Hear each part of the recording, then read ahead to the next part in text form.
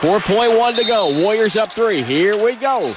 Cunningham throws out to Beasley. Deep 3 on the way. No good. Looney rebound. Ball game over. The Warriors escape Motor City with a win.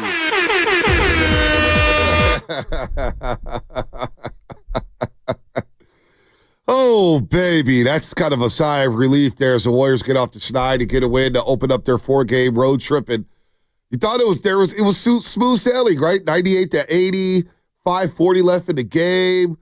Guys are going to start icing and chilling, and nope. Detroit goes on a 24-9 run, and Malik Beasley, maybe if he pumps fake and gets a flyby, he gets a better look, but the Warriors do survive and get a win. Gets a nice, young, talented Detroit Pistons squad that is ascending in this league. Quite not ready yet to contend for a championship, but 5 on the road, 8-1. They were undefeated in 2025 and 8-1 in the last 9, but that's a good win for the Warriors as no Jonathan Kuminga, no Brendan Podziemski, no Gary Payton II. Andrew Wiggins back in the Bay for personal reasons, and I think it's good news. His girlfriend was pregnant, in case anybody out there wants to say something crazy about Wiggs. Girlfriend is pregnant, so let's be careful what we say today. But without all those guys, wing defenders, Moody. You somehow, Moses Moody, he was a late scratch. Somehow, some way, you get a great contribution from Gary Santos and Lindy Waters III, and you survive despite Steph Curry shooting 5 of 21. I'll take the win. Beggars can't be choosers. It's funny that you end with that line because that's what I was going to start with. My Grandma Diane, God rest her soul, used to say to me, Joe, beggars can't be choosers. Sometimes you just have to take the win and keep it moving. She would say that all the time. And yeah, that was a classic. We're trying to throw up all over ourselves. And I just, it's the veteran stuff at the end of the games. It was a bad Steph Curry game, like by his metrics, okay? I think it's pretty obvious. Right. And it felt like he was trying to shoot himself into a rhythm, and I understand that. But it was like, Steph, there were a couple pull-up in transition shots that I thought were really bad, given, just his form on the night. But when you're Steph, like, you can get away with those. And then you had the Dennis Schroeder foul, which was, wow. I don't know what we're doing. Maybe Steve Kerr implored him to do it. I don't know. Is that what they said? I didn't see anybody talk about it. Okay. I don't know what that foul was about. It made no sense. And then, like, there were so many little things. And then, like, Draymond Green, like, late in the game, they're up. I think they're up 4, or maybe they're up 3 or whatever. And he's got the ball in the corner, and the shot clock is clearly winding down. They're playing hot potato. And he doesn't even look at the hoop, and he's wide open. And instead, the defense knows he just can't wait to get rid of it, and they play the passing lanes, and then, boom, turnover out of bounds.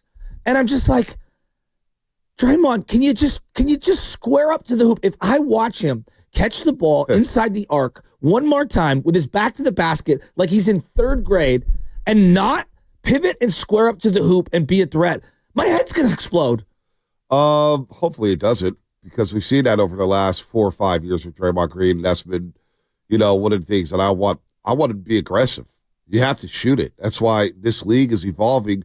When you look at the Pistons roster, if you don't have 4 to 5 guys who are offensive threats, what are you doing out there? The league it's changing quickly in front of our eyes here. So 104 to 100, 36 and a half seconds left, or under 40. And Draymond's in a corner wide open, either drive it, float it, something, but instead you don't look at the basket, don't shoot it, and it's your homecoming. Go ahead, put the dagger into the Detroit Pistons. So he's got to get more aggressive, and that's what happens. If he doesn't hit a couple threes early, he loses a little confidence in his three-point shot. He was 3 of 9, but 0 for 3 from the three-point line. But look, man, you got some good here. You got Gary Santos, who was dusted off out of nowhere. Wow. And the energy that Gary Santos and Lindy Waters III provided the Warriors in that first half to open up an 18-point lead in the second quarter. Wow, I didn't see that coming. Bonte, it's interesting how it just feels like the rhetoric for multiple seasons has been like, the young guys aren't doing enough. They're not far enough along. And it's like every time I look up and a young guy's getting an extended opportunity, they're contributing and they're helping. And they're not the ones making these horrific gaffes late in games. Like, for example, we lost our minds on the help defense of Jonathan Kuminga late in the game where Andrew Wiggins got kind of blown by, and there was a finish. And I saw everyone lose their mind. And Kuminga made a bad play. Kuminga was also the reason you were in that game. I get exhausted. It also did a Schroeder not leaving his shooter when you probably could have lost the shooter. Exactly. You could have left the shooter because there wouldn't have been enough time for Austin Reeves to make the pass to 100%. Gabe Vincent at the 3-point line because the clock was running down so quickly here. So, yeah, again, agendas, scapegoats. It seems to be the theme of sports these days. It really is. We got to blame somebody or just credit a guy. And, people still want Kuminga traded. But, again, what I'm learning is, and I'm learning quickly, social media is not real life. Well, yeah. Because I get to meet Warrior fans every single day at home at Chase Center, and their dialogue is completely different than the dialogue we see online. Well, and here's the dialogue we should be having. I don't think Guy Santos is some impact starter, but the little things of having juice in your legs, hustling for balls, scrapping on multiple occasions, because this team bombs away. Let's just call it what it is. This is a bombs away team. How many times do you watch this team shoot a three-pointer? And you're not just crashing the boards, because sometimes there are long rebounds, but put a butt on somebody. And I'm watching Guy Santos, and all he did was just hustle a little. He hustled a little, and the ball kept finding him. It's funny how that works. You put a little energy in on crashing and diving for the ball, and good things happen. And this is why when he plays, Kevon Looney is a net positive, because he's one of the few guys that when a shot goes up, I know he's going to put a body on somebody. And I get so frustrated watching this team. Draymond physically looks something's going on with his body. Lower back. He's been out with lower back issues. But you could see it. The lower back, yeah. Your point about him laboring up and down the court, I was really kind of focused in on that. I could see that now. Yeah, I could really see that. The lower back. And then this is why I know people want him to play the 5, but this is what's going to happen if you do play him at the 5. And so we do have a conundrum here with Draymond Green at the 4. But on the flip side, TJD's playing some good basketball. Yeah. Look, I'm not saying he's a world beater out here, but another double-double for TJD, and he's holding his own. 7 and 9, he's going to the rim, he's flushing it, and that's what I like to see from TJD. He's making it count when he's coming off that roll or the pick and roll or the short roll. So you can't have Draymond play the small ball 5. He's either going to have to stay healthy or he's going to have Benjamin. He's probably not going to play tonight in Indiana. He's a 15-minute to 20-minute a night guy now. And I know that we just have to come to that conclusion. I don't know about that. I don't know about that. I don't think his body can hold up. Yeah, I don't know about 15, 20 minutes a night. That's role player role. You need Draymond Green to play 25, 30 minutes, especially considering the money I'm paying him. I'm going to need to get every penny of that contract out of there. I don't believe not on this team, a 15 to 20-minute player on this team. I think you need Draymond Green a little more, especially because one of your best lineups, especially because you're not going to play him at the 5 for the majority of minutes. But, when you have JK, Wiggins, Steph, Schroeder, and Draymond, that is your best 5-man lineup on this basketball team. That is your best 5-man lineup on this basketball team. Is it not?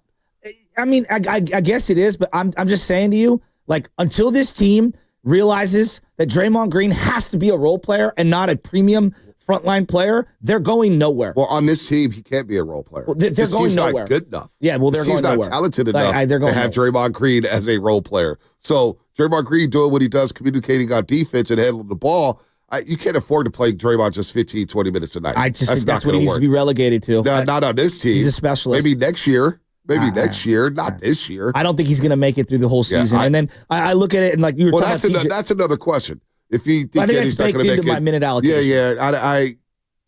Then what are you doing? You're starting Kuminga and you're moving forward. And you're trying to get into the modern NBA because so you might as well just move Draymond in. What? Basically, you should just move Draymond I've been wanting to move this guy for multiple years. Well, there you go. But, the TJD thing's an interesting one that you referenced. Him and Dennis Schroeder have a nice little rapport on that pick and roll.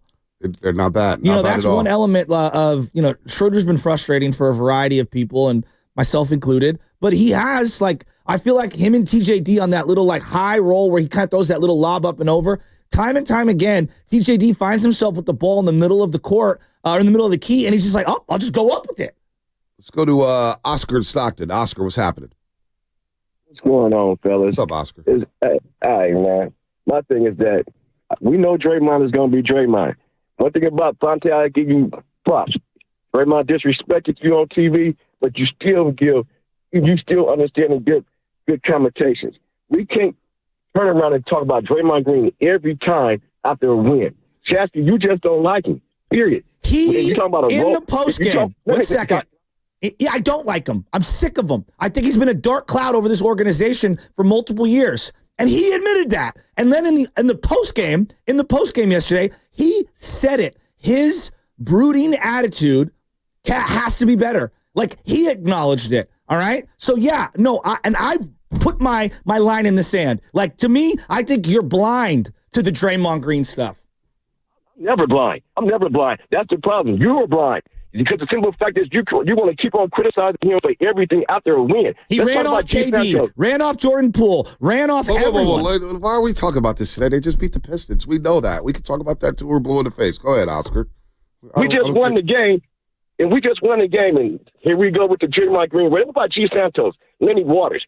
You know, Steph Curry had a bad game yesterday. Horrible. Here we are putting everything on Draymond. And like you said, a role player on this team, man, are you kidding me? Go talk to Joe Lacob then. That's the one who you go talk to. Because Joe Lacob signed him for all that money and kept him on the team and got rid of Clay. That's who you should be going after. But I'm going to tell you right now, you climb up a big hill because I know a gang of people, a lot of people in the town that love Draymond Green. Yeah, he got antics, but so what? He's won 4 championships for us. He's almost through. That's the bottom line. But we got other players on our team that did positive things, and here we are talking about Draymond like we lost the game yesterday. Come on, man. He sat at his locker and was discussing how his attitude and his energy has been a negative and how he needs to be better. So that's why I think it is poignant.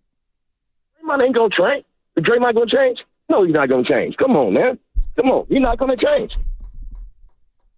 Let's go to Chris in San Jose. Chris, what's happening? Oscar. Maybe I'm lucky. I keep calling right after you, and man, take a Midol, brother. You got to chill out. You're calling Shasky emotional. You're yelling at the guy. You're not letting him get a word in edgewise. I mean, that's the classic. No, you're mad. No. Well, I'm rubber. You're glue. Whatever you say bounces off me and sticks to you. It's foolish, brother. Shasky has a point. For us, he's playing 30 minutes a night. On a true contender, this guy is not going to be playing 30, 35 minutes a night unless you got 2 Stephs, a KD. You got multiple shooters out there. I'm watching Draymond. I agree with you, Shasky. We talked about it multiple times. He is laboring. He has been falling off physically, mentally for multiple years. The product is diminishing. I'm looking at a guy. You want to know the reason why he doesn't look to shoot? There was a point early in the game. He's standing 6 feet behind or not early in the game, during the game. He's standing 6 feet behind the 3-point line, top of the arc, touches it, hot potato, comes right back, hot potato. Then, as they close out on the shooters on the wing, he has a wide open lane to the basket. Boom, puts it on the floor, gets past his guy, goes to the basket, has a right-handed layup, wide open. A defender comes from the other side of the basket, help side, and just sends his stuff packing. So the guy, even when he's wide open, has trouble making shots, period. So, again, we talked about it. I'm watching a guy, Steph Curry's always ran. He's always ran multiple miles throughout the game. But you can't sit here and look at a guy like Draymond and act like he is making things, quote-unquote, easier for a guy like Steph. Because, again, he's 6 to 10 feet behind the three-point line sometimes. They're shrugging off him. They know he's not going to do anything. And the point I just made, even when you're open, they know they can close out and get to you and make the shot difficult, even when it should be wide open. So, again, Oscar, love the passion, I guess. Like, you're a diehard Warrior fan, it seems like, but you are blinded to this. Hold on, Chris. Hold on. I'm going to defend Oscar a little bit here. He's just trying to make the point that we just won a damn basketball game. We won a damn basketball game. We all need to win.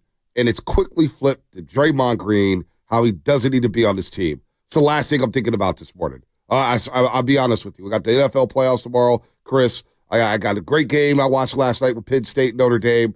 Warriors won a game. We had a good post-game show. Last thing I'm thinking about is, let's go play Draymond 20 minutes a night.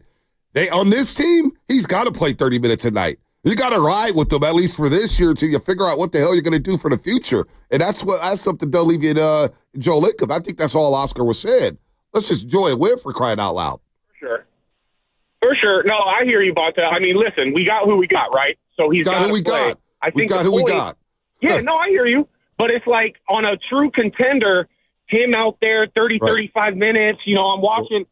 It's just difficult. It's just hard for me to imagine this team being anything more than a middling, 6 to 10 seed. All right, get in the dance, and then, hey, you got to do another plan. That's what they are. That's what they are. That's what they are. I don't know. Did anybody coming into the season believe that they were a true contender?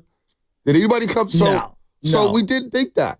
So I don't know where this contender talk or championship talk. Maybe the 12-3 start gassed everybody up. Maybe it had everybody feeling Lawberry's power rankings had us all feeling good around these parts. Well, I also think they're not that team. I think Steph Curry's body language the other night was like a big thing. I think it was huge. I think it hit a lot of people. It did. I think the realization that we should just enjoy as many Steph performances as we can for the time being is kind of the setting that we need to have moving forward. But you're stuck.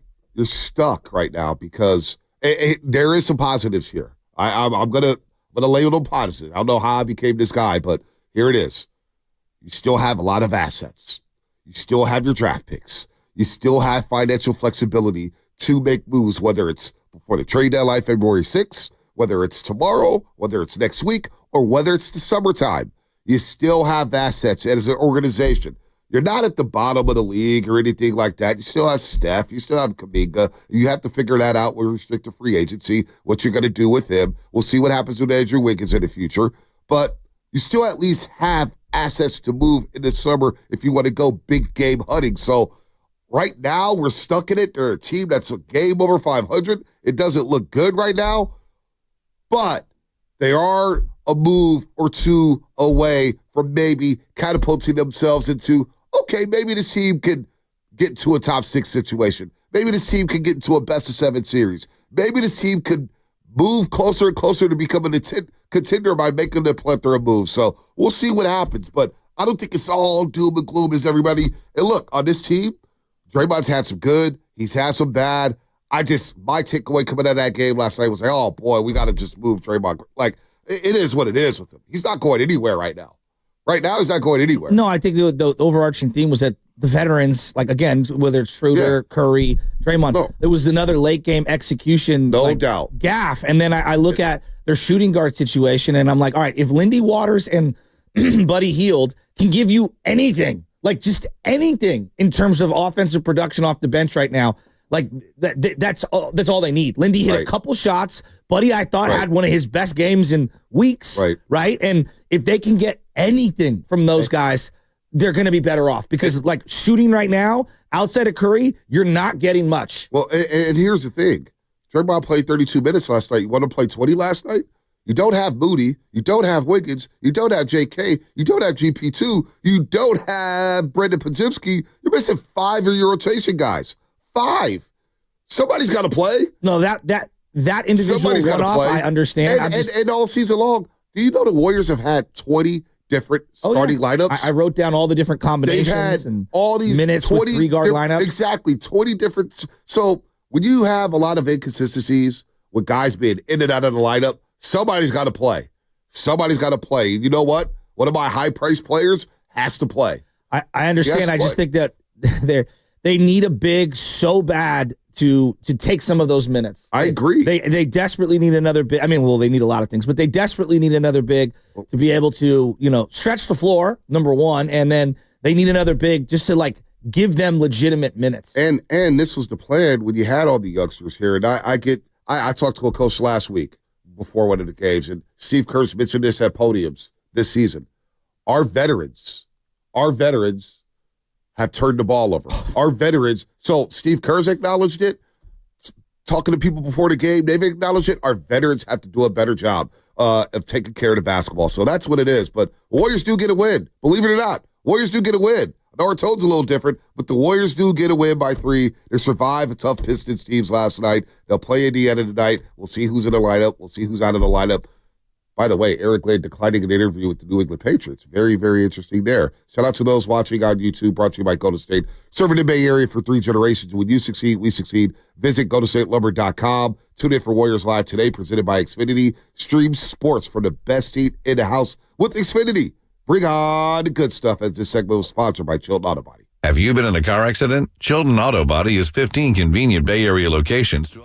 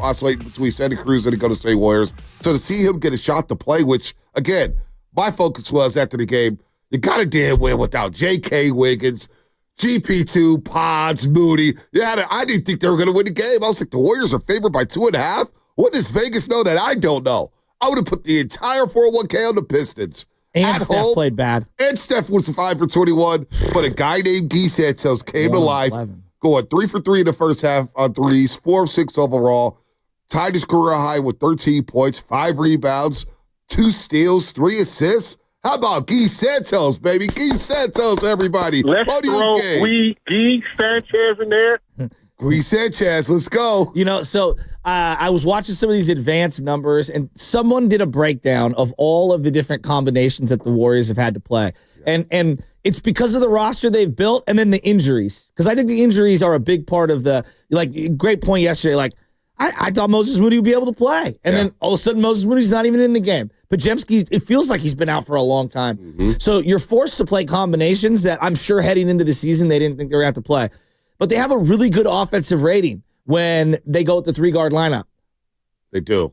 They have a horrific, and when I mean horrific, I'm saying it is a 152 defensive rating when they have the 3-guard lineup out there. Now they have a 126 offensive rating. You'd want that defensive rating under 100 if you could. That would be elite. So that's on the season, correct? What? That's on the season, correct? Yeah, on the season. And it's a little skewed because Schroeder's only been here for 12 games. No doubt. And GP2's been in and out of the lineup. And do you really view him as a guard? Yeah, he kind of plays in a dunker. But the point still stands is that they're forced to play combinations that in this current league that you're in, you're just at a mismatch. You're at an athletic mismatch. You're at a size mismatch. And that's what made Guy Santos' game yesterday so impressive. He's knocking down shots. Now, I don't know if he's a 5. What was he, 5 of 6? 4-6. 4-6. That's aggressive, but it's a great game. But it's the hustle plays. It's his size and his length. He gets in front of guys. He takes a couple charges or tries to take a couple charges, and he boxes it out. He's putting body on people, diving and jumping into passing lanes. It just seems like there's not enough of that on this team over this last stretch where they've had a lot of losing. And so that's why it was just the Guy game. The Guy game. Buddy was good. The Warriors are 9-0 when Buddy scores at least 18 points. Maybe that's the magic number. Get Buddy to 18 points and win a basketball game. But he was 7 of 15, and I like his aggressiveness as he tries to bust out of his slump here. He shot 30.5% since December 1st. I mean, this has not been good for Buddy. So to see him get the ball in the basket, but go 5 of 11 for the 3-point line, that was a welcome sight. They're going to need Buddy Hield because this team right now, when you're playing all these different lineup combinations, you have 20 different starting lineups, which leads the league.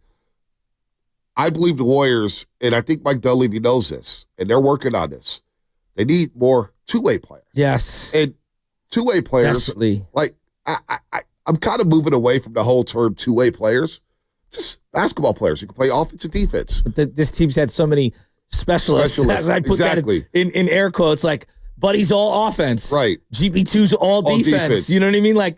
They've just been stuck in that one. And I also think we were blinded by, when you have Klay Thompson, who's just, was one of the greatest players to play the position. And he was at his height, it's you think every player should be that good. And then even a guy like Andre Iguodala, who wasn't necessarily the shooter, he was such a brilliant offensive passer and dribbler and setting up of the other, and would hit timely shots. Right. I mean, that's not what he hangs his hat on, but he would hit timely shots, and he was an unbelievable defender. You get blinded. Sean Livingston, you had him for so long. He's a very good basketball player on both ends of the floor, and I think it's really hard to find those guys. Let's go to Daniel in the city. Daniel, what's happening? Hey, how you doing, boss? What's up, Daniel? So just to, break it down, everybody's, you guys won a game last night. I mean, it's one out of but that's not the point. The point is, how do you say it? Draymond Green has been a question. Can I ask you a question? Yes. All right. So when you think about Draymond Green, what do you think about? Positive, negative? Podcast. Positive or negative? I don't think negative. I don't think positive. I think Draymond Green, you know what you're going to get from him. You know exactly what you're going to get from him. That's what I think. But which is Enforcer, barking, sometimes barking too much. A guy's going to push the edge. A guy's going to cross that fine line, which is going to drive us all crazy. A guy who at times will take the three and at times will not take the three and will drive you crazy. If it was a Facebook status, it would be complicated. Agreed. But at the same time, why do they should have cut Clay and let Draymond go years ago.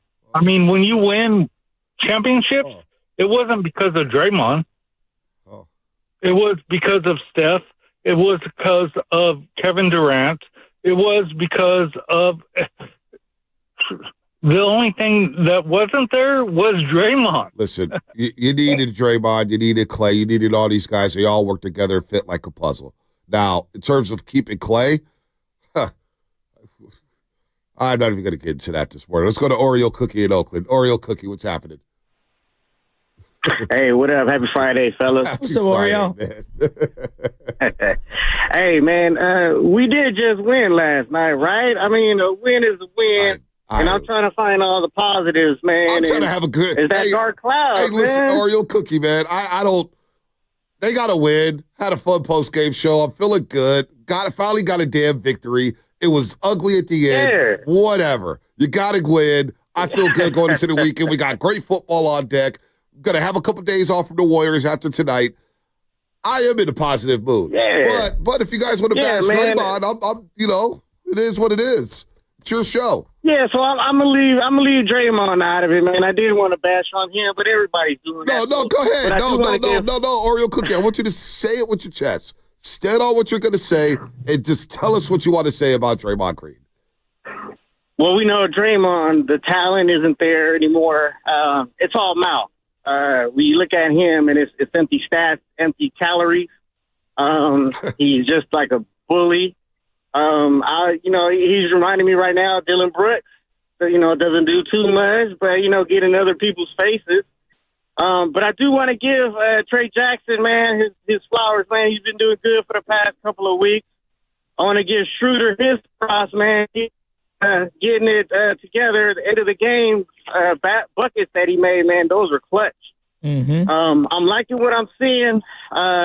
We do need a big man because I see us giving up the paint too hard, too much. I see 1 point to the paint yesterday, 46-42. Yeah, it was, man. Rebounded the Pistons by 9. Go figure. It is the Pistons, but it is a good win. Let's not forget about that. A win is a win. I'll take every win that we can, man. So you guys have a good weekend. No problem. Draymond, step it up, buddy. Well, hey, to say that, Draymond, you could have won the check. Like, that's ridiculous. Yeah, no, I don't. That was a ridiculous take here. Let's go to the. Oh, I got a question going into the break. Now that we're on Draymond, I got a question. But first, let's get to the Warriors' future focus.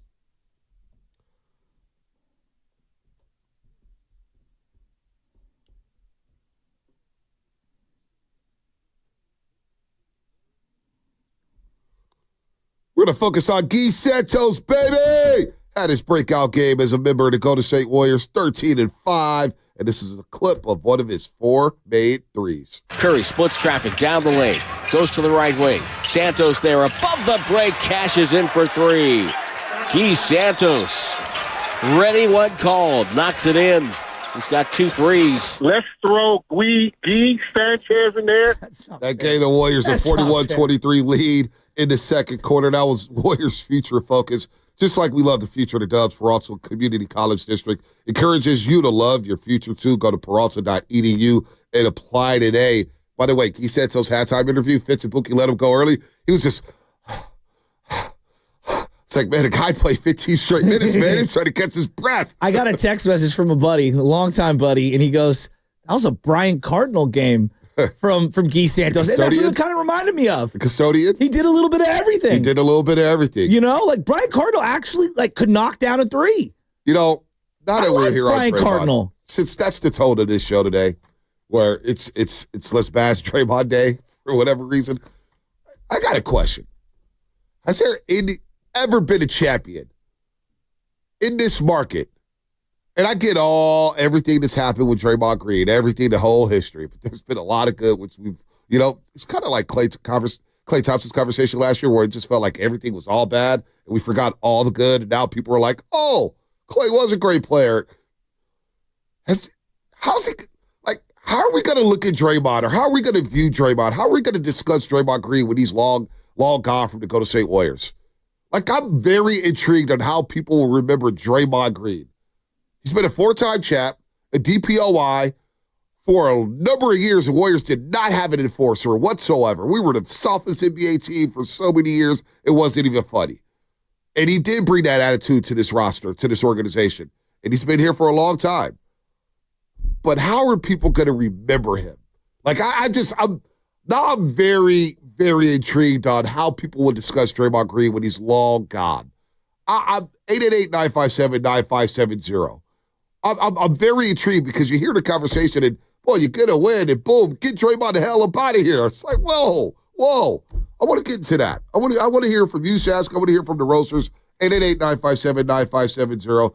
That's all coming up, brought to you by Fremont Bake. Here for you, here for good. Hey, it's Willard and Dibbs.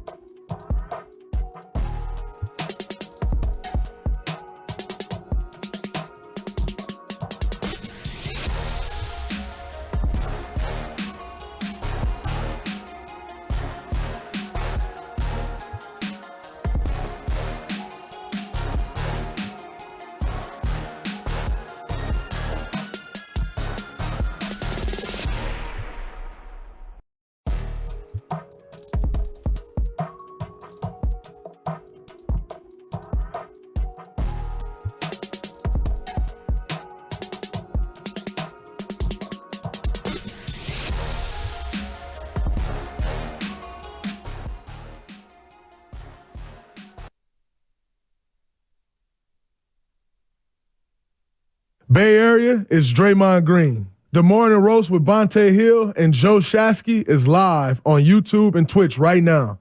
Time for you to like and subscribe. All right, so this is what it's turned into. It's your show, folks. We serve you. 888-957-9570. Warriors win 107-104. They start their road trip off with a win. Tough little 4-game roadie. Detroit was hot. They were undefeated in 2025. They had won 5 straight, 10-3 in their last 13. They had some ballers. And the Warriors, they go into the game with Andrew Wiggins back in the Bay Area. And before we even start making jokes about Andrew Wiggins, just know that his wife is pregnant. So let's just chill. So PTO is warranted. Let's just chill. If you got something to say about that. JK, obviously, was on the sideline chilling. Ankle injury. Pods, injured. GP2, injured. Moses Moody didn't play, injured. And so you were short-handed. And you got a big win. You got a big win. Now, the focus is turned back to Draymond Green after the win. And I get what he is. On this team, I hear you. You want to be a role player on this team? That's not going to happen on this team. On this team, you kind of need the guy. But I understand what he is right now. He's 34. There's a lot of wear and tear. He's lumbering up and down the floor. I was telling people about this against Sacramento and against Miami. He was struggling to get up the floor. You look at the first few possessions against Jaime Jaquez, who blew right by Draymond Green. Blew right by him. I was like, wow, that's Draymond Green. Blew right by him. And so he's banged up. Steph's banged up. This is what happens in the NBA when you get old. All of a sudden, you have lingering injuries. Hell, I remember Mary Babers Green, Draymond Green's mom. She joined us before Game 4 of the NBA Finals in the Boston series. We talked to her for like 25 minutes. And it was like, wow. It's one of my favorite interviews ever because she even said, I don't know what's going on with Day-Day. He's talking to the refs. I don't know what the hell's going on with him. But she also said something that I think we don't give enough credence to because of everything that's happened with Draymond Green. And I get it. Some guys don't deserve the benefit of the doubt. But she said, if y'all had any idea what his back injury was like and what he's gone through with that back, and I started thinking about Larry Johnson and guys like that. I was like, man, back injuries killed Larry Johnson's career. Grandma Ma was no longer Grandma Ma. He was relegated to being a 3-point standstill shooter. And she was talking about his back injury. And I don't know how you get over a back injury. But it's obviously affected him. And then when he's not hitting shots offensively, the turnovers. I mean, he had 4 turnovers yesterday. And as Steve Kerr said a couple weeks ago, the veterans got to take better care of the basketball. Coach told me before a game, was talking to him as a warm-up, he goes, dude, our vets have to be better at crunch time. They have to be better. So he does have to be better. But are you going to trade him right now? Are you not going to play him? And then my question to you, Shasky, before the break, to everybody out there, is how are we going to remember Draymond Green? It took T.O., Terrell Owens, a long time to come back to the Bay Area and be honored by the 49ers and be welcomed back by 49er fans because of the way it ended. We're talking about a guy who's won 4 championships in DPOI and been to multiple All-Star games. I mean, you were there for the Klay Thompson return game. I don't think it was a perfect send-off last year. Just the whole season as a whole, and the fan base or the player and his frustration with the organization. But Klay didn't have the fans were pretty unanimous in loving Klay. But Klay's in a different ball game. What do you mean? Different category than Draymond Green. We're talking about a guy who's been suspended multiple times. Oh yeah, no, I know. He's more complicated. Absolutely. The situation with Jordan Poole. Yeah, no, but I just think that the majority of people, like, these are 2 separate questions to me. So, like, how are you going to remember Draymond? Fondly. He's an all-time legend. He's great. But if the question is, how do the Warriors get better now and moving forward? Well, then that's a different question, right? And so, yeah, like, to me, that answer is, well, I think it starts with contemplating moving Draymond Green. He should not be off the table. I don't think he's an answer for getting better moving forward. Who was he? What will he represent for the team and how we're going to look back at him fondly? He's our guy, Of course, everybody's good. We're going to laugh at all the crazy shenanigans years from now. But Oscar pressed you in Stockton. He said, Shasky, you don't like him. And you said, no, I don't like him. And so I've been sick of him for the last couple of years. So how will you like him in the future will just the Just time away because from you him. have an 8 or 9 year great run, it's like when you have a relationship with someone. Just because you guys break up doesn't mean you didn't have good times. No, I'm just asking. You know, like, I mean. Because a lot of people I hear, we don't like Draymond Green. Now, it's funny because the internet will say one thing. In real life, people will say another thing. In the show, people will say different things. And I'm learning all this, and I'm like, wow, this is fascinating it's pretty stuff. simple to me. Because do I want the Warriors to be better right now? Yes. And I think that starts with putting someone like Draymond Green in the trade machine. He should not be exempt. If they want to get better, which is a different question from like all the others, I think that they needed to make the move a couple of years ago, right? Because I also wanted to see the growth of Jonathan Kuminga. But what I'm asking, though, if you hate him right now, how will you grow to appreciate what he did in the future? Will it just because I can time hold heals all wounds? simultaneous opinions at the same time? No, it's not about the opinions. I'm just okay, all right. I'm just asking. I'm asking. Let's go to the lines. Let's go to Frisco, the city. Frisco, what's up? Hey, good morning, Bonte and Shasky.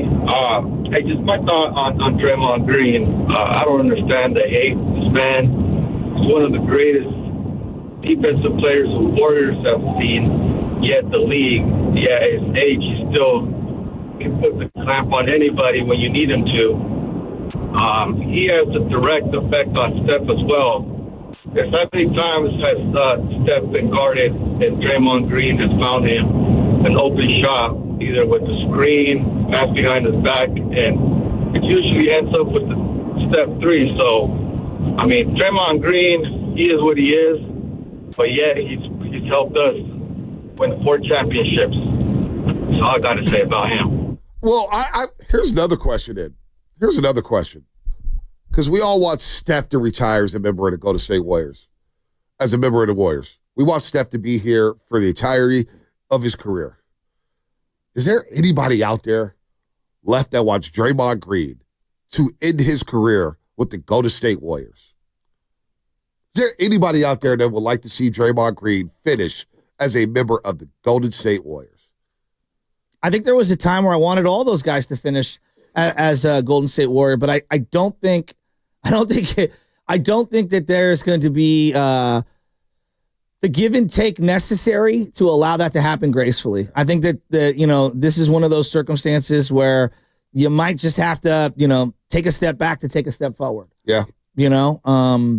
So yeah. Gary, Daly City. How you guys doing? Been a fan since the 60s out here. Champion and a pain in the ass. We do both. Yeah, I mean, that's probably hitting on the head. It's a really good call. Work his ass off. Will do everything he possibly can for everybody on the team, but then the mouth. But actually, he's responsible for Durant staying here, getting here, and also leaving here. By what I mean by that game when they lost Game 6, when he did what he did to LeBron, which was BS. Durant would have never came to the Warriors because he wouldn't have came to a championship team. But he also was responsible for Durant leaving the Warriors for his mouth running about Durant. So you can look at it both ways. It's almost like a split personality.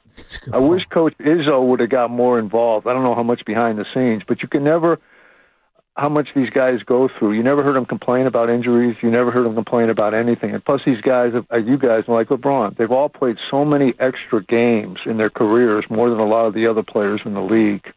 And that 4-year contract was a mistake. It was reward. If he had a 2-year, you probably could move him, but not a 4-year. Yeah. Good call, I think Derek. he hit the nail on the head. That's a really good call. He's just got a complicated, but I do believe that all of the imperfections are going to be, like the way we look at Bill Romanowski now, we're laughing and chuckling up, and he's not even like my guy. He didn't win, as a Niner for 15 straight years the way Draymond's won as a Warrior. But like your point about T.O., as time progresses, all of the sideshow stuff kind of becomes funny. And it's part of the narrative. Austin in San Francisco. Austin, what's up? Hey, not much. I'm going to say this about Draymond, man.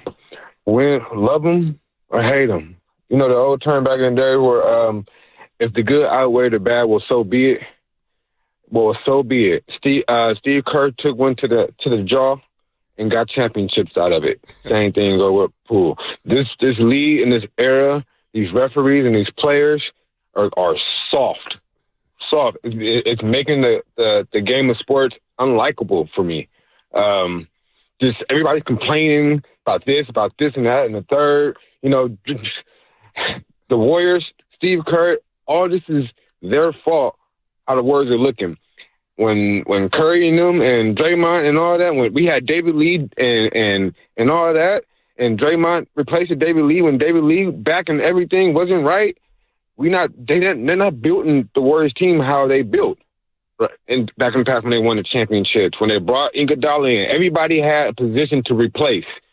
We never had a player to replace Draymond Green when he goes out to do the things that he do. He's the heart and soul, the backbone of that team. His energy that he brings to the team is what we need. Everybody on that Warrior team is soft, but Draymond Green. And like I said, but at the end of the day, shout out Steve Kerr for taking that one for the jaw. Do you really think like everyone on the team but Draymond is soft? I don't know if I buy that. Don't get me wrong. He definitely plays with edge. There's no doubt about it. And he is an absolute enforcer. I'm not denying that. But come on, some of these guys they're tough dudes. Like when I watch Trace Jackson Davis or Jonathan Kuminga attack the lane, I'm not thinking soft. No. I would never say Kevon Looney is soft. GP too. As much as I'm frustrated because he's been injured a lot. Yeah, exactly. Kevon Looney. Yeah, like no, I don't know about that. Yeah, I don't subscribe to that at all. JK's not soft. No. Well, and even Moses like Moody's Curry, not soft. even Curry, if you watch Curry like every night, I can see how the outside view of watching him 3 or 4 times a year, oh, he's soft. No, he's not soft. He's fighting through contact on every single possession all year long. And then on defense, he's being hunted all year. All year. Yeah, I if anything, the people that really know basketball are like, yeah, that guy's a killer. That last segment was brought to you by Golden State, serving the Bay Area. For 3 generations, when you succeed, we succeed. Visit GoldenStateLumber.com. That last segment, by the way, was also sponsored by Valvoline Instant Oil Change. Safe travel in the new year starts at Valvoline Instant Oil Change, your 15-minute drive-through oil change for all vehicle types. Friendly technicians will check fluids, wipers, lights, and much, much more. No need to get out of your vehicle. Locations, coupons, and Bay Area Oil Change.com. You are listening to 95.7 The Game, KGMZ, FM and HD1 San Francisco, and Odyssey Sports Station, always live on the free Odyssey app. Let's get to Corey in North Carolina. Corey, what's up? Hey, Corey. Hey, what's going on, guys? Good morning. Good morning. I just want to say, like, Draymond, his legacy to me is going to be it's strained because there's a lot of times I'm like, why did you do that? Why would you do that? And then there's a lot of times I'm like, oh, my God, how did you do that? And I'll remember both of them because I started watching this team when I was like really young, and I was a single guy, and I have a family, and I grew up with this team. So in a way, I'm sad because I wanted to see them all go out together. But I really hope Draymond understands what he means to the team and just calms down, man. Because it's like, you're too old for that, bro. You're too old. It doesn't look good anymore. 29 years old, it's like, oh, you're feisty. But now it's like, come on, bro. You're wild. There's a lot of truth to what he was saying. Terry in Oakland. Terry, what's up, man? What's up, Terry? I'm just here for the calls today. I'm here for the content. We got what do we have here? We got soft. I can't even keep up. Well, the league Terry yesterday did call it a double tech on Schroeder and Isaiah Stewart. I thought Isaiah Stewart just overreacted. Schroeder went to go save a ball going into the stands, and yeah, he landed on a fan, and it was unfortunate, and it sucks. But like that is part of the give and take of sitting courtside. You know, you might get someone to land on you, and I didn't think Dennis Schroeder was like mean or rude or did anything wrong, and like the Pistons took crazy umbrage with the whole thing. Wasn't that weird? It's the weirdest thing ever. And then they called it double tech. I'm like, that's just why is that a double tech? Terry, what's up, man? What's up, Terry? Terry. He was not a great president. Oh, no. Oh, Terry. Give us a call back. Anyway, 888-957-9570 is the number. We're going to get to the playoffs in the next segment, man. We'll move off of Draymond for a second. The Warriors do get a win. They'll play Indiana tonight. 888-957-9570 is the number as we're talking about Draymond Green And a lot of people after a win have an issue still with them after a win. I was focused on Keith Santos and Lindy Waters III. Lindy Waters III trying to come around. What about Stephen Curry? Going 5 of 21 and 2 for 14 from the three-point line. Yet the Warriors get a win because you get contributions from Santos and Waters and TJD and even Buddy Hield. Buddy Hield woke up. He made an appearance last night at Little Caesars Arena. I thought that Lindy Waters had a good game. Like, he's one of those guys that when he's catching in rhythm from the top of the key on the sides, right, elbow extended, if you will, like that's his shot. The little kickback shot, boom, he's squared up, he's ready to go. I like him off the bench, but they're asking a lot from him and Buddy Hield right now. Like they need both those guys as with Kuminga out. They need points from anyone. Out. You got 5 guys out. Let's go. I know. Let's go back to Terry. Let's go back to Terry. You like 5 guys as fries? Yeah, not really. No, actually, they're really good. I actually don't mind. Really I don't like the Cajun ones. I like the regular ones. I just don't like the price that I'm spending $30. It feels like there every time. Really? It's the price for you? I think it's a good burger, too. Terry, what's up? What's up, Terry? Hey, it's Carrie from Oakland. Can you hear me? Hi, Carrie. I got you, Carrie. What's up, Carrie? How you doing? Okay, well, first of all, Bonte, I wanted to tell you, you looked so handsome on the post-game show. In that suit, it just looked amazing. I'm sorry, I had to make that comment. Well, thank you very much. Thank God my fiance is asleep, so she won't kill me later on today. He is a handsome man. But thank you, Carrie. I appreciate it. He is a handsome man. Yeah, you all looked great. As far as Draymond, oh my God, what's wrong with people? We couldn't have won what we won without Draymond. Does he have a mouth on him? Yes. Does he have anger management problems? Yes. Does he provide us entertainment? Oh, yeah. I mean, come on. Draymond's been a huge contributor. That's all it was. Thank you, Terry. Thank you. Or Carrie, excuse me. Carrie. Call back anytime, especially if you have a compliment for me. There is definitely a Charles Haley, Romanowski. Like, he resembles more. He's got like that football kind of spotted history, if you will. You know, where he's obviously a great player with a great legacy and an unbelievable resume, and he's got some stuff. I believe Mahomes is a crybaby. By the way, hopefully everybody's safe. I heard we had a little rumble out there. Did we? A little earthquake. People are reporting a little earthquake in the Bay. I mean, it's just. I mean, it's a lot going on here in 2025. Fires and the fire thing is just so sad. Let's go. By the way, Sam Amick reporting that the Warriors are out on Jimmy Butler. They're not interested in Jimmy Butler and give him an extension, and they do not want to trade Jonathan Kuminga. That's the latest on Jimmy Butler. That was from yesterday. He was on the podcast with Chandler Parsons, Lou Williams, and Michelle Beadle. Sam Amick saying that. Let's go to Linda. What's up, Linda? Good morning. How you guys doing? Hey, I'm good.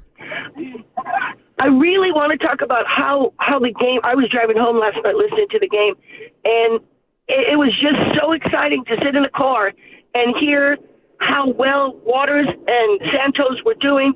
And you sit there and you think, these are the guys that were at the end of the bench. And now they're out there playing. They're playing in the first quarter. They're playing most of the second quarter. And we were winning, down by 12, and then all of a sudden turn around, we're up by 10 at halftime. What the heck? You know, this is where we get to that Steve Kerr thing of play the younger guys, play the younger guys, play the younger guys. Santos really came out of a shell last night. It was like, what the heck was that? I know. Yeah. He took him out a lot in the third quarter. He didn't play most of the third quarter, but he did bring him back in those defensive situations a little bit in the fourth quarter. I think he could have hit 20 points last night if he would have had a little bit more playing time. Yeah. And Lindy Waters, 3 3-pointers in a row, boom, boom, boom. Where did that come from? Right. You know, I really want to see him start to spread. I mean, what was it, 10 guys last night, Bonte? Yeah, 10 guys. On the roster to play? Yep. That was it. That was it. Those guys are going to be tired today playing a back-to-back. And I think you said last night, Curry might not play tonight or Draymond might not play tonight in the back-to-back. You're going to go with 8? They're probably going with 8. Hopefully. Yeah, hopefully you're probably going to be playing 8 deep. This is going to be a rough game. This might be a rough game tonight. Can I ask you about the Pajemski thing? I felt like he was ready to come back. Maybe I'm wrong. No, they said he was going to come back on this road trip. Oh, okay. And then Gary For some Payton reason, I II, thought it was before. And Gary Payton II was, wow, Daly City, earthquake was 3.7 in Daly City. Sorry to cut you off there. Oh. So not as big. So hopefully everybody Still is safe in not Daly good. City. That's close to my house in San Bruno. Hopefully everybody is safe over there. But no, yeah, Pods and GP2 will be back on this road trip at some point. What GP2, exactly is the Pods injury? Abdominal. Abdominal, sprain. okay. Yeah, abdominal. So Because he was bouncing around on the sidelines, and I'm he's like, getting close. He's getting close. Is it a hand? Okay. He's getting close. He's Abdominal, getting all close. So 888-957-9570. I want to ask this question. We're going to move on to football, but maybe we could take some calls on this, and I'll get your opinion on this. I'm seeing a lot of texts saying that, man, we're not winning now, and it feels like a lot of the blame is going towards Draymond Green on the reason why we're not winning, or the Warriors are not winning, I should say. Why aren't they winning? Is it just it has to do with Draymond Green? Because, again, as we started the show, we've always got to have a scapegoat. We've always got to blame somebody. I don't think it's just one guy who is causing the Warriors to lose games. No, I think it's a thought plethora of exercise, things. Bonte. It's because, like, when we do these trade thought exercises, it's like, well, Steph and Dre have to stay. And it's like, my thing is like, all right, well, then you're limiting the amount of options that are out there financially to be able to stack trades and make a move. You have to be open-minded to there's no doubt moving Draymond. And I think that's the bigger question. Like, if the question is this, how can they get better? Then you need to be open-minded to moving off of Draymond. You can't be closed-minded on it. I think that's the way it's at. If I could still swing a deal and get a difference maker and retain Draymond, great. Yeah, I'm listen, this probably should have happened a couple of years ago. You had the chance to let him walk in free agency. Joe Lacob decided, hey, we're going to sign this guy to $100 million with a player option. Mm-hmm. That's on Joe Lacob. That's on the Golden State Warriors. Now, trading him, where do you trade him? I don't know if you're going to do that right now. I don't know if you want to do that. I'm not helping on anything. Look, I think Steve Kerr mentioned it in training camp. The only guy who's guaranteed starting is Steph Curry. And I, right then and there, told me that anything could happen outside of this roster involving Stephen Curry. Like, outside of Stephen Curry, everything's on the table. Everything could be on the table. I think Draymond may have mentioned that before. I don't know. But what is the main reason why the Warriors are not winning games at a consistent rate? Is it just because they're not good enough? I'll answer it on the other side. Are they good enough? I don't know if they're good enough. Anyway, that's coming up. Brought to you by Chilton Auto Body. Have you been in a car accident? Chilton Auto Body has 15 convenient Bay Area locations to help restore your vehicle to pre-accident.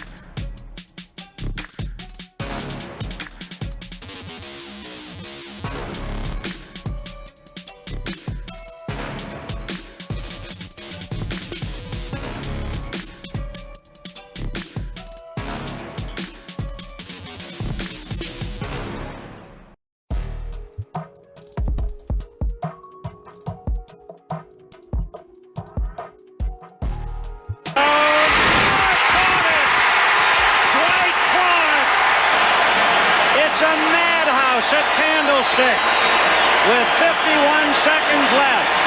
Dwight Clark is 6'4". He stands about 10 feet tall in this crowd's estimation. What's going on, Roasters? It's Brian Baldinger with the NFL Network, and you're listening to The Morning Roast with Bonte and Shasky on 95.7 The Game. Vin Scully, Hagstrand, CBS Sports, the anniversary of the catch game. It sparked a dynasty, and it changed our expectations forever when it comes to 49er football. Montana and Dwight Clark and the Niners would advance to the Super Bowl where they would beat the Bengals in Pontiac, Michigan at the Silverdome, 26-21. And as we get to playoff football, all these memories start to come up. Earlier today, I saw on Instagram, Andrew Luck and the Colts coming back against the Kansas City Chiefs, down 38-10 at the Lucas Oil Field. It's like, wow, Luck to T.Y. Hilton. And T.Y.'s doing the T.Y. dance, and Andrew Luck is doing his thing. But, man, that age is like 5 wide. 1981 NFC Championship game, Candlestick Park, man. What a day. I wasn't bored. My favorite part about all those highlights is the crowd. The guy in the all-white suit. Oh, the pimp suit. Oh, yeah. God, it's I wonder who that legendary. guy is. I always wanted to know who that guy is. Well, they did. The Chronicle had done some sort of like a deep dive trying to find all the people in there. And I forget if they found that particular individual. And then there's always like, I don't know, every 4 or 5, maybe 10 years, you get like a Sports Illustrated article when Sports Illustrated was the thing. Right. Where did the ball go? Right. And like 6 different people claim they have it on their mantle, because Dwight flipped it to a ball boy or whatever. And yeah, that whole sequence is incredible. I mean, one of my favorite books, The Catch, that changed the dynasties for 2 different teams, and going through what it meant to the Dallas Cowboys was the fascinating thing for me. Seeing what it did to Drew Pearson and Danny White and Tom Landry and Randy White, and it's just incredible. Changed the course of NFL history, where the Niners won 5 Super Bowl championships from the 81 season to the 94 season. And when we think about the playoffs this season, which begin tomorrow, first game that's kicking off the slate is Jim Harbaugh's L.A. Chargers against the Houston Texans. And in these playoffs, history is going to be made. It's either we're going to see the Kansas City Chiefs win 3 Super Bowls in a row, which they would become the first franchise to ever win 3 Super Bowls in a row, the Super Bowl era, or somebody's going to knock them off and make history, and Mahomes is going to lose on the way.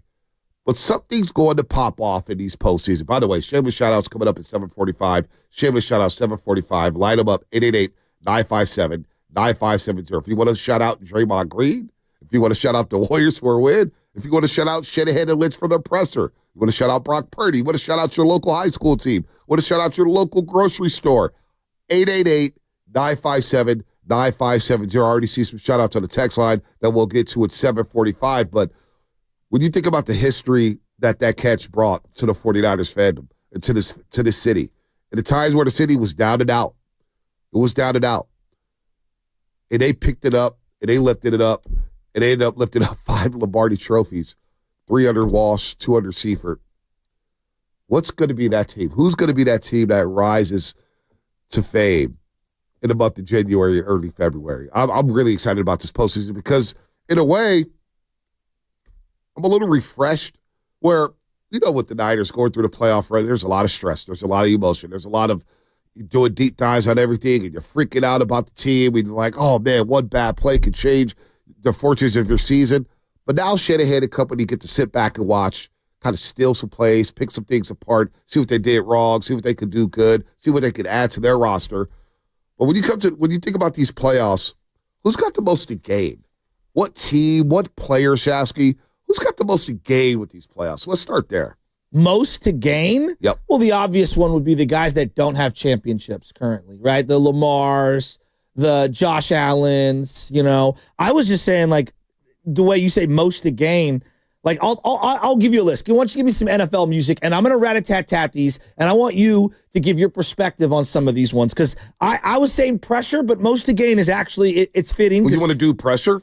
You could do pressure. You could do most to gain. Because I have people playing with house money, and then I have people playing with the most pressure. Mm-hmm. So here's the most pressure. Here are some of the guys that I think are playing with the most pressure. We'll start right here. Russell Wilson. Russell Wilson can go in one of 2 directions. He wins a playoff game. It's the first Steeler win since 2016 in the playoffs. Does he get a contract extension with the Steelers? So you think he has the most pressure? I do, because you know why? he could put himself in the Derek Carr zone with another loss, meaning no real true contender is looking at him like a long-term solution. I put Russ in the house money category. Okay. He got traded to Pittsburgh. They're in the playoffs again. He's had his struggles, but he's got a Super Bowl. He's got one chilling at the crib. Now, was he the leader on that team, quote-unquote leader? I don't really care if he was a leader or not. He's got a Super Bowl ring.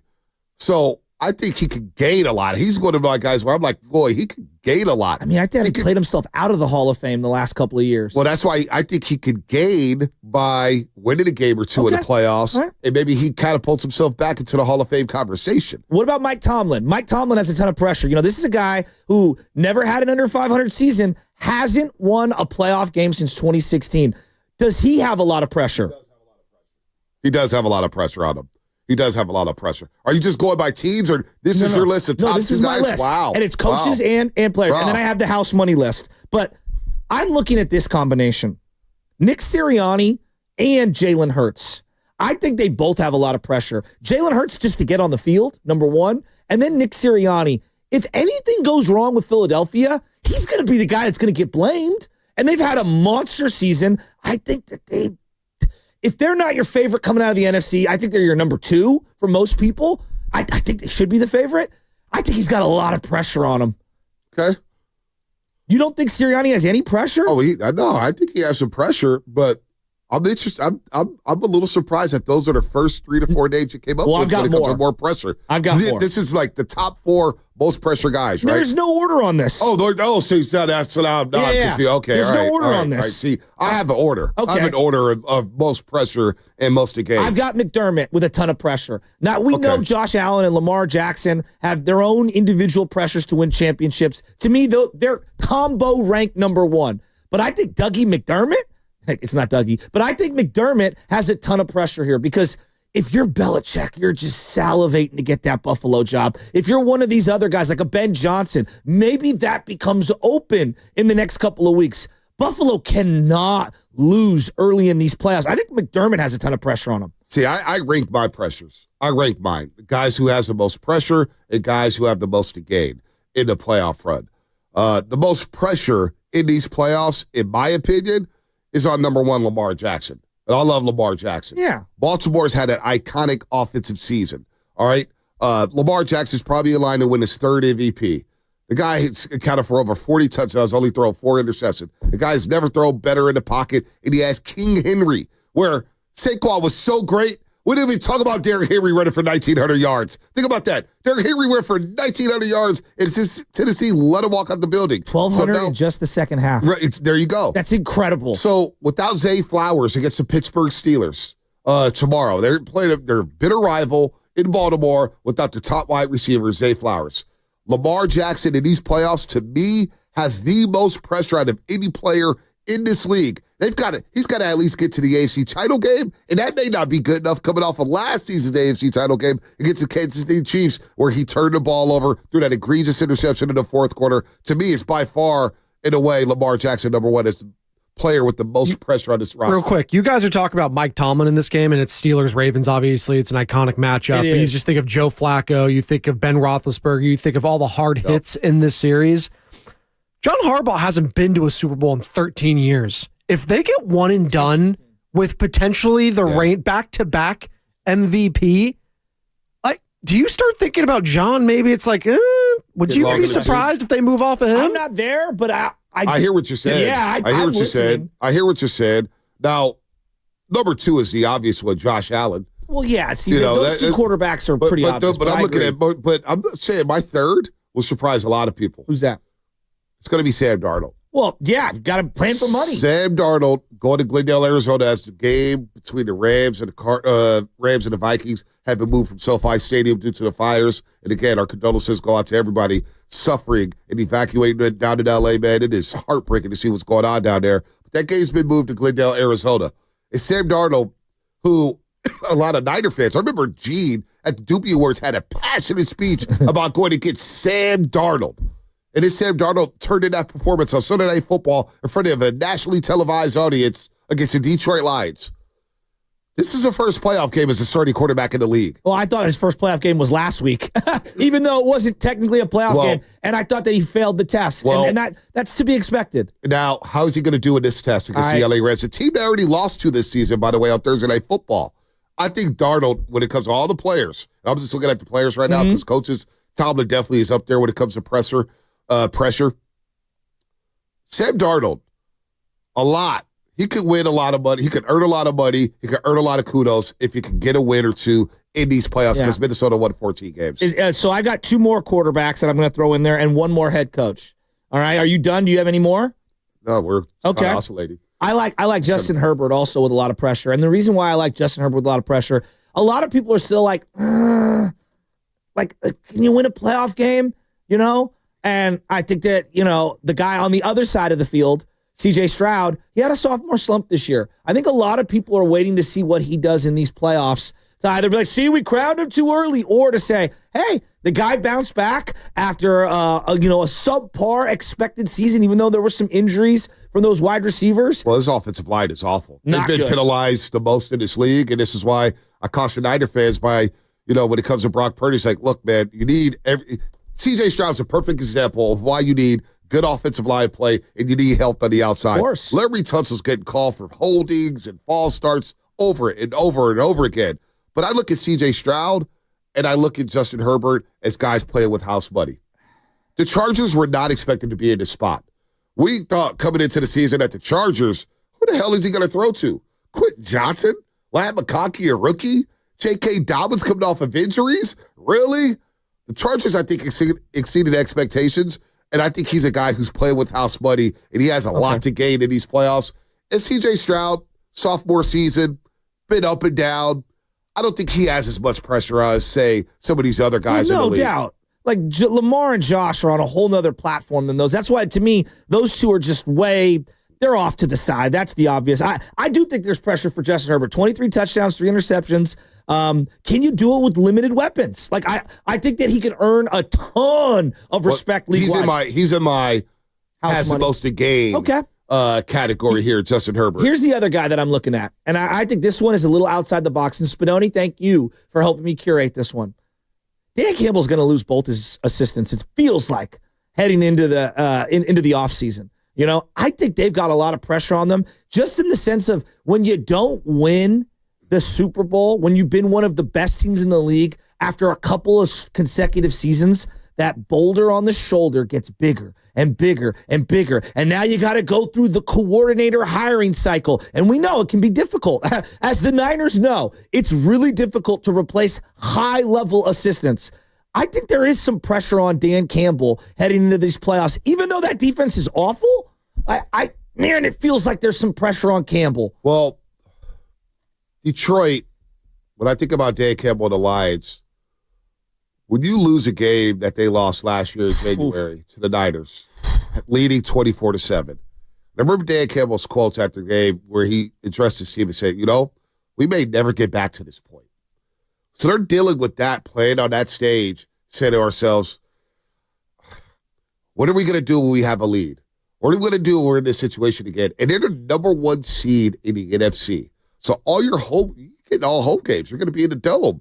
Whoever you welcome in that second round, it's going to be a tough matchup, whether it's Tampa Bay, whether it's the Rams, whether it's the Vikings. I do subscribe to some Dan Campbell and Jared Goff, for that matter, who got the big money extension, as having a lot of pressure on those lines, because this could be the last time they have Ben Johnson. Obviously, he's going to get a job somewhere, and Eric Glenn, who's their longtime defensive coordinator, because they all helped build this thing up. What does it look like? Do they have anybody in place in store? I believe Dan Campbell's a good coach, and I still think the Lions have pieces to be really, really good for the foreseeable future. But if you lose in these playoffs and you don't win a Super Bowl, then it starts to mount up the pressure of not winning that big one. Exactly. So I subscribe to that. Yeah, all right. So I've got some house money teams. I know you referenced a couple. Feels like the Broncos, Sean House Payton, money, Bo yeah. Nix. Boy, they're playing with house money, right? And that defense, they're getting 8.5 against Buffalo. I'm very, very interested to see how that game goes. It will shock a lot of people if Denver won that football game. Their defense is really good. But their defense is really good. And Bo Nix is balling.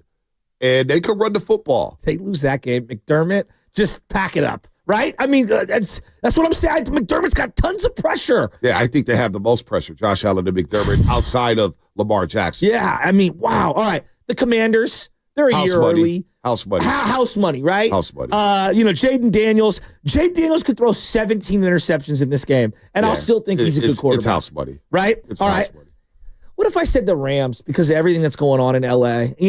And they've got a Super Bowl already, and I know that they had a pretty good year this year, but given the real off the field stuff, just the horrible tragedy that's happening right now in Southern California, they got to be because football feels so secondary to people losing an entire community and their homes and their belongings and their memories. Yes, it has nothing to do with that, but I hear you on that one because I put the Chargers in it for that same argument. Chargers too, yes. Justin Herbert and them, they're playing with house money. And I always think of them as the Rams before the season. Guru's been taking the victory lap about this when he came at you when you were like, name a Rams defender, and Guru got stumped because he picked the NFC West division as the LA Rams being the champions of the division. By the way, shameless shout out to the 11 minutes 888-957-9570. Hey. They're playing with house money, big time house money, not even close. Nobody expected the Rams to win a division. Nobody could name a defender on their team, although we could because we watch college football. So Fisk and Verse on the defensive line. Rams, they're playing with house money. You know what? They're a live dog. All right. This is a rare one. The quarterback has all the pressure, and why do I feel like the head coach is playing with house money? Kevin O'Connell, the Vikings. I feel like no matter what happens in the playoffs, it's not on Kevin O'Connell. Am I tripping? And I'm not even mad at it. I'm just saying, I feel like he's earned all the equity, and if anything happens, it's, Darnold, look what he did. He's in the Shanahan zone almost. No, he's fine. He's in a good spot. The most obvious one of all time. I mean, Mahomes and Reed. They got more house money than anyone. Yeah, there's no Scrooge pressure. McDuck. There's no pressure on them. Although, there's no pressure on them. There's no pressure. Maybe Steve Spagnuolo, who's doing head coaching interviews right now, if he pitches some shutouts in the playoffs, maybe that pushes him over the top. Yeah, what if he gets lit up? That's a good one. Yeah. They're getting healthy on defense, though. They're healthy. They're not getting lit up. No, they're getting healthy everywhere. If they win their fourth, okay, they win 3 in a row. They win their fourth. How many more for you to say, maybe Andy is not better than Belichick, but on par with Belichick? Would it take? Did he have to equal the amount of Super Bowls? For me, he's already on par with Belichick. To me, the amount of championships, that's secondary to me right now because I look at the impact you had on the game of football. Interesting. The impact you had on the game of football and the way you evolve. Belichick, over the years with New England, was able to evolve, whether they became a defensive first team, to becoming a Brady-led team, to becoming a defensive-led team again, to becoming a run first team, to becoming a wide-open passing attack. Belichick evolved the same way Andy Reid has. Andy Reid, traditional West Coast offense, 2-back system, quarterbacks taking snaps under center. They've evolved, and he's studied the spread game left and right. Now you look at all the motions Kansas City does, all the trickery, all the gimmick stuff. To me, Andy Reid is an offensive mind in this game, and the way he's impacted quarterback play, he's already on par to me with Belichick. Wow. I can't get mad at what that entire argument. I mean, if they go on to win it this year, that'd be 6 Super Bowl appearances for him and 4 wins. Yep. And countless championship game appearances. Absolutely. And think about how many losing seasons he's had over the course of his career. 3. Yeah, it's crazy. Now, what about Mahomes? If Mahomes can win a 4th, now he will have a Super Bowl loss on his resume, but it feels like that doesn't stick to him at all. Oh, well, he's on a Mount Rushmore of quarterbacks. He wins another one. Well, does he jump over Montana for you? Yeah, he does. God, that sucks to say out loud. Well, I agree with you. No. I'm going to take that back. I'm going to take that back. He would have 4 before the age of 29. Nope. I'm going to take that back. Because I look at his Super Bowl wins compared to Montana. Montana lit the Dolphins up. Back the truck up, baby. Montana lit up the Dolphins at Stanford Stadium. Okay. He lit up John Elway and the Denver Broncos. He led the game-winning drive and had a marvelous game down at Joe Robbie Stadium in Super Bowl 23 against the Cincinnati Bengals. When I look at Mahomes' wins in the Super Bowl, I look at the Niners' miscues. Jimmy Garoppolo, Chris Jones dominating. Now, the Eagles game was very impressive. Mahomes was on a broken ankle He was whatever. unbelievable in that game. Unbelievable. I give him that one. Then I look at the way the Niners snuffed them out last year. Kansas City's defense stood out to me in that Super Bowl game. Well, couldn't you make that argument for Joe's first Super Bowl? I said that. That's why I just started with the Dolphins. 3 of his wins, Montana was definitely all Montana. I look at 2 of Mahomes' Super Bowls, and I say his defense, his running game, and everything else. Okay. That's how I view it. That's my opinion. I mean, this guy is literally putting on. I'm not diminishing him. He's greatest great. resume. God. He's one of the ultimate winners in sports. I didn't say he wasn't. Can I add one to the most pressure / most to gain? Please. And it's not a player. It's going to be someone in the broadcast booth. Tom Brady. Some people think he's gone already, though. A lot of people are thinking during this coaching cycle with the Raiders now, he's going to be part of these interviews. They're talking to Ben Johnson today. A lot of people seem to think he's gone. Do you guys think he's one and done? Yeah, I do. And I think he should be one and done because I was starting to warm up to Brady and his last couple broadcasts. I'm like, I don't think he's good. I don't think he's good in the booth. I don't think he's I don't think he's a number 1 team type of guy. Greg Olson's the best color analyst. And then you get You're not set to be Troy a varsity Aikman. player. Like, Troy Aikman, Greg Olson, Charles Davis, Tony Romo. Like, those guys are so much better than Brady. Brady struggles to just answer a basic question from Kevin Burkhardt. I'm out on Brady in the booth. I'm out on him. What's funny to me is, like, Brady in the locker room is clearly beloved because he's like himself. Brady, the second the camera goes on, turns into corporate Brady. And it's like, it's not good. Yeah, I probably like Brady on TV more than most. But yeah, it has not been great. And it does feel like, how can you do the broadcaster job if you're going to be so involved with the Raiders? Just run the Raiders, dude. Like, if I was the Raiders, I would pay him whatever he's making for Fox and then some and say, be our John Elway, Buster Posey, president, I'm doing air quotes, president of football ops or whatever.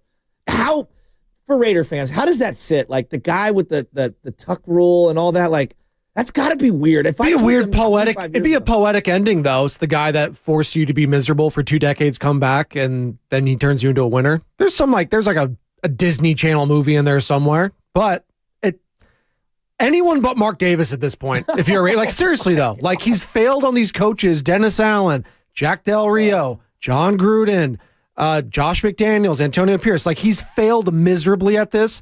Anyone, like, Tom Brady can't be any worse at evaluating talent. And listen, maybe he's Michael Jordan with the Hornets, right? Maybe he's like that.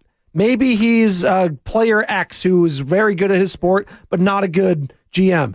Or maybe he's Jerry West. Or Larry Bird. Exactly. Somewhere in between. Exactly. You know what I mean? So like, we'll see. Here's what I always think. Like, if you love the sport and you love competing, it's so hard to fill that void. Yep. The closest that you can do is coaching or being a GM. So when I view Brady, I view a guy that misses the competition. And I think he'd be great in one of those roles. Yeah, I'm out on Brady in the booth.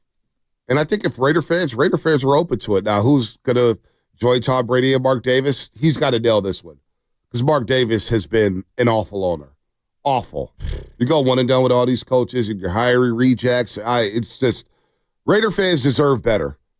And I want the Raiders to be good because the NFL is better when the Raider Nation is good, when the Raider fans are taking over stadiums and they're playing deep in the AFC playoffs and that's silver and black with the Darth Vader mask and everything. The Raiders, it's time they flip the page. It's time they become relevant again and not become the butt of all jokes. I'm dead serious. That fan base deserves a winner, and hopefully Tom Brady can help them deliver that. And who the hell they hire as a coach, I don't know, but they need a winner. They deserve it. They deserve it out there in Las Vegas. I had seen a stat. I thought I'd screenshot it. I'm trying to find it. The Raiders' record since moving to Vegas, it's like 44-70 or something. I mean, just look at their record over the last 25 years. Maybe I had. They're not 4-70 since moving to Vegas. I know that because they did go to the playoffs at one point. That's not right. What is it? It's not good. 2 playoff appearances since 2004? Yes. Against the Texans, where they had Connor Cook playing his only game as an NFL quarterback, and they lost to Brock Osweiler because that was the Derek Carr season on Christmas Eve where he broke his leg, which was brutal. Yep. And then, just a couple seasons ago when they beat the Chargers on the last game of the regular season, to make the playoffs. And it was a really good game. They had a chance to win it against the Cincinnati Bengals, so ended up going to the Super Bowl that year. And Derek Carr threw a short of the goal line. Yep. Who's your Super Bowl prediction, guys? Super Bowl game and winner. Who do you got? I'll go first. I had it on the pregame show already, and I'll stick with it. Thanks, Dibs. Eagles, Chiefs. Eagles win it all. Eagles, Chiefs. That was my preseason prediction. That would be the worst possible combination of teams in the Super Bowl for me. It would be the worst for my combination. fandom. Not feeling good about this A.J. Brown injury, though. They're 1-2 without A.J. Brown this season. Yeah. Is he out? He didn't practice yesterday, and he's dealing with a knee injury. So yeah, because I like the Eagles too. If he plays, I don't know. The AFC is tricky for me. I don't know if it's going to be Baltimore, Buffalo, or Kansas City. I guess I lean Kansas City because they're going to be playing at home. They're so tough to beat at home, Arrowhead Stadium. But I do have the Philadelphia Eagles winning the entire thing. I think the Philadelphia Eagles have the best roster. I hate saying this. Wow. I hate saying it. Crossing Broad, if you're listening, I have you guys celebrating down Broad Street. Saquon Barkley had a CMC-like impact on that football team, and it's undeniable. Undeniable. Jalen Hurts, I think, is a good quarterback. And the game is easier for him with Saquon Barkley. You hand it off, and teams are like, damn, we got to go 8 in the box and leave Devontae Smith, Dallas Goedert, and A.J. Brown at 1-on-1 coverage in their defense. Jalen Carter is going to become a household name this postseason. Cooper DeJean is a problem. Quintel Mitchell at quarter? Quinyon Mitchell, good player. I got the Eagles winning the whole damn thing. I got the Eagles losing this weekend because I don't think Jalen Hurts is going to play. I'm telling you, if Kenny Pickett plays, I don't like them. Jalen is practicing. He's going to play. No helmet though, right? He's passed the concussion protocol. Yeah, he cleared it. I thought he wasn't wearing a helmet. He cleared it yesterday, right? He cleared it yesterday. Yeah. Okay, because I saw a bunch of Jason Dumas stuff, following my man Jason, and he didn't have a helmet on. They're like, no helmet yet. Anyway, I got Bills, Lions. I know Lions have no defense. Trust me, I understand it. I'm rooting for those two cities, those two communities, those two fan bases. I would love to see Detroit. That's what I want. I want Lions, Bills, and I'm going to pull for the Buffalo Bills to win their first ever Super Bowl. I would love for either of those teams to win a Super Bowl, Buffalo or Detroit. That would be great. I will take a Ravens one too. I would love for Lamar to get one. Yeah, I would too. That would be fun. Real quick on Jalen Hurts, who was a full participant in practice yesterday, and a player must be cleared by an independent neurological consultant before returning to full participation. So he's on track to play Sunday. There you go. I got the Eagles rolling the Green Bay Packers. I think the Eagles are going to win the whole damn thing. I hope not. I hope it's Lamar. I hope it's Josh Allen. I hope it's Jared Goff from Marin County. But my mind says Philadelphia. Carter, what you got? It's going to be the Chiefs. It's going to be the Chiefs. I would bet the Chiefs versus the field, in fact. I know. Last year, everyone bought into they were having a down season. Not me. They just rolled through the playoffs, had no issue at all. And this year they're at home. They're 15-2. I know you guys have seen the stat, too, that they're the only team that I don't think scored 30 this year that had a winning record, which is insane. I mean, and there's a reason for that. This team knows how to win. This is their time. 408 asking, has a three-peat happened? Not in the Super Bowl era. About No to watch team has ever three-peated. By the way, I saw this little nugget. Who put this in there? Carter or Spinoni? Trent Dilfer for the Ravens won a Super Bowl at the age of 28. Joe Flacco won a Super Bowl for the Ravens at the age of 28. No way. Lamar Jackson, guess how old he is? 28 years old. 32. No. That can't be real.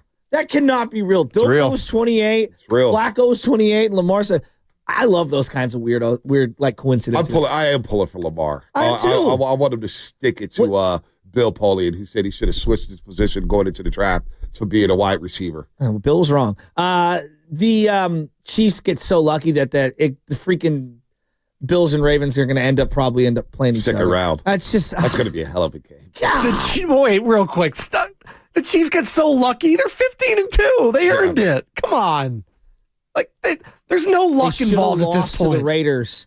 They should have lost to the Broncos. They should have lost, but they don't because they're a good team. This is the NFL. There's going to be tough games. Also, it's going to be close games. The Bills completely outperformed what they were supposed to do this year. Right. That's why them too. Yeah. It's hard for me to say he has that much pressure on him. They lost Jordan Poyer. They lost both their receivers from last year. They lost their center.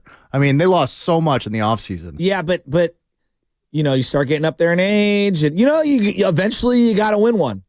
That's how it works. Let's get to shameless shout-outs. We're a little late.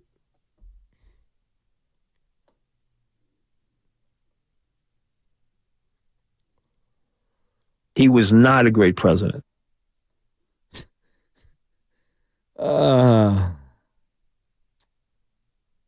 Trades are hard. Oh, who cares? All right, 408. Yo, Bonte, can I get a shout-out today? Joey from Belmont. Shout out to Moms, Pop's little brother, and SCA Sweepers. Thanks, y'all. Number one roaster right here. Shout you out. What you got, Shasky? A shout out St. Ignatius girls basketball. I'm going to go check them out tonight, 6 o'clock at SI. And I think they play Valley Christian. And then tomorrow they play Midi. And so shout out SI. Going to go out there today. Shout out to Aaron and McKenna down at Midi High School. Aaron is the father of McKenna. McKenna, unfortunately, one of the top prospects in all of basketball. She's got to wait 3 to 4 weeks to have surgery on her torn ACL. Needs better range of motion and less swelling. So it's unfortunate her season is basically lost, and I feel so bad for her. She's one of the best players in the country, one of the best girls basketball players in the country, tore her ACL. So shout out to McKenna. Shout out to her pops, Aaron, who always updates me on McKenna. So get well, get some rest and recovery, and I know you'll be back better than ever. Yeah. And let me shout out Tatiana and Maya Quick and her family. I met them at the Warrior game the other day. Her father's hooping. He's a coach for hoops at St. Leo School in Oakland.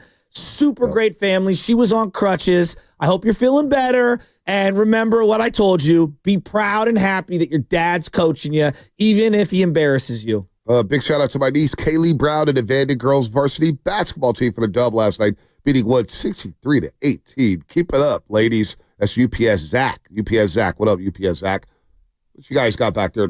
I'm going to shout out the poor men and women that have to watch London American football next year because they are going to have to watch the New York Jets, Cleveland Browns, and Jacksonville Jaguars. Ooh.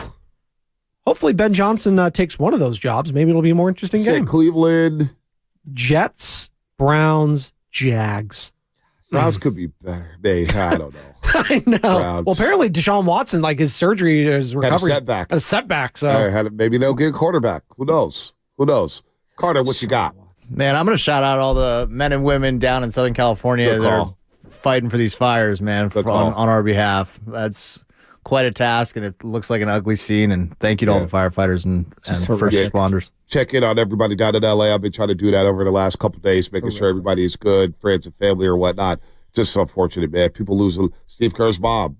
Steve Kerr's home that he grew up in Pacific Palisades is burned down to the ground. And fortunately, his 90-year-old mother was able to evacuate and get out of there. But, just a lifetime full of memories some people lost with photo albums and photos, pictures, art, everything, cars, and just stinks. J.J. Redick lost his house, too. Yeah, J.J. Redick lost his house, and they had to postpone the game last night between the Lakers and the Hornets. Let's go to RJ. Go ahead, Shasky. No, I was going to say, just to echo that, it was a lot smaller, obviously, but what happened in Santa Rosa a few years back, and then driving through that neighborhood and seeing, to the ground.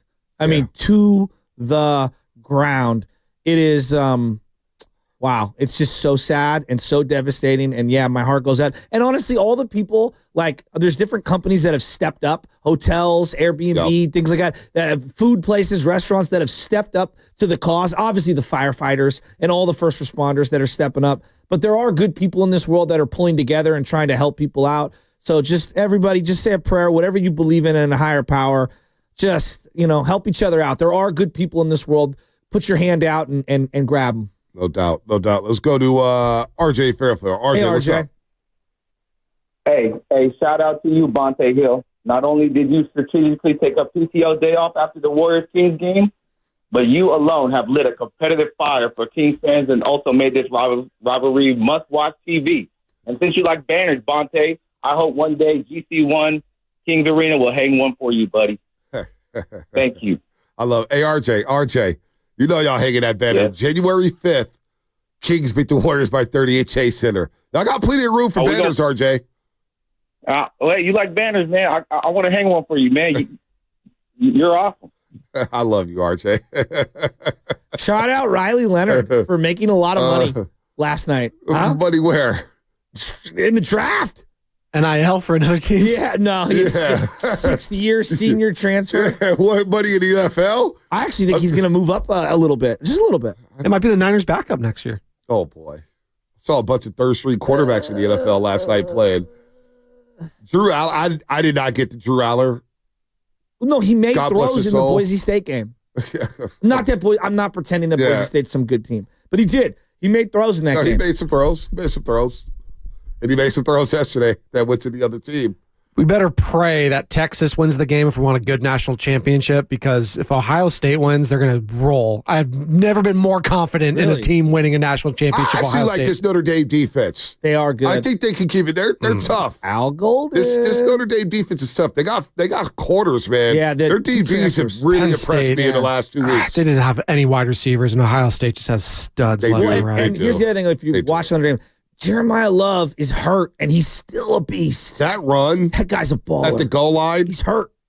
Now, Penn State ended up taking the lead 24-17, but I thought Notre Dame just may want it just a little bit more. He was stuffed and somehow scored a touchdown. I said, damn, and he's good. I mean, he had the 98-yard touchdown against Indiana.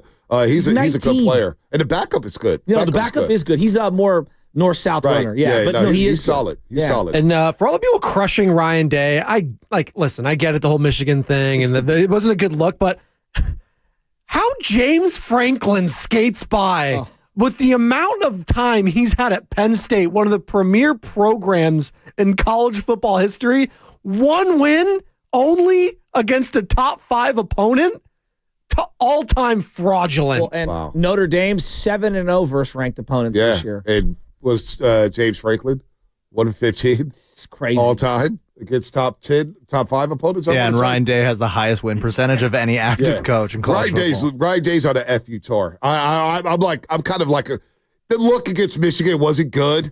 He needed to redeem himself. What's happening? Dude, there's a brawl breaking out. Dudes are fighting over a flag. What do you mean? People are getting pepper spray, Ryan. Wake up. But you know what? He's redeemed himself. They've got baller receivers. Oh, they've got studs everywhere. The shoe polish and the beard for Ryan Day has never been brighter. I told you the minute Robert Saleh did that, I was like, Rob, come on. I have to also shout out Dan Dibley, who during the crossover yesterday was coming down Guru's Road saying the college football playoff is basically a joke. What? It hasn't been good games. People complaining about the teams and it being drawn out. Folks, we're going to go to 16 teams one day, and it's going to be awesome. Yeah. Okay? We college football playoff is 30 awesome. Years. 30 years at least. Such a dumb wait. Right. I'm pleased with the college football. Even in the blowouts has been fascinating. They've been fun. And I like that they have the opening round at their home campuses. That's cool. No, that's very cool. And then you get to semifinals. Yeah. You get neutral site games at the Rose Bowl, the Orange Bowl. All of a sudden, the Orange Bowl is back. Yeah. Opie the Orange. I mean, it was like, and the uniforms. The nostalgia between Penn State and Notre Dame and the uniforms. And then you're going to get it today with Texas and the all-whites and Ohio State. They're scarlet and gray. Are you kidding me? There were 3 guys on Penn State. I was like, I will draft any one of you in the first 2 rounds. Absolutely. I want to get to that on the other side.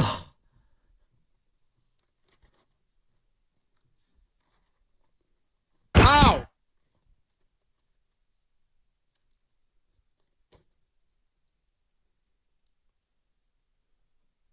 All right. Steph Curry sprained his thumb 4 games ago, and he says he's doing everything in his power to play back-to-backs eventually, whether that's tonight against Indiana or the next one. He does not know, but some positive news from the Warriors fans from the chef that he is trying to play back-to-backs as he battles bilateral knee tendonitis in his sprained thumb on his shooting head. So Steph Curry tried to give it a go. He's struggling yesterday, 5 of 21, 2 of 14 from 3, but 17 of 10, 6 assists, finding different ways to impact the basketball game. I love that as well. The injury report brought to you by Boxer Garza, Northern California's premier workers' compensation law firm, helping injured workers get their lives back for over 40 years. Tune in for Warriors Live today, presented by Xfinity. Stream sports from the best seat in the house with Xfinity. Bring on the good stuff. All right, what's coming up in the game? Brought to you by Fremont Bank. Here for you, here for good. Oh, 408, I better not hear it, Bonte. Don't suggest a tight end at number 11. I'm suggesting the best player available, which could be a tight end at number 11. Let's get to that, plus the college football playoff. All that coming up on the roast. Right now at Verizon.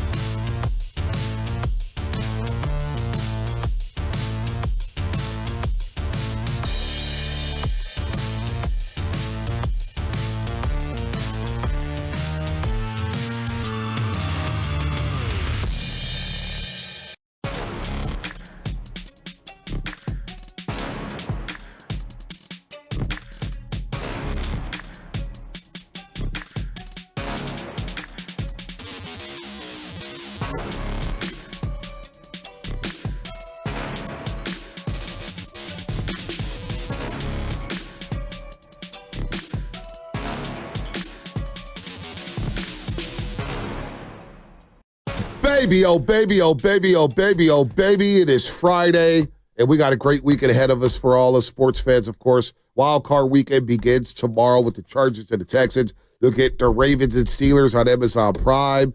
You get Bills and Broncos Sunday morning. Eagles, Packers, and then nightcap is Commanders, Bucks, which I think is juicy down in Tampa Bay. And then, of course, you get on Monday Night Football, which has been moved from L.A., due to obvious reasons, and our condolences go out to everybody affected by the fires down in L.A., as nearly 180,000 people have had to evacuate their homes down in L.A. Our condolences go out to them. The Rams and Vikings will now move to Glendale, Arizona, and play where the Cardinals play their home games down in the Phoenix area. But good morning to everybody out there. Shout out to those watching on YouTube. Brought to you by First NorCal Credit Union. For a low-rate auto loan, apply online or just ask for First NorCal financing at the dealer. We'll revisit our playoff conversation in the 9 o'clock hour. Warriors, of course, beat the Pistons. We'll revisit that as they were shorthanded but still got the dub against the red-hot Pistons team. But I do want to focus in on last night in the college football playoff as Notre Dame survives against Penn State in the Orange Bowl. Really fun game. 10-3 Notre Dame was down at the half, and they come back. It's a likable team, a likable Notre Dame team, of course, led by Marcus Freeman, who I'm pulling for, of course, and James Franklin, who nobody likes around here, can come off as a little condescending at times. But they got some ballers on Penn State, and there was some elite talent on that football field yesterday. Today, in the Cotton Bowl, we're going to see a lot of ballers on that field between Texas and Ohio State. Could be up to 25 guys. I mean, and Jeremiah Smith can't even enter the draft. Caleb Downs can't even enter the damn NFL draft. And if Caleb Downs was entering the draft, I would do everything in my power to get a guy like him, but that's just me. But with the Niners with the number 11 pick, and we'll play some of this out from Shanahan and Clay Kubiak on how he's going to be the offensive coordinator with the title, but Shanahan's still going to call the plays. When it comes to the NFL draft, Shasky, especially in the first round, because it's such a crapshoot. And I get everybody wants to draft for need. But what if that need nets you a player who's going to be average at best? When it comes to number 11 overall, and the Niners are in a spot where they could either trade down and get multiple picks, I'm all for best player available.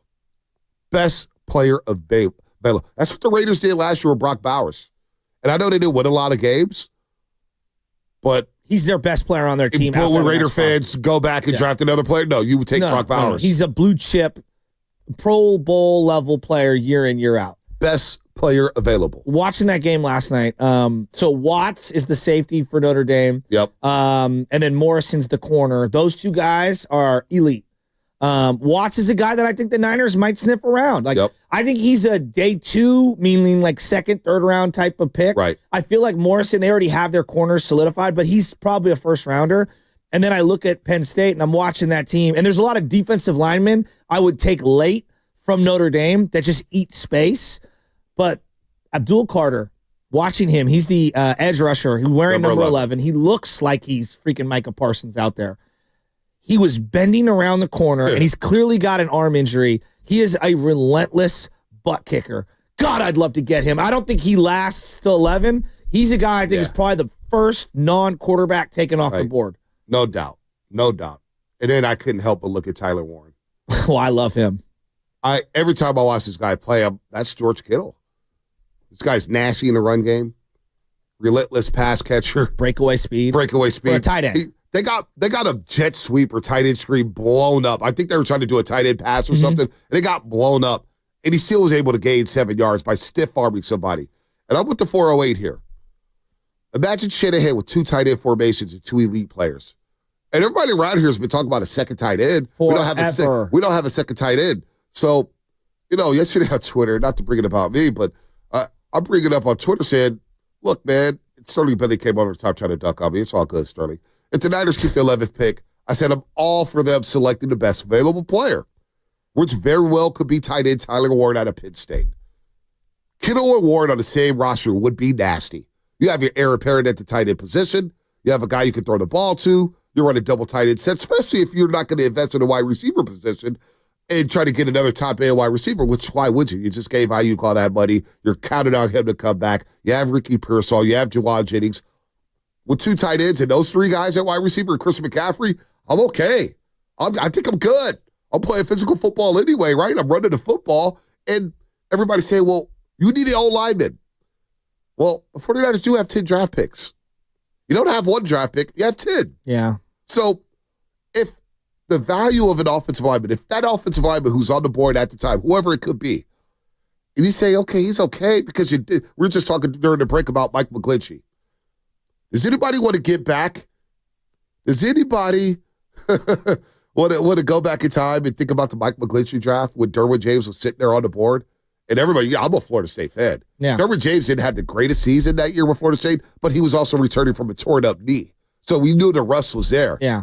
The guy was a stud. He was the best available player. But the Niners went with Mike McGlinchey. And how did that work out? Worked out horrible. So. And he was the best tackle available. Right. Because they had a hole because they traded away, remember, Trent Brown. Yep. Yeah. So, again, you look at the Javon Kinlaw draft. I wasn't mad at Kinlaw, the player. I thought he'd be a good player, but the premise of it was, wait, this doesn't make much sense. Where's the logic in trading Buckner for a first-round pick and then drafted his replacement and give him the same number? No, I don't want to do that. Best player available. Yeah. Well, the best player available may have been CeeDee Lamb, may have been Tristan Wirfs. Who the hell knows? Yeah. But it wasn't Kinlaw. And how's that worked out for the 49ers? It didn't work out well. So I'm okay with taking Tyler Ward if he's the best player available. Well, and the bigger issue for me the year that they took Mike McGlinchey, and again, as a Notre Dame fan, Quentin Nelson was the best player on that team.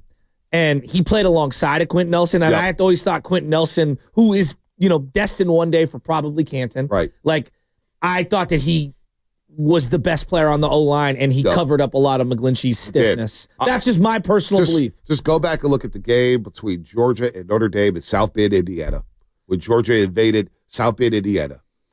And the big boys from the SEC, from down south, they kicked Mike McGlinchey's ass all game long. And I said, well, those are the guys who are going to be blocking the NFL. Yeah. And we saw how it worked out. But it's interesting you bring up that draft because I pulled it up right here. McGlinchey goes now. This draft is actually a great draft.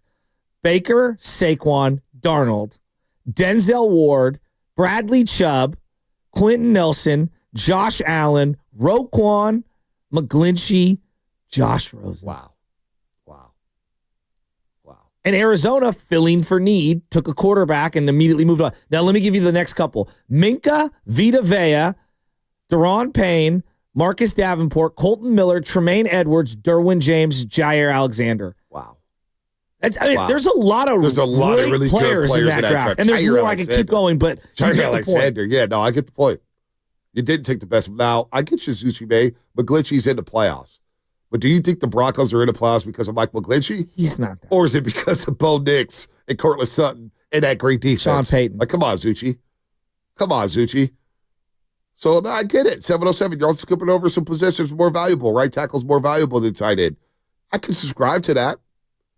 But you can get a right tackle in free agency. You can get a right tackle in the draft in the second or third round.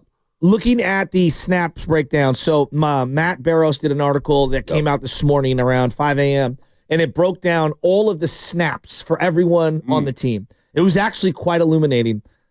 Saubert had 400-plus snaps this year. Kittle had about 800, okay? So if you look at Juicy, you think he had 5-something or 6-something, 600 snaps, 500 snaps. Wow. And Jordan Mason, even though only played, the 9, 10, 11 games, had like 700 snaps. Point that I'm going at, if you take tight end 2, that guy's probably getting a chunk of what would be your fullback snaps and tight end 2 snaps. He can play the H-back role. You're going to squeeze the amount of snaps. Right. Your starting center had about 1,100 snaps. Right. So to everyone's point, you'd be surprised how much tight end 2 would be on the field in this offense. Exactly. I think we're underrating how important that would be. I think people need to just take... Kind of with you on it. People need to just take it. I'm not saying that they should take Tyler Ward. Just be it's not the best need. Yeah. It's not their number one need. But being open-minded in that situation at number 11 overall, and if the player like Jalen Walker may not be there from Georgia, he may be, but his value may be 16, maybe 14, maybe you move down. Maybe you moved out of the draft. And there's some people saying, well, he's not even the best tight end in the draft. It's Loveland from Michigan. Okay. Well, okay. But what I see from this guy over the last 8 weeks, and he's their only wide receiver down. This guy got 21 passes against USC at the LA Memorial Coliseum that we all watched in 4K, and that was a great uniform game, too, at USC and the all-white Penn State uniforms. I'm a sucker for all-white uniforms. You see a theme here, right, Shasky? All-white coats, all-white Penn State. I love it. This guy's he's a physical. When he trucked the guy at the midfield logo yesterday from Notre Dame and, like, setting a physical tone, I was like, damn, that's George Kittle. And as 262 mentions on the text line, George Kittle's getting up there in age. Well, I think you need to and you can monitor learn that. from George Kittle. This guy can learn from George Kittle. He fits him. like Tyler Ward, and his name could be Joe Shasky. But the way he plays, he's a Niner. Fits the 49ers brand of football. That's all I'm saying. I really like the running back, too. Singleton. He's tough. I think Singleton's a stud, and I would take Singleton in the middle rounds. I told you, I still think the Niners need another running back. Yep. And he would be the kind of guy, because he's split carries, at times in Penn State. He's the kind of running back that I'd love to see them take in the 3rd round, 4th round, even though I know they've not been successful in those middle rounds with those running backs. I think he's a stud. I'd love to have him. Yeah, I mean, so, Sterling Bennett tried to take, man, that's a reach. No way in hell I'm taking a tight end at number 11 overall. Well, I heard the same thing about Vernon Davis, 6 overall, and Vernon Davis is probably the second best tight end in 49ers history. Currently, I think he has did Kittle just pass him? I think Kittle passed him. No, for touchdowns. For touchdowns. I don't know if he Kittle's passed him. slightly below him. Okay. I think Vernon had 50-something. I could be wrong, and I think Kittle's in the 40s. Yep. The Raiders, again, I look back at them. They didn't need tight end. They had just taken the guy from Notre Dame a couple years ago, Meyer. Guy had 115, 112 catches. I mean, jeez. Brock Bowers broke the rookie record for most receptions in a season. Laporta's been an unbelievable player. Laporta's been unbelievable. The tight end position is unreal. Well, and the best part about tight end is even when you go to extend them, they make half of what a wide receiver does. No doubt. No, and they that's can a great help you point. with multiple facets. That's a great point. Now, there's a lot of tight ends in college, and I get it. Niners may not take him. And I wouldn't be disappointed if they didn't take him. But if he's the best player available and they decided to go that route, I would take him. So that's where I'm at when it comes to the NFL draft this season for the 49ers. Now, yes, they have a plethora of holes. I also think they're going to be fine. They've drafted well. There's a deep draft when it comes to old linemen, I believe. And no, I don't want to trade for Kyle Pitts. Kyle Pitts has been a massive disappointment. Yeah, I don't see that. I don't. He's not a Shanahan type of player. So that's all we're saying. But we're going to see studs tonight with Ohio State and Texas, and we'll see who's on the board here. But I think the Niners. Basically, my point is at number 11. I think the Niners are in a great spot. I do too. And look, the beauty of where they're at.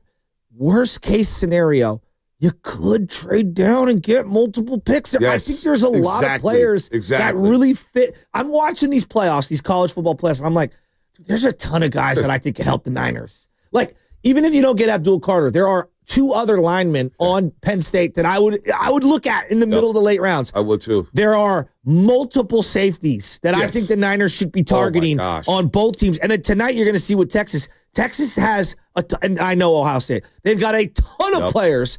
And look, there's teams that have been eliminated that we haven't seen that also have players. But I just think there are a lot of defensive players that could really turn this defensive unit around in one offseason. So I'm looking at the Pro Football Focus big board, right? Travis Hunter, number 1. Abdul Carter, number 2. McMillan from Arizona, number 3, the big-time wide receiver. 6'5", 212. Yeah, he's a monster. It's unbelievable. I'm not going to lie. If we didn't have Ayuk and I would be banging the table. You wouldn't have to convince me about him. He's got Calvin written all over him. Mason Graham, Alshon Gentry. Mason Graham's the inside D tackle. Inside D tackle of Michigan. Gentry, we all know about Gentry from Boise State. Will Johnson, the corner at Michigan, who is 6'2", 202. He's a top prospect. Malachi Starks, safety from Georgia. Can't go wrong there. 6'1", 205. Will Campbell. He is a tackle out of LSU. 6'6", 323. Massive dude. Luther Burton from Missouri, a wide receiver, 5'11". I'm going to be cool off of that. I didn't see much of him. He may be good. Who knows? Nick Skirton, Texas A&M, edge rusher, 6'4", 285. So you get the point. There's a lot of prospects in this draft that the Niners can go in. Josh Simmons, Ohio State, 6'5", 310. We're going to watch him tonight at tackle. Yeah. John Lynch has been seen at Columbus, Ohio, watching him over and over and over again. So, again, the Niners, I think, is in a great spot. Now, when it comes to, we're getting a question about Scottaboo. He'll be in a mid-round pick. But or whatnot. Scottaboo plays like a Niner. Tough. He's tough. I'm not mad at Scatterboo. So tonight, if you want tackle, if you're a Niner fan, tonight's game, Texas, the kid Banks is a tackle that could be available in the top 15. And you reference Simmons. Yep, and Cameron Williams at 6'5", 335. Yeah. So that's you're going to be in a prime spot to get some really, really good players. So best available, we'll see. Now, will it be Tyler Ward? It's just I just wouldn't scoff at it. Like having a 2 tight end set ain't bad. You're going to run a lot of 2 tight end sets, or you're going to run the Niners run 21 personnel. Yeah, right.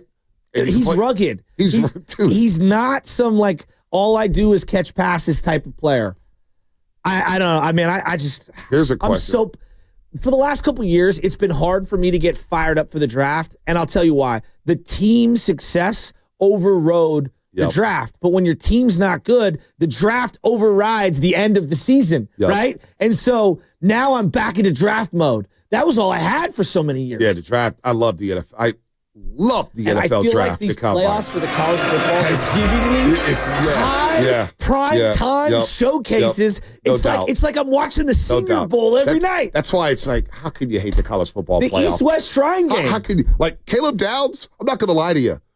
I knew about him, but then in the Rose Bowl, where everybody say, "Oh, the Rose Bowl was poor," it goes a blowout. Sometimes blowouts could be fast. Guru was making a great point with the crossover when they're going at it with the college football playoff. And Dev's like, "Yeah, I'm out on it." And there's been blowouts and this and that. And Guru goes, "When did we become so spoiled where every game's got to be a classic?" No, you're going to get blowouts. And sometimes blowouts are classic.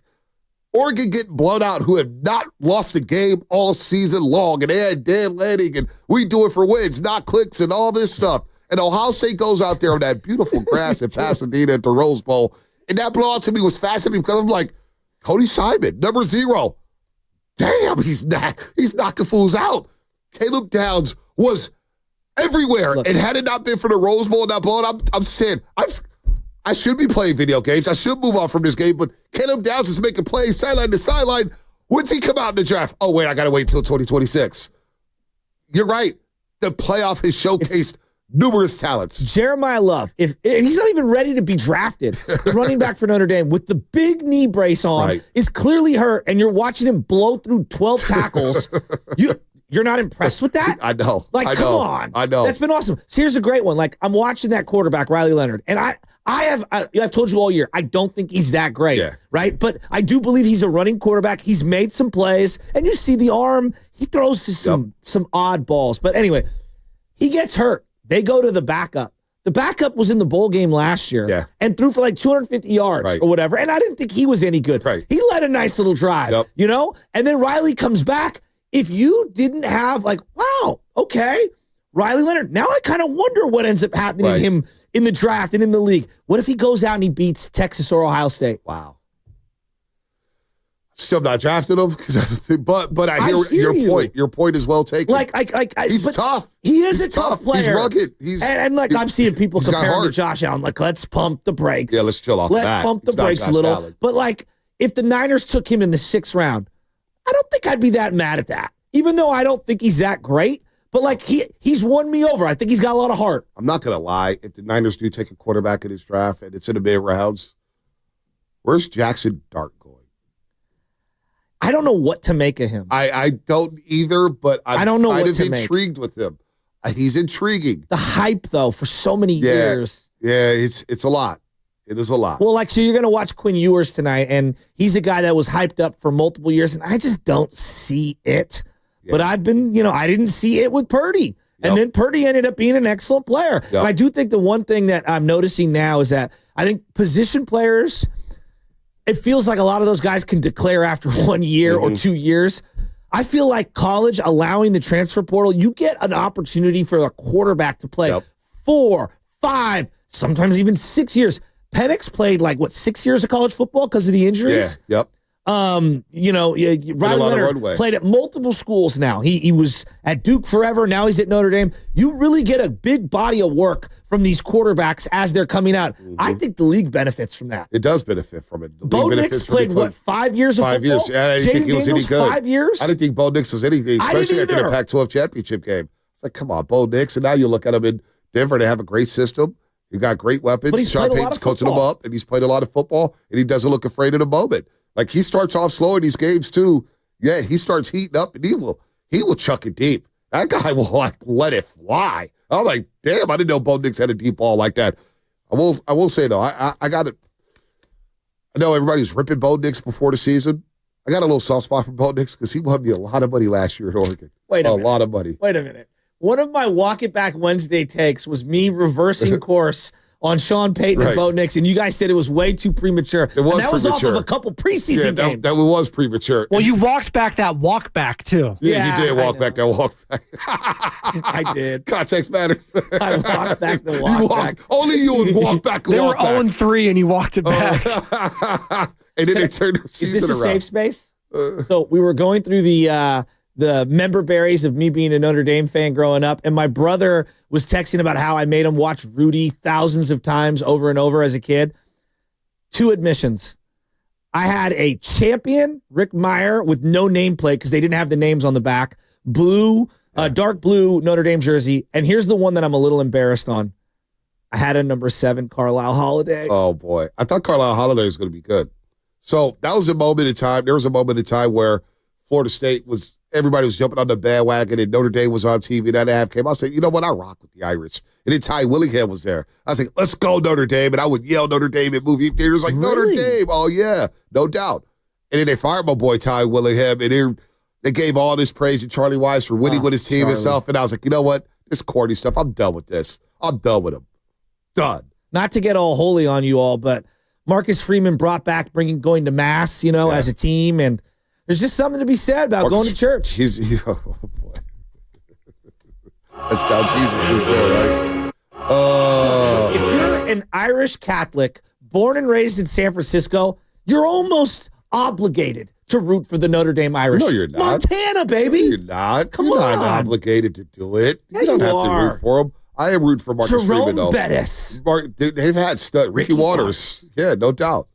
Arnaz Battle. Touchdown, Timmy Brown. Arnaz Battle. Arnaz Battle, if I close my eyes to this day, I could think about that end around where he was a wide receiver and the Niners beat the Cardinals on Monday Night Football on the back end of a doubleheader. And it was at Candlestick, and my boy Mikey C game. broke the seat. It was the sloppiest Monday Night Football game ever. Was that Matt Leinart quarterbacking for Arizona? I think it was Matt Leinart. It was an ugly game. It was Arnaz Battle end around to win the game. It was terrible. It was so bad. So unwatchable. All right. David Frisno on the other side says he feels badly for us already. I wonder why. Why does he feel badly for us? Why does he feel badly for us?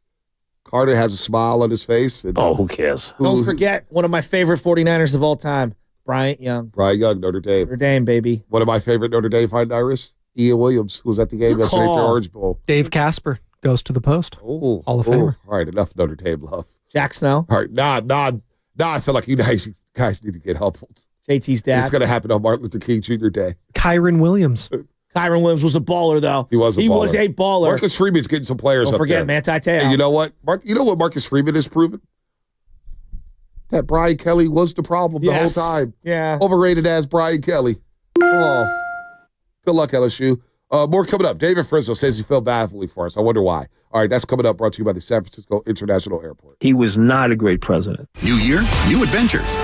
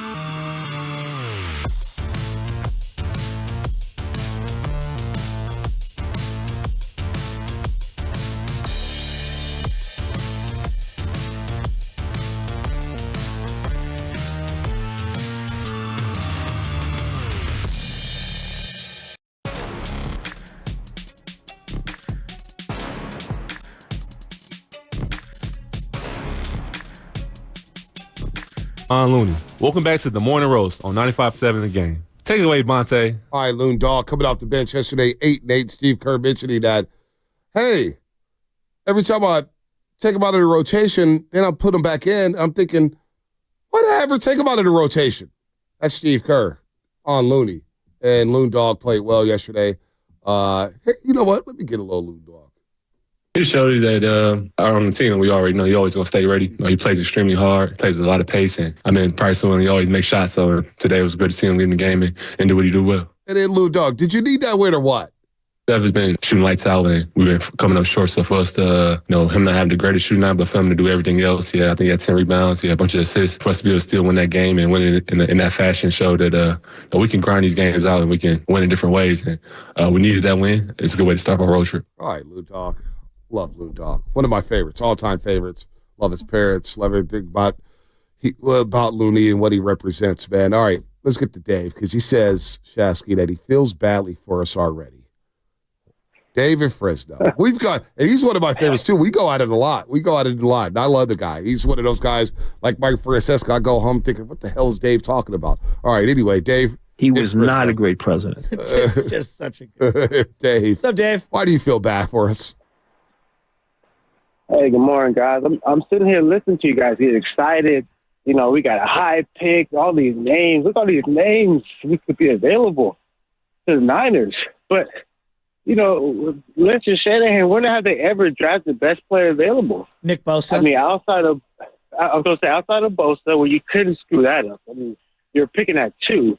So, it was too hard to screw that up. But outside of that, it's always a name when you draft him, you got to go Google him and look at the highlights. You've never heard of them before.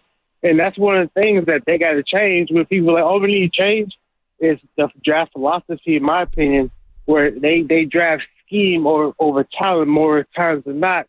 And to the point of what position they need to draft, to me, it doesn't really matter. Whoever they draft, just got to come in with some juice, some instant impact. You look at the Eagles and Lions, their first-round picks, Gibbs, Cooper DeJean, they get on the field, they're making plays, whoever the Niners pick.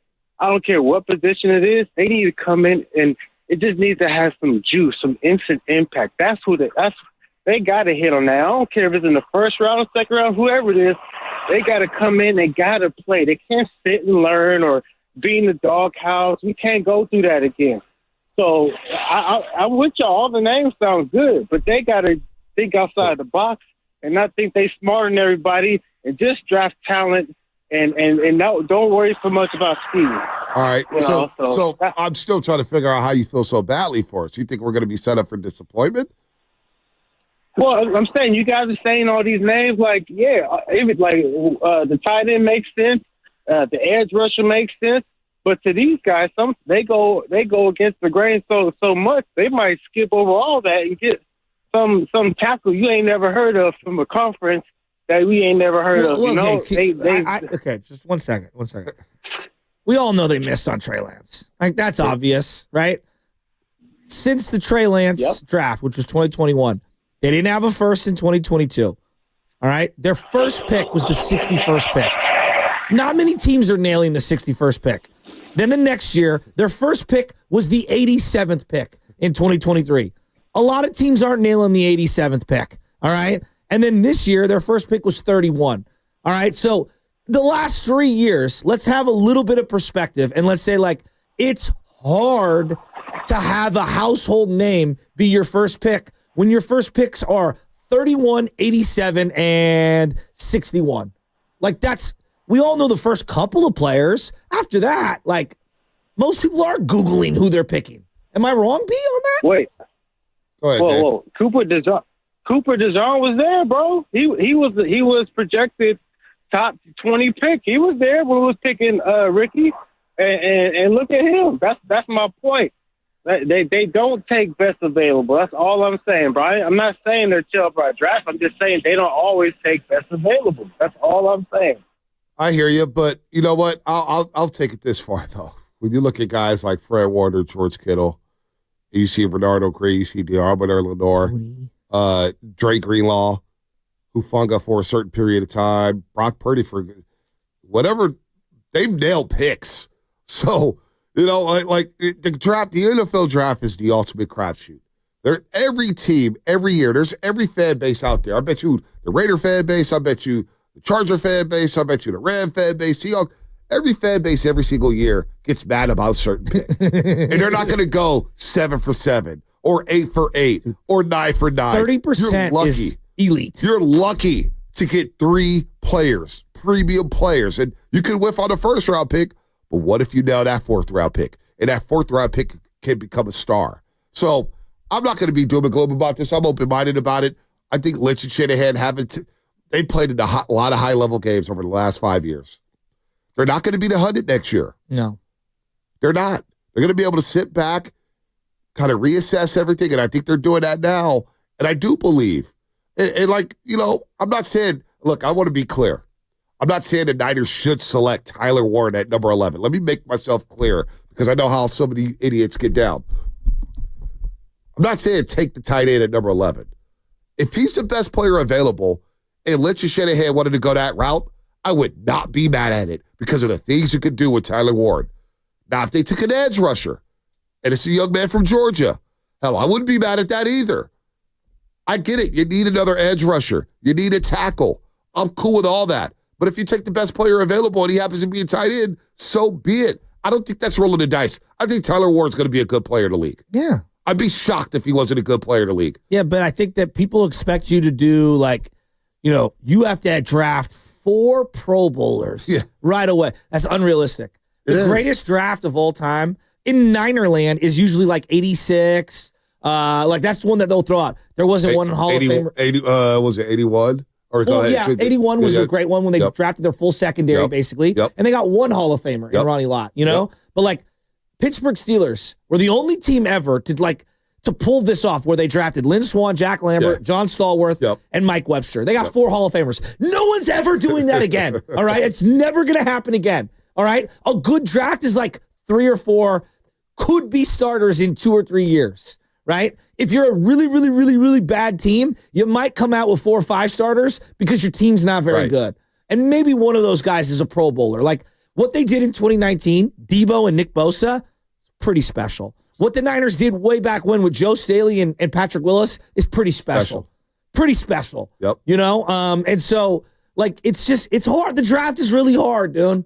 Really hard. 35%, if you hit, I'm talking about hit, like those guys are players, that's really good. Now, I'm looking at we could go through this again because we'll do it all offseason. But just look at this last draft. And David Frisco's like, man, Cooper DeJean was out there to get it. Cooper DeJean is great.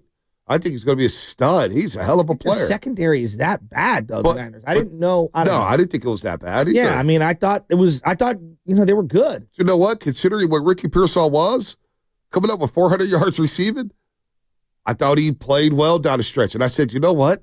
You may have a player there. The guy got hurt in training camp. Now you hope he can stay healthy. And then the unfortunate incident a couple blocks down from where we're at right now. Getting shot. Settle back. Renardo Green, you took him 64 overall. How's everybody feeling about him? I feel really good. I feel like you have a starter. Dominic Pooty, 86 overall. Yeah, that's a lock starter. He was one of the few rookies in 49er history to take every snap on a line.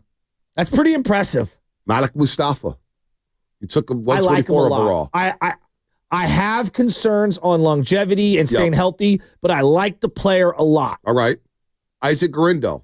I think he's a backup, but I really like him. Situational football player, but could contribute, right? Yeah, year one, I thought that he was much better than I anticipated. I didn't expect him to play much in year one. Me neither.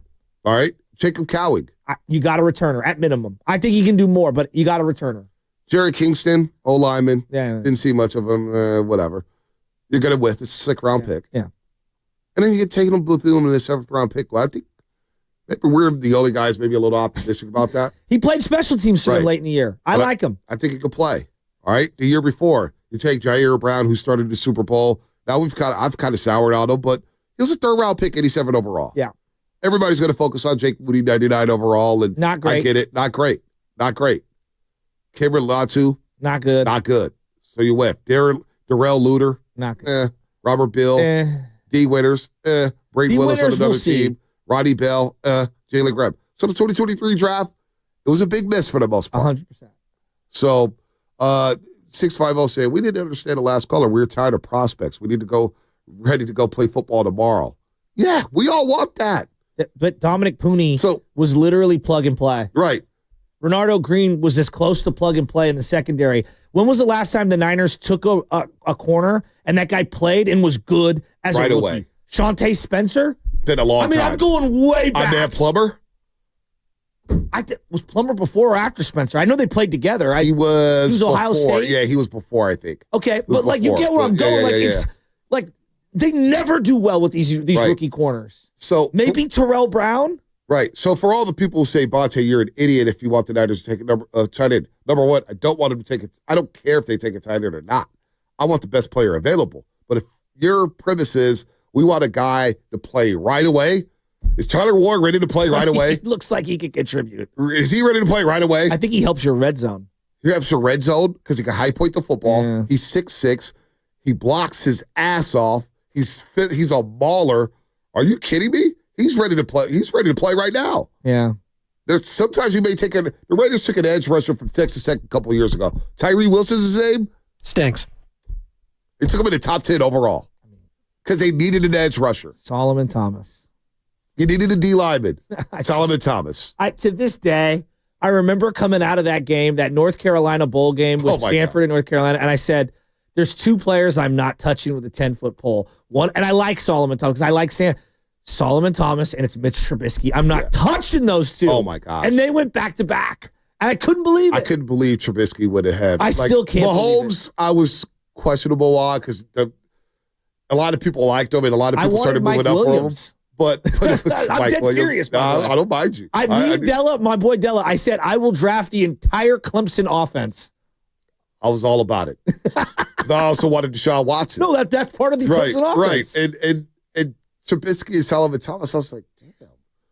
Really?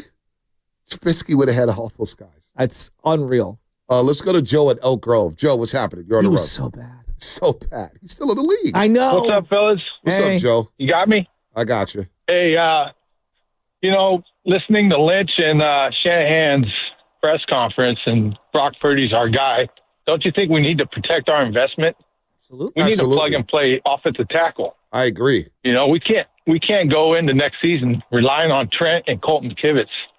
That can't happen.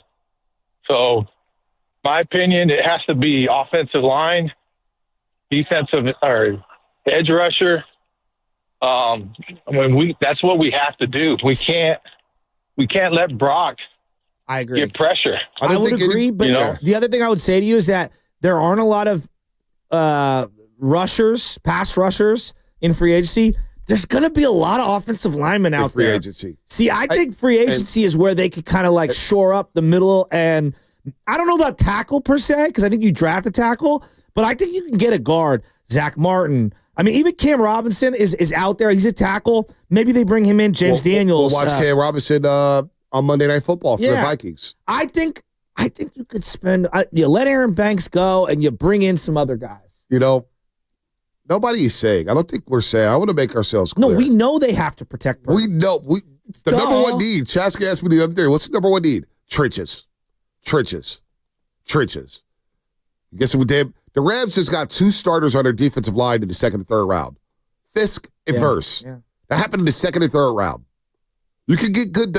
The draft is not just the first round. It's not just about the first 31 players. It's what we're trying to explain here. So if you can draft linemen in the middle rounds and get some – Dominic Pooty's a third-round pick. We just explained this. You got a starting right guard for the next 5 years. I had never heard of him until the Niners drafted him. Had you? Never heard of him. I'm not studying Kansas football. Did not watch the snap and Jayhawk football. The only time I watched Kansas was this past year against Colorado. That's it. Yeah. That's it. Did not know anything about Pooty. So we're not saying ignore offensive line play. No. We're not saying that at all. You have 10 draft picks. Yeah. You have free agency. See, this is where I go back to the Debo question, which you were asking the other day. It's like, do you want him back? It's like, I do want him back. Like right now, I do want him back. But in the right deal, getting some draft capital back, you save a little money. And if I think I can get a guy in free agency, and let's say the difference is $5 million, and I could save $5 million by moving Debo. And see, like, that's where I could see the swap of moving off Debo. You get a little cap relief, which gives you a little more ammunition to sign an offensive lineman. You get a pick back. You can offset some of your other needs. See, yeah, I think I want Debo back, but I'm also not closing the door on fielding calls. I'm also not closing the door on trading down to the draft. Yeah. Because I think you can get multiple players in this draft. Is the value, and we're going to learn a lot about the draft combine and the prospects coming into the draft in the coming months, but if you trade down, is the player at number 11 that gets taken as an edge rusher, is he that much better than the edge rusher that may get selected at 20 or 25? We don't know. No clue. This is why you get pay scouts. This is why John Lynch gets paid the big bucks. And TJ Watt fell in the draft. Sure did. I didn't know he was going to be this good. I had no idea it was going to be this good. I mean, because you look at it now, you're like, how did he not go 1, 2, or 3 overall? Right? Yep. Micah Parsons, the year that he went out. I wonder what Dallas is going to do with him. They'll never trade with us like that big of a deal. No doubt. God, I just wonder what they would do with him. Wow. Myles Garrett. Wow. Just studs. This Micah Parsons is a stud. Oh, he's ridiculous. Myles Garrett's a stud. He's the kind of edge rusher that I think you need opposite. But I will say this about the edge rusher conversation. I know we're discussing about this. How disappointing is it that John Lynch had to go out and trade for multiple DNs last season? Drake Jackson could not play. They were talking about getting another edge rusher because Bosa needs help. Because Bosa hasn't been the dominant player. When Baldy came out the other day and said he's not these guys. He's not dominating backup tackles. The fact that we're still thinking about getting an opposite edge rusher, to me, is pretty disappointing when it comes to Nick Bosa. Oh, there's not a question. But I think it also speaks to, dear Jesus, we need another defensive coordinator to scheme some things up. Yes. I mean, like, am I wrong? Yep. By the way, I don't know if you guys saw this here. Deshaun Watson. You want to talk about a guy who was headed to the Hall of Fame? And then the situation happened in Houston? Well, Deshaun Watson ruptured his Achilles again. What? Further testing showed, and he had another surgery on Thursday to repair it. Less than 3 months after the original tear, it happened again. Watson faces a longer road back, and now he could miss all of 2025. His career's over. I mean, it's over. Yeah, I think it is. Wow, that's, I mean. You talk about what, this is probably the worst trade in NFL history. It's the worst contract in The worst NFL. contract, trade, whatever you want to say, in history. Can you think of any sport where a trade or a contract could be even worse? Because everyone's going to point to the Herschel Walker trade. Yep. And that was good. But, like, this is the what? We're going to point to Trey Lance trade. No, this is the worst trade. Trey Lance trade's the Trey Lance. bad. Yeah, right. But you didn't give him $200 million. Right. This is probably the worst trade in NFL history. And the worst contract. I'm going to pull the trade out. And he got, what did he get? $230 million guaranteed. Yeah. Guaranteed Shout out dollars. Charles Barkley, guaranteed. Guaranteed. And they have the number 2 overall pick in this upcoming draft. You have to think it's going to be either Cam or Shedeur Sanders season in Cleveland. They are back in the quarterback market, which means that a safety, corner, lineman, edge rusher, tight end, running back, whatever it is, will now drop in the draft. Let me read you the Wikipedia. This is story time with Shasky. The Cleveland Browns made the decision to move on from their previous quarterback, Baker Mayfield, following the 2021 season due to his poor performance while suffering from a shoulder injury. Insider reports of the Browns indicated Mayfield was considered too immature to be a team leader, leading him to be traded away to Carolina, with insider reports stating that the Browns leadership wanted an adult at the position. And that's what led to the Deshaun Watson trade. That is just... He's played in 19 games since joining the Browns in 2022. 19 games. Since joining the Browns in 2022. Here's the trade. Cleveland's first-round pick, which was 13th overall in 2022. Cleveland's fourth-round pick, which was 104 in 2022. The 12th overall pick in 2023. The 73rd overall pick in 2023. And the first-round pick in 2024, which ended up being a 23rd overall. So you said... and a fourth-round pick. So you said, what, 2022? So they had a first-rounder in 2022, first-rounder in 2023, a first-rounder in 2024, and let's throw in a fourth-rounder, a third-rounder, and a fourth-rounder. So 3 first-round picks, 2 thirds, and a fourth. That's insane. Spadoni, I need you and Carter to look up what the Texans have done with those picks because I think they flipped some with the Cardinals. I'm looking at it right here. But they flipped picks with the Cardinals. Yeah. So wow. Okay. The 13th overall pick was traded to the Philadelphia Eagles. Okay. 15th overall, and then took Kenyon Green. I mean, there's just so many moves. They got Damian Pierce. They got Will Anderson out of the deal. They got Tank Dell out of the deal. Stephon Diggs by flipping one of them. Yeah, Stephon Diggs. They got a tight end, Caden Stover. I mean, wow, they've done a lot with it. Wow. Jeez Louise. Wow. And now the Browns are back in the quarterback market. And you know Deion Sanders has said, no, Shador ain't going there. That's insane. Wow. So they basically got their edge rusher for the future. So, and by the way, star quarterback in the same top 10 draft. Wow. Unbelievable. So what is Cleveland going to do? Their cap is in shambles. That's why it's people in are reporting shambles. that Myles Garrett would be traded. Yeah, I think he would be traded. So would Niner fans be willing to trade 11 and another pick for Myles Garrett? Are you sure it starts with a first rounder? It may not. I wouldn't start with a first round. Negotiations, low ball. I'd love to give them here's 3 2s. I don't think that sounds stupid. I don't think they would take that.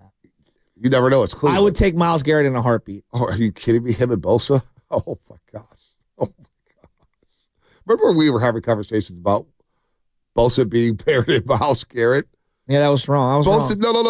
We were all like, no. It's just disappointing how Bosa. We're talking about another edge rusher, but it's going to be fascinating to see what Cleveland does here in the upcoming draft. Let's go to Bob in the city. Bob, what's happening?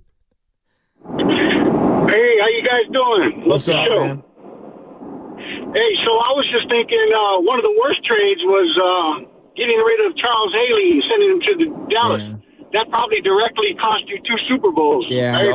Yeah. Okay, so outside of that, I believe in Walsh's old theory was unless there was absolutely a stud that is like Jerry Rice, you trade up or trade down, you trade your draft picks, especially with this regime who makes all these great picks in the middle rounds. Why are they wasting that capital on number ones? I just don't understand it. So what do you guys think? I like a trade down. Again, I don't mind it. What really jump-started Detroit, obviously the trade with Stafford and Goff, they traded down from 6, got Jahmyr Gibbs at 12, got the extra second-round pick, and got Laporta. Mm-hmm. That was a great trade. Yeah, and they got the guy they wanted to take at 6 in Jahmyr Gibbs. Yep. And everyone said they were crazy for taking a running back. They sure were. By the way, can we all acknowledge a couple years later, running backs do matter in the NFL? Saquon Barkley single-handedly changed the Philadelphia Eagles. The reason why I know you don't, but I like Green Bay is strictly because of Josh Jacobs. And I think Jordan Love's going to he'll make a mistake. Right. I think he's going to make a play. I like Green Bay in that game. I know no one else does. I hope Green Bay wins. I'm praying for Green Bay. I'm rooting for Green Bay. If 42-year-old me was having a conversation with 18-year-old me about praying that Green Bay wins, I would be like, what is wrong with you? But Philadelphia and their fan base, I'm not going to be mean today about them. I'll just let them live. But running backs, to my point, they do matter. James Cook. Who's the backup? Ty Chandler, I want to say. Is that the backup in Buffalo? And then, of course, our boy Ray Davis. Yes. They're balling in Buffalo. King Henry, Baltimore. Again, running backs matter. By the way, Gibbs in Detroit. Oh. Would you trade Purdy for Myles? Myles Garrett? Just hypothetical. Just hypotheticals. I need to know what my quarterback's going to be. Yeah, I know. I need to know who the quarterback is. I love how offended people get when you suggest these things. Other people that are very credible that have insider knowledge, whether it's Schefter or Ian Rappaport, they're the ones who have put it out there that Myles Garrett has the consideration of them trading him because they can get more back because they're in a complete rebuild is out there. If you even consider anything with Purdy, and I've learned this, trust me. But I think it was a video we clipped. If you're asking me, would I trade Myles Garrett for Purdy? Yeah, I know you would do it. I knew you would do it. Yes. But I was sitting here. I was looking at. I got home, and an old video popped up because the algorithms are all jacked up, and it was you and I talking about Brock Purdy. So I went down the comment rabbit hole. This is why I probably couldn't sleep since. Okay. Bonte is Purdy's #1 hater. This guy, and I'm looking at the comments. I'm like, damn. Get this guy off the radio. I hate him. He's like everything because I was critical of a Purdy player, Purdy game, or whatever it was. And then now I'm thinking about right now, and my boy KC in San Jose, you're like Purdy's agent. You don't never criticize Purdy. And I'm thinking to myself, damn, people, like, it's just unbelievable if you should just making the football team better. I thought it was about the 49ers, not the player. It's about all these things. If you say something that I don't agree with, you're an idiot. I don't know if you know that. See, in my household, we would argue and have sports conversations, and you would hopefully grow from the conversation. And if somebody had an opinion that differed from yours, yes, Joe. Real quick. Well, no, I want you to finish that. I didn't want to interrupt you. Are you talking about the All-Pro teams? Correct. Yes, I have. Do you have the list, Bonta? I do have the list. Well, then go ahead, Spinoni, get some run. Well, no, if you, I wanted to play a game, but if you already saw it, so I don't want to. I already saw it. No, Give me the game. What's the question? Okay, well, there is one. On the first team All-Pro, there is one San Francisco 49er on the first team, Joe Shasky. Can you guess who I swear that to God, player if it's Kyle is? Juszczyk, my head's going to explode. It is not Kyle good. Juszczyk. It should be Kittle. It is not George Kittle. Nope. Who is it? You give up? It's not Fred Warner. Yes, it is. It is Fred Warner, first team All-Pro I love selection. Fred. I don't think that's like when you get a Gold Glove when you shouldn't. Yep. I love Fred. but can we be real? But the two you mentioned, by the way, are second team All-Pro, and Kyle Juszczyk and George Kittle. Okay. Yeah. I just figured because there's so few fullbacks, you know. For sure. Who Fullback was in the Baltimore. fullback? Baltimore. Patrick Ricard. He's legit. I like him. He's a baller. And then Brock Bowers got first team All-Pro. Now, can you guess who the first team quarterback is? All-Pro first team quarterback. Lamar Jackson. Yep. Josh Allen, number 2. And they went running back had to be Saquon, correct? Oh, yeah. Saquon. Wow. This is an upset. Only one running back on the All-Pro team, Saquon Barkley, Derrick Henry May, second team. Wide receivers. Jamar Chase, Amon-Ra St. Brown, and Justin Jefferson. God. Jamar Chase's season was incredible. It's incredible. It was like a video game season. Did you trade Brock Purdy for him? Why are you doing this to me? Why are you doing this to me? You know the answer. Why do you ask? This is like my wife. Why do you ask questions you know the answer to? It's like when I asked Jamar Steiny. Chase is so sick. I asked Steiny, you're a Star Wars fan? He looked up slowly and said, what do you think? Steiny enjoy things in life? Not alcohol and golf related? Oh, man. Not a chance. Steiny, you're more like me than you think you are. Dude. Penei Sewell, Quinn Miners? Never heard of him. Tristan Wirfs, Joe Duty, Creed Humphrey. Tristan Wirfs, the guy you could have took instead of Kinlaw. Trey Hendrickson, Myles Garrett, second team edge rushers, or first team edge rushers, excuse me. First team edge rushers, Myles Garrett, and Trey Hendrickson, Cam Hayward, Chris funny? Jones in the middle, Derek Stingley. Hold on. No Tabor Pepper, Jake Moody, by the way. I was looking. No way. No Tabor Pepper. Wow. Marvin Mims Jr. First team Marvin Mims Jr. Punt return. First team All-Pro punt returner. Let's see here. Second team. Josh Allen, Derrick Henry, Juszczyk, Kittle, Terry McLaurin, C.D. Lamb, A.J. Brown, Mailata from the Philadelphia Eagles, Quentin Nelson, Frank Ragnow from the Lions, Chris Lindstrom, right guard for the Falcons, Lane Johnson, right tackle, defense, second team all defense, edge rusher. Wow, T.J. Watt didn't make first team. Nick Benito from the Denver Broncos, Andrew Van Ginkel is an edge rusher. Van Ginkel was sick this year. He was very legit. He's legit. Jalen Carter, Bobby Wagner made second team All-Pro. Zaire Franklin, Frankie Louvu, I believe that's from the Commanders. And Derwin James, slot corner. They got him as a slot corner, Derwin James. Christian Gonzalez, Trent McDuffie, Kyle Hamilton, Buda Baker. You know, it's interesting to me that, like, if you look at sports, like the ruthless runners of teams win, and they win big. Bill Walsh, we just love throwing out, I'd rather get rid of a year early than a year late. We love praising Bill Walsh. And Bill Walsh fretted over trading Joe Montana so that he could move up to go get John Elway. He was always trying to find the next great guy, okay? And some of the great Belichick teams, like he moved Richard Seymour, he moved Ty Law, he moved Lawyer Malloy. Like he had No problem moving off people. Randy Moss, the second he was done with him. And yet I suggest, like, yeah, certain trades I would do, and people just, like, they just can't fathom it. And I'm like, look, man, if you want to win and you want to win big, you got to swing big, and you got to be bold, and you got to be decisive. You want to fall in love, not fall in light. Andy Reid has done it. Huh? Traded Tyreek Hill in his prime. Yeah, that was as savage a move as you could do. And I remember we were in the green room, and everybody's like, oh, my God, the Chiefs are done. And I think you and I looked at each other like, Andy Reid will figure it out. He'll be fine. He finds playmakers. Yeah.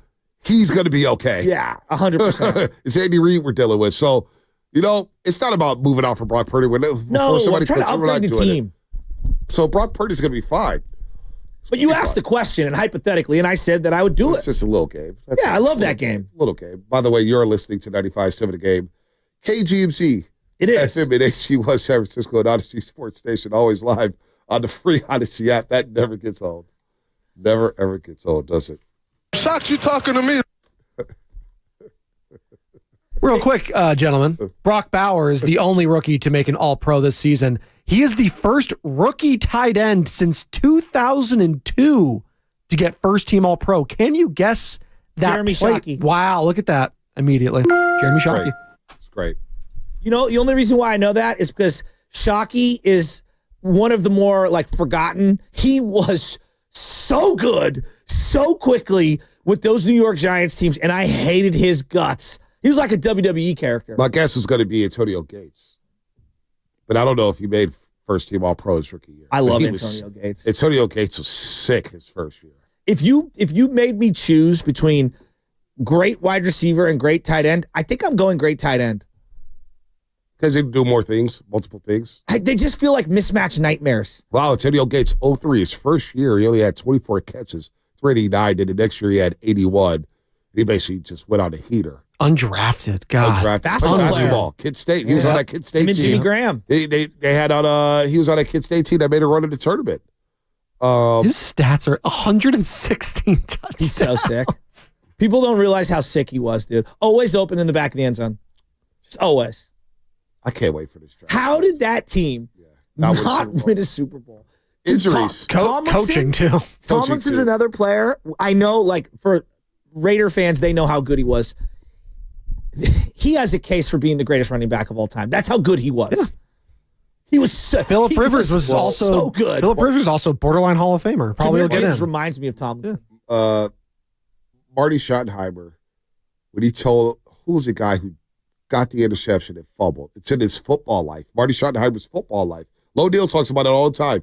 He told the young man, "You're going to get an interception today." They're playing the Patriots at Jack Murphy Stadium. One of the sickest divisional round games ever. I swear to God, that game was so sick. Brady and the underman Patriots team. Marlon McCree. He told Marlon McCree, he goes, "You're going to get an interception.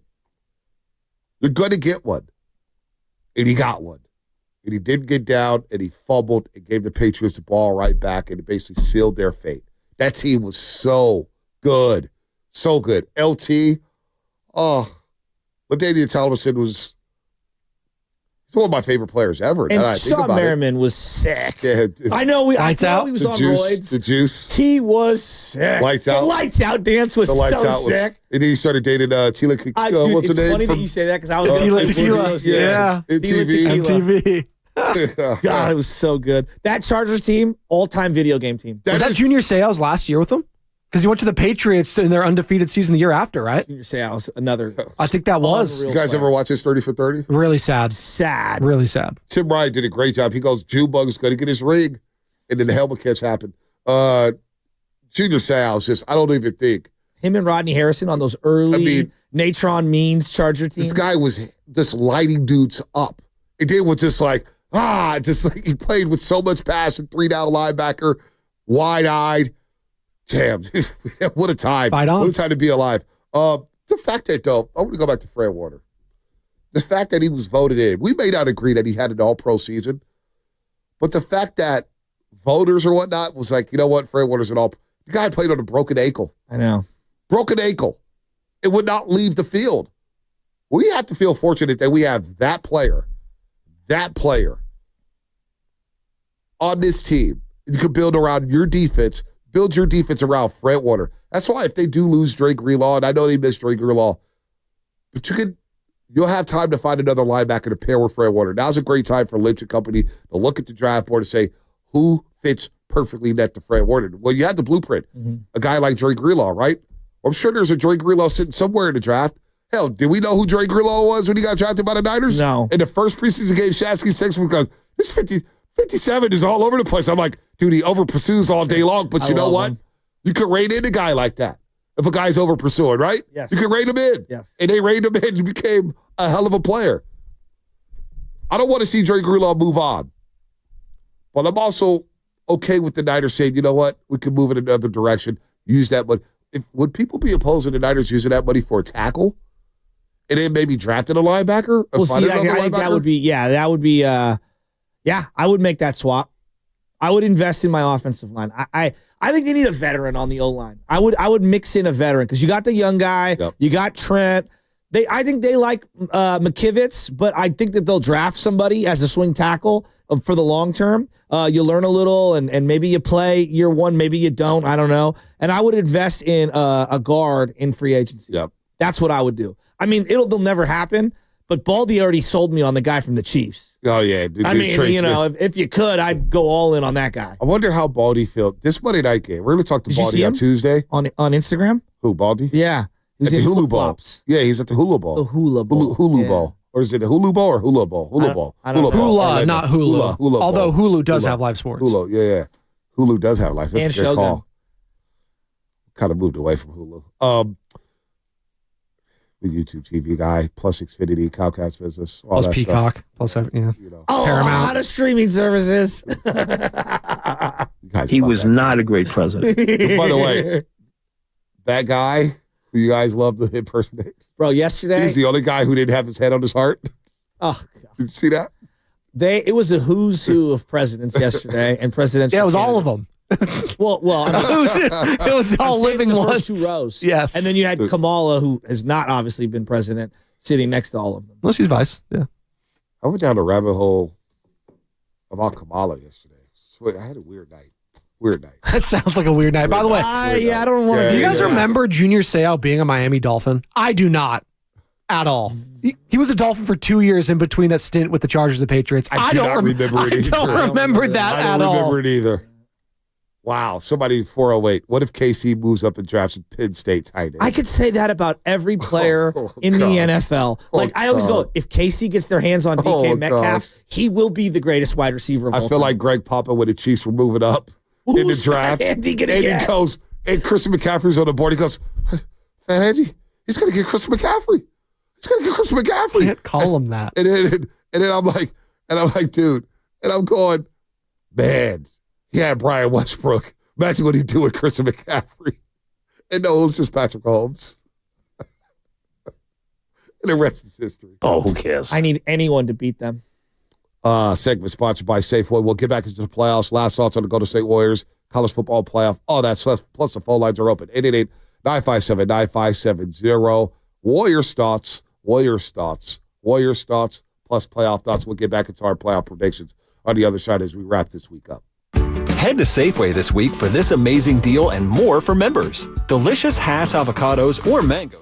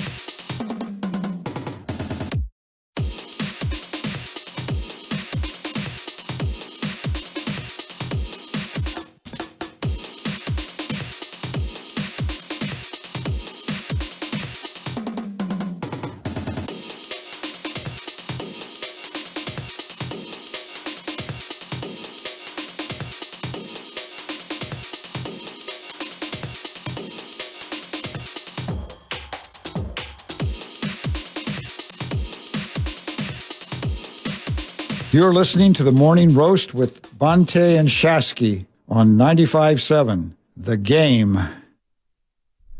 Thank you, Ron. It's a beautiful Friday.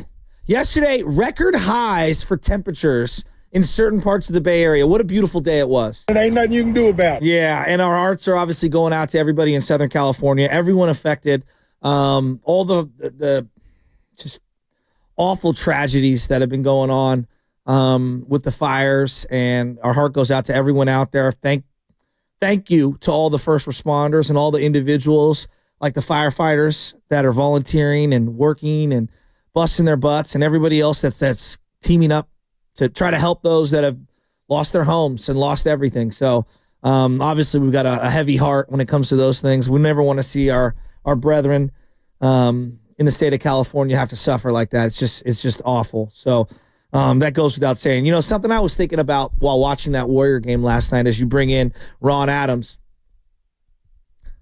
Boy, it feels like to me right now, Bay Area sports, there's like a jump ball that's happening. The Niners have kind of had the market for the last couple of years. It feels like the Giants have been way at the bottom. And the Warriors have been an absolute juggernaut with Steph Curry.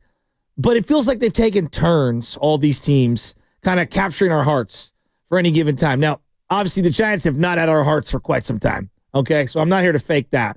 But it does feel like there's a jump ball going on.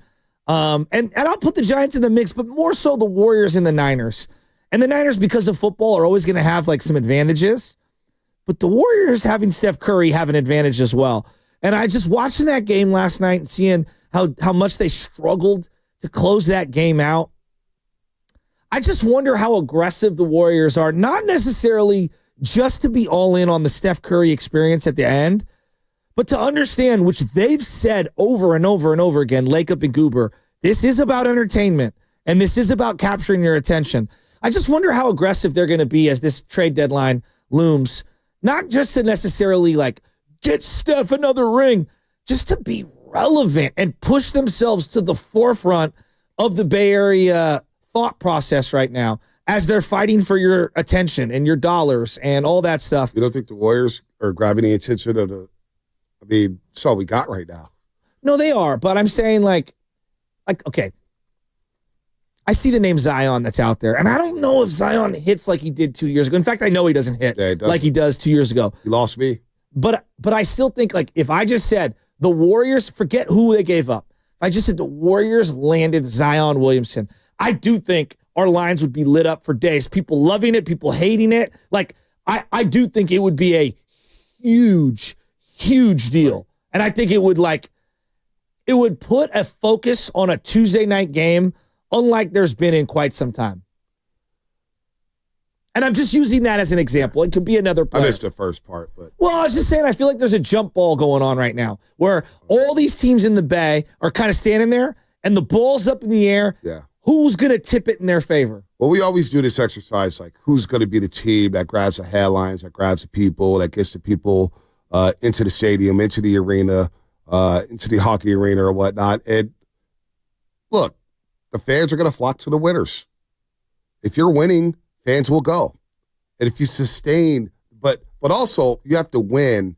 And to your point, you have to be entertaining. Yes. I look back to the 107 team with the Giants, like, yeah, they were winning and they won 107 games. Some believed that it wasn't sustainable. Some believed that it was sustainable. I was skeptical. How do you build off of that? And I thought the Giants did a poor job of building off of that. The Warriors, meanwhile, when they beat Denver and they lost to the Spurs, all right, they were starting to build off of that, but then they lost to the Clippers in the first round, but they made the coaching change. It's like, look, we're not wasting this. We're going to boom. New coach here, Steve Kerr. We don't know what it's going to look like. And boom, boom, boom, boom. Next thing you know,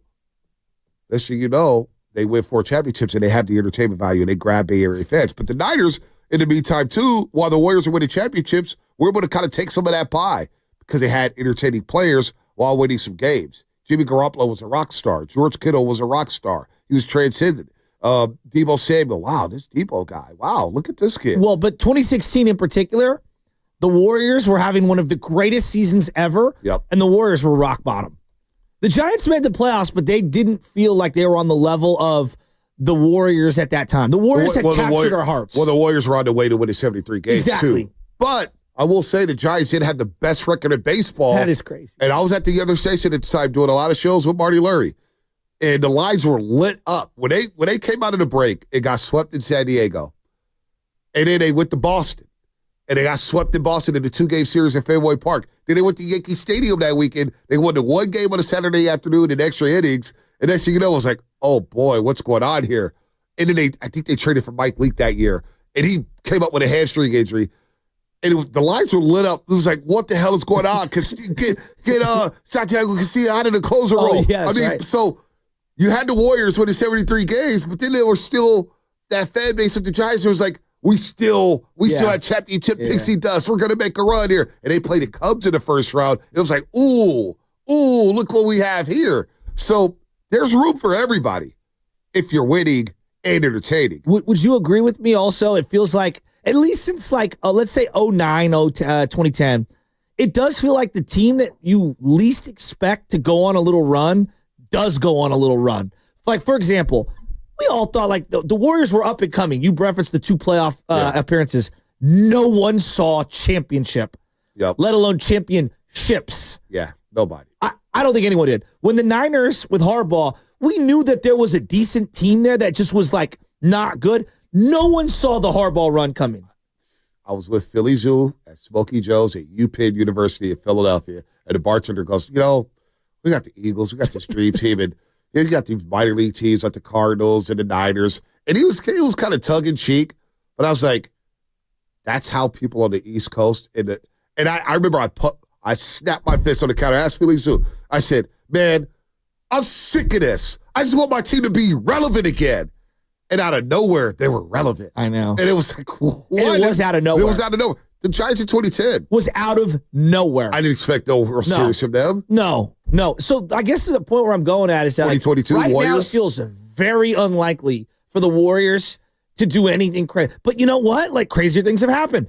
And I'll give the Giants a little credit here. And this is where I'm going with this. And there's a lot. Like, the Niners are always, because of football, they're always going to be in it. And when you have Shanahan and Purdy, there's some polarizing stuff. So even in like a 6-11 season, if they did that again next year, best believe there'd be fireworks. Yep.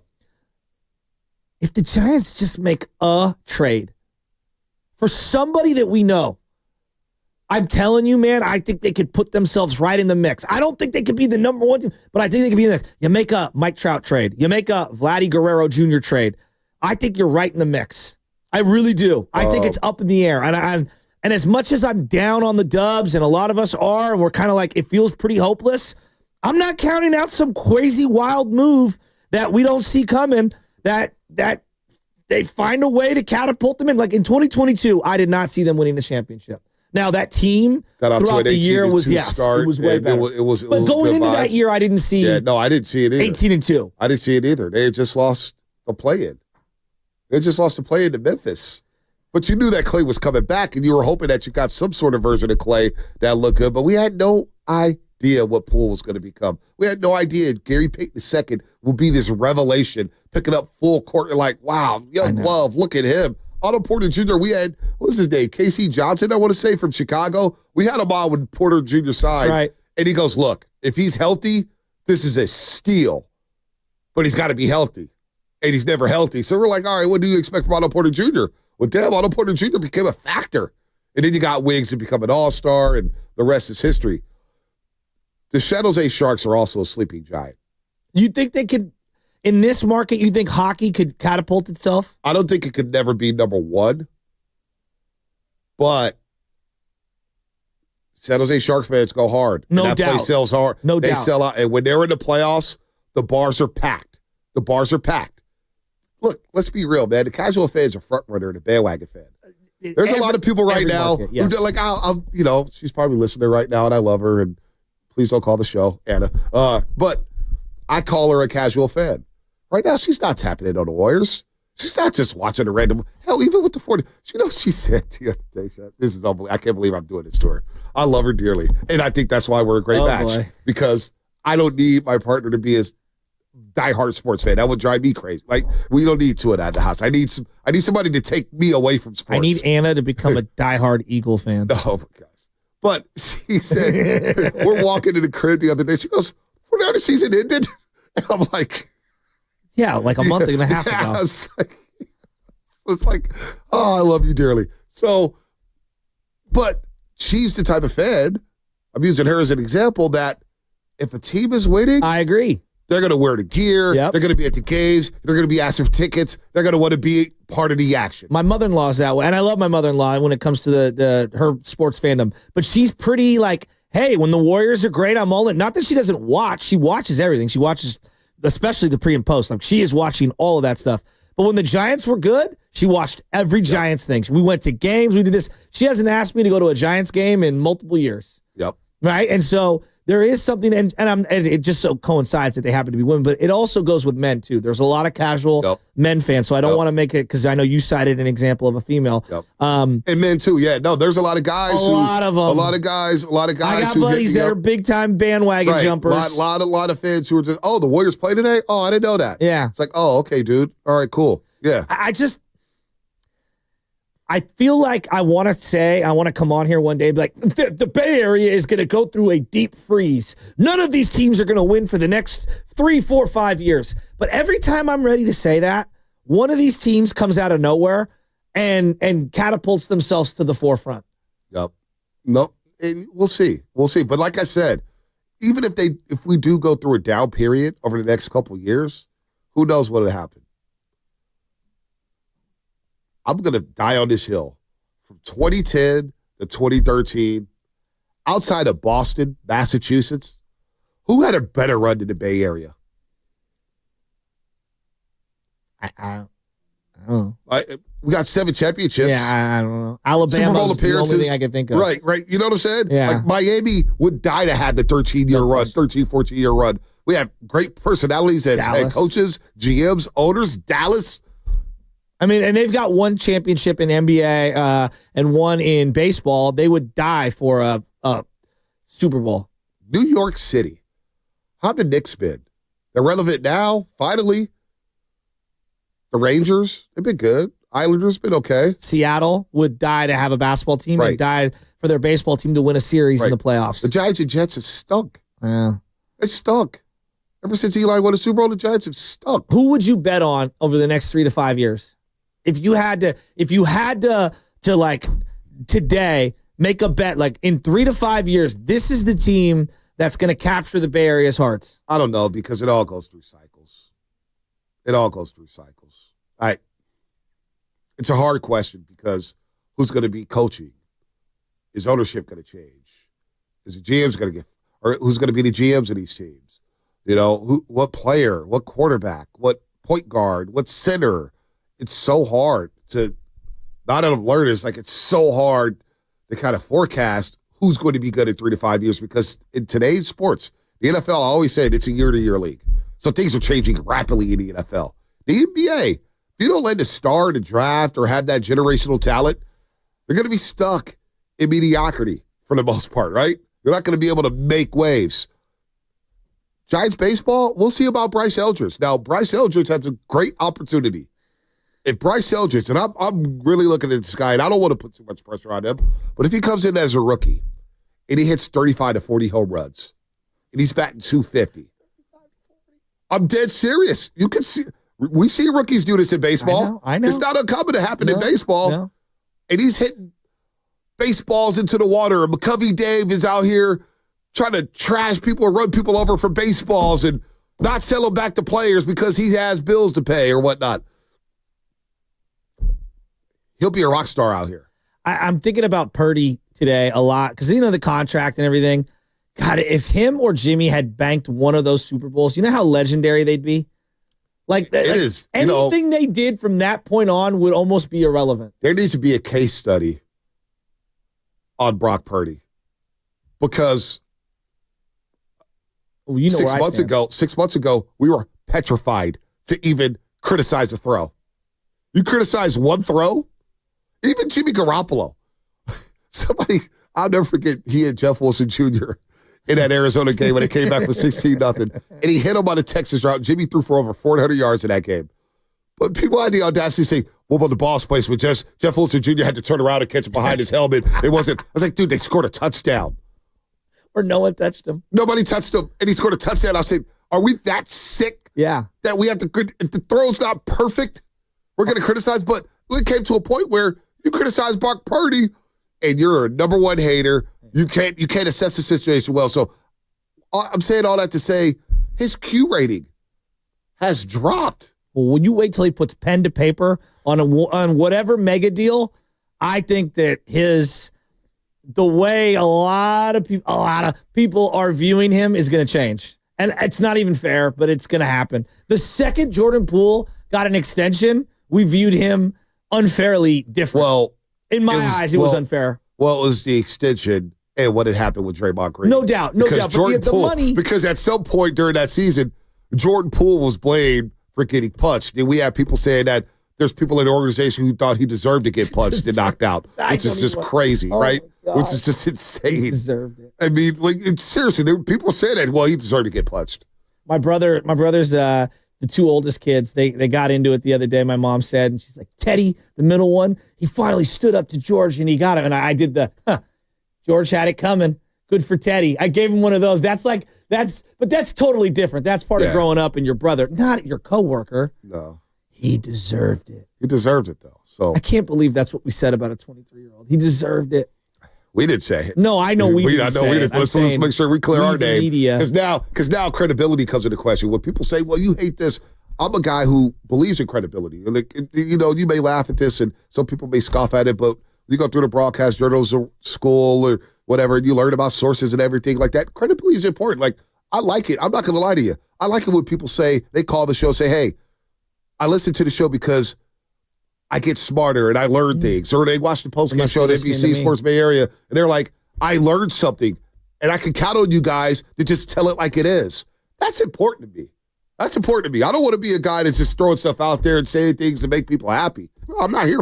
I'm here to just keep it real. That's my job, is to tell you what it is, like it is. And the whole thing about Jordan Poole was just like, again, these case studies, like Kuminga's going through it right now. The rhetoric on Jonathan Kuminga is just wild. It's just wild. And we've gotten to know the young man, and I've probably gotten to know him a little bit more because I went through reading a little bit more. I love the guy as a person. The guy's funny. His people that they're funny. He's a good dude. The guy, we knock him because he wants to be great. Yeah. Well, there's an extremism, right? And so, great example. I'll give you when I was talking with the boss the other day about Logan Webb. And I said to him, I was like, Logan's a really good player. Logan's a really, really, really good player. And a really good dude. No doubt. No question. Is he an ace? Right? Right. I think he's a really good pitcher. I don't know if he's a quote-unquote ace. He might be number one in the rotation. Yeah. But there might only be 5 or 6 aces in all of baseball. And Blake Snell, to me, when he's on, wow, that's what an ace looks like. And I'm not trying to dog Logan Webb. He's been ace-like at times throughout his career. Verlander is no longer an ace, okay? He was an ace for 10 years. I love Matt Cain. Matt Cain in 2012 at times was their ace. I never thought he was an ace throughout the body work of his career, right? Now, that's not a knock. You can win a lot of games. Andy Pettitte might go to the Hall of Fame.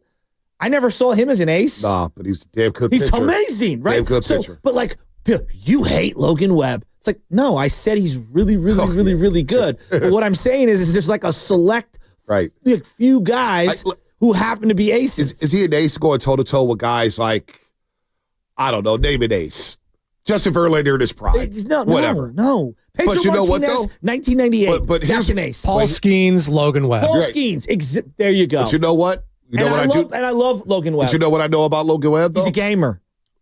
In the big game. I totally agree. He ain't going to cower, and he's going to give you 7. And he's going to keep you in the ball game. The 2 postseason games. Against game the 1 against the Dodgers, game 5, he was lights out. He's great. Logan Webb. And you know what? I've got to know Logan Webb because he'll go to Warrior games. And he's hella cool. Yeah. And he's chill. And he's about, he's got his ear to the streets. He knows what's what. Oh, he'll clap back. He'll clap back. No, but again, he's a great player. It's not a knock to say but can he be a perennial all-star? Sure. Yes. Can he win you 15 to 20 games? Well, in modern baseball, you're going to pull guys, so it's hard to kind of quantify what he's going to win on a year-to-year basis. However, he's going to keep you in a lot of games. Yes. And I just think that, like, when I saw what Blake Snell did for, like, 2 months last year, and it's so maddening, like, wow, that's what an ace does. That was Lincecum like. Well, you know what I mean? Like, that was intoxicating. Which is why I was on the whole don't sell Snell trade. Don't sell Snell. But Farhan decided that he's not going to buy, but he's also going to sell off some parts. So it was like, wait a minute. You think the way he managed the trade deadline, and I don't really care about, hey, you didn't get nothing back from Blake Snell. It is what it is. I get it, the pool money and all that. You lost a pick. But I just thought, all right, are you going to go all in or not? Well, and he didn't do neither. I wanted them to, if you played it all out, you should have re-signed him. Yes. Why weren't they in on a 5-6 year deal from people that I trust? That was like, they didn't even call him. No, they didn't. And I was like, what are we doing? Yeah, it was and then you let Corbin Burns go because there's some stupid opt-out. But did you see Kid Rosenthal's how Arizona played it? It was a good piece on Corbin Burns and how they used their home field advantage, quote unquote, to their advantage to sign Corbin Burns. Let's get to some calls, man. We got some calls here. Let's end the week on a good note here. It's been a good show, fun show. Leroy in Oakland. We'll start off with Leroy in Oakland. What up, Leroy? Hey, what's up, guys? Man, killer show as always, man. I'm glad I've been able to, start calling in, but I'm always listening. And I'm a big Warriors fan. I'm a big Niners fan, big Bay Area sports fan.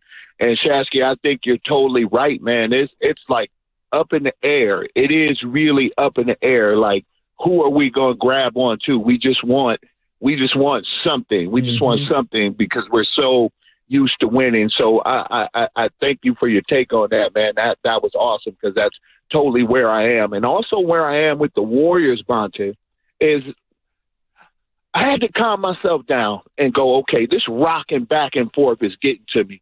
What is it? And I said, the Warriors are pretty much a 9th place, 10th place team. And I think that's how they're going to be the rest of the season. One night, they're just going to rip your heart out, and we're going to be like, trade everybody. And then the next night, they're going to do like last night and go, man, we look pretty good, right? And so we're going to rock back and forth. And I've been rocking back and forth, and it's been killing me. And I had to stop and go, okay, this is what this team is. Can we bring in someone without a big name, without selling the farm, that I think maybe 8th or 7th place team? Yeah, we can. Leroy, I think a good case study is the Dallas Mavericks last season. The Dallas Mavericks were a mid-league 500 team in the box, and they made some moves that I think a casual NBA fan don't know who Daniel Gafford is. Could walk into the room and say, I'm Daniel Gafford. And nobody would know. Yeah. PJ Washington, I think some people know some of the women he's dated or whatnot, so they may know him through that avenue. The difference with Dallas, Luka and Kyrie are in there. They had, but you got to remember too, a lot of people were down on Kyrie. Oh, I was. A lot of people thought Kyrie was washed up. And then, you make this little trade. I thought he was crazy. Right. Crazy. Like, is he going to last? He's going to do this. You hear what I'm saying? Right. More people thought he was washed. So can you make a deal like that? And I get it. Steph Curry's not in his prime, but he's still an effective player. This is where you got to empower a guy like Kuminga. You still have Andrew Wiggins. You got some defenders here and the style of play you have. So it may not look exactly like Dallas, but can you make a move like that to get better? And maybe that name is Vucevic. Maybe you get better with a guy like Vucevic, a stretch 5 type of guy. I don't know. To it. I'm open to it anyway. And I'm kind of with him on like the rocking back and forth. It's maddening to watch this team. I mean, my God, they needed every second of Guy Santos out there. He played 14 straight minutes? Yeah, 15 straight minutes. I can't remember the last time. 15 straight minutes. What was it? 15 straight minutes. In Steve Kerr's entire tenure, has anyone played 15 straight minutes? You had no choice last night. No, you're laughing, but I'm just asking. Maybe it was that San Antonio game a couple years ago where all the rookies won it. Remember that? Moses Moody. I do. Yeah, Damian Lee. That was the funnest game of the year. That was a fun game. Let's throw Guy Sanchez in there. Dude, my guy. Let's go. My guy messed it up on every level. Let's go to Phil Ball Mike, and then we'll get to Gil, and we'll end the call with the roaster of the year. Phil Ball Mike, what's up? Yo. What up, Phil Ball? Hey, man. Nah. Y'all making some great points, man. But y'all got to remember we had a 15-year drought from 94 to 2010 without absolutely nothing. All we had was Barry Bonds and a couple of Giants teams and a couple of Niner squads. Man, that Garrison Hurst, that Atlanta Falcons game. Damn, we probably would have won. Anyway, what we got to get back to, man, we got to understand two things. A lot of things we got to understand. We were Warrior fans before. I love Steph Curry, but y'all got to remember, we were Warrior fans like before Steph Curry. You feel me? And we're a smart basketball market. You feel me? And I love the way they played the game last night.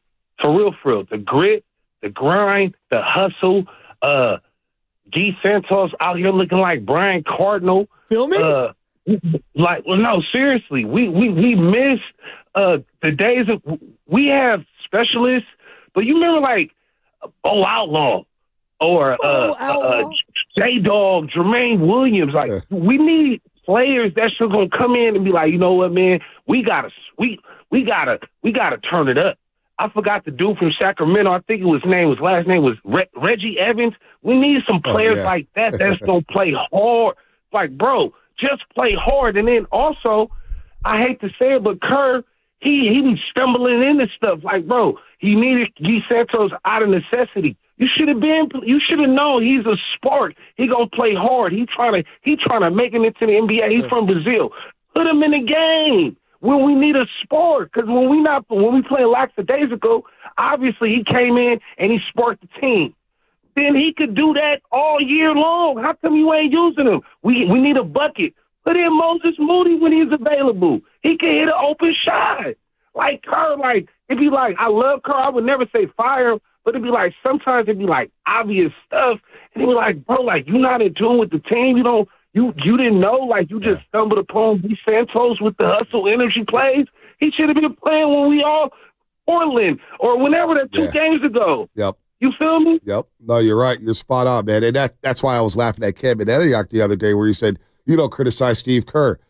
How many times have we talked about rotations and whether or not to play guys or, we've been the leaders in the clubhouse in terms of play Kuminga. Play him 30 minutes. That's a direct, and that's, His point about the Warrior thing is an interesting one. So I was on a family thread about being a Warrior fan through and through. Oh, yeah, no doubt. No, but we were on the thread last night, the family thread, and my cousin Porter, JP Money, is like, I admit, he's one of the few. He's like, I admit, when the Warriors stunk, I was not a fan of it. He was the biggest Barkley fan you've ever met in your life. He had Phoenix Suns Barkley jerseys and the shoes. And he's like, I didn't like the Warriors because they stunk. And me and my cousin Mike, his mom sent this photo of me and my cousin Mike in the backyard wearing our Warrior gear. And we were always Warrior fans, right? And we'd play to 1,000 in the backyard. And I do believe that because of their excellence, because of Steph, because of the sport of basketball, the Warrior fandom the tent is so filled with people that I don't know if they'll necessarily be Warrior fans 4 or 5 years from now. I do think it kind of redirects just the anger at the coach, at the front office, because they're not taking the bigger approach of I'm a Warrior fan no matter what. Yeah, no. So you get the other day, I know exactly where you're going, which is why the other day I said, we're going to find out who's the real fans here. We're going to find out who's going to stick through the adversity, who's going to stick through the dark clouds and the dark days of whether it's the Giants. The Giants have tested people. I refuse to go to a game. I just stopped watching because it was my job. But there's times where I'm like, man, they're going on the background, dude. I can't watch this baseball. I know, especially when you're a Baltimore Oriole, Yankee, Tampa Bay Ray, Blue Jay fan. But I try to watch the entire league to see what they have that we don't have. Plus the Chicago White Sox, Texas Rangers, Bruce Bochy, shout out to him. Colorado Buffaloes. I did wear my primetime socks yesterday on pregame live. What are those Jeff Hamilton jackets with all of his baseball teams? And just remove the Giants patch. See, I'm one of the few guys in this market who watches other teams, not just the Giants, because I want to see what we're going against. I would rather be the White Sox. What are they doing that we're not doing? So the Baltimore Orioles, because Shasky would always say, the Baltimore Orioles stink. And I'm like, actually, they're not going to stink. That's another one of my great calls. 0.1 for Bonte, 0 for Shasky. Orioles are now relevant again. Now he's the biggest Orioles fan because all he talked about was Gunnar Henderson last year. Give him that last 2 months that Gunnar Henderson got with the Orioles last year. Audi Rutschman, who we're going to see in the home run derby. You always doing that. You're always doing that. When I was the first at the trough when it came to the Baltimore Orioles. But my point is, we're going to find out who's going to be riding with the Warriors. We're going to find out who's riding with the Niners. Because I remember when the Niners, I was going out there a couple of games in Levi Stadium. You could get 20 tickets. You could get tickets for $20. $20. And there was nobody going to the game. I couldn't drag people to the game. Hey, you want to go to the game, Levi Stadium? Nobody. That's facts. First time I took Shasky, he was like, I don't know. Shasky, just come with me, man. I like manipulating him, saying that if you want to do this, he's right. If you want to be a broadcast, you got to go to the games. And the first time he went to Levi Stadium, 4 days later, he was a season ticket holder. I know. Best time to get in. It was before the 2019 season. Tickets were so cheap. They were so cheap. So cheap. So, you know what? We're going to see what fan sticks through the thick and thin. And it's tough, and it's going to, like Farhan Zaidi tested me. I think he cost the Giants almost a half a generation of fans. He broke people. Yeah. He broke people. I mean, the Dodgers being as good. Like, honest to gosh, if we're being real, the Dodgers should have more fans up here. Like, if the Giants had never won the 3 championships and the Dodgers did exactly what they've done over the last 12 years and the Giants didn't have those 3 titles, they'd be even like, whoo. Well, they've taken over Oracle Park. I know. Taking it over. It almost should be worse. And I don't think it's, and people say, well, it's always been like that with Dodger fans. No, not like that. No. Not like that. No. Giants fans, I know Giants fans who have given up season tickets, diehard Giants fans who say they won't even go to the game. They won't even watch. And I thought it was just me. No, and it's everywhere, Bond. You guys saw it in the playoffs. They're taking over everywhere. It doesn't matter if it's the Bronx or not. Like, they are showing out. It's crazy. And that goes back to the Giants. Telling you, bro. The move, I know it's filled with risk. I'm trading Luciano and Matos and Doval and whatever else you need. Jung-Hoo Lee, I'll throw him in. What? Get me Mike Trout. Well, just get me Mike Trout. Well, if I told you, Bonte, listen, no. I'm Mike Trout. No. He's batting 3. I got Chapman batting 4. I got Ramos batting 5. I got Willie Adames in the 2-hole, and I got Eldridge in the 6-hole. No. Giants fans would be like, that is the most watchable offense since 2012. No, listen. Of course I don't care about the money because I don't care about the money. Yeah. As per se, because it's not coming out of my pockets. Here's how I view that trade. It's not so much that you're bringing in Mike Trout, because, yeah, sure, you'll get Mike Trout. He may play 100 games. Who knows? He hasn't been able to stay on the field. But I also look at, well, I'm not doing anything with Luciano. I'm not really a big fan of Jung-Hoo Lee. I haven't seen anything from him. I think he's overpaid, quite frankly. Luis Matos, haven't seen enough from him. And who else did you say in that trade? Doval. Yeah, obviously the organization signed on Doval last year. So those players that you're giving up, I'm not going to be using them anyway. Yeah, that's what I'm saying. It's kind of like, in a weird way, DeAnthony Melton got hurt. And it's like, well, he's not going to be able to contribute this season. So if Dennis Schroeder's out there, then why not try to swing for a little deal, right? I'm telling you, the Giants have pieces to trade. I know you're going to say, Joe, why would these other teams take them? It happens all the time in baseball. No, yeah. They will take your prospects. They don't have room. I would move them. And Jung-Hoo, the reason why I staple him, I'd keep him. I think that a team in a market like L.A. might like him. Yeah, he'll sell tickets. Exactly. He'll sell tickets. Now, why would the Angels do it and blah, blah, blah? Maybe it's get off Mike Trout's money. Well, that's the one thing the Giants have going for them, which made me furious with the Corbin Burns thing, is that you do have money. Yeah, you do have money. I don't want to hear about opt-outs and not being in on, just throw the money at him. Wow, Carson Beck going to Miami to play with the Hurricanes, college football here. Like him as by the way, this is crazy.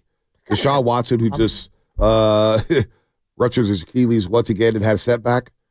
He's played 19 games. He's been paid $229.4 million for 19 games of work. Oh, boy, that guy's living an American dream. Mike Hampton thinks that's an overpay. He's living an American dream. Oh, my God. Oh, man. Do these guys know who Mike Hampton is? Oh, my God. Oh, who cares?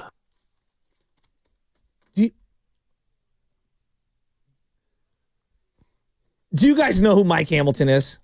They don't know who Mike Hamilton is. Oh, Josh Hamilton. Hampton, excuse me. Mike Hampton. Do you know who Mike Hampton is? Are you Houston serious? Astro. Are you kidding? These guys are 30 years old. They don't know Mike Hampton. One of the worst free agent signings of all time. Carter was born 20 years ago. Colorado school system. Look it up. They also had, was it Denny Neagle or Danny Neagle? Yeah, Denny Neagle. D-E-N-N-Y. He also got paid from the Rockies. I know multiple Denny's. He's he had a good career. Two-time All-Star, NLCS MVP, Gold Glove, 5-time Silver Slugger. NL wins leader, 99.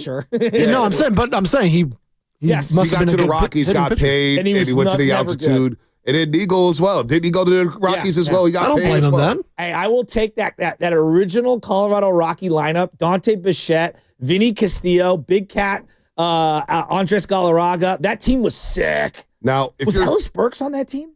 Now, how many tickets you think you're selling if you bring in Mike Trout? You think fans will flock to the stadium for Mike Trout? It's the same way I look at it with Verlander. Look at his last Shasky. Hold on. I know he hasn't his last played. 5 years. 53 games, 36 games, 119 games, 2020 was 82 COVID games, no doubt, COVID year. But all right, let's just start in 2021. 36 games, 119, 82, 29. Yeah, he's basically averages like 79 games played over the last 4. But when he's on the field, he still produces. His 79 games played will be the best 79 games an outfielder has put out. But it's true. I have watched Austin Slater platoon in the outfield for the last 5 years. And he's 33 years old. He's got a couple good years left. Let's go get Vlad. If the Phillies get him, we're all going to go, darn it. I knew it. Yeah, probably. No, I would rather have Vladimir Guerrero Jr. I'm all for it because the players you would give up for Mike Trout, you're not using them anyway. So that's my process, my thought process about it. All right, final thought of the weekend. My final thought is it's a Friday, and I'm going to have a great day and go watch SI girls basketball, women's basketball, tonight against Valley Christian. Shout out to Coach Leak, Angelique up there at SI. They're doing a great job. Bruce Mahoney game, by the way, next week. Yeah, Tuesday, Chase Center. Tuesday, Chase 5 o'clock for the women, 7:30 for the men. The Warriors play the Raptors at. Well, you got invited to. I know, I got invited. Jimmy to, Guinasso's I saw that. birthday. Yeah, I saw her message. K Fico. I saw her message, and I got invited by Jimmy. I got invited by everybody from Sacred Heart Cathedral. SI, why you ain't showing me no love like that? But damn, the Warriors play the Raptors on Tuesday. I thought I had Tuesday free. Did you see what happened between SH and Reardon this week? No. It's like a 50-point loss for SH. Oh, my God. Boys basketball? Men's basketball, Oh, my God. Well, Reardon's loaded. There was like 80-20 or something. Oh, my or 80 God. to 30. Oh, my God. Coach Caesar. Yeah, it was bad. Oh, man. It was bad. Harvey, Coach Harvey. What's up, baby? I just ran into Coach Harvey this past weekend. Spinoni, Carter, nothing. I could relay it for you. Playoffs, final thoughts, playoffs? Trades are hard. Trades are hard. That's your final thought? Okay, trades are hard. He that was Fast not Life. a great president. Brought to you by Xfinity. I hope we're on to go. You get some fastest internet to all of your devices. That is it for us. Study Guru next, right here on 95.7 The Game. Lawton Skilled Nursing and Rehabilitation Center.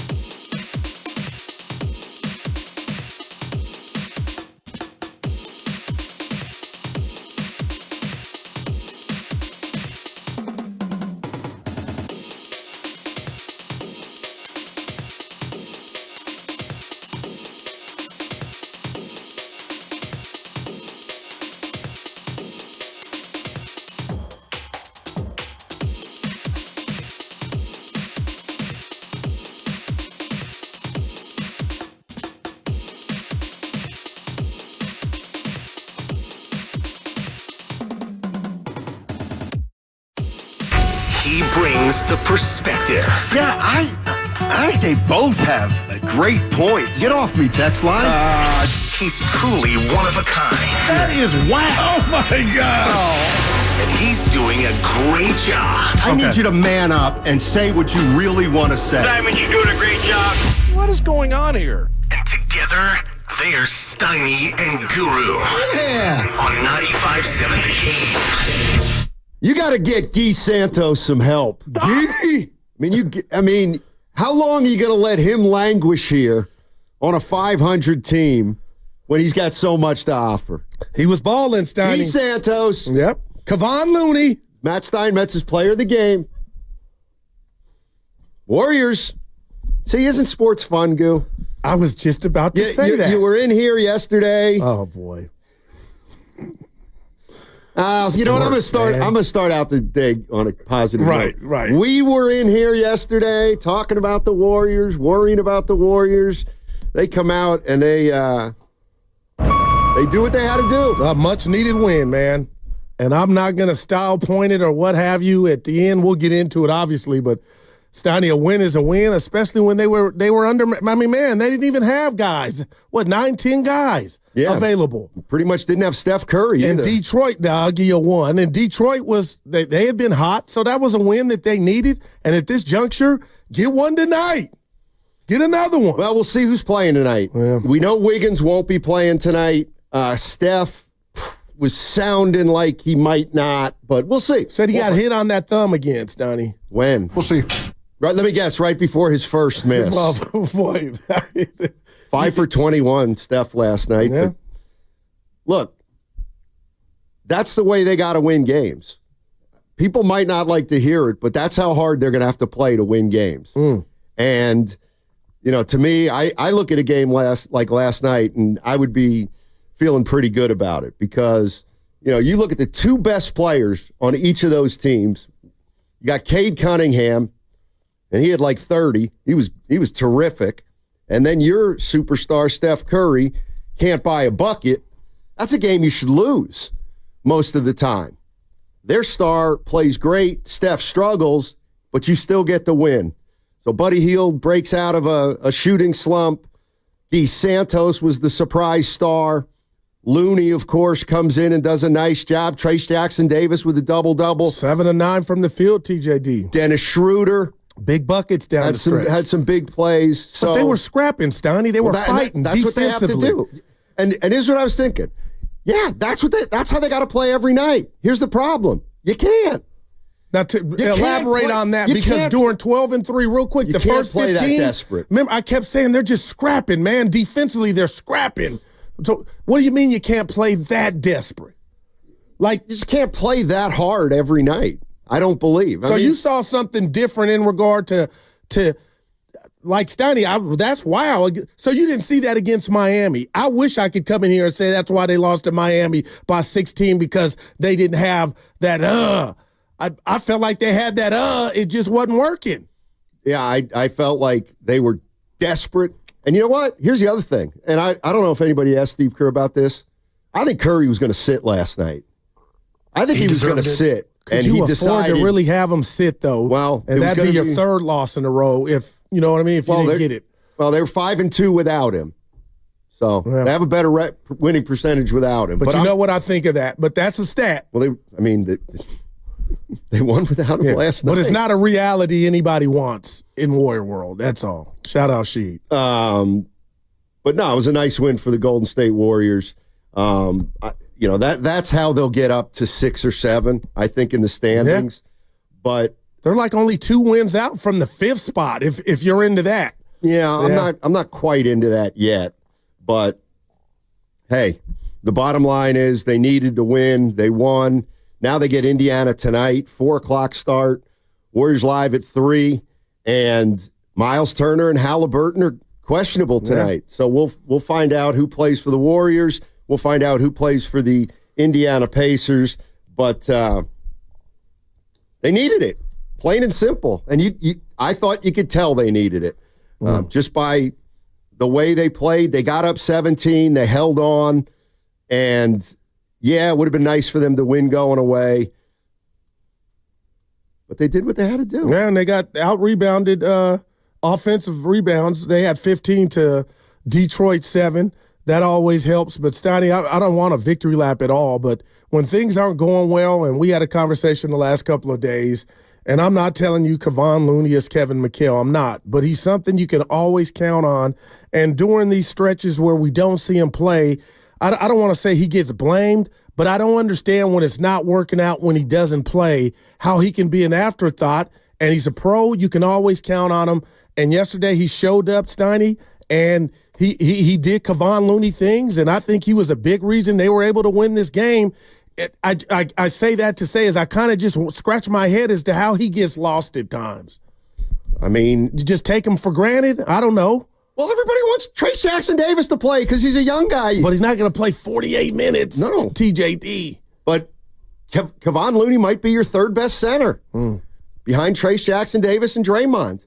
Obviously, you can't play Draymond that much at 5 because he doesn't like it. But my question to Warrior fans is this, and I don't know if I want to ask you this now or after the break, but I'm gonna. Okay. I'm gonna. Because I think we've been looking at things all wrong. Wow. As it relates to the Warriors. Here's what I mean. All right, they won last night. They're 19-18, but I think we all know they still have a ways to go. A ways to go, and they still might have a move or two to make. So I'm thinking about our Warriors. And over the last 6 months, Paul George, Lauri Markkanen, Jimmy Butler, who knows about Ingram, about Zion Williamson. Now the latest guy might be Vucevic in Chicago. I think we got to look. We're looking at other teams saying, who would be a good guy on that team to have on the Warriors? Why don't we start looking at it like this? And it gets and maybe when you look at it like this, you realize the task that Mike Dunleavy has. What player on the Warriors would another team possibly be looking at saying, let's go get that guy? So what other teams out there look at some Warrior players and go, let's get that guy? Like, how we say, let's go get Vucevic. Let's go get Mark. Who on the Warriors does another team covet? Because that's what it's going to take to make a deal. But I think it's kind of hard, Steiny. That's why they're between a rock and a hard place, because if you need something, you're admitting that you don't have a plethora of what you're trying to get in return. So that's why Jonathan Kuminga's name comes up. That's why we thought Pods maybe last year. I don't know, Andrew Wiggins in a new locale. I don't know, but that's why they're trying to facilitate a deal, is because they're lacking in certain categories of that blockbuster player. But let's go down the line. Curry's not available. Draymond Green, probably not. Jonathan Kuminga, hello. But this is, again, what I'm getting at. This is like the Brandon Ayuk situation with the Niners. They needed to find a team that not only liked Ayuk, but that was willing to pay Ayuk. So if you trade for Jonathan Kuminga, you know damn well you got to pay him. And that is a hindrance to moving Jonathan Kuminga. It is. But if you love him that much, Steiny, then you would, know what I mean? You know that's coming and you're ready for it. And by all accounts, Ayuk had people ready to pay him. If the Golden State Warriors weren't willing to pay Kuminga $35, why would another team want to pay him $35? Because they think he's worth that. But what if nobody thinks he's worth that? Well, what if I get that. And that's what I think. That's what I think is one of the things they're getting at. All right, 888-957-9570 is the number. We're gonna have fun today. It's a Potpourri Friday. But who on the Warriors would another team covet? I don't know. What's coming up on the game is brought to you by Fremont Bank. Here for you, here for good. Tune in for Warriors Live today, presented by Xfinity. Stream sports from the best seat in the house with Xfinity. Bring on the good stuff. That segment also brought to you by MB Jesse Painting. Hi, this is Matt Jesse with MB Jesse.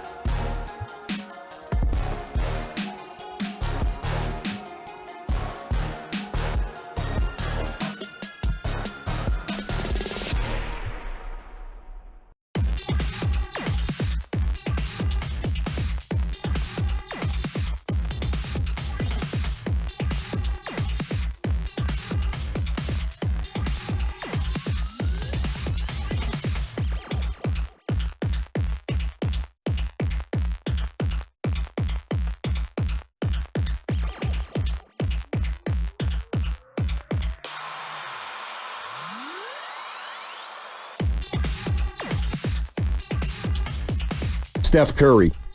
Don't interrupt me. Now back to Steiny and Guru. Take it away, Steiny. All right, Warriors. Steph. What's that for? They can win without him.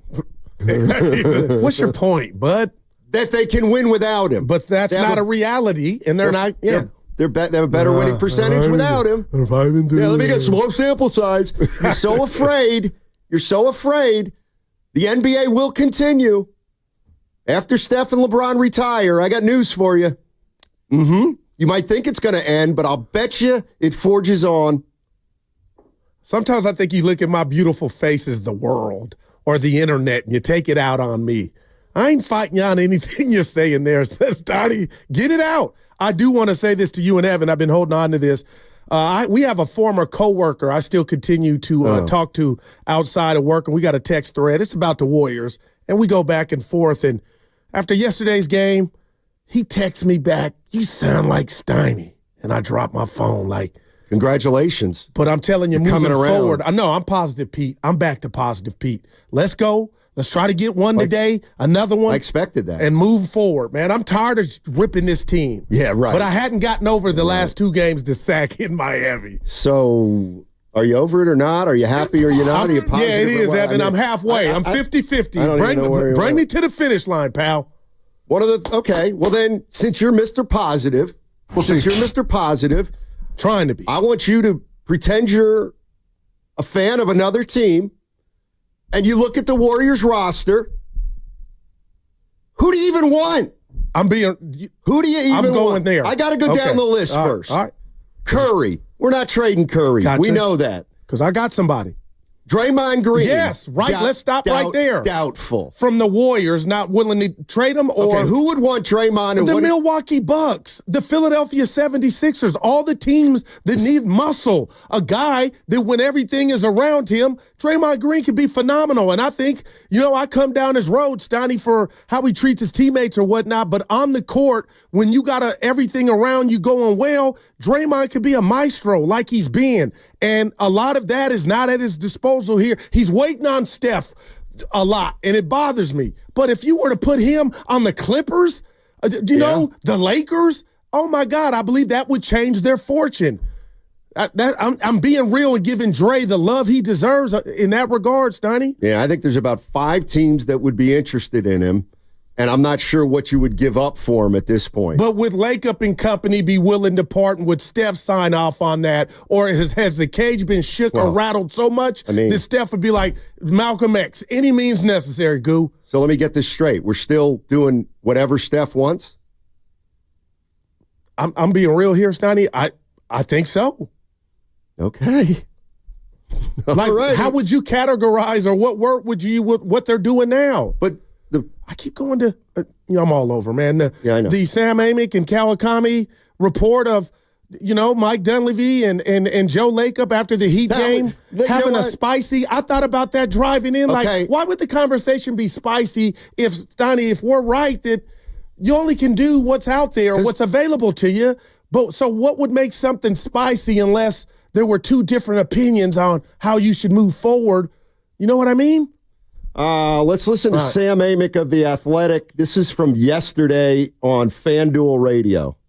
They don't have interest in giving him the deal that he's waiting for on the other end. And I don't think they're looking to make him a rental and have it be, a strained relationship with him coming to town if they somehow were able to get him, in spite of the fact that they don't want to do a max extension. That being said, we have a month to go, right? So the other night when I'm in San Francisco and they get walloped by Miami, after the game, there's a place called the Bridge Club near the arena floor at Chase Center. And the owner, Joe Lakeup, and GM Mike Dunleavy often meet there. Back when Bob Myers ran the team, that's where they would meet as well. And it sounds like it got a little spicy down there just as far as the post-loss unpacking of what had happened on the floor. And you felt, some people who walked by and even engaged with Joe and Mike could really feel the frustration from the group. And that makes a lot of sense. They just got beat really badly.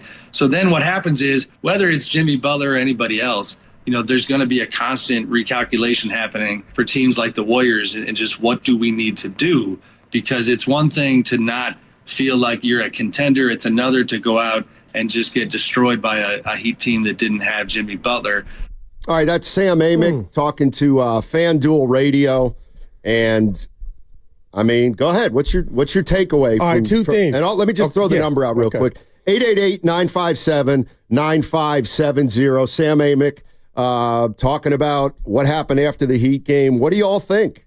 What do you all take away from that, if anything? You may not think I listen to you, but I do, Stoney, more than you know. And when we have these ongoing conversations about the Warriors and what they can do and who's thinking what, it does, carry weight when I talk to you and leave the studio on a daily basis. With that said, I was kind of under the impression that the Warriors are kind of at a standstill because there's not a lot on the aisle of bringing in a superstar to change this team's fortune right now. So I thought Mike D and Lacob were two peas in the pod. So if anything got spicy after a loss to Miami without their best player, followed up by previously Sacramento without Fox, I would think Lacob and the head coach, that conversation would be spicy. But when I hear this report, that's telling me maybe there was option A that the GM felt like, wasn't good enough, and the owner doubled back and we should go with option A. But it's Lacob's team, so at the end of the day, they're going to do what he wants. So that's why I'm confused by spice. I'm pretty sure, well, the one thing I know about Joe Lacob, I've heard this from multiple people, is the thing that rankles him the most, the thing that he can't stand more than anything else is when the Warriors play terribly at home. He's sitting right at half court. Yeah. He's going in and out. He sees everybody, and he doesn't like when the team puts on a really bad performance at Chase Center. So he's probably frustrated by that. And I'm sure after hearing Bob Myers talk about his relationship with Joe Lacob for a decade, I'm sure that Joe Lacob said to Mike Dunleavy, we can't keep doing this. We can't keep doing this. I know, Joe. I'm on the phones. I'm looking. No, we got to do something. We can't play the rest of the year like this. And Mike Dunleavy's he's very, very measured and poised. And he was probably like, yeah, Joe, I'm working on it. We'll see. And, I've run everything by you, but this is where we're at. What do you want? But the one thing that I put no credence in is the fact that Lacob is itchy, antsy, spicy, or frustrated. I just don't. That's not going to make a good deal arise. I guarantee you Mike Dunleavy feels like he's looking at 5 potential deals and he doesn't like any one of them. And so he hasn't made a deal yet. And Lacob's getting impatient. And if Dunleavy came to him with one of the deals, I'll bet Lacob would be like, we can't do that. And Mike will say, I know. I can't find a deal. I haven't found a deal right now, Joe. What do you want me to do? Well, he works for you get it done, one. Oh. And so there's no scenario or thought in your mind right now that Joe Lacob is if he wants to pull the trigger on a deal, regardless if Mike says, boss, I don't think this is the right way to go, the Lacob that I think I know and I hear about, Steiny, would veto that and do it anyway. I don't think he'd want to make a bad deal. Joe Lacob has talked this year and said the one thing they're not going to do is give up a ton of future firsts in a deal. But a Butler deal, I think that's what it would look like. So when I heard the word spice, I'm thinking I'm taking that word wrong, like they were arguing over do it versus don't do it. The spice just could have been the energy like this can't keep up. That's what I think. Right. But I wasn't there. 888-957-9570 is the number. If you were on another team, or if you were a fan of another team, and you were looking around the league like you do as a Warrior fan at other teams, and you looked at the Warriors roster, is there a player you'd really want? Is there a player you really want? All right, so we got, obviously Curry. What about Schroeder? Can he be traded? I want to go one at a time here. So Curry's not going anywhere. Right. And name number 2 was Draymond. All right, I'll meet you halfway here with Draymond. I think there's probably about 5 teams that would want Draymond Green. Yeah. 5 or 6. Question is, if Let me ask you this now, and Warrior fans. Forget the player coming back. If you trade Draymond, do you get worse? No. I don't. I mean, you're going to miss some of the things that he does, but you could also get better, man. You also could get better. And the guy that would step in his place would give you more of a scoring punch. So I know years past, people, the house, the roof is going to cave in if there's no Draymond, but miss me with that, Stoney. And that's no shade at Dre. This team needs an infusion of bucket getters. And I just think the whole Draymond takes off like Jesse Owens with the basketball to go nowhere but the free throw line extended to stop and wait for the chef to arrive, or Kuminga or Wiggins. Teams have caught up with that. So I just personally think, my goodness, Stoney, what if Draymond was DeAndre Ayton? What if you had something like that could, again, not Lou Alcindor, but a guy that could get you some buckets down low in the paint? That's what Steph Curry needs. That's what the Warriors need. Well, I'd be surprised if Portland's interested, and I know you were just throwing teams what about out Vucevic? There. Why would Chicago, a team that's 3 games under 500, want Draymond Green? See, I think the only teams that would want Draymond Green are a team like maybe Milwaukee. All right, Bob, yeah. Even Philadelphia. I mean, they're 15 and 20, though. But a lot of that is they haven't been available. Well, you're not going to get any one of their big 3 players for Draymond. You're not getting Embiid, you're not getting Paul George, and you're not getting Maxey. So who else do they have? Their really good rookie, McCain, just got hurt. Kelly Oubre. They do have Kelly Oubre. Who's playing good basketball. Yeah.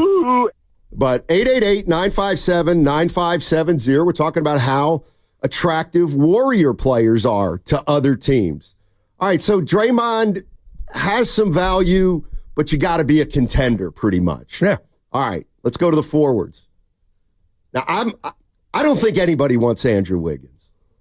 Like, I'm for the life of me, I'm wondering why any team would trade for Andrew Wiggins. After the 12 years he's had, the 1 year that was pretty good, but the 2 or 3 years since. Who would want, I'm not talking about take Andrew Wiggins. Right. Is there anybody out there that wants him? They want him.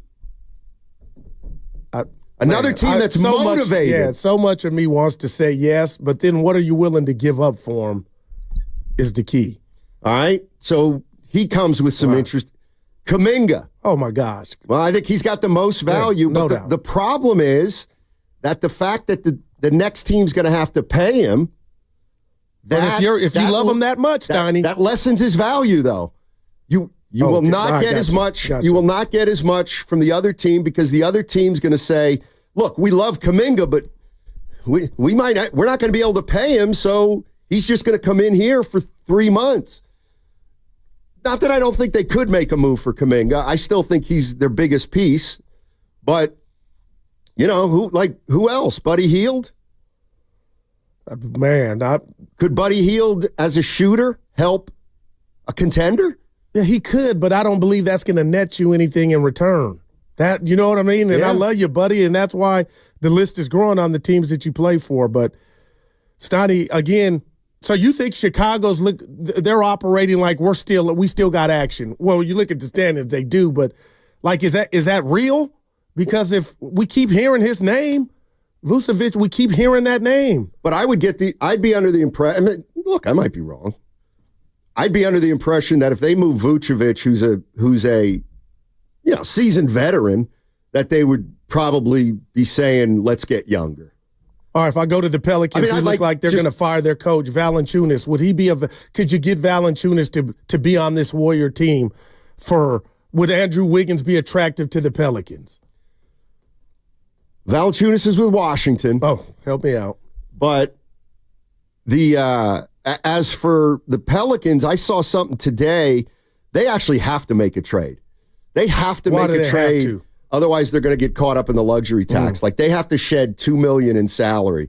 And the question in New Orleans right now is whether they're going to try to make a big move or just pare off the edges so they can get under the salary cap. But now, what was the team I was? Valanciunas in Washington. Okay? I love playing this game. All right, you're the Warriors and you want Valanciunas. I think he makes about, 12? Something like that? I'll double check. All right. You know what? I would like Jonas Valanciunas if I'm the Warriors. Let me see what he makes here real quick. But what? Yeah, go ahead. Real quick. Come on, Steiny. Be better. All right. His salary right now is... Oh, no. Okay, so he makes basically he makes 9, 10, and 10. Wow. Okay. So you're interested in Valanciunas. Okay, who do you think they want? Who would the Washington Wizards, maybe the worst team in basketball? Well, Andrew Wiggins. You really think so? I'm just, man.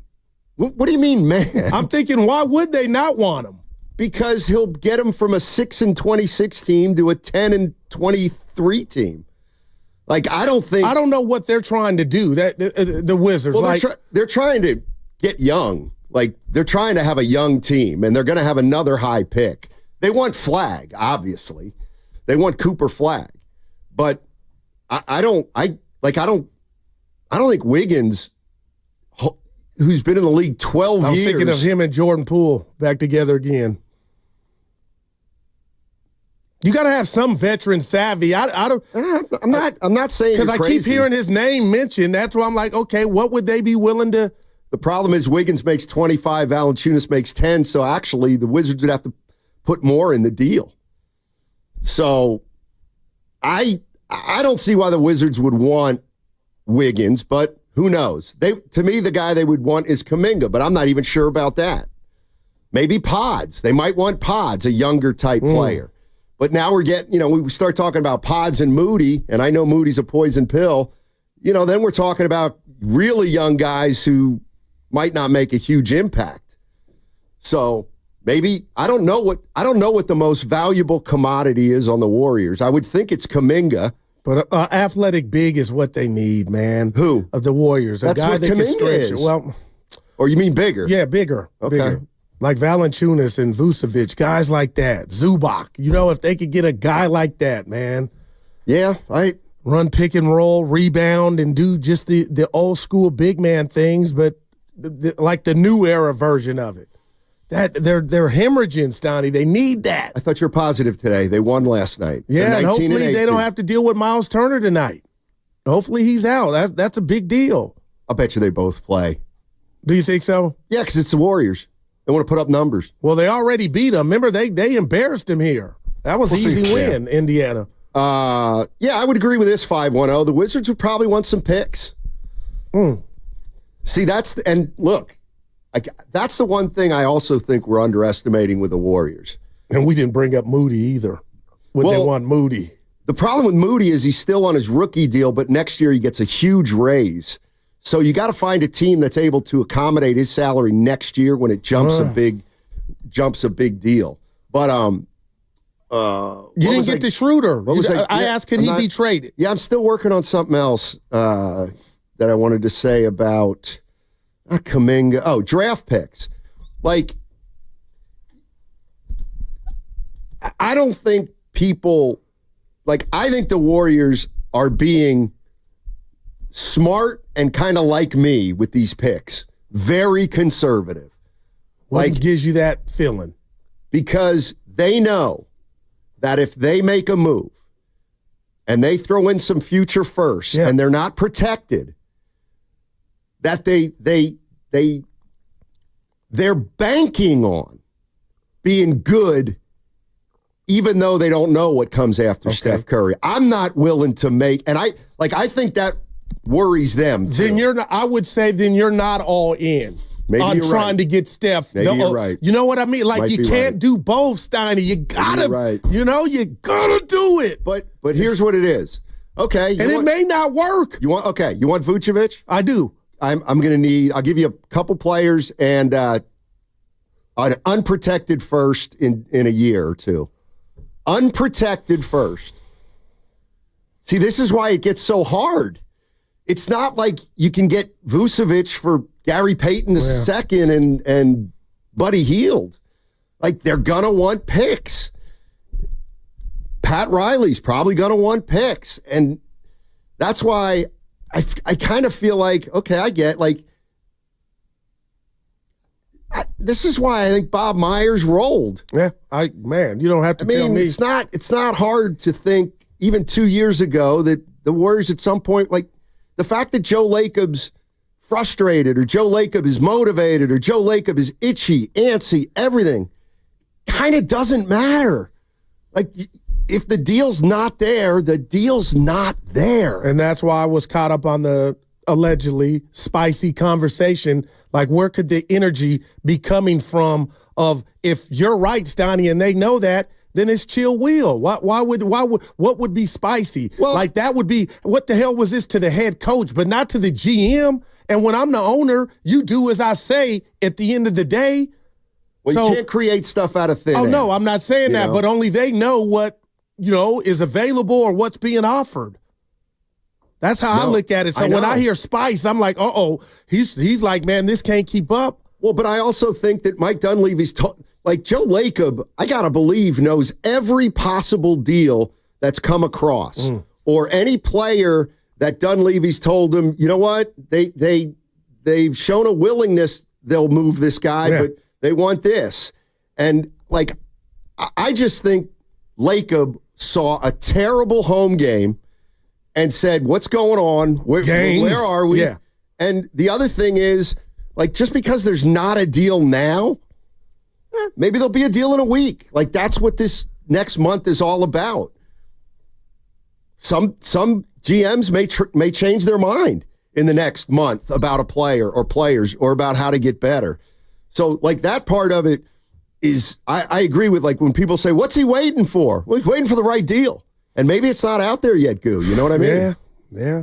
And let me ask you this, just about if you were interested in, let's just say Kuminga was available, how gun-shy would this latest injury before you to pull the trigger, Stoney? Would you need him to come back? And again, it's a sprained ankle. We don't know how severe, but would you hit pause until he comes back before you would pull the trigger if the Warriors agreed to move him? This injury for Kuminga, if you were interested in him, would you just be, sprained ankle? Let's do it now. Or you need to see him come back. No, a sprained ankle would not deter me from trading for Kuminga if I believed in him. No, a sprained ankle wouldn't, not for a 22-year-old. Evan, I'm going to ask you to do this for me, if that's all right.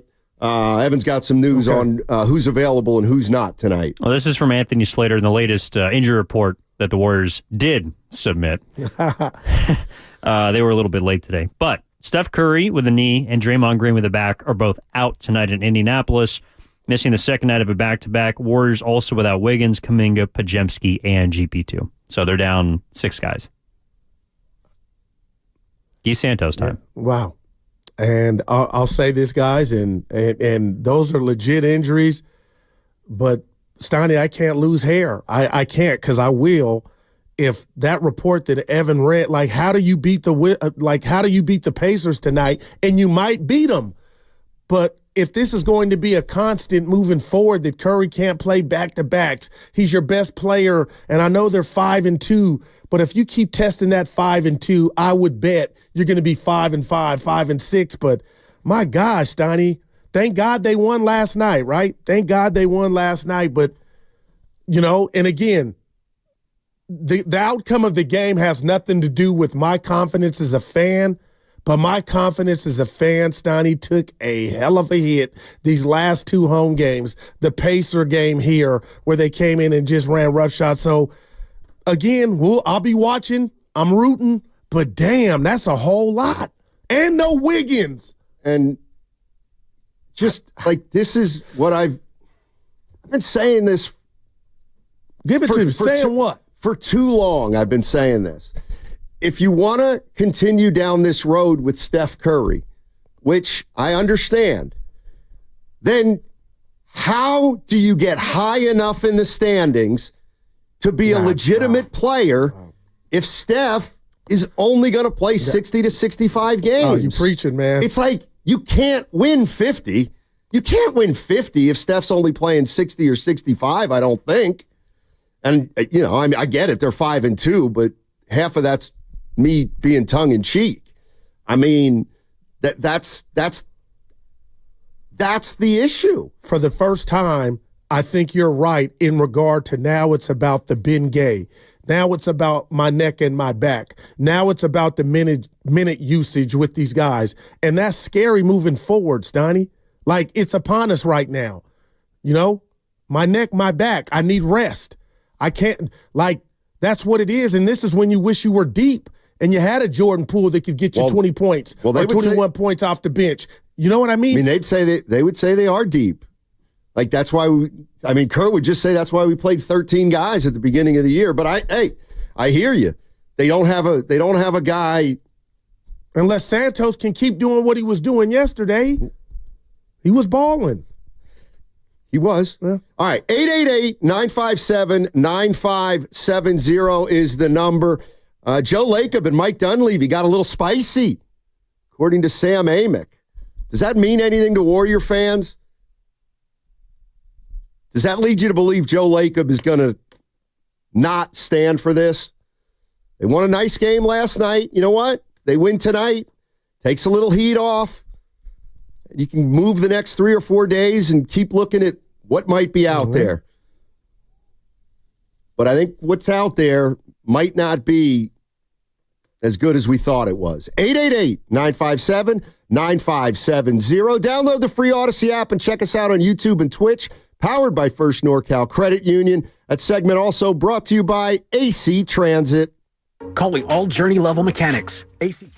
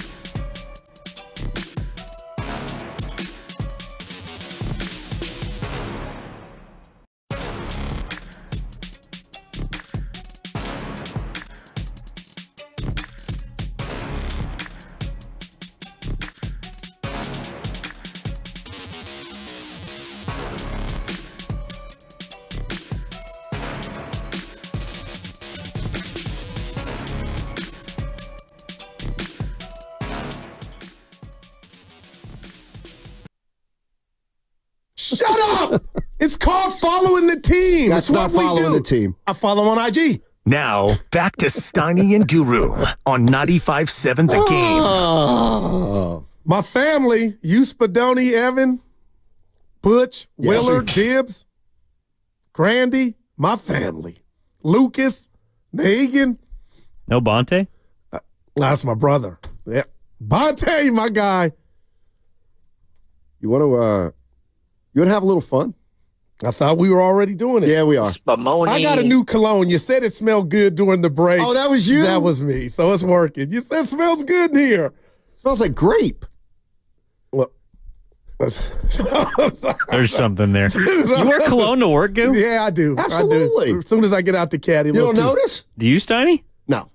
Do you even wear any sort of scent? With those glasses, you need some now. Coast deodorant soap. I use Dove. Yeah. Seem like an Irish Springs guy.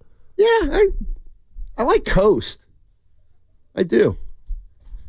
I'm just telling you. I got you. What's the lavender or something or other? Yeah. All right. I'll tell you what we're going to do here. I'm going to do something that Dibley never does. I'm going to go to a call first. Oh, bros before phones. Yeah, he hates that. Yeah. Well, let's do it then. Let's go to Joe in Burbank, and then I'm going to ask you 5 questions. What's up, Joe? How you doing, man? Hope you're guys, safe and sound. You all right down in Burbank? Love listening to you guys as always. Oh, thank you. It's so funny. Over the months, over the years, we got Steiny, who understands, wants to look for the future, and you got Goo, who wants to give up everything right now. So it's kind of funny. You guys are something else. But anyway, I lean towards Steiny, and I always look at trying to what's best for the franchise. And right now, even if the Warriors gave up 1 or 2 unprotected draft picks, they're not going to get a player that's going to take them into the top 6 spots. The Warriors need to hold on to their draft picks and try to get some young players, quality players. Even this year, they may end up with a 13, 14, 15 pick. And if you go back, look at the last 5 drafts in those spots, there are big tall players that can score and rebound. Just go ahead and look at the spots over the last 5 years. So to hear that they're trying to make a trade, Vucevic, Jimmy Butler, I can't see it. It's just, you're going to have. I like when Steiny says you need to look at next year. Why do you have to look at this year? Well, Steph's clock is ticking, though. Thanks, Joe. Yeah. Appreciate it. Yeah, no, it Thanks, is. Joe. But his clock's ticking, but he's also under contract for 2 more years, so he's going to be here. The quote of Steve Kerr a couple nights in the Tim Kewen story, where he talked about in 2022 they caught lightning in a bottle. They had favorable matchups. Don't say that to Steph, though, because remember Steph said they had been building since 19. Yeah, but it's true. I mean, they got some favorable matchups, and they certainly caught lightning in a bottle. So they did it from the 3 seed at that point. But the phrase I'm fixated on is Steve Kerr saying, we want to get him another at-bat. You know what that tells me? That maybe we've been looking at it wrong. Maybe they're not. When we think of it as, well, they need a player that can get them back into title contention. They probably know they can't do that. Their goal is probably, can we somehow separate ourselves from 9 and 10. So the playoffs would be the at bat?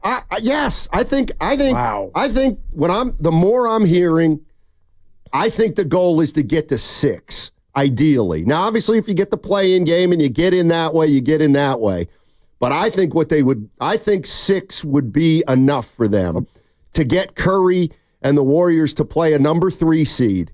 Like, I think that would be enough this year. And it would be enough for me. And I think we set out from training camp for that to be the goal. But right now, just looking at the way that you're losing games and what's going on and what's not happening, Steiny, I mean, is that realistic?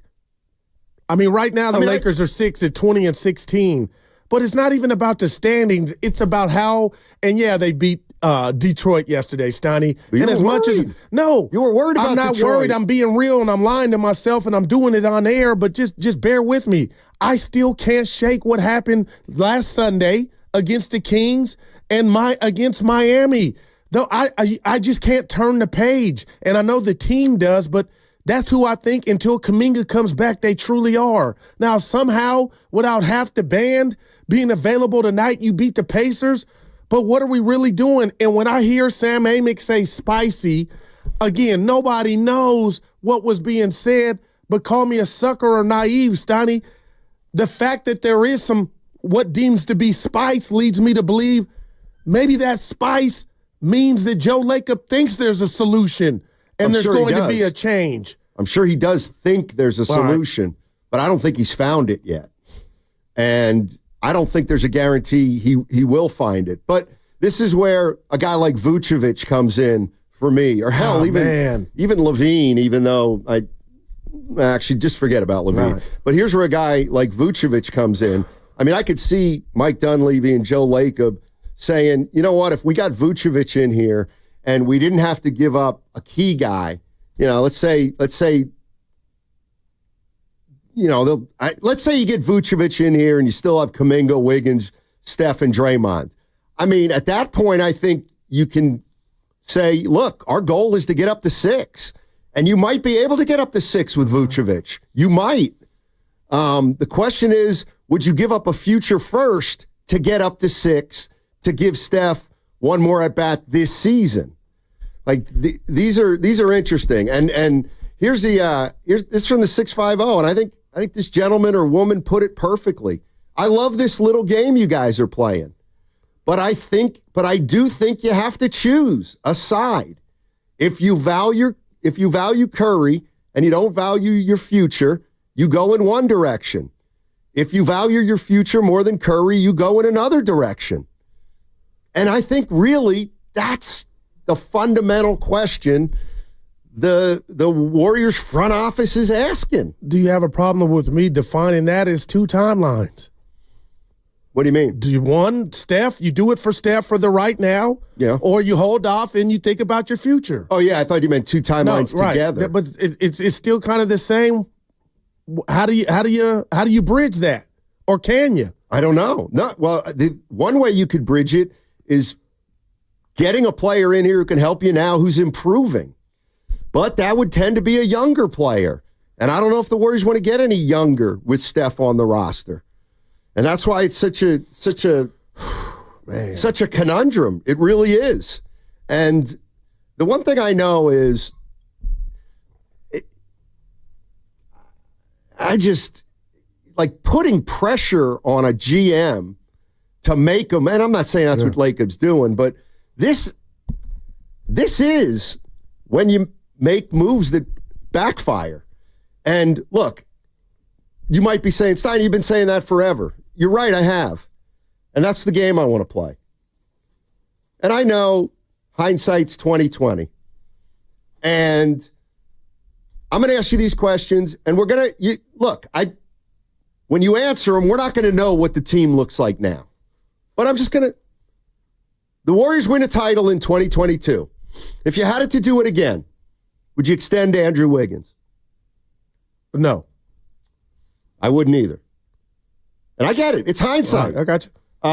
Would you have signed Poole to that extension? Yes, I would have. Okay. And he would still be here. Okay. Yep. Would you have re-signed Draymond? Nope.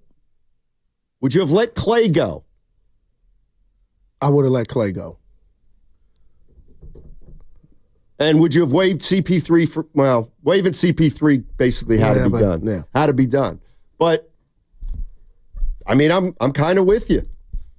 But the move, like the Wiggins extension was a move that to me was a little more emotional than a reward, than logical. Almost. Yeah, it was. Out of euphoria. But the Jordan Poole, he was your puppy. Yeah. He was the guy you sent to Santa Cruz and hoped he would work and refine his game. Yep. And the days now that Steph's not playing, and I'll never forget the exercise you did when we were at our old building. Do you still have it? I have it. Do you still have it? When you went over Jordan Poole's point production for like 13 or 14 games, and I'm sitting here like, And I came back telling you, I remember the Sixer game when Joel Embiid went for almost 50 here at Chase a couple years ago, and Jordan Poole just getting to the free throw line, putting on a show in that cathedral. I'm like, maybe he's not the next, but he's the closest thing. And to have that not at your disposal because of infighting, miss me, man. You don't get over stuff like that. And I feel like I just want to say before you do it, you had what you're looking for now. You had it. It was yours. And he caught a knuckle sandwich. The year before. The year before Jordan Poole's last year with the Warriors. See, I think there's two things. I'm getting excited just to hear it now. I don't really want to get into this. I'm a JP fan, man. I think there's two problems now. And listen, I'm not saying if they had Poole, they'd be in title contention. I'm not saying that at all. But there's two reasons that not having Poole hurts. One is his flat-out scoring, but two is his ability to make a play off the dribble. They don't have a guy that can really make a play off a dribble. All right, so the year before Jordan Poole left, the championship year, he had 38 games where he scored between 10 and 19 points. So he had 66 games out of 78 where he's in double figures. Wow. All right? He had 38 games, almost more than half of his games, more than half of Jordan Poole's games, he scored between 10 and 19.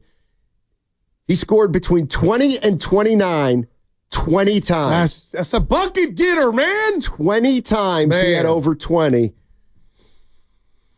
And 8 times he had over 30. So I'm looking at Jordan Poole, who had 28 games of 20 or more points the year the Warriors won the title. And 2 years later, they have no player for him. They don't have a player for him. And for the people saying move on, because we don't know where this ship or vessel is going to end, Steiny, the bottom line is, if you want to have a real conversation about the 2024-25 Warriors, all this stuff matters. And yesterday during the crossover with Willard and Dibbs, we brought up Wiseman and that miss. All that stuff matters, man. All that stuff matters. And what you just, No kidding. No kidding. But the Jordan Poole one is different than the Wiseman miss. That was a fight that prompted, they just both couldn't stay. And do you think if the Warriors had it to do over again, they would have chose differently? About which one? Poole or Draymond? Poole or Draymond? Come on, man. Come on, man. Let's put the rat on the table, brought to you by Atco Pest Control. This is not demeaning Draymond Green at all, but let's just think about that right now. Okay, Who would you rather have? I will think about it, because you can't get this incensed about that move without being incensed to some degree with Steph Curry. You can't have the negotiating period before deciding what to do with Draymond Green and everybody saying he's got to come back because Steph's going to want him. Steph wants him. Steph wants him. Steph wants him. If you're truly doing everything for Steph, then you had to do it. Well, so now whose fault is it? But I feel like you're picking and choosing when we want to say how much power Steph has, because I believe he has the power. Okay. It should. Well, that's all I'm saying. That's all I'm saying. Man, those numbers, man.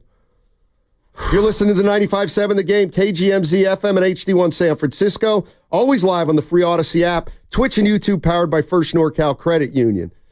I mean, the real move was probably to move Draymond and somehow find a way to keep Durant. That would have been the move. I didn't even bring that up. Yeah. But again, it's very easy to do that now. I get it. But then again, you're right. It's easy to second guess now, but it doesn't make the decisions any less wrong. They made some wrong decisions, and look, people might not like this, but their chance to keep this thing going was blown 4 years ago. All right. With Wiseman. I hear you. I hear you. Wiseman, Kuminga, and Moody. Wiseman gave him nothing. Kuminga's given him, he's been a solid role player for 4 years, and Moody's been less than that. So you had 3 top 14 picks, and you got one pretty good role player to show for it. Wow. So that hurts. Yeah. You can't overcome that just with, we'll make a deadline move. And you can't also say the Warriors haven't had things go their way, even though they had to endure that, 15-win season to get the chance or get the crack at Wiseman.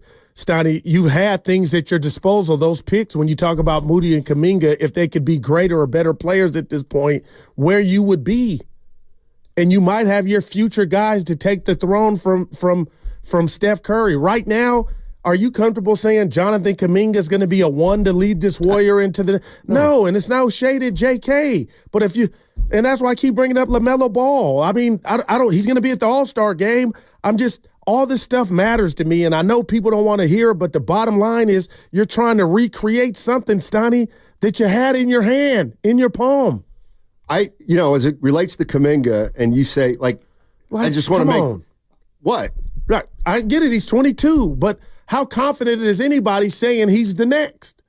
Well, just because he's – okay, do I envision Jonathan Kuminga as a 1 on a good team or a really good team? I don't, but not right now. But that doesn't mean I'm ready to trade him. Right. Maybe he could be the second best player on a team. Would you trade him? If you knew right now Kuminga could be the second – I wouldn't trade him. Okay, well then – But how are we going to get – and again, you can't predict the future, but Steiny, how are they going to get the 1? They're going to either have to draft it, trade for it. 2 decades to try. Just because you have picks doesn't mean it's going to, you know what I mean? Doesn't sound like you're confident Joe Lacob can sign another free agent. Oh, no. Well, then don't worry about it. Don't worry about it.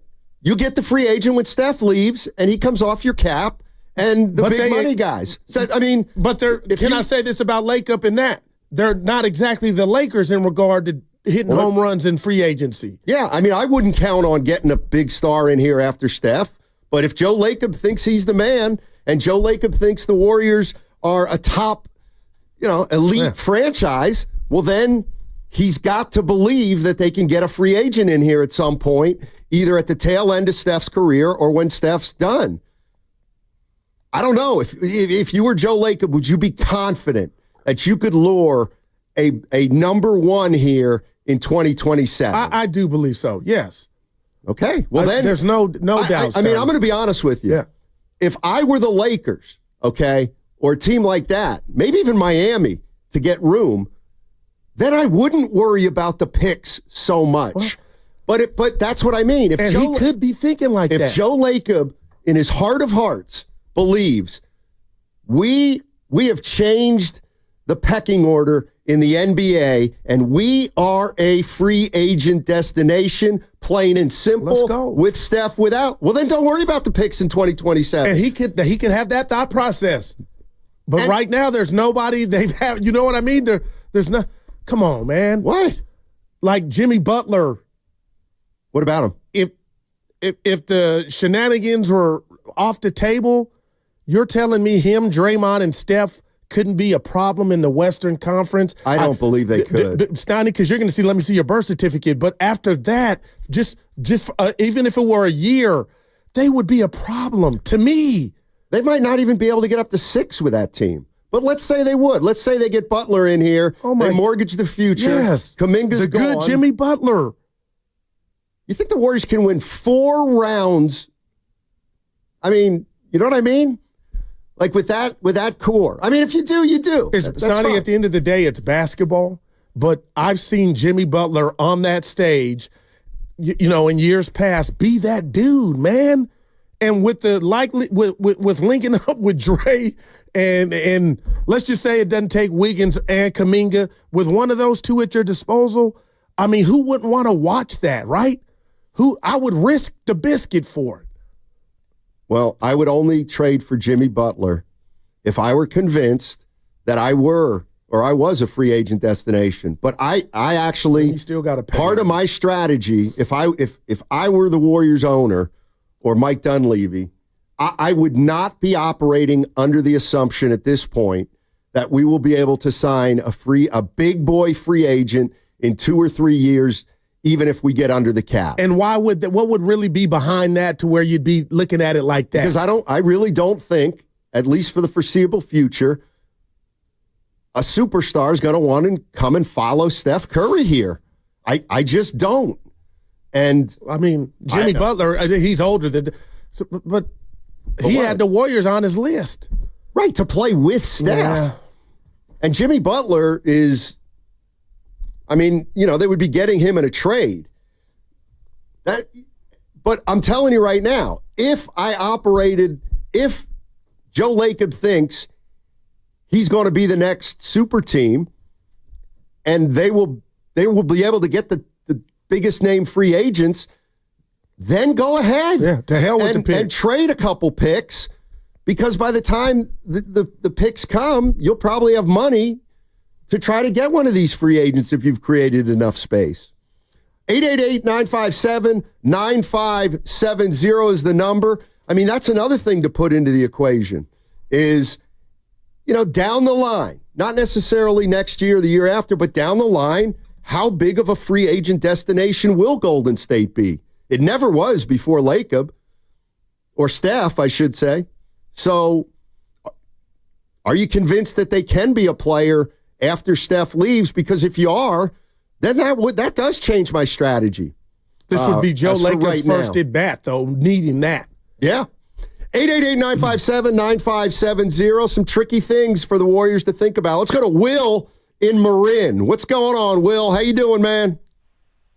Hey, guys, thanks for taking my call. Yeah, I know we're kind of talking about, like, what ifs and stuff, and I've been kind of thinking about this while you guys were conversating. I would have loved to, if you'd imagine if we'd have drafted Ball, Jordan Poole never got knocked out, and then with a side of Kuminga right now, that would have been the absolute order that the doctor would have called for. That would have been the absolute prescription, because we're always talking about how we have enough defenders, enough facilitators, and we're always looking to give Steph Curry a break. That would have been an amazing break. Could you imagine with those three, Steph Curry might only have to play 25 minutes per night and be efficient. And that would have been so amazing, because you would have had so many people that could score. And you mean to tell me, and I know one of the big things was, Lonzo Ball wouldn't have been able to play. I mean, LaMelo wouldn't have been able to play with Steph Curry. No, heck no. I disagree with his with that, father, how he's taken more of a humble approach. I think he would have sat his son down and been like, son, you are going to go play with the best shooter that the NBA may have ever seen in the world, and you can shoot yourself. I think you could learn a thing or two. I think those two would have been poetry in motion together. And then you have Kuminga,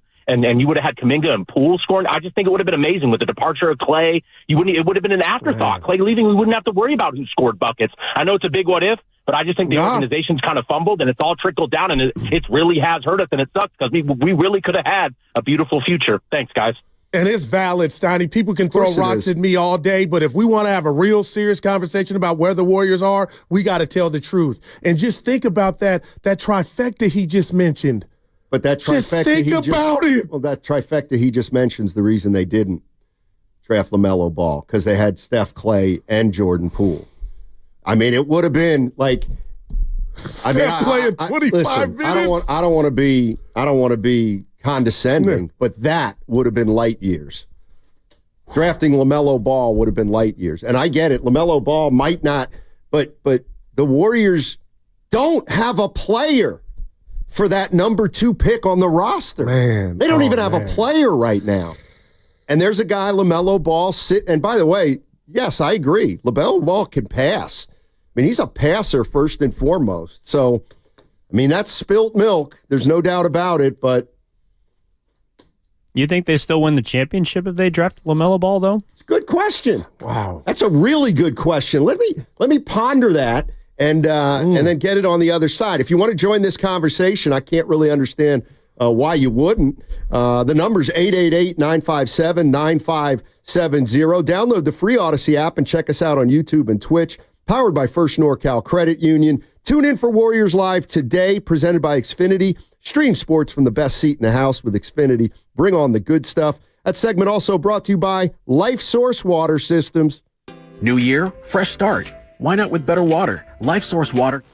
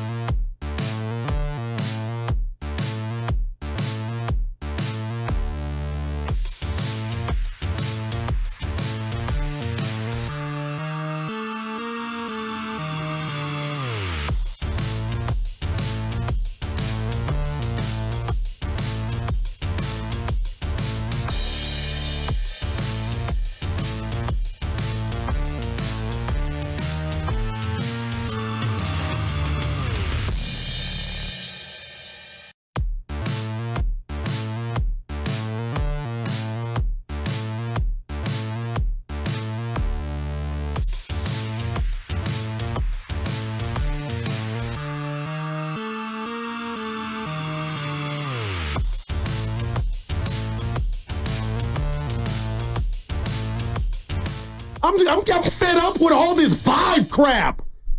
We want buckets, Steph. Yep. Now, back to Steiny and Guru on 95.7 The Game. Happy Friday, everybody. Hope everybody's having a great day. How about you? That's fine. Yeah. You came in a little cranky. No, that's not true. It is funny. Ask Evan, you came in a little cranky. Evan? You ear hustle with the best of them. Like, I can't talk to my brother Evan without you chiming in. Well, then don't talk in front of me. Well, now I know. Okay. Well, we did talk in the producer's studio in the last break, and even then, you still couldn't not insert yourself. Spadoni, what was he talking to you about? Dude, man. In the studio. Oh, man. You know, I'm the type of guy that I like to find silver linings. People always tend to look at the negative, and I try to find positive in that. And, you know, we were talking about James Wiseman. And this is James Wiseman. And, you know, the Warriors drafted James Wiseman, and he didn't pan out. But the reality of the situation is it probably saved the Warriors some real embarrassment. Because I'll tell you right now, had they had the number 1 pick, they wouldn't have taken Anthony Edwards. And if they had the number 2 pick and Edwards was there, are we so sure? They wouldn't have taken Anthony Edwards. Man. Kerr didn't like him. Remember? Said he was fat and lazy to work out. That's not what he said. Thank you, Evan. Chubby. Yeah. Said he was chubby. Chubby checker. They might not have. How would that have looked? At least Wiseman's not playing anywhere hurting you. Man. Anyway. He is hurt. Yeah, I know.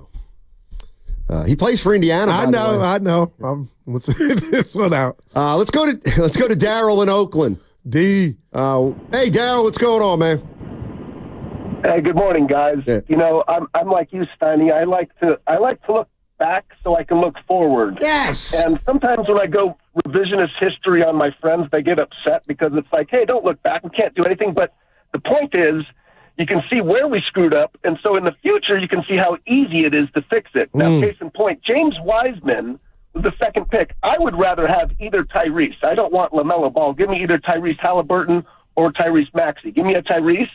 And then the next year, instead of Moody and Kuminga, it should have been the guy that went to Orlando. Wagner. Who am I thinking about? Wagner. Yes, it should have been Wagner. And then with Moody, everybody missed on who should have been the number 1 pick, Alperen Sengun. So if we had that threesome, Halliburton, Sengun, and Wagner, I mean, imagine how good the Warriors would be. And again, it's revisionist history. You don't want to look back, but the point is, if you look forward and see this draft, we're gonna have a 1st-round pick. If you don't screw it up, we can do a similar thing. And so that's my point. Look forward, don't look back. Well, look back to look forward. How about that? I like it, Daryl. I like it. Well, we'd be here all day if we did that, but those are wow, man. Those are 3 heavy names. But of course, you know what though? Life is a trick. It begs the question: how much would they have played? How much would they have played? Now they're big names, so you'd have to think, oh, they would have played, but would they have? Where this team has been and what they... So are you saying Wagner wouldn't be what he is in Orlando now? I believe... Maybe not. I mean, he certainly... I think we can acknowledge they wouldn't be playing as much had they been drafted by the Warriors. But we wouldn't be looking at him with the... You know, because you always bring up Kuminga, playing basketball. Didn't play basketball. We wouldn't have that with Wagner, and I'm wondering if that contract would have been signed and he would be your guy and he would have picked it up a tad bit quicker. Who knows? But wow, man. Sports, man. Yeah, pretty amazing, huh? Pretty amazing. Anthony Slater was on with the morning show yesterday, and he talked about the possibility of a trade. I think another deal. Now, again, I don't think it's going to be necessarily earth-shattering or, going to shake up the... I'm not sure there's going to be a deal in the league that's going to, shake up the contention list, unless... let's say the Thunder get a Cam Johnson, maybe that solidifies them and makes you feel, firmer about them being favorites in the West. But generally, maybe some Jimmy Butler 3-team swap happens or he's in Phoenix, and maybe you think that changes, what the Suns are. But as far as the Warriors go, like a Schroeder 2.0 type deal, maybe a steadier rotation player, consolidate some of your talent, maybe use the rest of your second round draft capital or maybe a protected first. Obviously, the name, I've heard and has been bounced around is Vucevic. I've been talking to the franchise for a while now, but they understand that like stretch 5 is something they lack and would really help unlock some of the lineups they haven't, that are kind of handcuffed. And he's, Vucevic theoretically would seem like one of the more available, appealing options out there because he's had a really good season, and you would think Chicago at some point needs to hit a little bit of a rebuild. Anthony Slater on with the morning roast. Vucevic got this year and next year on his deal at pretty reasonable money, $21 million. $21 million. All right. I love playing this game. Because you have, real quick stat, you have nothing remotely close to Vucevic on your roster now. Okay. And you haven't had it in a while. All right. I'll tell you what. I'm, what's his name? Carnivore? The GM of the Bulls. It's a Greek name, I believe. Anyway, pretend I'm the coach, or I'm the GM of the Bulls. And I got to do better this time. Yeah, come on. And who am I? You're the Warriors. Okay. I'm Lakeup. Or Dunleavy. I'm Mike. And yeah. Hey, what's going on, buddy? Hey, how you doing? Dynamite. What do you want? You called me. Oh, see, you didn't. Well, you said we need a new director, Evan. You didn't set it up right. So I heard you guys are interested in Nikola. Yeah. Vucevic. What's the price tag? I think we could get something done pretty quickly. He makes $21 million. What do you say, Jonathan Kuminga, and we'll take DeAnthony Melton. Oh no, he's traded. Gone. We'll take Schroeder from you, and you're going to need to throw in a unconditional first round pick in 2027. I'll throw in that unconditional first round pick in 2027. But how about Pods and Gary Payton II? We're going to hang on to Schroeder. Oh, well ooh. Pods and Schroeder. And Gary Payton II. Yeah. Oh, Pods and Gary Payton II. We're going to hang on to Schroeder. But that number 1 pick. You can have. Unconditional. Yeah, 2027. Done. Man. Done. You're giving me I don't think the Bulls would do that. Evan, would you do it if you were the Bulls? Say that again? The trade? It was Vucevic. Pods, yeah, go ahead. And Payton. Pods, Payton. 2027. And a 2027 unprotected first for Vucevic. If you're the Bulls. I don't know if you do that. Stocky, I got man. What I think is they're 3 under right now at the tip spot, but come on. I mean, if you don't think you can get a first for him, unprotected is that's pretty valuable. You're right. And the one thing I was thinking is the Warriors. There's no. I know Dunleavy well enough to know. In this job, though, yes. You know him well enough. I mean, I just can't imagine he's completely different as a GM than he is his entire life on and off the court. He doesn't get rattled.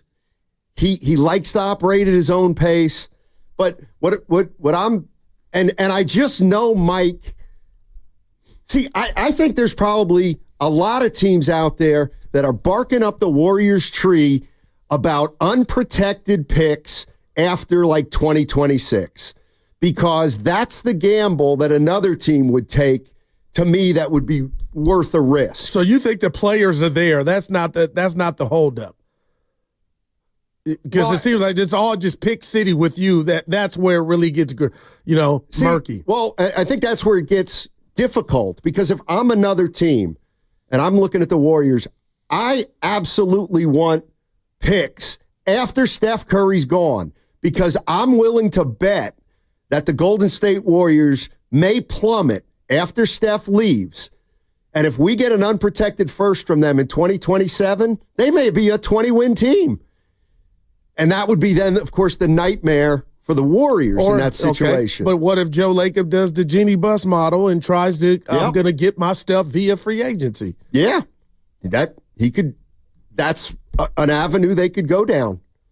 Vucevic is old from the 408. His game's not. On the text line. Yeah, his game's not.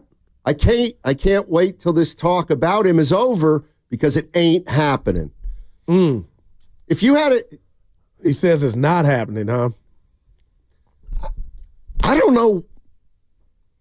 I don't know what is happening. And Slater said he doesn't expect a big deal that is going to shake anything up in the league. No, I heard that. So this is, would you say this is who they are, Snotty? The Warriors? Yeah. I think it's essentially who they are. I think they may make another move, but I'm with Slater. It'll be like a Schroeder 2.0. But you know what? I around still the don't, edges type of trade. Yeah, but you know what? I don't rob the Warriors of acquiring a guy that we're not that impressed with, but he does matter. Because I do think that somebody who can do, I don't even know exactly what they are, but if they need another connector, and if he's a bigger guy, that would be really icing on the cake.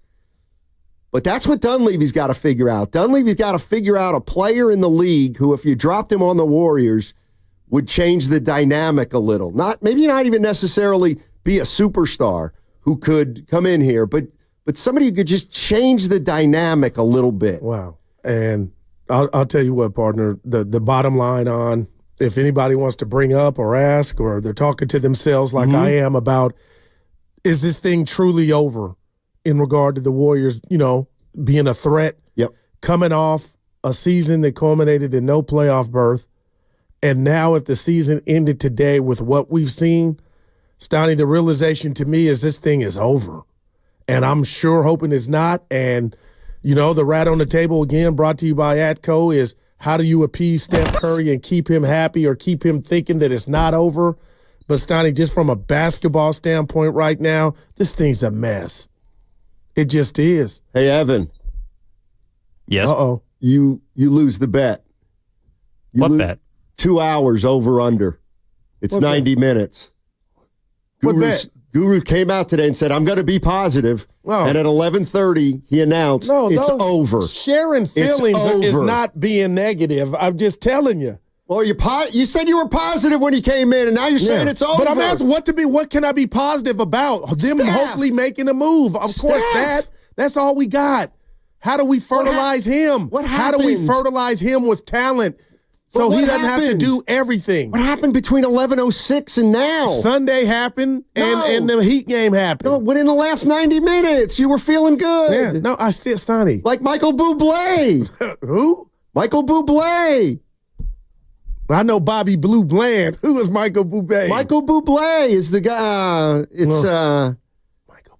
They used to play it before the Warrior games. Something about tonight. Oh, do you know it, Spadone? If he knows this, he this does. young. Michael Bublé is very popular. Michael Bublé, I met him at Disneyland. Just humble brag. Give me the Did job. you really? I did. Who is he? Last year. He's a Canadian artist, singer, songwriter, very popular around Christmas time. I'm sure you've heard a lot of his Christmas music. But, so you saw him at the old Oracle, Spadone, like? No, he said I saw him at Disneyland. Well, you acted, I was talking to Stoney, you acted like he was affiliated with the Warriors. Well, he was. How? I'll tell you in a second. The same way Tupac is when they play California Love. Okay, thank you, Spadone. I got you. Oh, Feeling Good. The song Feeling Good. Okay. The Warriors. That sounds like an original. Early. It's actually a pretty cool song. It feels good, Tony. Good. They used to play that song after the Warriors won, like back in the day with Joe Lacob. Was that their?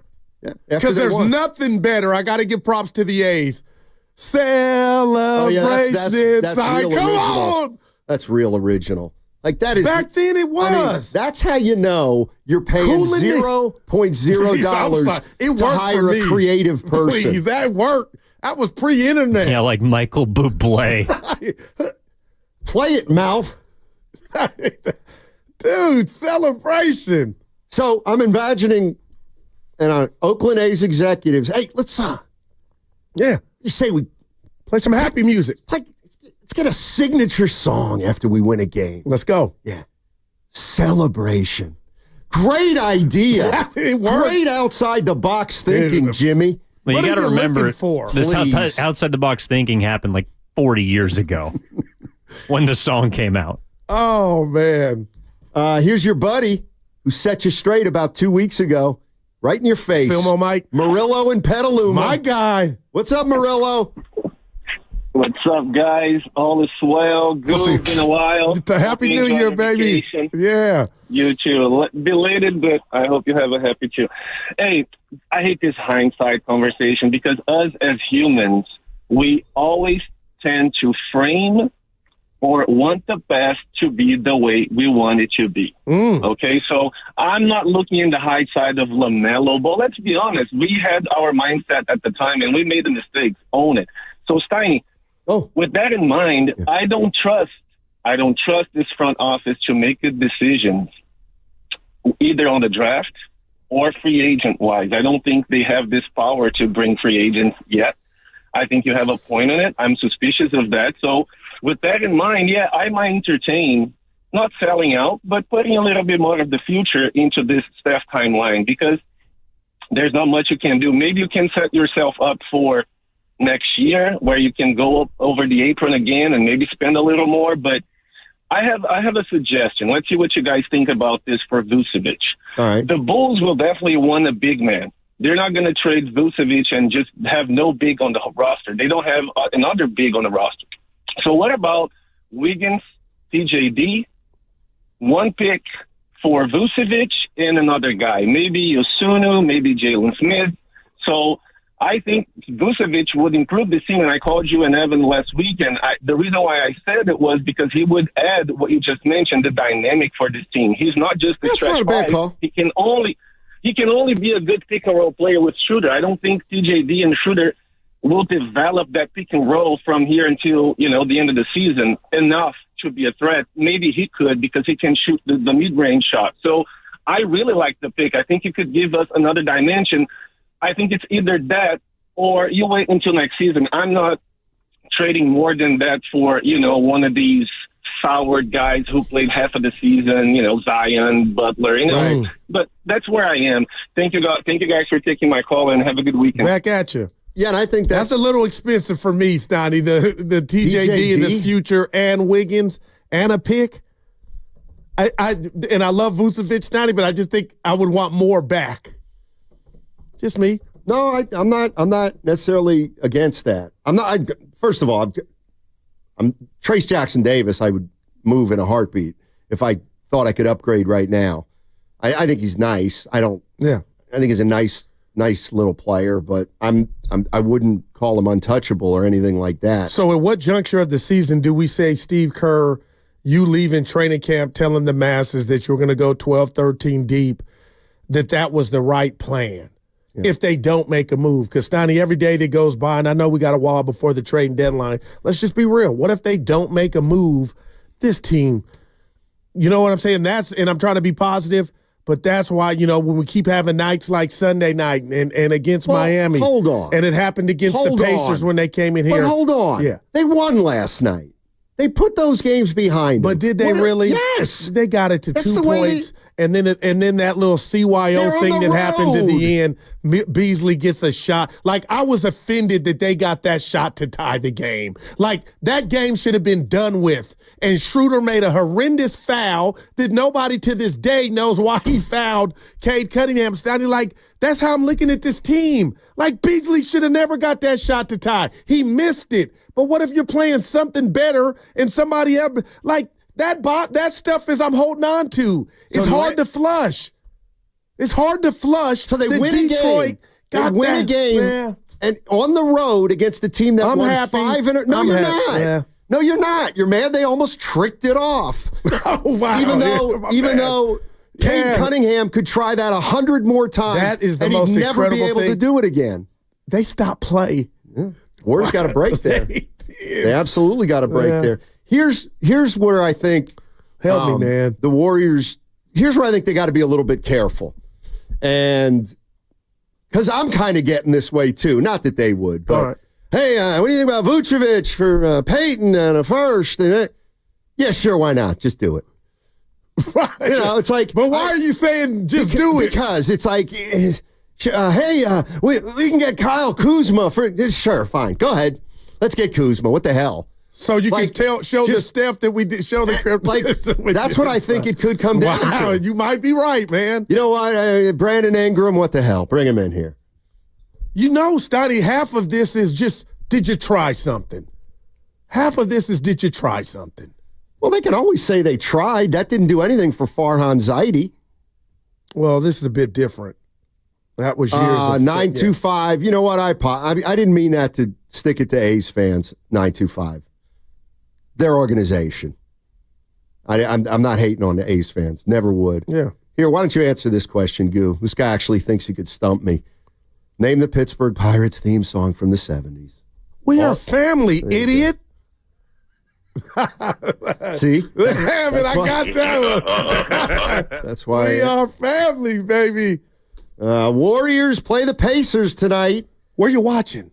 That's a good question. And it's early, and we got the other football game. Great game last night. I know. Okay, let me see. Evan, let's play a game. Let's see if I can name all the guys who aren't playing tonight. Curry. Draymond Green. Wow. Wiggins. This is where it gets hard. Pods. Payton. Moody. Schroeder. Is that it?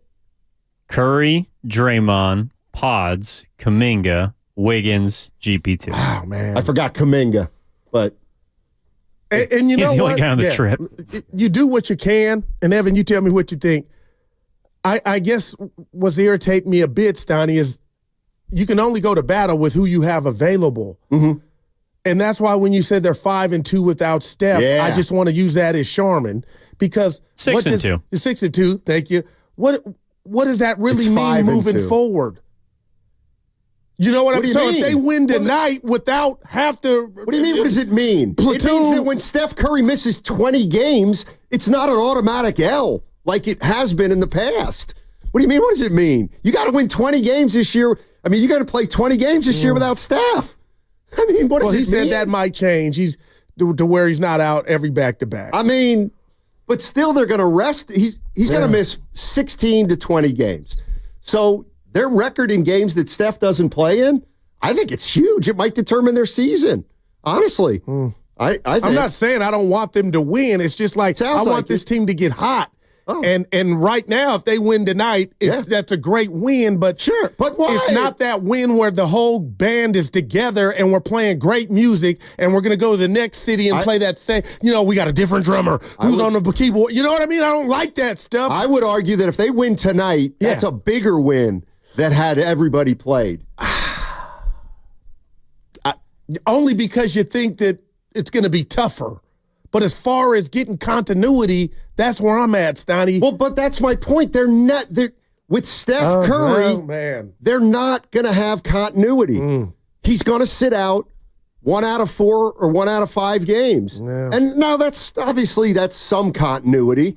But one of the problems I have with these older guys is they're still so important to your team. Right. But they don't play a lot they don't play as much anymore. So when your star old guy doesn't play, you're scratching and clawing for everything under the sun. Who's a star old guy? Curry or Butler or anybody. Or Durant. Or any of those guys who load manage. I got you, Evan. What's coming up on the game is brought to you by Fremont Bank. Here for you, here for good. That segment brought to you by MB Jesse Painting. Hi, this is Matt Jesse with MB Jesse Painting. Put your painting project in good hands. Residential.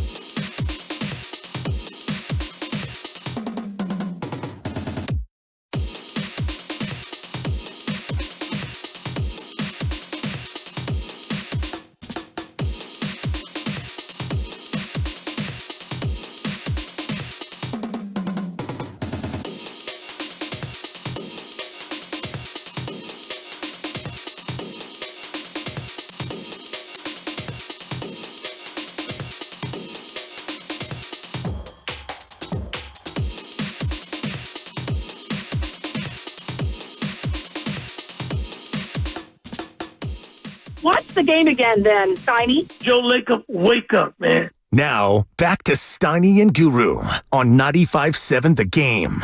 All right. Steiny and Guru here. Hey, it's my sister's birthday today. Gretchen. Yeah. That's how you know we family. I got you. You know my sister's name? No, you. It's okay if you don't. You met her. She said you had nice hair. Cynthia. No, that's my cousin. You met Cynthia. Tina. That's right. Yeah, but happy birthday to Gretchen. How old? Old. How much she make? You know what? That's a good question. You know what? I'm going to text her and ask her because I'm not sure. But look how excited you get to find, dude. What is that? I know. Now, keep in mind she lives in Reading, Pennsylvania. The cost of her living's not as high there, so the number may be deflated a little bit when I tell you. Yeah. But let me text her momentarily. Now, I'm locked in, as Evan says, before every show, lock in. Can I tell you really what's on my mind? Of course. Dan Dibley has an early show today because the Warriors, they're going to get us out. They play Indiana at 4. And it's up in the air if he might make a cameo at the cafeteria. Now, it's on my mind. I'm hoping he shows. I'm hoping he shows too, but I don't think he will. Because daddy duty. Daddy. Yeah. The ball and chain. I'll just play right. No, go ahead. Well, the baby's usually not the ball and chain. It's usually But the baby is usually the reason why you And notice I say partner and not wife. Right. Yeah. Because it doesn't have to be. Man up. Warriors won a big game last night. Why was it a big game? Because they were hemorrhaging. Yeah. No doubt about it. And Steph Curry shot 5 for 21, 1 for 11 from 3, and they won. That, to me, is significant. Yeah. Draymond Green. Was it significant? It definitely still matter, and also we've been pretty bad as of late, so we're trying to win some games. Got to win the games that you're supposed to win. We haven't been doing that. And then it's always fun to come home and play. You know, this young Pistons team is different than the last Pistons teams you've seen the last 3 or 4 years. They're scrappy. They got a young superstar in Cade Cunningham, and everybody else play their roles. Malik Beasley is shooting the lights out the ball. Tobias Harris has come in and been a vet for them that they needed. And so we knew we had to come out locked in this one, and it was on me to set the tone for that. All right, let me tell you what's going on here. All right. Let me tell you what's going on here with Draymond Green. He's back in his hometown. Saginaw.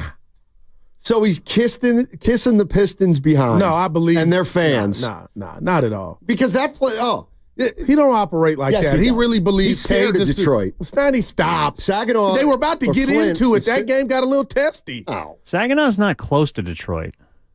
No, that's what I'm saying. But Saginaw's I think he's Flint anyway. But He's my Saginaw. point is, He's Saginaw? it's like San With Jose. Jay Rich? Who's your football team? It's the Niners. My point is Saginaw's afraid of Detroit as a city. They say Saginaw's tough. Oh, please. How tough can it be? It's in Next Michigan. question. Flint's tougher.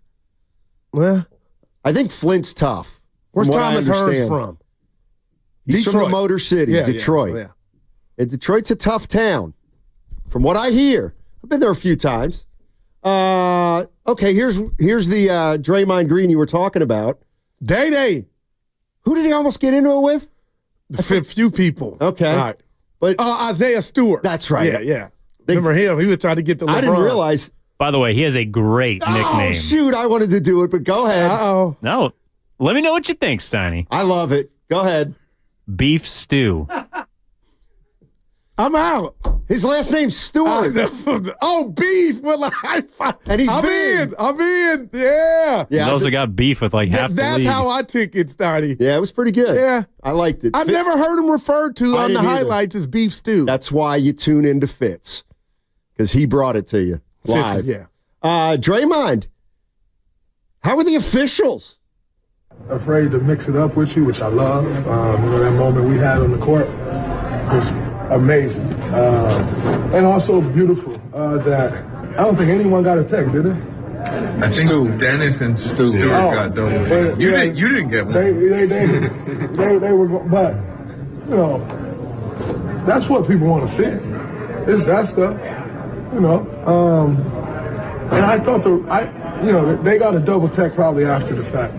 But I thought the officials did a good job of handling it. They let it play out. They let guys talk. Then they broke it up. Guys started talking again. They let it play out some more. Beautiful. This game should matter.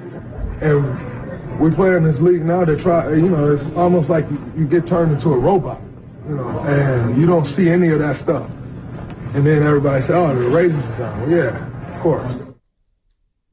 Nah, I ain't mad at him. I love to hear him talk, man. Really, I do.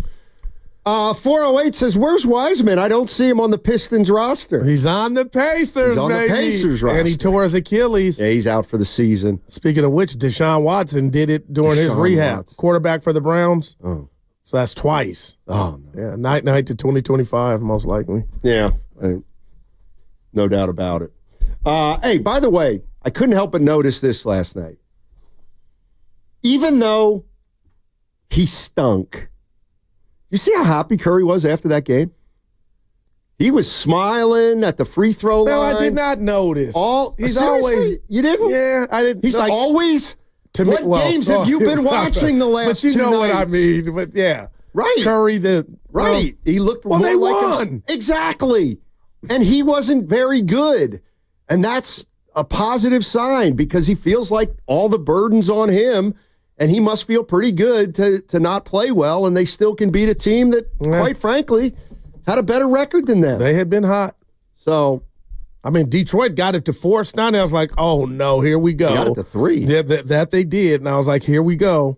And Schroeder made some big buckets. I know Schroeder hasn't played well. I'm not mad at him. But he's helped them win 2 or 3 games. The Phoenix here, remember that? A couple Saturdays ago, I was at the game. Nobody cared. By the way, your Hawks lost to the Suns last night. But you didn't say anything when they won, when Evan tweeted, text Divine. Well, they haven't won in about a week. At Utah, when your boy hit a... Utah! Oh, my God, that's funny. But Trae Young hit that half-court shot. Yeah. Oh, man, Utah's like 9-30, Goo. And by the way, you know who's having a bad year? Markkanen. Look at his numbers. I don't even like the way he shoots anymore. They are... You never even saw him shoot. You just wanted him because you recognized the name. Please. His shooting numbers. Yeah. Plummeted. You got him in front of you. They are 34% from 3. That's what you mean by that. 408. I don't know either, buddy. What happened? Goo, I'm a big fan, but do you even watch the games?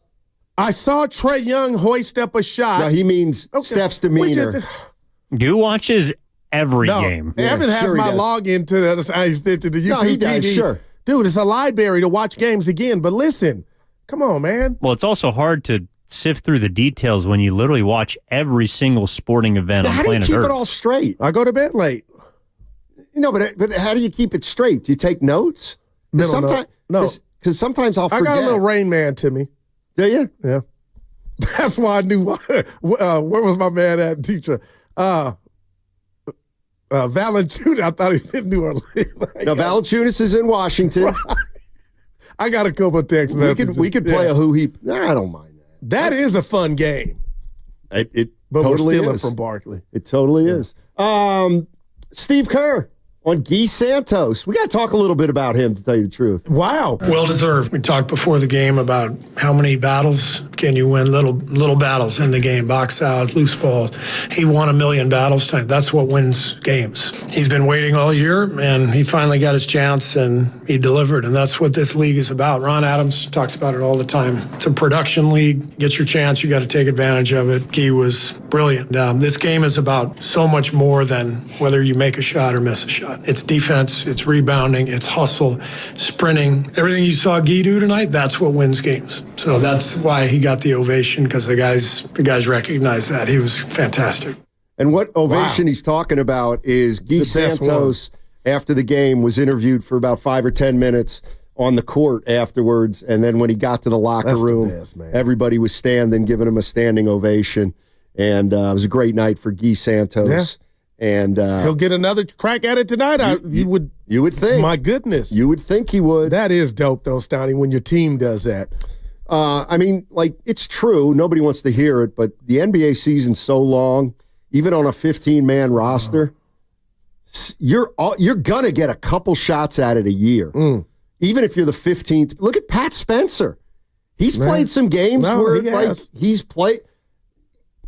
He's played some games where he's playing in the second or third quarter, which means it's important. Now, you are correct, but I know I'm correct. I put out a video the other. Hey, it's almost hell over, out of baby. here. Hey, I put up a video the other night, Stoney. Got a lot of response. I might do more videos. I might go viral.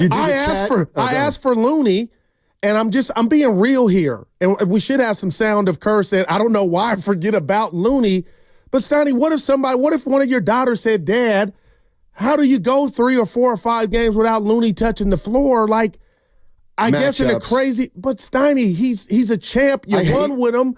And last night, all he does is go out there and throw his girth around, show you he can rebound with the best of them. How many times when that game was in the balance was Looney getting an offensive board like he's done forever? All I'm telling you is I'm not Mr. Looney should be playing. Yes, you are. But I'm sort of that because I don't understand how you can forget about him for a week. I hate when he does this so bad, it makes my skin crawl. I can't stand when he does this, Guru. I hate it. What would you call it? What about slow-mo? He doesn't have the skins on the wall. Play 15 minutes a game. I understand. 15 players. But he should never be forgotten about. That's all, man. So Looney's got to play every game. No, it's just he's got to play in every game. Sometimes it goes a little too far for me. And that's why when I did the video on Tuesday, I'm like, Looney couldn't have played. And then for Kerr to say it, it kind of just justifies I'm right. You know? No, it doesn't. Did you hear him after the game? It means the blind squirrel got a nut is what it means. Looney's more than that. Let me see something here. Because I'm surprised you didn't come in and say, give it to boy, you should have played Pat Spencer more. I didn't. It didn't. See, now you're making a mockery of it. Looney is a soldier, man. Why'd Kyle Anderson only play 9 minutes? I don't know, but he's not Looney. He's not. I don't either. He doesn't have the skins on the wall. But he was a +7. Well, but I'm not doing that. That's what you make it look like I'm doing. I'm not. How come Trace Jackson-Davis only played 26 minutes? So I'd like to see him play a little more. You're just missing it. Yeah, you're just guessing. And I like TJD. You're guessing. Well, if you like TJD, how's Looney going to get on the floor? Evan, you ever heard of throwing somebody a bone? I was throwing TJD a bone. Boy, you turning Evan against me, man. Let's see if we can find this sound where Steve Kerr says something. I just thought it was, I was like, yeah. I'll go back to Guy and the little plays, the digging out loose balls, finding ways to impact the game. I thought Loon was great. This happens every year. I take Loon out of the lineup, bring him back, and then I'm like, why did I take Loon out of the lineup? He's a winner. So I just thought there were a lot of guys who really contributed tonight to what you're talking about, defense to offense, the game connecting. That's why we had multiple runs. Our defense led to good offensive possessions. Buddy was great. Knocked down shots, but also, defense off the ball, staying connected, and then Dennis as well. I mean, we're so lucky to have Dennis. His defense on Kate Cunningham, that would have been Wiggs' guy tonight. And without Wiggs, we decided to put Dennis on him, try to get underneath him with his speed, and I thought Dennis did a great job of that. Now let me guess. I'm back feeling positive. I'm going to take a wild guess. Go ahead. You didn't like what Kerr said. No, he just got me back in a good mood. No. I'll go back to Guy and the little plays, the digging out loose balls, finding ways to impact the game. I thought Loon was great. This happens every year. I take Loon out of the lineup, bring him back, and then I'm like, why did I take Loon out of the lineup? He's a winner. So I just thought. I bet that bothers you. No, it's not bothers me. It does. No, when people identify that they've done something wrong or they have hindsight, I'm all good. And he did that in that soundbite. He did that. He says he asked himself, why do I take him out? It happens every year. And then I kind of called my own dogs off because I'm like, you know what? How mad can you get? Because he's recognizing, telling you he does it every year. Telling you the truth? Well. So when he says we have a crisis of confidence, you said you had a problem with that. That I did. What's the difference? No, it's a big He's difference. answering it's actually none. Yeah. That's something I haven't heard since he's been here with the Warriors, that crisis of confidence. And the only reason I had a problem with it is that falls at the doorstep of a coach on any level. If they say or see that their players who are 4-time champs, some of them have a confidence problem. I'm like, that's your job. Stuff you can't control, but confidence you could control. Disagree. Well, when my kids left, and I don't know what went down at the schoolyard or in their life, but they knew I was Bob Knight before they left out the door. You don't let anybody control how you feel. I don't care what they tell you about what you're wearing, whatever. You control how you feel because it's your life. And they like, Dad, I love you. But no telling what happened when they went to school. Exactly.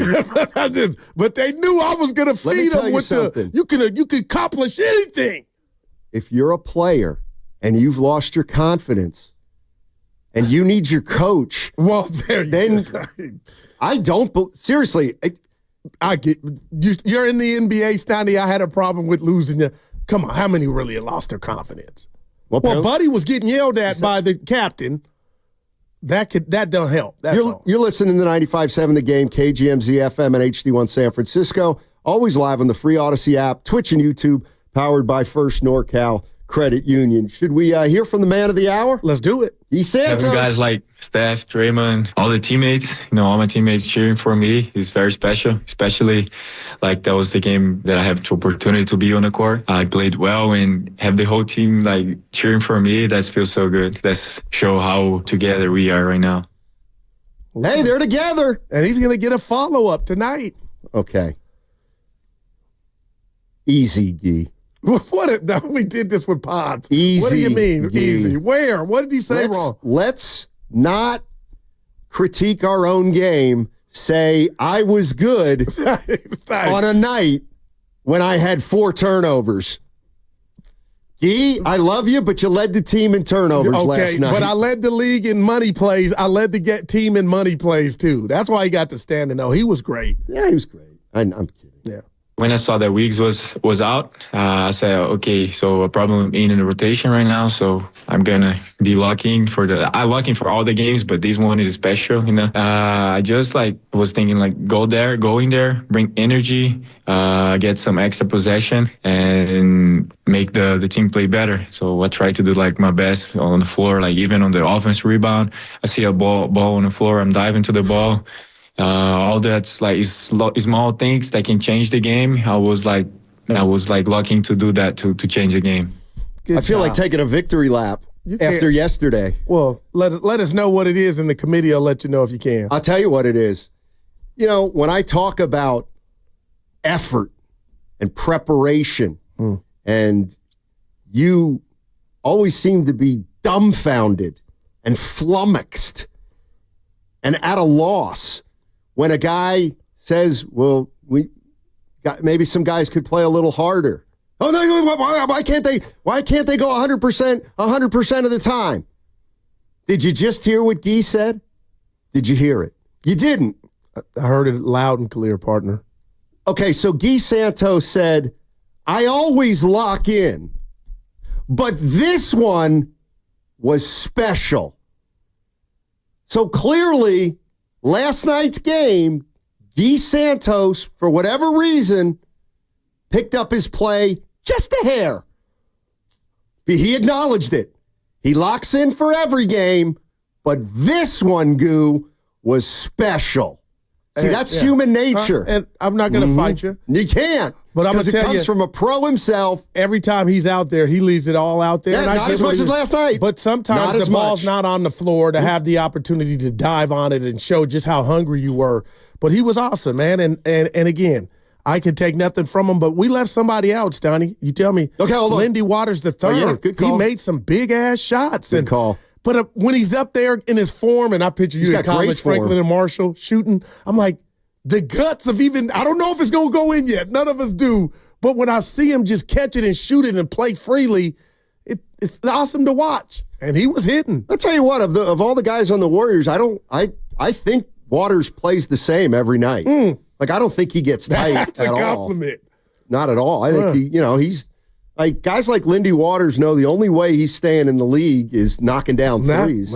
He'll come around off those picks, Toddy. He is not bashful. He's not one of the 7 dwarfs. So here's something that I was thinking about as it relates to Lindy Waters III. And Dib sent us a text. I'm about to read it. Go ahead. And so, you watch games and you see guys. And anyway, when I went to the game with my family the other night, my 2 daughters, one's 22 and one's 18. I didn't know you were going, but go ahead. No, I didn't tell you on purpose. So, I didn't. So, Lindy Waters checks in. Okay. Now, what did the girls say, Steiny? My daughters basically started swooning. Yeah. They're like, they showed his picture on the big screen, and they're like, "Who's that?" Yeah, I got it. The hair. I'm like, "That's Lindy Waters the third." Yeah. And like my 18-year-old, who's doesn't share anything, is like, "Whoa." Like, yeah. And I told him. Then he got more attractive when I told him that he's the only Native American I was just going in there. the NBA. And we are actually their Native American night. Mm-hmm. So at halftime, there was a Native American performance. And then Lindy Waters also was on the big board giving a message of some sort. Now I'm back positive again, ready for the night. They like Lindy Waters a lot. A lot. I got it. They like his look a lot. My daughter likes Cade Cunningham. Huh. Yeah. And Mia used to like Rick Fox. I never, and Paige from the Kings. I don't think she was the only one that liked Rick Fox. I don't think she's the only one. Yeah, old liquors. Let's wrap up with Guy Santos, who absolutely had a big hand in that win last night for the Golden State Warriors. I've been working there like every day, like no days off. Even when we have a day off, I'm going to the gym. I'm going to shoot with a coach or either a machine that rebound for me, but I'm there working on my shot every day. Today was the day that you can see like that I'm working on it, like I'm proving that. And also the confidence, because I'm working a lot on that. So I'm sure like, okay, when I get the shot, I'm going to shoot it without doubt and like I'm going to make the shot. So that's what I got in my mind when I shoot the ball. Good for him, man. Yeah, no doubt. And somebody defending them, Steiny. Little accuracy here. What? Easy, Steiny. Guy and Draymond led the team, tied to lead the team in turnovers. Okay. So he didn't exactly do it by himself. That's my bad. I should have. What would Draymond say about his turnovers? He doesn't care. He's pointing to, he's owning it though. Oh, yeah. He's pointing to himself. But it happens every game. Yeah, he leads the team in my bads this year. My bad. Day. My bad. All right. Warriors Pacers today at 4. Yeah, early. Warriors Live starts at 3 o'clock. And that'll be Willard and Dibbs pulling that shift today. Willard and Grandy. Grandy. Willard and Grandy. Willard in San Diego. No. He was driving. Dibley and Grandy. It's Dibley and Grandy. Not Willard and Grandy. Dibley and Grandy. And somehow I got that right. You butchered it, but okay. I'll take it. This fish is stinking from the head up. Where is he? They just won. Where is he? Well, he called. You didn't get to him. I couldn't get to him. Yeah. I couldn't get to him. All right. 888-957-9570 is the number. Let's talk a little NFL. Yeah. On the other side. And I want to make a bet with you. I told Evidence, but that's what I was talking to about that one in the room. Well, break. If you lose, will you pay? What's my name, Jack? IOU. That's a 4. Well, I'm going to give you a 4 on that one. That's a 5. Slow down. Those are your initials. All right. No, we're having fun today. Seriously, we really are. Oh, man. All right. 888-957-9570 is the number. We're going to talk some NFL on the other side. And if you're a 49er fan and you're sitting down to watch these playoffs this weekend, you looking for anything as it relates to your team? 888-957-9570. Guru and I will start the party in about 5 minutes after the break. What's coming up on the game is brought to you by Fremont Bank. Here for you, here for good. Safe travel in the new year starts at Valvoline Instant Oil Change, your 15-minute drive-through oil change for all vehicle types. Friendly technicians will check fluids, wipers, lights, and more. No need to get out of your vehicle. Locations and coupons at BayAreaOilChange.com. Where can you kick off the new year with big savings on gigs?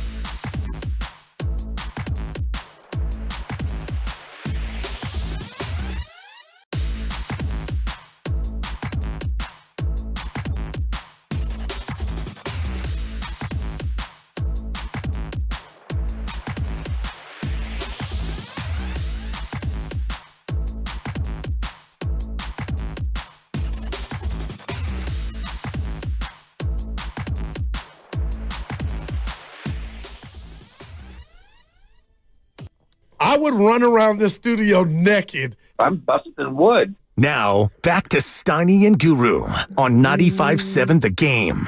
You know what I've always been fascinated with, Guru? Kanye. No.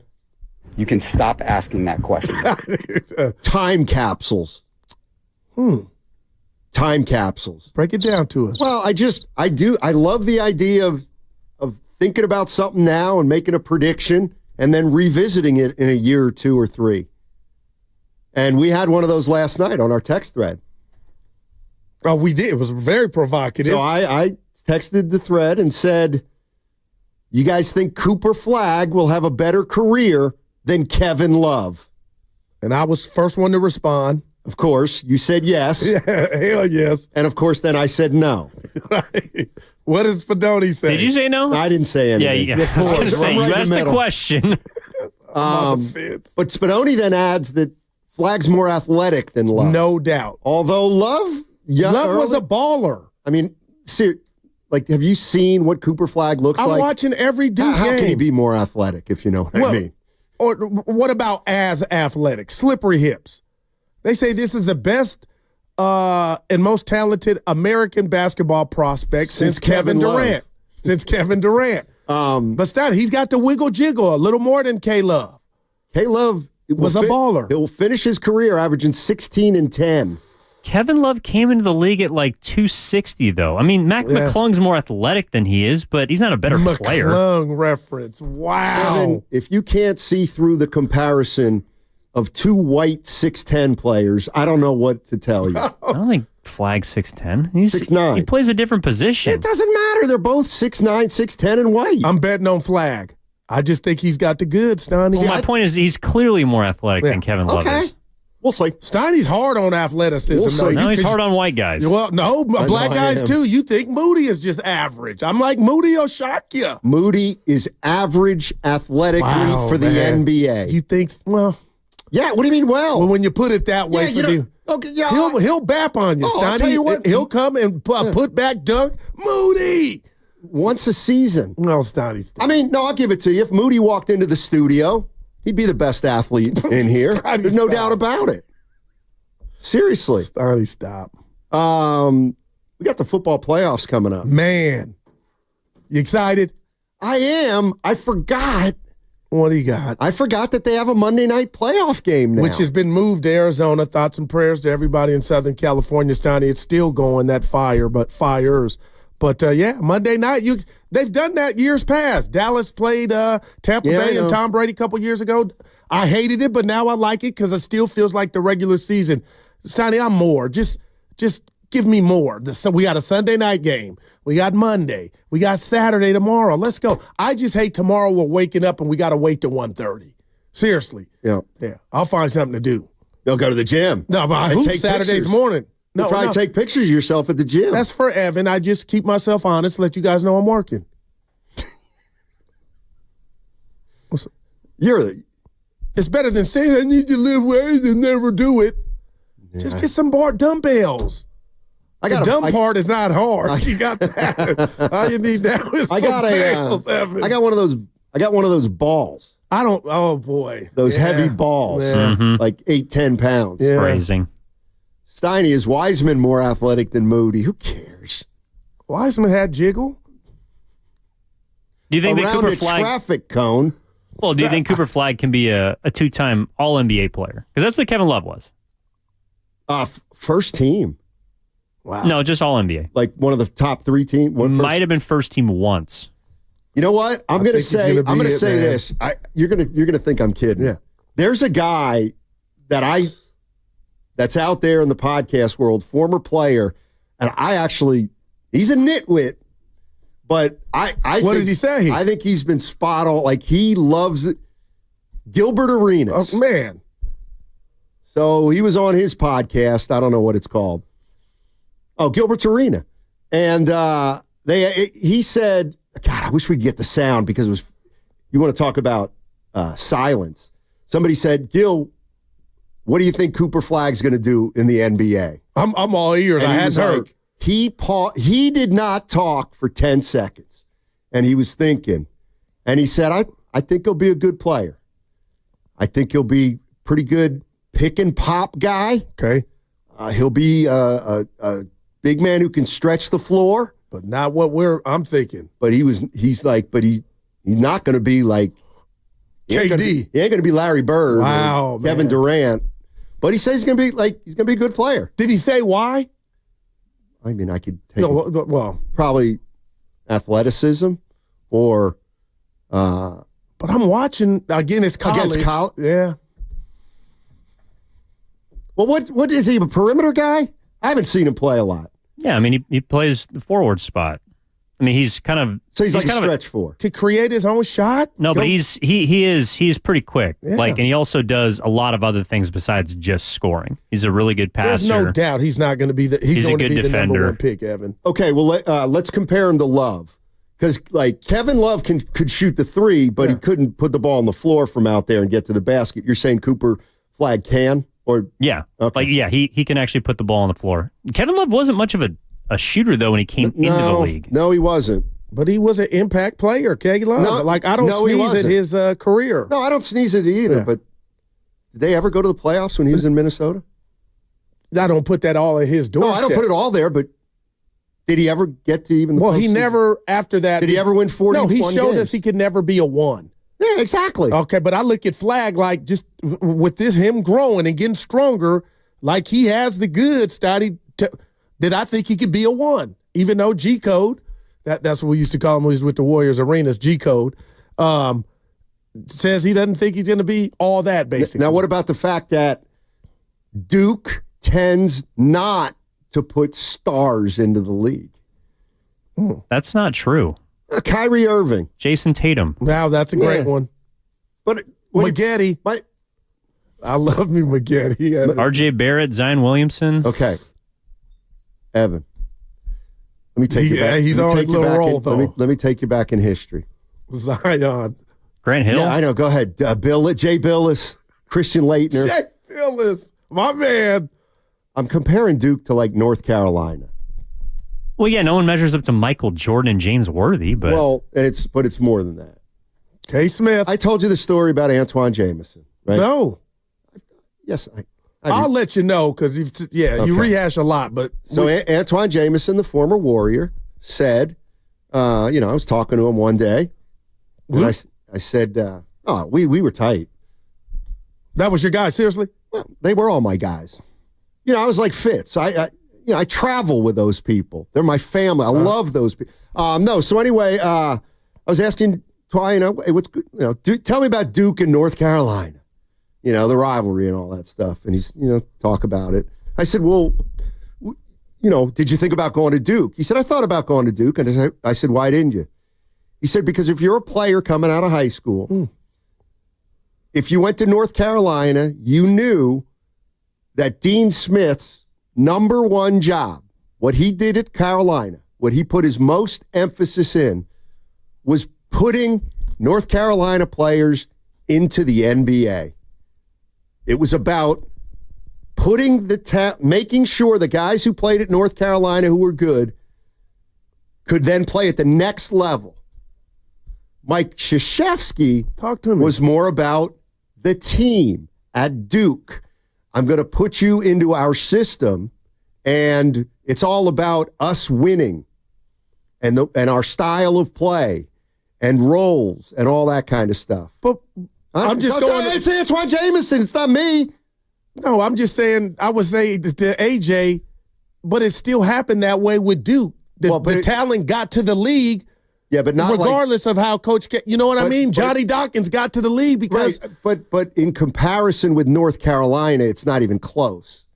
When you talk about Phil Ford and Charlie Scott and Billy Cunningham, Mike O'Koren, Gene Banks. Gene Banks went to Duke, but North Carolina.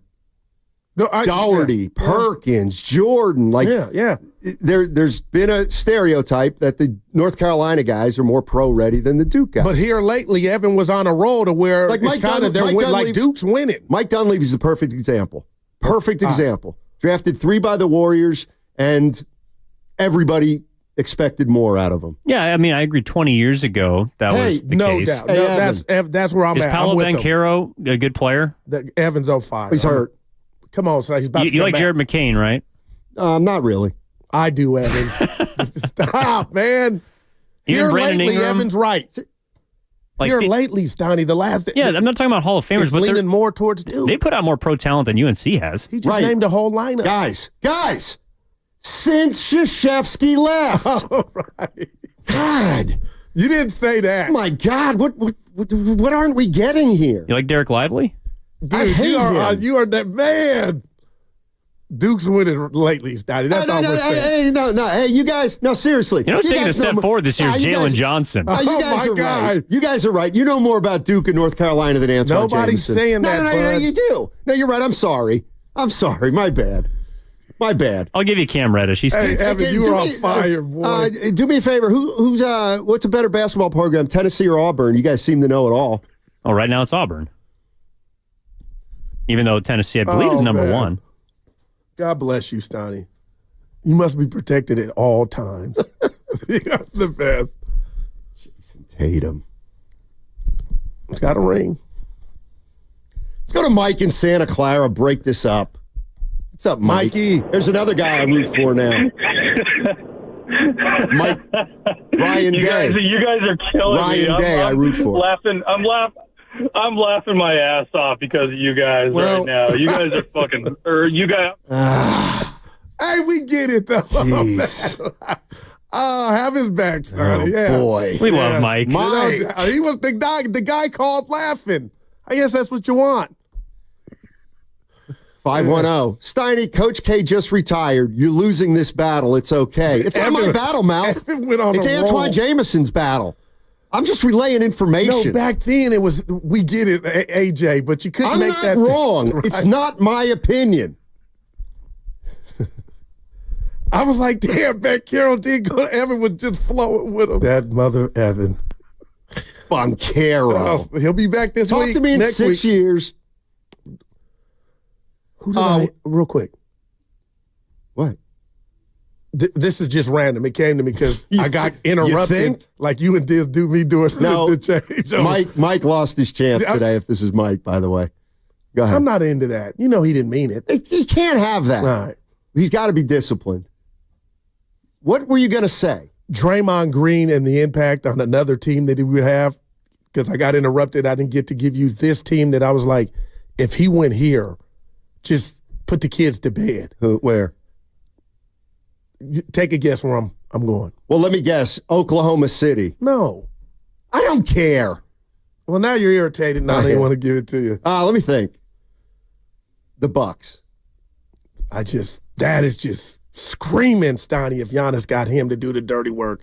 Like Bobby Portis is okay, but Draymond's something Okay, what are they else. going to do with Bobby? What are they going to do with the 10-point discrepancy between Portis and Is Draymond? it really that? If we look at their average last night. My neighbor had Bobby Portis over 9 the other night. He scored 3. But anyway, Stoney, I'm just telling Bobby you. Portis might be better than Draymond. Offensively, but the impact on the game, Dre still, come on, man. And by the way, I keep hearing this name, and can we lose this name? Brooke Lopez. Trades are hard. Have you watched Stoney? He's aging right before our eyes, man. I know. Shout out Stanford. Bobby Portis has been averaging 14 points a game for the last 4 years. What's he shooting from 3? Not better than Dre. Yeah, he is. Go ahead. I was 38. Last year was 41. What's your point? I already said it. Milwaukee, like Dre would be, man. And who would you take for him? I mean, what do they get really? Yeah, Pat Connaughton. Yeah. AJ Green? Hey, by the way, he shoots like 60% on corner threes. Everybody does, Evan. Who's that new guy that got in Milwaukee? Hell, the white Moody's guy that shooting shoots 49 from there. Who's the guy in Milwaukee? The white guy. He is like the new Mark Price. Who am I talking about, Green. Evan? Oh, yeah, Green. Right. As soon as you said Green, I thought about the Bengals' old receiver, AJ Green. I thought of a brother. I'm admitted. Yeah, but that's the guy. He can shoot it. Would you take Chris Middleton for Draymond? He's coming with off the the bench wheelchair now. that's coming with him, dude. It's over. I love you, Chris. It's over, Steiny. They put him on the bench. See, and you know what? I'm going to entertain this kind of thing today because I'm in a good mood. 262. You're wrong about Splash Mountain, Stein. I guess is that what they call Lopez? Brooke Lopez, Splash Mountain. That's Yeah, I not guess. bad. Wow, I didn't know that 262. So now you're really on my good side. You're wrong about Splash Mountain, Steiny. Lopez is mad decent. I just hate big guys that are just oafs on the perimeter. Yeah. But he'll block you a shot a couple years ago. He was not DPOY, but Steiny, he was getting votes. But he's not that guy, I don't believe, anymore. It's hard for him to move. How old do we think Brooke Lopez is? I bet he's here 37. we go. All right. I'm going 35. Ricky Henderson. Right in the middle. 36, so he would fit on the Warriors. 4 years from 40. He's still playing 32 minutes a night, averaging 12 a game. Yeah. How many rebounds, Donnie? Oh, he crashes the glass. Not. He was never a good rebounder. No, ever. 6 rebounds a game. 32 minutes, 7 feet tall, 6 rebounds a game. Potts could teach him something about rebounding. And his blocks are 2 a game. 2 a game. Yeah. All right. What'd you think of the game last night? I thought it was incredible, and that last-second kick, Steiny, I've never seen a football look like it was going wide right. I thought the same thing. I said, we're going over. What was that? What kind of spin do you call that? That's the spin that Jake Moody needed all year long. That's a great. His would just fade to the right or fade to the left. Why am I fixated on his 50-yarder, his 50-plus yarder in the Super Bowl? Because I don't want to. Had he missed that, he'd probably be jobless. He made that. The 49ers might have made the playoffs this year. Do I remember incorrectly, but didn't he miss an extra point? In the Super Bowl? Yeah, he did. Yeah. I was talking field goals, but of course you guys just, man, oh man, tough crowd. I mean, I'm just going to say this. I'm just going to read this text because I love the name. 510 says, and Mike apologized. He sent us a text. Okay. Yeah. 415, Steiny, how come nobody wants to go after Bitazzi? Bitazzi in Orlando. I'm laughing at how you say it. Go. By the way, I went to the internet and I found out, and we're going to need to know this name. It's Debonsa. Debonsa. The T is silent. Is that who we're tanking for? Yep. Debonsa. We're tanking for flag. You can't tank quick enough for flag. Next year. You want to tank for Debonsa. That's who Well, it's kind of different in the NBA. You got the lottery. You got a chance. Thanks. The old David Stern, the cheating, folding the. You remember that, Evan? They cheated for Pat Ewing to go to the Knicks. I saw it. Little before my time. And what did it matter? They didn't win the title anyway with him. They didn't win a title. Sometimes it's a terrible pick. Yeah, but I'm gonna say this. How much time we got? Plenty. Evan, this is pre-Evan. If Stephen A. Smith and all the prominent black beat writers or Dr. Harry He's not a beat writer. He's not a beat writer. He started out as in Philly. That's fine. But the one thing that you and you never fought me on it. You were just like, Guru, why are you so passionate about it? And I still stand by it. And sometimes if I ever get Chris Mullen alone, I'm going to ask him, had he heard me say it, or have you had the thought? Because Mario Elie heard me say it on air, and we talked about it later. And it is why Patrick Ewing could never get a head coaching job in the NBA. And it's not even if he was he was an assistant Evan for a million years. I know but why. He never was the beneficiary of even if you thought he didn't deserve it, he was Patrick effing Ewing. There it is. But no, even if you thought he didn't deserve it, hire him anyway. But no, he paid his effing dues and he got a job at Georgetown. And how did that go? But what was the difference? And I love Brian Shaw, Jason Kidd, all these guys that got it, J.J. Redd. How could you eat your own and not give Patrick Ewing a head coaching job after he sat on Orlando's coaching staff forever? He went everywhere. And if I run into him, I'm going to bring it up. Maybe at All-Star this year. I'm going to be like, Pat, Daryl Johnson from Union City, California. I'm going to tell you I fought the fight, man. And I think it stinks. I think you stink. Now, if I smell good, if I asked you a question, let's go to baseball, and that way I can include Evan. What positions, if a manager played baseball, what position? Catcher, right? I got you. If you're a head coach in the NBA, what position are most of the head coaches? I hate this. They're guards. All right. I got you. And by the way, I'll tell you Sam Mitchell wasn't a guard. There he goes. Phil Jackson. Well, help me. Larry Bird. I forgot about Larry. No. Okay, Scotty Brooks.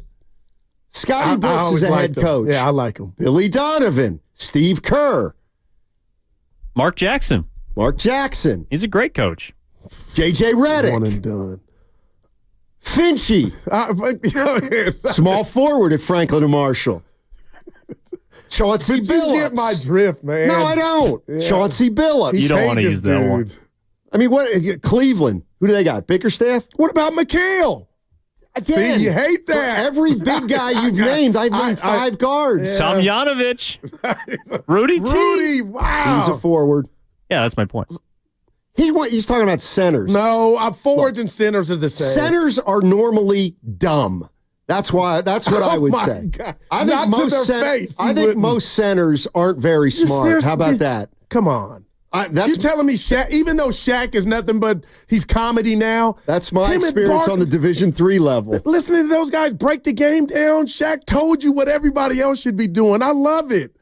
I get the genesis of what you're saying. I'm not fighting you on that. But it still doesn't change the fact that Patrick Ewing should have got a job, especially when a steward of your game that did everything right, didn't get in trouble off the field, couldn't get a shot. That's all. Why didn't Clyde Drexler get a shot?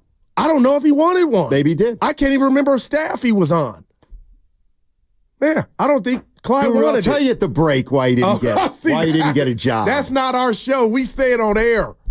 Would it be the fact that he went 75 and 109 in 6 seasons with Georgetown? I was Evan. No, but Georgetown, they didn't want to hire him. They didn't think he deserved it, but they hired him anyway. Evan, seriously. I'm mad. I was withholding that information of the Georgetown. He made the tournament once. One and done. Oh, man. Doc Rivers, Scott Skiles. I've given that to you. Musselman. Yeah, he was probably a guard. Could you see Curry coaching? No, I can't. Evan, can you? No, I don't think he'd want to. LeBron, I could see like that. He would be a bad coach. But that is so. You think, Evan? Real quick, why would you say that? The greatest mind in the game. How many head coaches has he gotten fired? How many players would he want off his team after a bad stretch of basketball? But honestly, not defending the king, could that make him a better coach knowing what he deems not to do?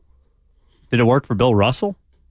Bill Russell. Good call, Evan. Player coach. Yeah. What about with Sacramento? Oh, no, that didn't work out well. Yeah. That didn't work out well. Keith Smart. But every time we get one that you don't like, McHale, you're 100, but I get the... I would say that the ratio of guards to big men as coaches is the same as great college players out of North Carolina compared with... Goo, why is Steiny so mean? You're not mean. You just got a voice that sounds like you are. This dude's a butterfly. I tell people all the time. I am. Cal Addles. Terry Stotts, R.I.P. guard. Terry Stotts never played in the NBA. Who you saying that to? Somebody said Terry Stotts on the. I think he played at Oklahoma. Steiny, why don't we acknowledge the only trade the Warriors could make to get a star is Zion Williamson. Duke. Are you really going to risk the biscuit? Anybody who's any good at it, Duke didn't go there 4 years. He was. That was phenomenal. Evan was on a roll recently. I get it, Steiny. All right. No, but and if. Are the Warriors desperate enough to make a play for him? I don't know. I don't know what the answer is there. 888-957-9570 is the number. Download the free Odyssey app and check us out on YouTube and Twitch. Powered by First NorCal Credit Union. This game day traffic report is brought to you by Crystal Geyser Alpine Spring Water. Bay Bridge heading towards the Chase Center is looking good from the toll.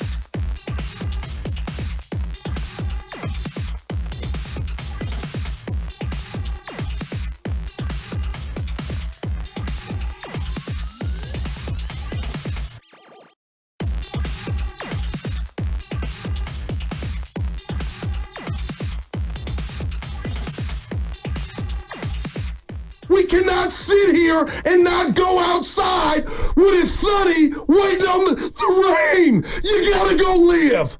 Now, back to Steiny and Guru on 95.7 The Game. Who is that guy, man? It's you, my man. When I do see Mully again, I'm going to ask him about my theory about Pat Ewing. Well, what would he know? He knows Pat Ewing, and he's been in the league. They're not really good friends. He should have got a shot. That's all. Actually, Mully doesn't like him. Are you serious? I'm making it up. It's like, whoa. Yeah. So, anyway. This is so random. It's Friday. I got to ask you. Of course. Now I'm talking about Ewing. Honestly, how many basketball games have you caught at Madison Square?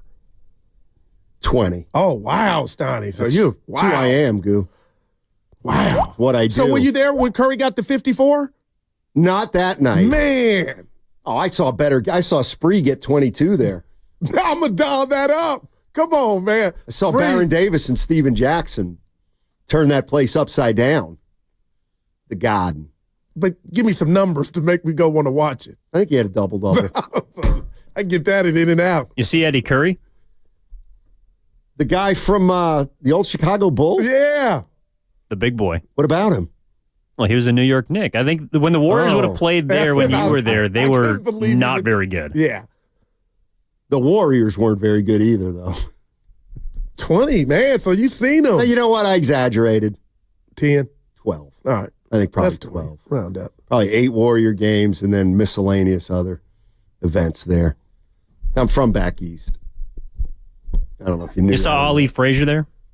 Wow, man. Which one? They had 3 fights, Mal. Down goes Ali. Not at the Garden. That wasn't at the... Oh, yeah, it was. I'm thinking of Norton. Yeah. Evan is on fire. He's in your shorts. I think it was just the first one, right? Thriller in Manila. Oh, boy. It was Manila. It was Madison Square Garden. He's up on me. And the other one was, oh, God, Matt, please, you're better than this. Don't give them fire. I know it. My bad. It was the second one. That was in New York. The first one is the one I'm trying to figure out. Think about it. Tell me. I'm looking at I don't know. What have you been doing while I've been... I was purple. The first Oh, no, one... it was at the Garden. My bad. I thought we looked... They fought twice there? Okay, so they fought twice at the Garden. I thought you'd know since you were around. Well, just Google locations for Ali Frazier fights. It's not that hard. And what I do remember is Ali against Ken Norton at Yankee Stadium. Wow. Now that was a hell of a match. By the way, was no joke. Yep. By the way, they fought 3 times. You know that. Who? Ali Frazier. Yes. Yeah. I do know. Last one was in Manila.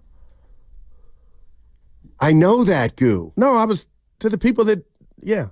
Well, it's theater of the mind, I had made that clear earlier in the show, you. is what I'm saying. Now, let me ask you this. You're a Cowboy fan, and they seldom make the playoffs. Yep. So, as a Cowboy fan, will you adopt a team in the postseason? It's all I do. I love this. Yes, in every sport. Yes. Okay, so... And I've done it.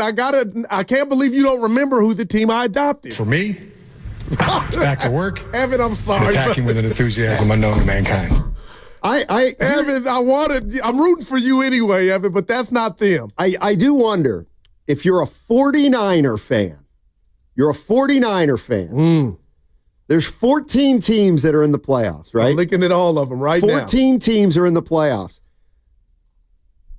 Is there a team that 49er fans are either rooting for or definitely some teams they're rooting against? If you're a Niner fan. I'm going to take the latter. What's the worst team that could win it? The Kansas City Chiefs. They got 2 of your Super Bowls. 888-957-9570. Look at the field, Stoddy. Tell me I'm wrong. How can a Niner fan look at the Chiefs and not say they took 2 of our... They won it. Because the Niners outplayed them in both games, man. Because they're in the AFC. But still, they won it all, and now they're about to embark on something that it's never been done. But if the Chiefs win it all, that justifies. They will have beaten a team other than the Niners twice, right? right? They beat the Niners twice in the Super Bowl. And then they beat who in the other one? Philly. Okay. And if they then win this year and beat somebody else, that would be 4. Right. But at that point, if you're a Niner fan, you say, nobody's gotten over on the Chiefs. No, to me. I'm right here. No, to me, it has nothing to do with that because you had them up 10 twice in the second half. No. So forget whoever did what with them. You're wrong. You had them. You're wrong. If I'm a Niner fan, I never get over that. I'm serious. I think there's 2 teams that 49er fans would less likely to win it. I got one. It's the Eagles and the Rams. Okay. Oh, I forgot about the 40. If you're yes or no 49er fans, 888-957-9570. I would say, I think how would Bonte and Shasky answer? You really think the Rams? I think it's the Chiefs that left that bitter taste in your mouth. Okay, so we have a Super Bowl. It's the Eagles Chiefs, and the Eagles win. Well, how do you feel if you're a Niner fan? All right, I'm going Bonte and Shasky I think you're real rooting quick. for the Chiefs in that situation. But what Bonte and Shasky had to endure in Philly, I think Philly is the one that they don't want to see win it all. Okay? But as a whole, Niner fans that didn't experience that, I just don't want to see the team that I feel like we were better than twice in the biggest game go on to make history, Donnie. So I would go with the Eagles. If the Eagles had to play the Chiefs, you want to see the Chiefs on your watch? I honestly respect the Chiefs, but I look at them like you lost the Super Bowl twice. I don't want a team in my division winning the Super Bowl. And it would be the second time. Exactly. And then secondly, That's interesting. I'd rather have an AFC team win it. If I'm the Niners. Do you think Niner fans hate McVay and the Rams like that, though? I think they hate the Eagles and Chiefs more. I think they hate the Eagles more. I do think they hate the Eagles more, but see if the Chiefs win it. It'll be first ever three-peat. I mean, this will be 4. Listen, if you're a Niner fan, you do not want the Rams winning the Super Bowl. And I don't want the Rams because then for the next year, well, Steiny, McVay's got 2. McVay's got 2 and Shanahan's got none. But why would you get mad hearing that when that's fact? Well, it's not yet. Because Andy would have 4. It's not yet fact. Yeah, but what's the difference with Andy having 4 if they win this year, Steiny? What's that? What's the difference saying Andy's got 4 if they happen to win this year? Because Andy's better. Andy's the best coach in football. But McVay beat Kyle for his only one. Right. And he's been to 2 that's like why Kyle. If McVay wins, you're going to say, oh, he's way better than Kyle. You see what I'm saying? Well, in the category of putting Super Bowl victories together, he would have 2. So that would mean he's on a couple of exits ahead of me on the Super Bowl freeway, right? Here you go. Yeah. 925, Goo's right. I don't want the Chiefs to win it all. 650, for once, Goo's right. I don't want Kansas City to win. I'll take Detroit or Buffalo. I think you guys are fibbing a little bit. I do not want Sirianni to win. Because I don't like I wouldn't want to hang out with them. Well, just because you don't know him. But the bottom line is... McVay, I'm cool with. If you're a 49er fan, and Andy Reid's raising his 4th. You got to put this on the poll. That would bother me less than Nick Sirianni holding it up. All right. Because let me tell you what's going to happen, and you're going to have brought it on yourself. I come in all next year. Well, Sirianni's a better coach than Kyle. It's a fact. It would be a fact. Wow. They've been to as many Super Bowls. Yeah. Okay, a lot of people saying Guru's right. Anybody but the Chiefs. Okay. I just hate how history, I respect everything Kansas City's partner. I'm telling you. But it's like the Warriors should have 6 rings. And I watched that Toronto game 6. But history would be altered right now had the Niners brought that home. Right, but they didn't. Wow. They didn't. And you know what? If I was 6'5", I might have played Division I. And you know how much time I spend thinking about that now? That's a little different, 0. Sonny. You were never 6'4". The Niners were close. They had 10-point leads twice. I was close to D1. I was close to a D1 close player. to being 6'5". Well, forget that. Yeah. I was close to being a D1 player. Well, you made the wrong decision. No, I couldn't have played D1. No, you said you didn't want to go somewhere where you could have played D1. Remember, Evan, what school was it? You said, I could have went D1 and I wasn't going to play. With a scholarship. Oh. with a scholarship. I would have rather gone to What was your scouting report then? What do you mean? What was your weakness? I got a big ass. I was 6 feet tall. I was limited physically. And could you get your shot off, though? Yes. But then you weren't limited physically to me. I had one of the best left hands in the Middle Atlantic. That's why you're on Wiggins' bumper all the time about his left. You don't like his left. He doesn't have a left. Well, here lately, it's just been, I don't like the handles, but. All right, so first game tomorrow is at 1:30, Chargers-Texans. Can I give you guys, and you could fact check this. Since 2012, I'm into eye candy. Since 2012, the Texans have played this game at this time at home 9 times.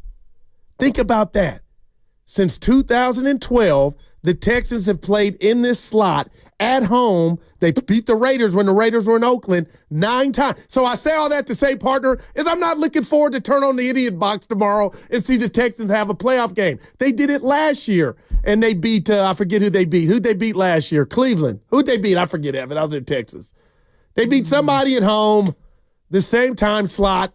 It was okay. I'm looking. Might have been Cleveland. Yeah, it might have been. Yeah, I'm looking at the. No, you're right. It was because Joe Flacco. Was yeah, the there we go. There we go. Well, I'm looking at the Houston Texans franchise history. They've only been to the playoffs 8 times. So, or maybe it's 8. Well, you said 9. Yeah, I did.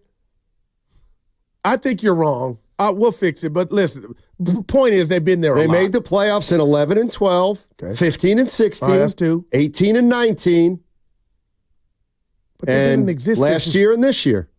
Well, point stands. They're not exactly a draw, which is why they're playing on Saturday at 1:30.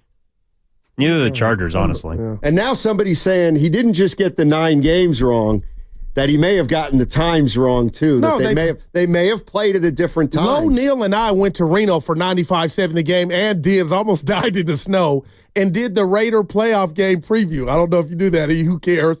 And it was the Texans in this time slot on Saturday. Right. But you said every playoff game they've had since 2011. I'll get the stat and get back. I'll get it right. 415 says that's not true, Guru. So I'm going to make a plea to the 415.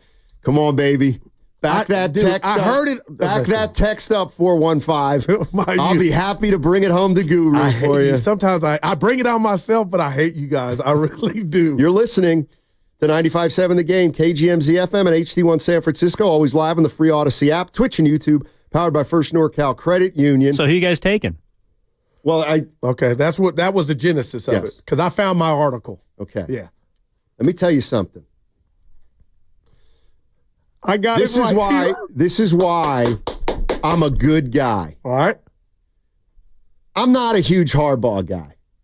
I'm not. It's kind of weird, I find him amusing, but I'm not a big Harbaugh guy. But you defend Sirianni. I'm going to be quiet. Oh, yeah. All right. Absolutely. That's funny. Go ahead. Because I got my ammunition. Sirianni's had about as much success in the NFL as Harbaugh. Okay, we'll move on to that. However, my fondness for Evan Giddings trumps. I love that. My skepticism about Jim Harbaugh. All right. So my AFC team I'm adopting is going to be the LA Chargers. Okay, if we're doing that, then totally, Evan, I'm with you. We did it a couple years ago when you were up 27-3 against Jacksonville in Jacksonville that Saturday night. They led by 27 points. It was the third biggest blown lead in the history of the playoffs. Yes. So Evan, I'm rooting for you tomorrow, and he's watching it here in the city at a Charger bar. Okay. Well, there's only one. That's awesome. Can I give you this, mouth? Start time for every wild card game in Texan history. 2011, 3:30, which is 1:30 our time. 2012, these are all Saturdays, 3:30. 2015, Saturday. 16, Saturday. 18, Saturday. 19, Saturday. 23, Saturday. 24, Saturday. All the same times. I was off by 1 digit. Okay, it was 8 games, not 9. Miss me. I know what the goo heard. You would never let me be right on something like that. Oh. Congratulations. Yeah, I appreciate it. But, Evan, okay, so we got the Chargers. I don't like that game for the Chargers. It feels like a trap. Yeah, I don't like any game they're favored in. Houston's not playing great right now. They've been wow. Evan, what's the spread of that game, E?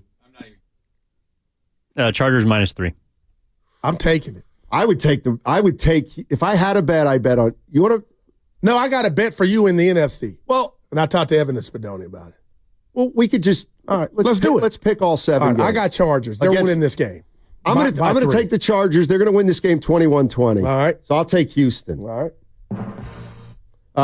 Pittsburgh and that's the one Saturday night. See, this is the one that's interesting. He's got an elephant on his back. Well, then Lamar Jackson. Then he's going to struggle. And he's not without his best receiver. He's without his best. Zay is out. Zay Flowers. So put your money where your mouth is. I think Tomlin shocks the world and upsets the Ravens. But I'm not betting no money. What's the line? I think Ravens are close to a touchdown favorite. Oh, it's 6. Baltimore -6. Yeah, I'm taking Baltimore there. That's a big spread, man. Pittsburgh. Excuse me, Stoney. Baltimore -9.5. Oh. I'm taking Pittsburgh +9.5. That's a lot. If Russell pulls this off, Tomlin. Oh, I thought you were taking him to win straight up. Yeah, so was I. But he doesn't have the guts to do that. Oh, let's do it. That old school. Pittsburgh money line? That's a big payout. Okay, so this is what we're going to do, Evan. Of all the games this weekend, the winner buys the other drinks. Whoever has the most. That's what I was thinking. So I'm going Pittsburgh in this game. Are you really? Let's just pick winners. Okay. We'll just pick winners. We both got Chargers. I'm picking the Chargers. All right, I got Steelers. See, Willard saying, "Goo, that's a dumb bet." I could hear him. I'll take Baltimore, obviously. Right. I got Buffalo Sunday. I'll take the Bills, too. This is where I wanted to bet you, but we're doing it now. I got Green Bay. I really feel like dude, something's up with Hurts, man. He's and fine. A.J. Brown. I'm telling you. And Commanders, Buccaneers. This is my team I'm adopting. It's Daniels, man. This is incredible. And Dan Quinn. I think they're going to win this game in Tampa Bay. I'm going to take the Eagles, first of all. Okay. I got Green Bay. I'm taking the Chargers. I'm taking the Ravens. I'm taking the Bills. Both of us got Bills. The Bills. All right. I got Green Bay. I'll take the Bucks at home. Okay. All right. I'll take the Bucks with But what Mayfield. about Monday? This is the one I feel good about. I'm taking the Vikings. I'm taking the Rams. How could I not? When I was the star at the summit and said to Shasky before he embarrassed me, name a defensive player, I said, watch out for the Rams. Can you name one yet? Come on, I could have named one then. I mean, we've had 18 weeks. Can you name one Rams defensive player now? So you know I'm a gambler, right? I know the rosters. Evan looking at me like, can you Goo, share? Come on now. No, but Goo was right, though. Yeah. About the Rams, and it was predicated on Stafford and McVay. They're not in the Super Bowl yet. No, I'm just saying He they took won them the to win division. the division. That's all. And then Shasky tried, you got a defensive player? I can still remember his face. In Shasky's face. It is fine. You Well, also had the Jets. huh? You also had the Jets in the Super Bowl. That was off the record. Yeah. Anyway, I'm excited. Yeah, man. the AFC the last couple of years has been hard for you to read, Goo. I believe 2 years ago was the Broncos with Russell Wilson. He's been a mess, Sev. Wow. Only in the AFC. NFC, he's been on it. And I call these guys family members, but God, why did you have to? I have. I mean, who didn't think the Jets were going to be something? I didn't. Honestly. Justin. Well, Guru, Justin. I bet you they wouldn't win 10 games. You should pay me twice as much because they didn't even win 5. Well, I'll tell you what, people got fired. Like, it wasn't okay. People got fired. And Denver with Russell Wilson, oh, my God, that was just a couple of years when the Denver got him. He's on Pittsburgh. No, when he was with Denver. What's your point? I was rooting for, I was backing them then thinking, oh boy, watch out, Payton and Russell. And they didn't do a damn thing when he was in Denver. 2 years ago, Russell was on the Broncos. Oh, I thought he meant Peyton Manning. I'm like, what are you talking about? Oh, man. Thank you, Evan. Okay. Yeah. Okay. Boy, I'm excited, man. The Eagles, that's going to be a good game. That is. I don't like Philly. Hurts had the concussion. I know it's been a couple of weeks. A.J. Brown's kind of dinged up. Him. I love you don't like Philly. I love it. Because you have no idea what's going on with Jalen Hurts. Well, besides what they did, what they did to Bonte and Shasky, I hate them. But they are. Do you know this? Give it up. Give me the fight song, Philly. Do you know it? All you need to know is Fly, Eagles, Fly.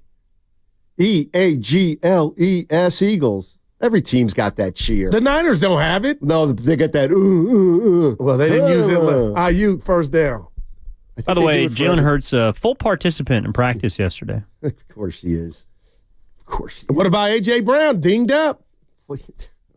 He's playing. I know he These is, aren't but is the he gonna be Niners. A.J. They Brown? don't sit out games. Please. Where you watching now? Oh, Dana's. Yeah, I'm going Dana's Your for that. good friend Dana Ali is a Packer fan. He is. He's from the mill, as they say. He's from Milwaukee. Will you guys bet since you're a Philly guy? No. We don't. He's a fan, but he's not an idiot like you guys. Can I ask you a serious? I mean, like if the Packers lose, it doesn't ruin his weekend, right? Like infants. Oh no. Playoffs are different though, dude. It affected a lot of things in my life, man. Well, that's because you don't do everything in moderation. You're a man of extremes, and that can get you sometimes. Like, remember last year, Dallas was down 27-0 on that Saturday? No, and you remember. text like, "Goo, it might not be over." They got the touchdown before halftime. There were a lot of things I couldn't do after that game. I'll just let you think about it. But listen, can we take a couple minutes? Because we are family. This Vikings-Ram game is being moved to Arizona because of the fire, Steiny. Could you guys just imagine yourself losing your home the way that those people did? Nope. It is bothering me. There's nothing I can do. And thoughts and prayers, Steiny, but just imagine, losing all your belongings like that, man. And Steve Kerr's dealing with it. Well, and others. So it's just scary, and it hasn't stopped. No, I know. Well, I was hoping you'd take a little more time. Yeah, no, I'm just emotional. Seriously, I am. As you get older, you just think about, not being selfish. What if that were like that? It's scary, Stoney. It really, truly is, man. And I wish there was something we could all do. I know we can donate. Send some money down there. Yeah, no doubt about it. No doubt about it. And now, why would you smile? Because you're fun. And Evan had the best line of the day. IOU should have been IOGoo, but I don't owe anybody here. I pay my debts. Well, and I collect too. Not everybody you may believe that, but that's not what everybody agrees with. Now you're taking it somewhere where there is no commercial break that can help us. Stoddy, don't play like that because people think you're being real. Well, you owe me, but you'll pay it off in about an hour and a half. Well, tell the listeners. Evan, go ahead. You can have the honors. This was a beauty. No, we just bet on who the next head coach of the Raiders is going to be. Well, technically, I haven't won yet. No, you have not. Because I bet Vrabel would go to New England, and that he absolutely would not go to Las Vegas. I don't think Mayo's going to the Raiders. That's what okay. needs to happen. Because you butchered it. Yeah. They just fired their GM. Imagine drafting, seriously, if your favorite football team, their first selection as general manager is a future Hall of Famer, and he's fired. Just in sports, should anybody be fired in 1 year, guys? Seriously. Yes, but not for drafting a first-team All-Pro. Brock Bowers, the best tight end in football. Don Nelson was fired after 25 games. You're right. Wow. But there was a lot going on there, personal. Nothing personal. He coached the Knicks. They hated him, and he got fired before Christmas. Or on Christmas. Wait, as GM or head coach? Head coach. Oh, well, but that makes... I was saying the general manager. Oh, gotcha. That's what the Raiders did. Somebody saying don't bet Goo. Snotty, don't bet Goo because he still owes you $100 from the Laker bet. I gave you that $100 and you gave it back. Now, tell the people the real. I gave it to you at the cafeteria. You gave it back because you lost the bet because I hit the Warrior Road. He's right. No. That's something different. No. I got to go. Yeah. I'll set you straight. All right. On the other side, I'll also tell you why Patrick Ewing never got ahead. What about those 9 games, 8 games, Texas at 3:30, baby? I'll tell you what, we're going to open up the phone lines, and I'm going to say it right now. You can talk about anything you want. What? This could be a segment. Can I play the best piece of sound from the last year? Okay, wow, I'm excited. Well, it's only 6 days, but I got some sound that's going to... oh, my God, this guy. Don't go anywhere. You're going to get a kick out of it. What's coming up on the game is brought to you by Fremont Bank. Here for you. Here for good. Tune into 95.7 The Game for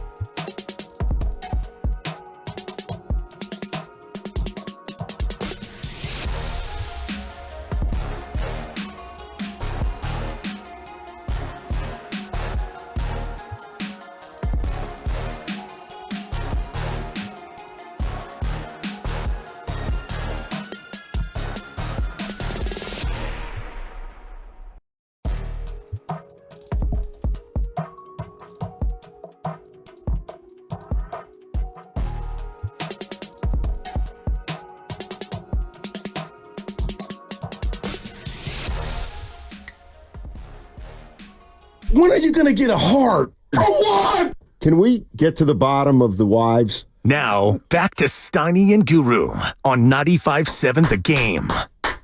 Yes, sir. I'm feeling good, baby. Michael Bublé. I just think of Johnny Blue Bland. Get that. Bobby Blue Bland, Johnny. Hey. What you got? This text I forgot to bring. I forgot to bring this up to you, but I forgot something that I came up with that's brilliant, and now it makes sense. I told Evan, okay, and he's purposely not reminding me because he knows this is a great idea. Oh, I don't know why you're laughing. It's one of your more outside of the box suggestions that I will agree with. 2025 Okay. Steiny. You ready? Yeah. And I first got this idea from, was it Schlereth or Baldy? And they were talking about the NFL playoffs and the number one seed. The number one seed in each conference gets a bye. I gotcha. And Schlereth was saying, I got to go with the number one seed. It's just too big of an advantage. The first round bye is too much of an advantage. Wow. And, okay, now follow me here. It's easily solvable. You ready? Give it to me. The first seed in each conference, they don't get a bye. They don't. All right. They play the winner of the 8th best team in the conference versus the 9th best team in the conference on Thursday. So you're lobbying for 4 more teams to make the playoffs? No. I'm lobbying for 8, 9. So okay, this regular season, because we know they don't care about safety. They just say they care. Regular season ends. So this year, whoever finished 8th and 9th in the NFC, they would have played yesterday. Right? 8 versus 9. Okay. Then the winners got to come right back and play Sunday against the Lions. So the Lions don't get a bye. They got to play, but they're playing a team on a short week. But only 7 make it, so you're adding a game. I'm adding 2 games, one in each conference. Well, you kind of don't get it. No, I do get it, but I really believe in a sport that is as violent as the NFL. Yeah, but that one seed is better than any seed in any sport. Right. When you talk about you get an automatic win. You get a bye. That's what Schlereth's saying. He don't like it. That it's I don't know if it's too much. It's too much of an advantage. Too much of an advantage. But then there's that rust factor, Stoney. Hey. I got you. Don't rain on my parade. Yeah. It wasn't as great as you said. It's a great idea. It's a great idea. But why are you so hell-bent? Well, you just said it because it's that big of an advantage? No, I'm just saying, if people Because people have not been crying about it. If people think it's too big of an advantage, that's the solve right there. I'll say when a season's this long and the sport's this violent, I keep saying this, Donnie, I feel like, man, nobody's complaining that I had outside of Stink and Baldy. And I don't even know if he was or not. No. Well, it makes sense for Schlereth. Like, I was just looking at the teams that he played on. The 2 1-seed teams that he played for, the Joe Gibbs Washington team and then Shanahan's second Super Bowl squad, when they were the 1 seed, they rolled. Like, there was no game that was close on the 2 teams that he played for. So it makes sense that he feels like the 1 seed was an advantage because the team that he was on, like, they weren't even challenged. Wow. Yeah. See, the Hogs. One of the things I try to do is come up with original content. And you just stole Schlereth. He didn't come up with the idea. Well, you lost me when you said I heard them talk about it. Well, no, if there's a problem of the number 1 seed is too advantageous. But we're nobody's saying that. Yeah, no, Schlereth did. Schlereth did. Yes, he did. So, in other words, last Thursday night, or yesterday, the Seahawks would have played the Falcons. Okay. And the winner would be playing the Lions on Sunday. You're welcome, Roger. You're welcome. But the bye, Stoney, you earned it. No, you didn't. You earned playing a terrible team on a short week. Thank you. The people will tell you how they feel. Okay. You know what? Let's squeeze Word in here. Word. I'll squeeze Word. And we got to play the sound. All right. I got the most fun sound you're going to hear in a long time. What's up, Word? How you doing, man? Original content. What's up, Word? Happy Friday. Hey. Happy Friday. Yes, sir. Is it payday Friday for y'all? No, unfortunately, man. I didn't hear you.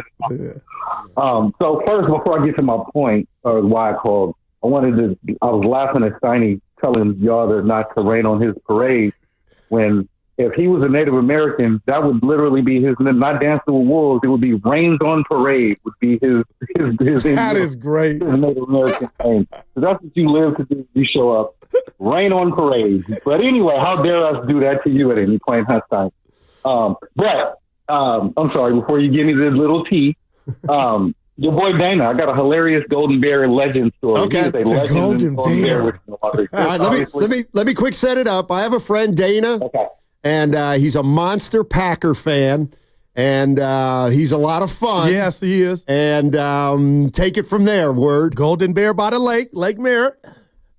Yeah, $389,000. It's a different spot now, totally. So, but yeah, no, Dana, my guy, I love Dana. What's up, Word? How you doing, buddy?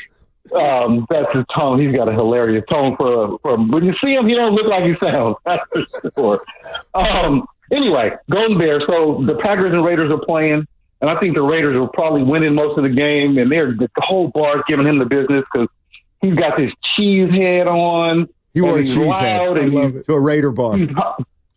Yeah, he's got the cheese head on. I think he wore this crazy belt buckle. But he was loud and he didn't care. Nobody messed with him because he's a really cool dude. So the Raiders are giving the Packers the business the whole game. At some point, I guess it was a comeback. The Packers end up winning the game. I don't remember how, I don't remember the game, but the bartenders, everybody who was there remembers this. Your boy Dana's he's a wide body. He's a big fella. His butt climbs up on the bar. And at the end of the day, at the end of the 1 o'clock games, there is glasses and bottles lined up all on the bar. My man climbs up onto the bar. Yeah, Packers, baby! And walking the bar, doesn't touch a single bottle or glass, and he is just stomping on top of the bar, dancing and laughing and giving the whole Golden Bear the business. That man was a legend ever since. Wow. Nobody touched him. It was the most hilarious. He's a good dude. He sat there and talked. Right. He took all that talk the whole game and then danced it off on top of the bar. Hilarious. Wow. So tell Dana Word said, hey, man, I will do. A good dude. Thank you, my man. Have a good weekend, man. Yeah, and you know what? It was, Word with memories. He got on the bar and he started like dancing and shuffling with a cheese head on, and the bar was all Raiders. That was dangerous. But like, as mad as they were, it was so funny. Yeah, right. You had to respect it. Yeah, nobody got mad at him. All right. What's this sound? Okay. Because that last... You know who Mick Cronin is? Yeah. Head coach UCLA. Correct. All right. And you know who he coached before, right? Cincinnati. All right. Okay, so I never liked Mick Cronin. He's a madman. So UCLA played Michigan the other night, and Michigan won the game. All right. By a lot. And this is Mick Cronin, the head basketball coach at UCLA. Tell me what you think about this. All right. But we don't play. We're soft. So don't tell me you want to win. Like, just don't tell me you want to win. So don't tell me you want to win. It's crazy, and it's every day. I'm tired of it. It's every day. I have the most energy of anybody at practice every day. I'm upset with everybody in that locker room, my assistant coaches and my players. I mean, I don't need to do anything else. I almost got 500 wins. I'm only 53. I mean, it's a joke. It's a joke. But yet I come in and I have more passion and energy and pride than everybody in. That's the problem. So what the truth of it is, Ben, it's really hard to coach people that are delusional. The hungry dog gets the bone. We got guys that think they're way better than they are. They're nice kids. They're completely delusional about who they are. I got to tell you, Stoney, hey. So is that great motivation, or he'll be fired in 2 weeks? He'll be fired or they'll quit on him. Because I would have quit. Like, you tell that to my face and forget the player for 1 second, you're going to throw the assistant coaches under the bus. So if you saw this theme developing, you should have nipped that in the bud. But to go up there and say it's not on me, you know me, Stoney, Mr. Emotional. I didn't like that at all. Well, you're the overseer of everything. What if I would say crack the whips, bruh? I guarantee that he lambasted his team before he went in there. Right. Now, do you think any different? I do. I would. But still, I didn't like the. Well, I don't like who you think you are. It was a 9-minute post-game press conference. Evan, he singled out at least 3 players. Oh, it's more. Oh my God! That was just 9.5 minutes. That was just one. Come on, man, dude. He at one point said that, I guess they had, I don't know what the center's name is, Boulinet or something. He goes, well, Boulinet, he gets blown by on the first possession. Then he got dunked on. Don't tell me you want to win. Man, it was Stoney, incredible. Man. He must want out. Like, that's not good, I don't believe. When you never seen the movie Training Day. Denzel was a crooked cop. Oh, with Denzel. No. Ethan Hawke. And there was a point Denzel controlled the neighborhood, but when it was all bad at the end, he started talking to the neighborhood like, I'll put all y'all on the shoe program. And everybody's just looking at him like, man, you sound Stoney, like it's over. That's how that coach sounded, right? You can't go against the whole village. I got to tell you, I watched it.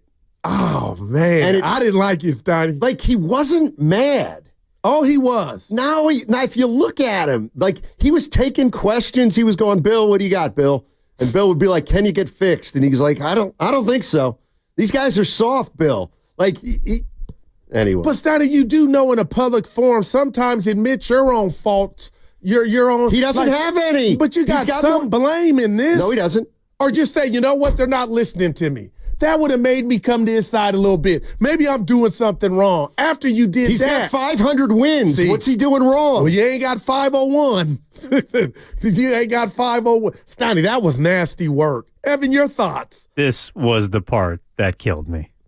I mean, I don't need to do anything else. I almost got 500 wins. I'm only 53. What? He's going through his own think you are, stats. Evan? Oh, God, that was funny. That was nasty work. That's like listening to a player go to the podium like, I got 40 tonight. I ain't the problem. Exactly. Coach K, Dean Smith. Or Steve Kerr doesn't know what he's doing. Oh, man. Yeah, what if Steve Kerr went to the podium and was like, you do realize I have 9 NBA rings? I got a question, guys. Have they played the game after? That's a good. Since then? I don't think so. I'm watching this weekend. Dude, at one point he goes, these guys, you'd think I'm coaching the Lakers.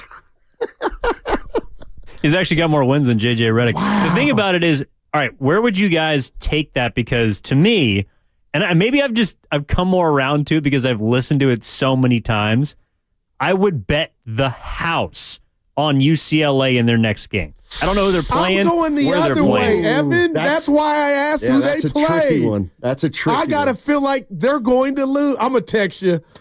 That's a great. You know what? I think if I had to bet, I would bet they cover or whatever. Now, if they're playing Chabot College, who I'm my former alma mater, but you know what I mean? You got to play somebody good. No, I mean, they'll cover the spread, whatever it is. They're not playing Chabot. They play at Maryland today. Perfect. I think they're going to lose. Evan, what's the spread? I look at it this way. Maryland minus 4.5. I'm taking the hammering. I'm taking UCLA. No, I'm taking UCLA money line. All right, we got a bet right now. I got two bets. I'm taking the Terps. Hopefully that game starts at 3 and we can watch it. 5 o'clock. 5. I got Maryland. That you don't come back from that, Steiny. Well, here's the thing. Had that been a pro coach, I'd bet against them their next game. But it's a college coach. Wow, interesting. So those dumb college kids may actually use that as motivation. But not the guys you said he called out. Steiny got dunked on? Oh, God. That is not. Wow, man. That was pretty funny. Hey, I got the Terps. By the way, what you got? Did you hear this? This is an unbelievable stat. And I haven't talked about this yet today. But people that listen to the show know that I'm kind of passionate about this guy. Tough one for James Franklin. Man. Penn State. Yeah, come on now. The brother. They get beat. So. As of yesterday. Man. Did you hear this stat? All right. I know you heard it because I told you early in the show, but this is when you lay out. That's what I'm doing. I just got So what? Penn State didn't have a receiver with one catch. A receiver didn't catch a ball. Any receiver. Not one catch in the game last night. And then he calls that pass play. Dibs. That gets picked off. Yeah. It gives Notre Dame the game. Now, is that on the quarterback, though? That was no. That was risky. Well, okay. Well, he called a pass play in that situation. Trying to win the game, though, Steiny. We could have run it. They had time. I want to say they had 2+ minutes at that point. I don't know how he's still there. And I'm not saying he should be. Because every year they go 12-3. That's why. Man. Every year they go 11-3. But you're like. But they're like, he's like 1-17. Go ahead, Evan. No, it's because he's got 125 wins and he's only 52. I cannot wait to see the outcome of that game tonight. But Steiny, this is where you and I really differ just about him. You go McCarthy, 3 years in a row with 12 wins, but failure every year in those playoffs. Not getting if you're really trying to truly win a championship, I would hire somebody that might get me 10 wins, but could take me further in the playoffs. I don't care about McCarthy's the already lipstick won a on Super Bowl. You got me, but that was way back when. I'm talking about his new job. And to be down 27-0 to the last seed in the NFC in the playoffs, that you should have been ran. And I can't stand this conversation. But you're going to always look at it like, you won 12 games. But when you haven't, as a fan base or fans, haven't won since 1995, miss me with that crap.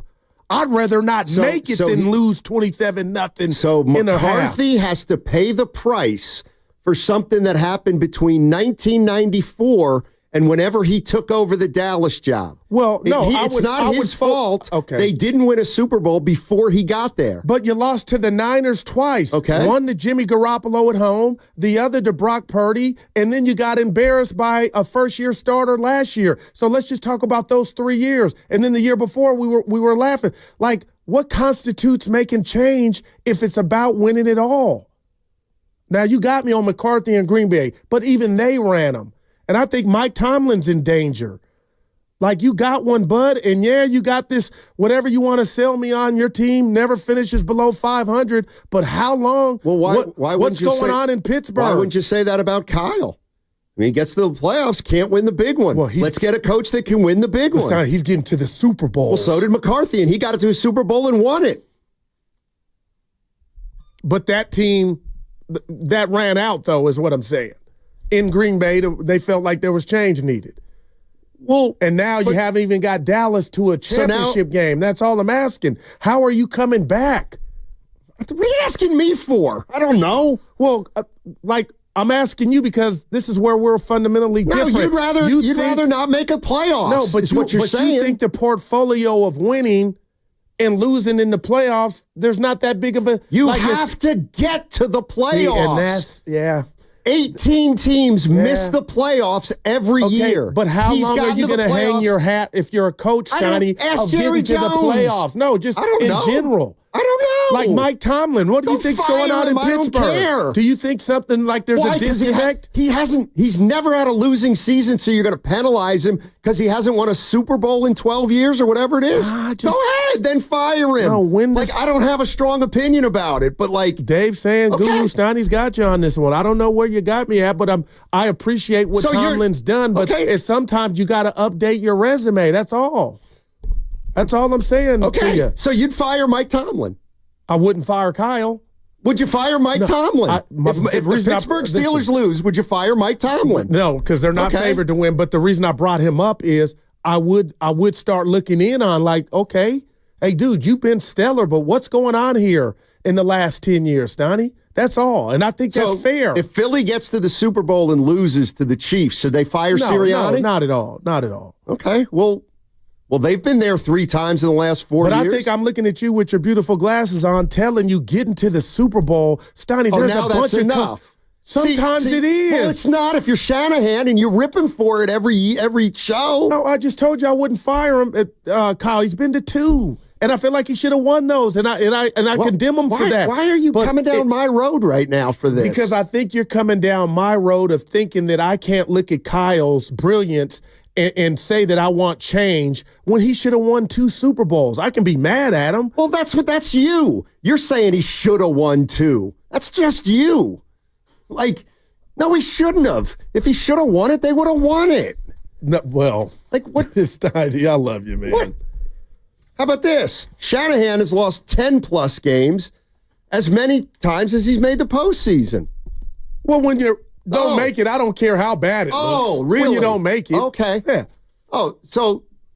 Because I've shown you when it's good. I can get you there. McCarthy and Tomlin, some spider webs on that, Stein. That's all. I'm rooting for Mike. Mike Tomlin has played in the toughest division over the last 2 decades, his entire time there. They've had an average 2 or 3 playoff teams every year. That's from the 9-2-5. The Browns are not. Browns beat the Niners last year. It's not I think the Browns made the playoffs. But my point is they've been a perennial loser. You know what I'm saying? They made Come the on. playoffs. And Baker Mayfield beat Mike Tomlin in Pittsburgh. Don't forget that, Big Ben's last year. You're taking one of those. No, I'm not. I just don't know what you want. You change on me. That's all. And I like it. You think everybody should. You just think everybody should win a Super Bowl, and if they don't, they stink. I get it. I want to radio fight Kyle you because that's not stinks. Yes, it is. I just told you he does not. That's what you're all about. It's what you're all about unless you like the guy. Then it's good enough to just get that far. You think I would be mad at Marv Levy? I don't care. He lost. You think I would omit him getting there? Him a loser. You absolutely would. You absolutely would. You think Brad Johnson's better than Jim Kelly because Brad Johnson won a Super Bowl. Damn it, it's comical with Trent the Dilfer. punchline down the street and around the corner. Listen, the Bay Area is on to you. Stop it. That's a fact. Stop it. And I'm taking up for what Patrick Ewing. You know what? I heard a stat today. When did John Harbaugh win a Super Bowl? What year was that? 2012. 2012. It's been 13 years. What about him? He hasn't done squat. Lose tomorrow night against Pittsburgh Fired? at home? No. Why the not? file's open. Like, we got to reevaluate some things. That's all. Just win, baby. That's all. Al was the man. If only you would talk about our coaches in the Bay Area and hold them to the same standard you hold other beautiful. Coaches. I'm the guy that said Kyle should be fired after the debacle. Now he should be fired. No, it was said. Were you right or wrong? I was wrong. Okay, so it doesn't matter. But I'm letting you know I'm not the guy you think I am. Would you take Mike Tomlin as head coach of the Dallas Cowboys right now? Oh, Evan, in a Texas second. Yeah, so Pittsburgh should fire him. Hey, Evan. You know what? I can't win with my brother. Evan. Boris Spassky. Checkmate. He's one of the greatest chess players of all time from Russia. Spassky I know and you don't Fisher. think you're telling me that. Spassky and Fisher. Bobby Fisher. Yeah, Go look waxed. it up. Bobby Fisher? Look it up and watch the movie. You always get on me for watching. My boy not watching- Galen's one The of the movie. There's a movie about him. I forget what it's called. Well, I didn't see it. But it's a Evan, movie now I about don't think Fisher there's a and Spassky. movie. People are killing you for saying that you came up with this flair. I did. You heard them, and then but you didn't think of it. I thought of a solution. You're not KFC. I They were, okay. and you use brought your it up. line. Go ahead. I'll lay out. You have a line clearly about Kentucky Fried Chicken. Go ahead. Original recipe. Okay. I just hate I misunderstood you. I caught wind that there's a segment of fans out there that think a first-round bye is too big of an advantage. goal, and my if that's brother. the case, I solved the problem for them. Mike Tomlin, good enough for the Cowboys, but not the Steelers. Mm-hmm. What makes Crystal Geyser Alpine Spring Water different? We always bottle our Alpine.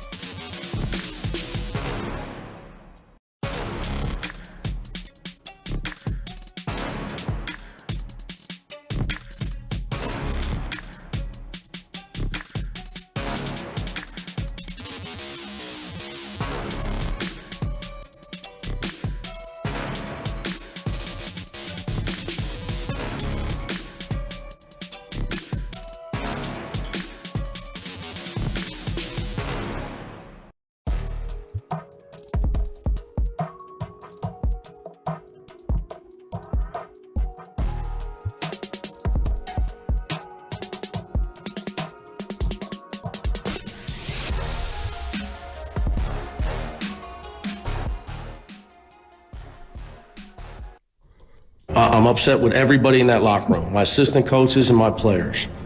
I mean, I don't need to do anything else. I almost got 500 wins. I'm only 53.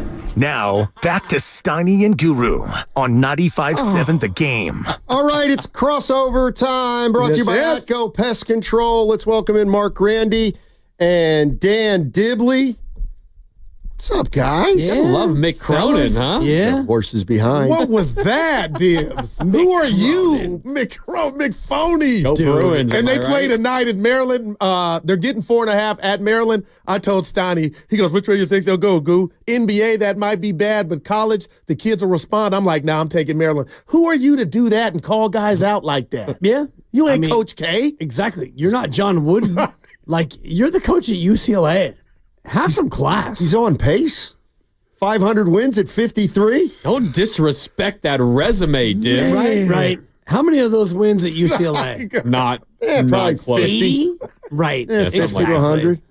It just. Oh, so you're denigrating the University of Cincinnati now. Dominant. Dominant. No, I'm denigrating Mick Cronin. He's not interested, I can tell. I am interested, and I love college basketball more than all three of you combined.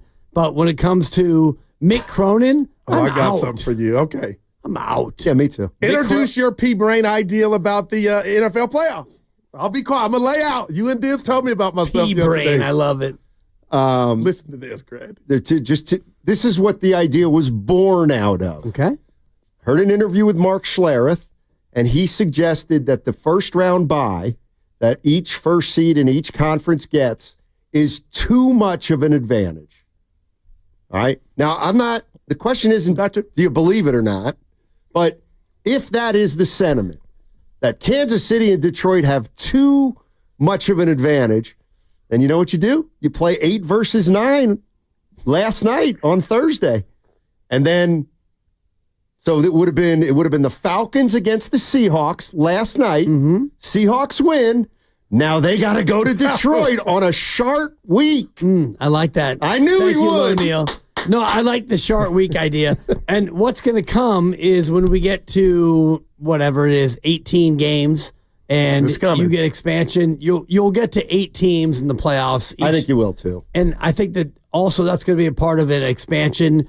You're going to have 36 teams, and you're going to have 8 teams in each side, and it's going to be a joke. Because what we saw last night was in college, we had 2 teams that had no business being in the semifinals. Oh, damn. It's a hell of a game, though, dude. I tweeted them. That's what you wanted.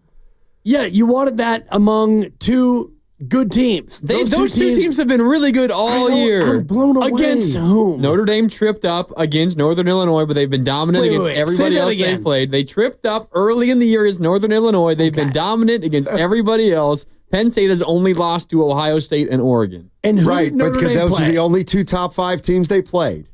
Right, and they who did the can't Irish beat play? a top team. The Irish beat Army and or Navy. They beat a weak USC. I'm sure they beat a bunch of other weak teams. And so they had no business being in the semifinals. But what would have made you happy, Penn State's schedule this year was a joke. They played who they didn't even play Indiana. But to Dibs' point, how do you watch it? How do you watch a game? I don't think so. When would you have been Graham. fed mentally like, oh, those 2 teams deserve it? It never happens like that. You know what I mean? They earned the right to play that game. It was a great. I feel like you're looking at the resume and focus and getting fixated on who should be what on everything outside of the game. Well, the game was great, but that game should have been a play-in game. That game should have been a quarterfinal game, not a semifinal game. So the winner of that game, Notre Dame, they're going to get hammered by whoever wins tonight. Hammered. I don't believe that to be the case. It might be, but only because Ohio State's by far the best. They're going to lose tonight to Texas. No, Goo, come on, Goo. I'll talk to you off air. Yeah. Let's make a friendly wager here. Yeah, I'll do a pop right now. Okay. Dibs. You hear this? Shake on it, Goo. Yeah, to Dibs' point. Let's do it. I got a pop. Texas is going to win tonight. To Dibs' point. I got Ohio State money line. How can you have ostensibly one of the best 4 teams in college football and they didn't have the quarterback complete a pass to a wide receiver all game. My God. No, I got that. Penn State wide receivers had 0. You deserve to lose. catches. Elite defense, Steiny. Talk to him. Right. That's what it is. Right. I just look at the best teams in college football, and those two are not two of the top 4. I look at Grandy's Oregon, and I know it's going to be triggering for him. They earned that, though. They got whooped. But Oregon got whooped by Ohio State when they shouldn't have been whooped by Ohio State. They got whooped by them in a spot where they should not have been whooped by them. Oh, okay. You know, the seeding was a joke, and you look at last night, and you had two teams that were, I mean, they're fine. They're okay, but they did not belong to be in the semifinal. That's all I'm saying. Tell us, Warrior win. We got a 925 here that's a big Penn State fan. Two things. One guy wants to know why I don't like Penn State. You know why. Paterno/Sandusky. That's why. But also, I mean, Penn State, James Franklin cannot beat a good team. Man. He can't. He won't. He hasn't. What is he, like 1-15 against top? When do you top 10 say teams or something bye-bye? like You that? can't do that. When do you say night-night? There's something I want to bring up to you. Oh. We were just having a conversation about Mike Tomlin. Yeah. And he's like, when do you hire Mike Tomlin? I didn't say be honest. Don't you understand? So Mike Tomlin, is this right, has never had a losing year? Okay. Is that true? Always, Worst was 8. So think about that. How many years has he been coaching? Forever. So that means not one time, and I'm borrowing this from the text line, not one time in Tomlin's tenure did they have injuries to the point where they had a 6-11 season. Gotcha. Like Kyle. Right. And I'm not telling twice. you he should Think get about fired. that. I'm not. Think about that. But when do you update your resume to where, And I brought this. Not in Pittsburgh, he doesn't have to update it. This was predicated on if somehow Baltimore, and I kind of expect this to happen tomorrow without Zay Flowers, Harbaugh and Lamar Jackson lose. They're heavy favorites against Pittsburgh. And Harbaugh's a great coach, but at what point do we say, how long can you rest on your laurels? That's all. And I look at Tomlin in Pittsburgh. They got Filipponi in our sister state. Yeah. They got people calling for Tomlin's head. Right. I'm not saying he should be fired. My premise is, at what point do you update the resume to say, good God, Mike, you've been great, but here the last, what are we doing? That's all. I hear you, Goose. That's Honestly, all. I think that's fair. That's all I'm saying, Steiny. Last time they won a playoff game was what, 7 years ago? John Elway, 7.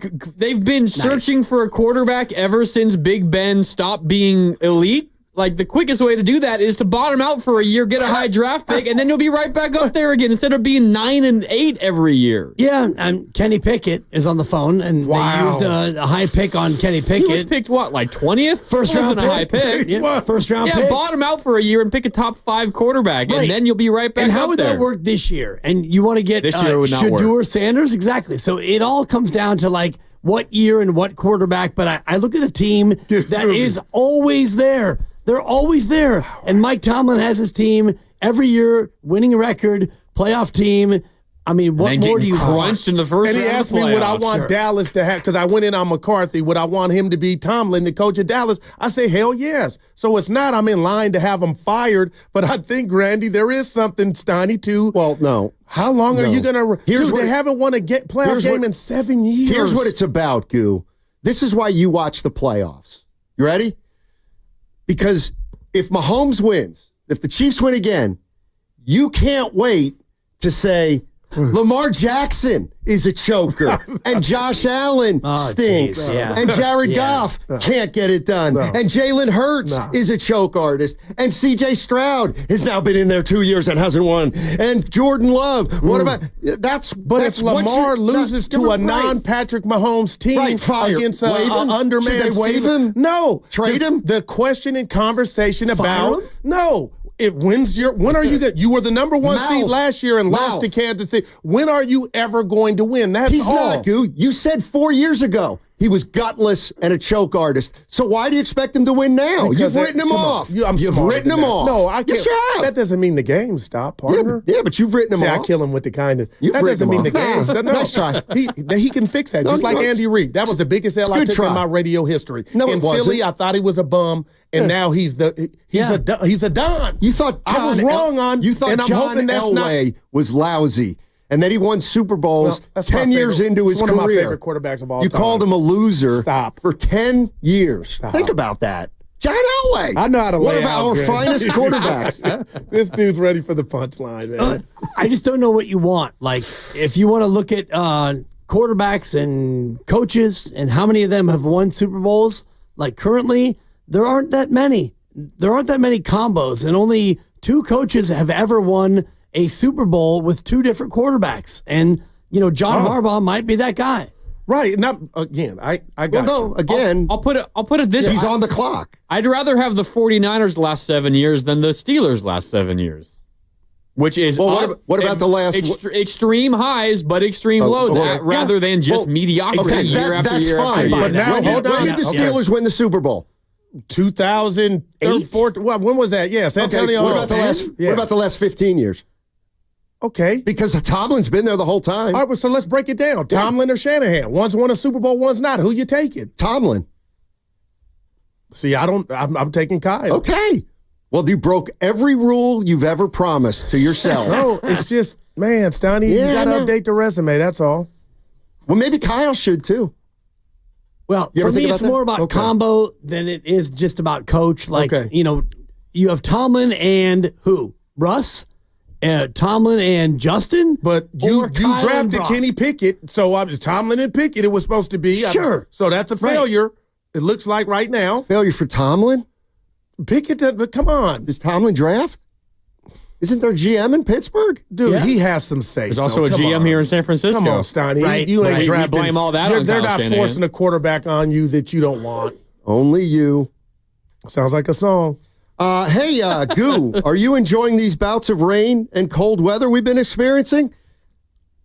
This is the What's Bugging You tag, ladies and gentlemen. Mm-hmm. The weather isn't the only thing to worry about. It's ant and rodent season. If these pets have made their way into your home looking for shelter from the rain or cold, Atco Pest Control has comprehensive solutions from effective ant treatments to rodent eradication and exclusion work. Atco can take care of what's bugging you. Call Atco Pest Control or fill out a service request online at atcopestcontrol.com. You're listening to 95.7 The Game. KGMZ FM and HD1 San Francisco. Always live on the free Odyssey app, Twitch, and YouTube. Powered by First NorCal Credit Union. Who wants to start? I'll start. Shout out to Ricky Henderson. Rest in peace. So this could be the first What's Bugging You with a question. 3 questions to my guys. But over the holidays, I've had a lot of family and friends ask me this question, and it's bugging me. And I'm not better than anybody. Sports outside of my family or my life, they kept me off drugs. They built relationships that are still relationships to this day. I cannot stand, and I'm a father of 3, and there's 3 fathers. Granted, your day's coming, but you got a dad. So you know what it's like to have that bond. Do not ask the Goo what his favorite sport is. It's like asking which kid is your favorite. And I think as a good parent, you don't have a favorite because you love all of them equally. Wow. I'm seasonal. I love baseball when it's springtime in the white chalk. I love football when it's cold, 10 a.m. on Sundays. And I love basketball because I'm getting it late night. I can get it at 4 p.m. It's always there for me. So I personally love all sports the exact same. And I feel like I never went pro. I'm as equally as good playing them when I did play all 3. So when people ask me, and they've been doing it, what's your favorite sport? What's your favorite? While I'm eating my pumpkin pie, I just want to spit it out. I don't have one. I love them all the same like I do my children, and I'm going to end it. But Dibs, do you have a favorite sport? Because I don't, because I love all mine the same. Everything. This is such a cop-out because not only do you have a favorite sport, you have a favorite kid. And maybe you don't put that out there, but you have 3, I have 3, Steiny has 3, Grandy, God love you. Maybe someday you'll have 3, maybe you'll have 8. I don't even know. But deep down in your soul, Daryl, and I'm saying Daryl because I'm being serious, and Matt, I know you, and I'm not going to make you even address this, but we all know that of our 9, if you had to power rank them, you could do it in a heartbeat. Like your favorite, your second favorite, and your third favorite. Additionally, you do have a favorite sport. And so for you to not want to address that, is, to me, it's a cop-out because you do have a favorite sport, and it's okay. And you don't have to say who your favorite kid is because that's personal. And I've got one local not listening. I've got one in Santa Barbara not listening. I got a 2-year-old hopefully taking a nap, not listening. Tibbs, I love but them I've all. got favorites. I love baseball, basketball, and football. But you have a favorite, and the answer is football. Oh, no. Football. I'll tell you. I love the lineup card in baseball. I love 2 hours before 12 o'clock. Like, come on, Dibs. I love the smell of the fresh. I guess what I'm real quick. What would I be avoiding by not deciding, like saying what my favorite one is in regard to the sports? You would be avoiding being able to put your name on it. It for me, it feels like sports cowardice because there's an answer. Be quiet. Like, for Steiny, the answer is basketball. It's clear. He likes football, right? And baseball. Fantasy. He's into it. He's been a baseball fan longer than any other sport. But deep down, and I don't want to speak for you, Matt, because but for him, that's Steiny. It's basketball, and for me, it's football. Right. And I baseball is great. It's like a companion. It's like a relationship. Blah blah blah. And I love the NBA, kind of. Although the 3-point shot has kind of ruined it for me. But for me, it's football. It's Sunday. You get 18 of them. And here we are on the cusp of the greatest playoff in all of sports. It's football, Goo. It's okay to say that. Grandy? Yeah. What's bugging me? Yeah.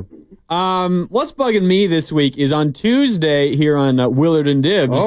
We had the great Terrell Owens in the studio. He joined the guys for like 40 minutes, and he was incredible, as he always is. And once the segment wrapped up, and T.O. and his entourage were getting set to leave the building, I asked for a quick photo with the great T.O. because Terrell Owens, one of the greatest wide receivers of all time.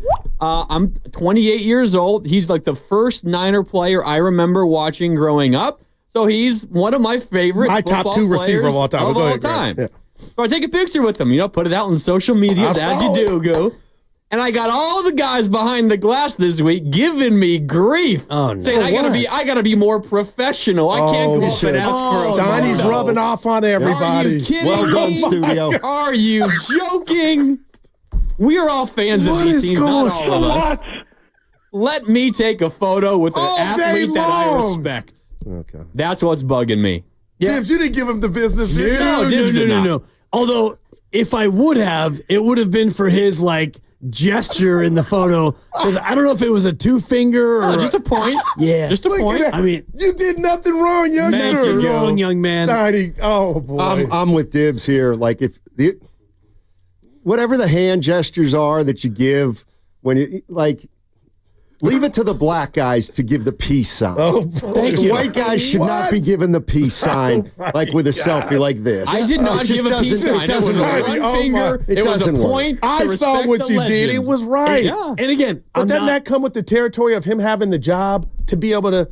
Absolutely. Why you don't do it. No. That's why you do it. And I'm not going to, come down his road for the point. But honestly, you don't need to point to T.O. because my eyes go to T.O. anyway. Fair. Yeah. So as far as the point goes, whatever. I'll be quick because what's bugging me, and this is not about language barrier or anything else, but overseas telemarketers who, when you call a company here in the States and, you go through 19 prompts and you finally get a human and you tell the computer, talk to an agent.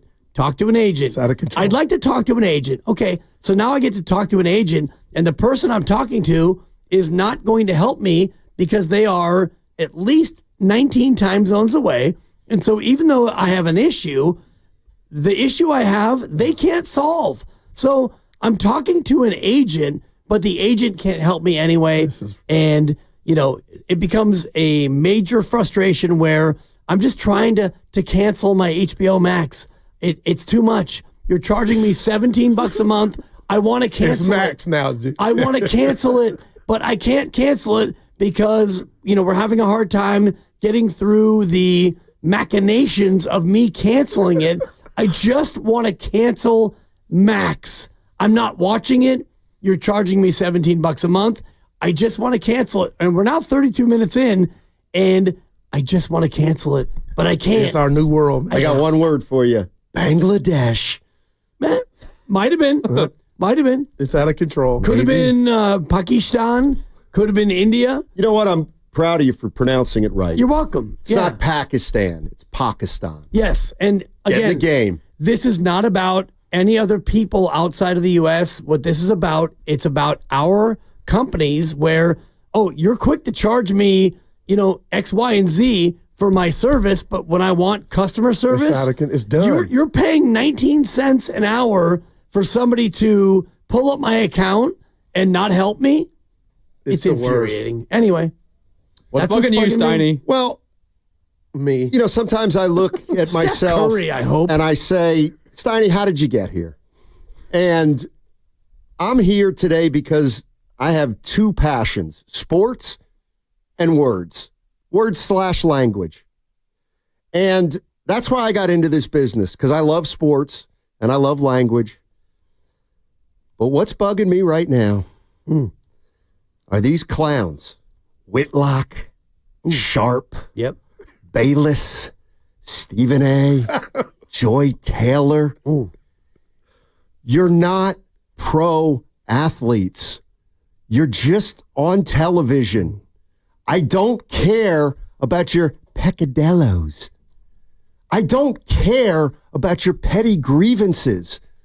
I don't care that you think you guys are more important than the athletes themselves. You have lost your way. You have frankly lost your way. It was about the people you cover, not you. It's not about you. So all your motives are ulterior. I don't believe these people love the game. I believe they love themselves more than the game. And I'm not interested in media lawsuits. I don't want to hear about it. I don't need to listen to it. I'm done. Joy Taylor. That was great. Pound sand. Shannon Sharp, I love you, but hit the pike. Whitlock, actually keep doing what you're doing, Whitlock. My God. Acho? No, he's a friend of the show. But Scotty, the internet has made them what you don't like. I don't think they're doing it. It's the coverage. That whatever they got going on is taking over because of the social media dibs. It's what he's saying is the coverage of the coverage. Exactly. Like the coverage of the coverage is what is bugging me. I love and it. I get that. Grandy, your picture was great.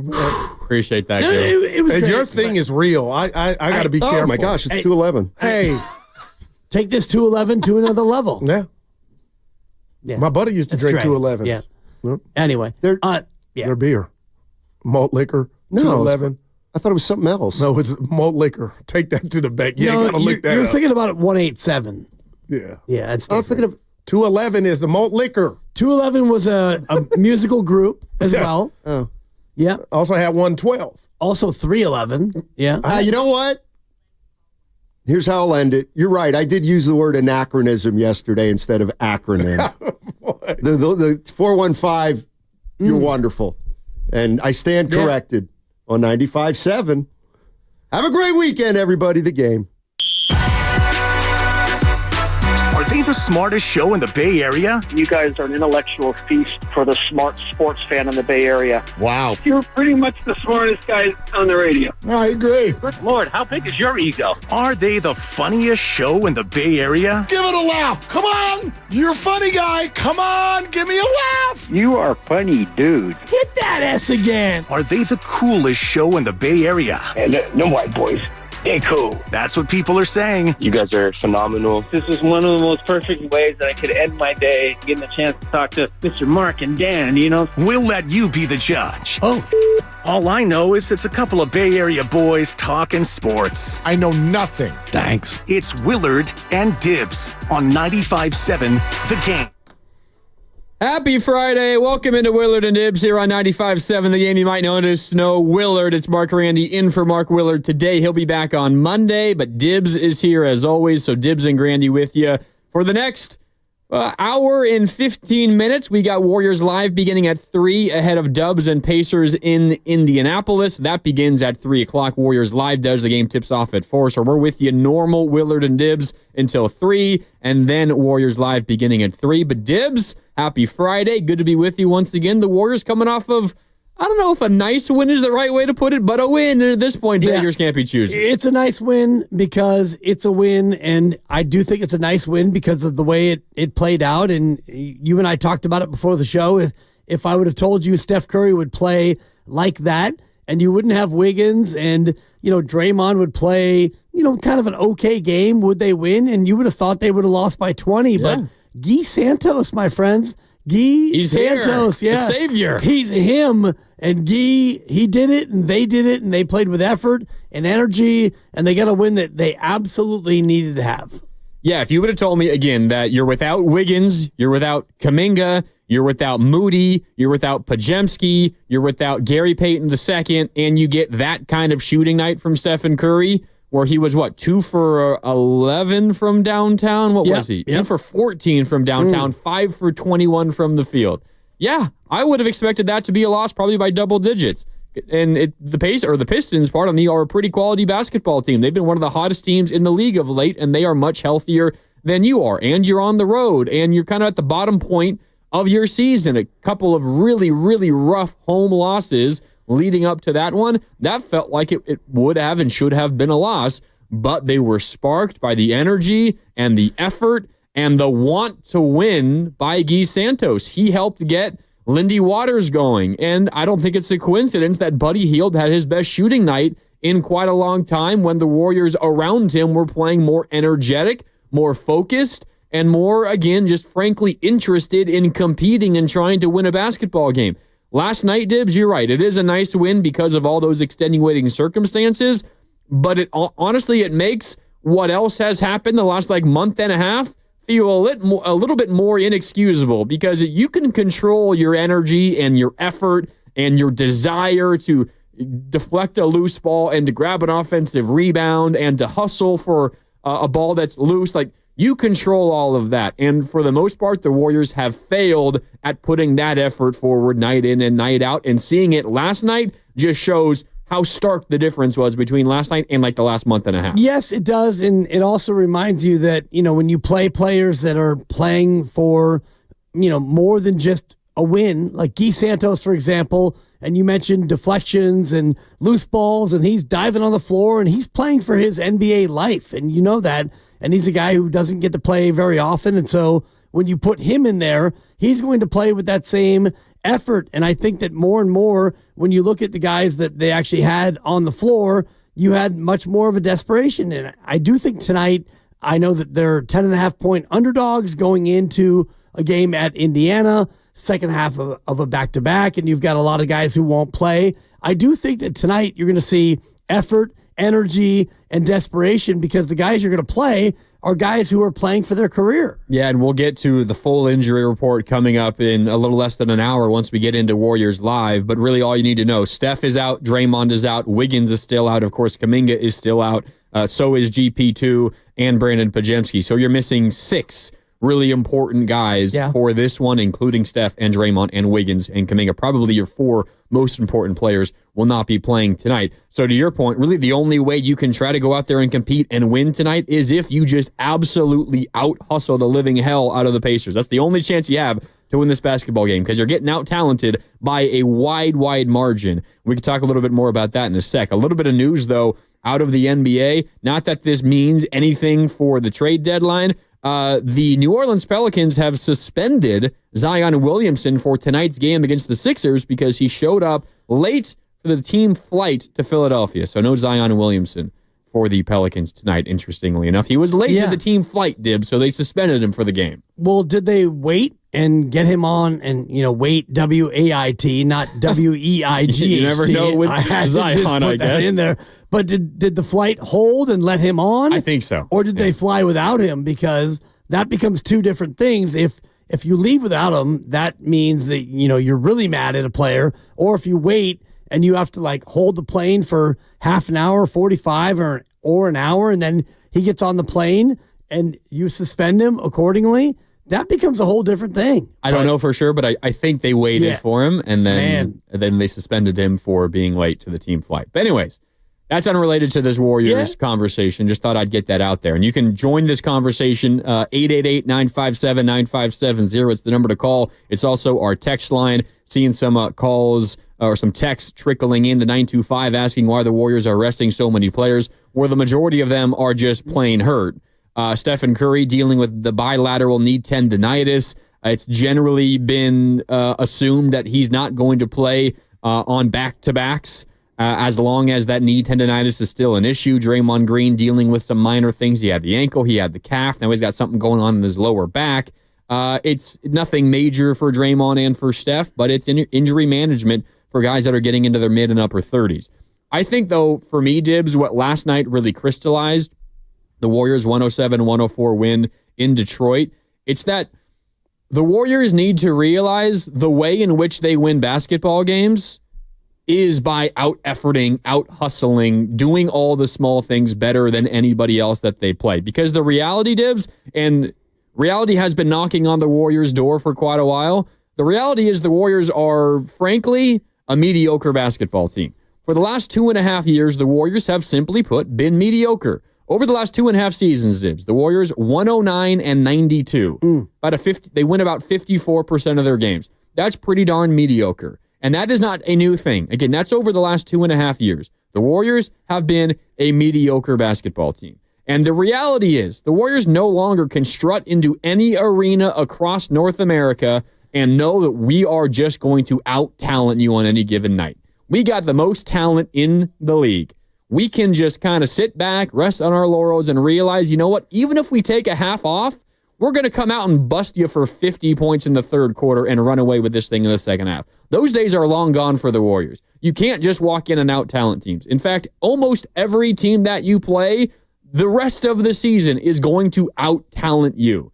So if you're at a talent deficit, how do you win games? You have to do what Guy Santos did last night. You have to play with that kind of energy and that effort. And we have not seen that consistently at all from this Warrior team, specifically the last month and a half. And frankly, watching last night, it begs the question, why hasn't that reality come into the Warriors' point of view quicker? Because it has been their reality for a really long time, but we haven't seen them try to win that basketball game the way they won it last night consistently enough. And until they do, they're going to keep struggling and lose they're going to lose 15 of 20 games that they play going forward, because everyone that they play is simply put more talented than them. And I do think that last night became a good example of it, because Steph Curry offensively was bad. 5 of 21 from the floor, 2 of 14 from 3. So to win that game, you had to do everything else. You had to have Dennis play well and Buddy play well, and Guy,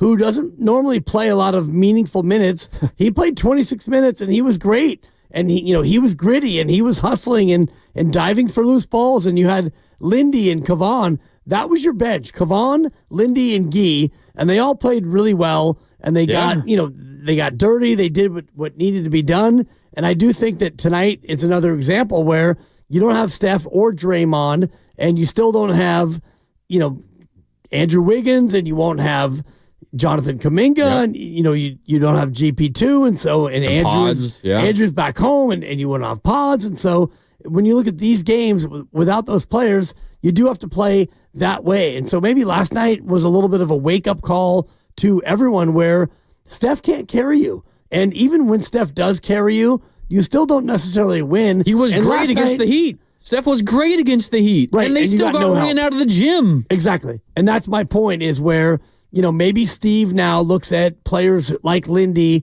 Waters and Guy Santos, guys who are going to go out there and play hungry and play dirty and play, not dirty like cheap shots, but get in there and grimy. Get on the floor and get loose balls and rebound and do what needs to be done. And Pods has been that guy, but he's been out now for 2 or 3 weeks. And so when you look at this team, you don't have a lot of that griminess outside of what we saw last night. Yeah, frankly, this is a Warrior team that has to win that way. They don't have another way to beat you unless they magically all catch fire from outside and You get a Buddy Hield from last night, and you get Steph where he goes 8 for 8 from downtown, and Draymond magically hits 3 threes. Like, unless all of those things happen together, the Warriors are not going to win basketball games unless they are doing the small things. And they out-offensive rebound their opponents, and they turn those into a huge a second chance points advantage, which was the difference last night. The Warriors 21-6, second chance points advantage in a game in which you win by 3. And it was Guy Santos who created extra opportunity after extra opportunity. Frankly, the effort for the Warriors over the last month and a half, when you compare it to what we saw last night, Dibs, frankly, it's pretty embarrassing, the consistent effort the team has put out. And when you're just looking at that same effort night after night after night, it's kind of hard to quantify it. But then you compare it to the energy you saw last night and say, okay, now I know what it should look like. Right. And now you have a clear picture of what it shouldn't look like, which is what you have consistently seen for a month and a half. Right. And you look at last night, I think, Buddy Hield kind of found his way a little bit more. He was 5 of 11 from 3. And, Dennis had a pretty good night. He didn't shoot the 3 well again, but he contributed in many ways. Big buckets down the stretch. Yeah, big buckets, and he was, distributing the ball very well. But it was more of that, the hustle for me, and the grime and the grit, like you're talking about, and players who were doing the things that we haven't seen otherwise. And that game could have easily gotten away from him. I know Cunningham had a shot to tie it late that maybe he makes that shot, and you're thinking, oh God, overtime, and it's going to be another blown loss, but they found a way to get that thing done. You were up by 18 with 5.5 left. And the funny thing is, Dibs, I was here watching the game at the studio, and basically the Warriors led by anywhere from like 6 to 14 points for the majority of the night. Right. And they pushed it to 18 in the first half. They got it up to 17 in the third. And every time the Warriors would go on one of those runs to push it up to 15, 16, 17, 18 or whatever, I don't know how you felt watching the game, but me, I was like, they're blowing this. This is going to come down to the wire. And then they finally get it back up to 18 with 5.5 left. And I'm like, all right, like this is actually over. They actually did it. They didn't let it get that close down the stretch. And then, of course, somehow the Pistons have a chance to tie in the final seconds after they were down by 18 with 5.5 left. So this Warrior team still very nearly blew it, and there was questionable decision after questionable decision. Dennis Schroeder, why are you fouling a guy when you are up by 4 points in the final 40 seconds of the game? Draymond, why are you passing to Steph Curry, who's being double-teamed when you're wide open in the corner? At least wait a beat and draw the defense to you.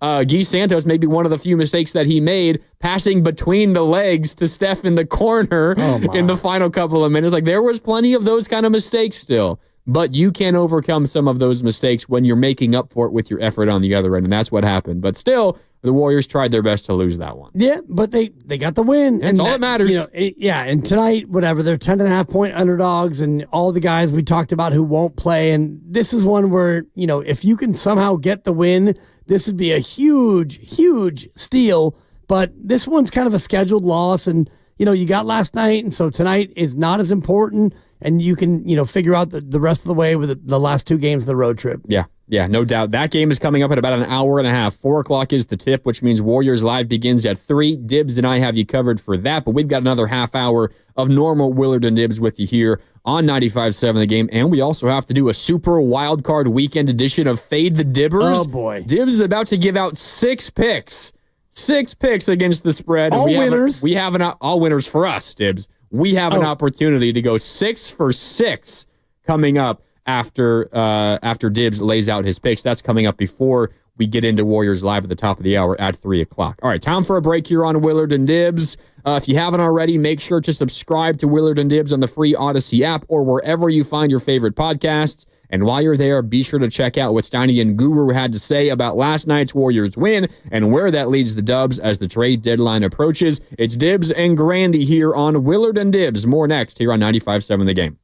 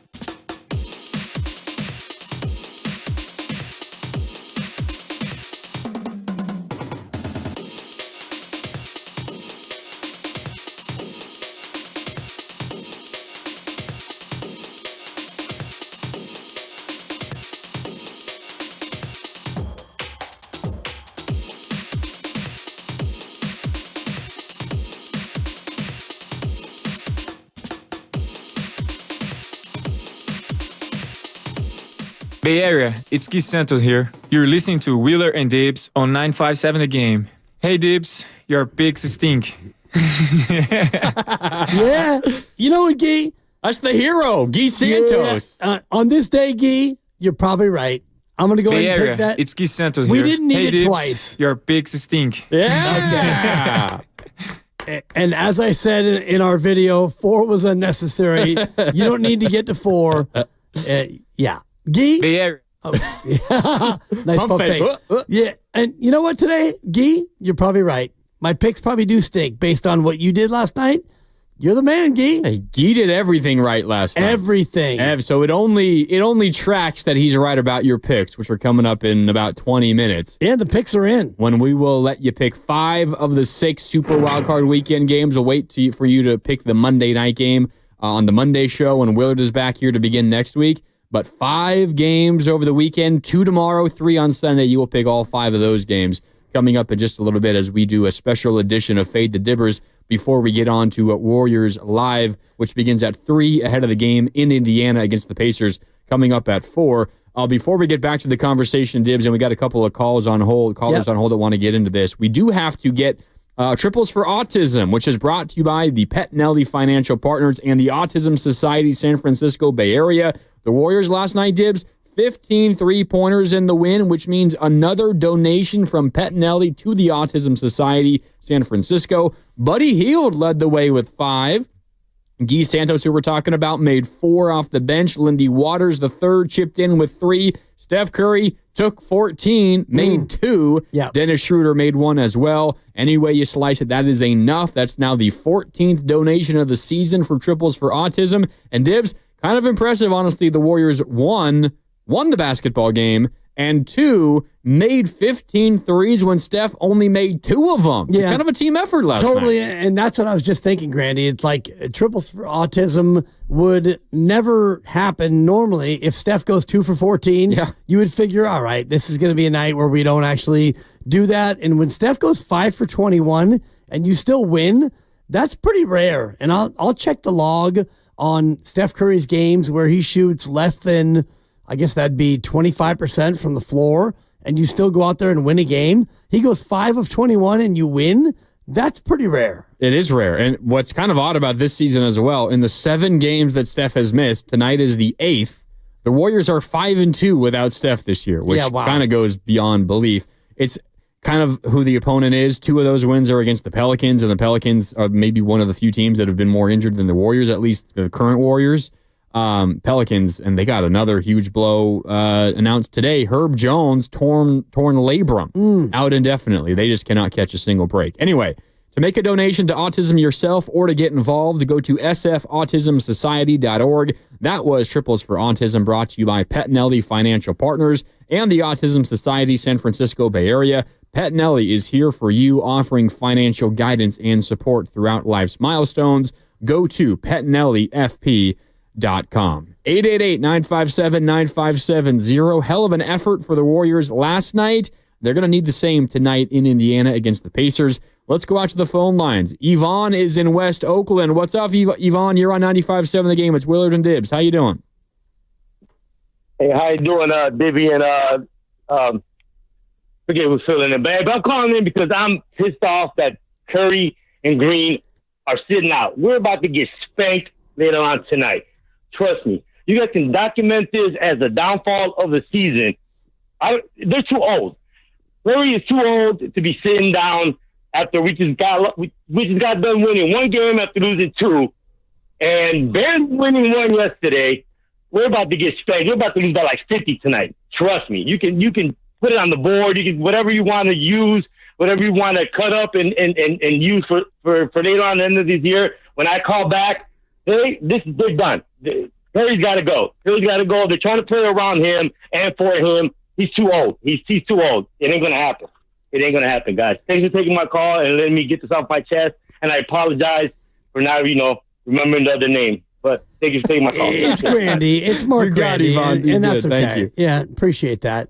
Well, I mean, it's the nature of having an older team when you have Steph and Draymond, and Steve said that, they're probably not going to play back-to-backs. And specifically Steph. Right. He said Draymond still might, not tonight, but yeah. He might, but, Steph, as long as he's dealing with the bilateral tendonitis, and it may just be in one knee, we don't know, but this one is going to be a no-brainer, and that's why last night you pushed so hard to get the win. Steph played 36 minutes last night. Right, and Draymond played a lot, and you only played 8 guys, actually, when you look at the rotation. And, we all talk about 10-man, 11-man, 12-man rotation, whatever. Last night, they went for it, and thank God they actually got the win. Yeah, what would have been terrible is if you push Steph that hard, you push Draymond that hard, and you lose the basketball game, and now you're looking at resting them tonight, right, and you begin this road trip in all likelihood 0-2. Now, to Yvonne's point, the Warriors are big underdogs tonight. He says they're going to lose by 50, and you can lock it up. You can do whatever you want, says Yvonne. The spread is 11 points in favor of the Pacers. They have a couple of key guys on the injury report as well, including Tyrese Halliburton and Miles Turner. They're both questionable. We'll give you an update on that coming up later on. And in fact, I think they are actually officially good to go. So that's part of the reason why the spread is at 11 points, because there is the general assumption that those two guys are going to play. But that's just the reality of the Warriors basketball team. And it gets into what we were talking about before the break, Dibs, because the Warriors are in a situation where their key pieces, the duo, along with Clay, although he's not here anymore, the duo of Steph and Dre, who have been the core pieces behind you winning 4 championships. One, they're not as effective as often anymore. They can't summon it every single night like they used to.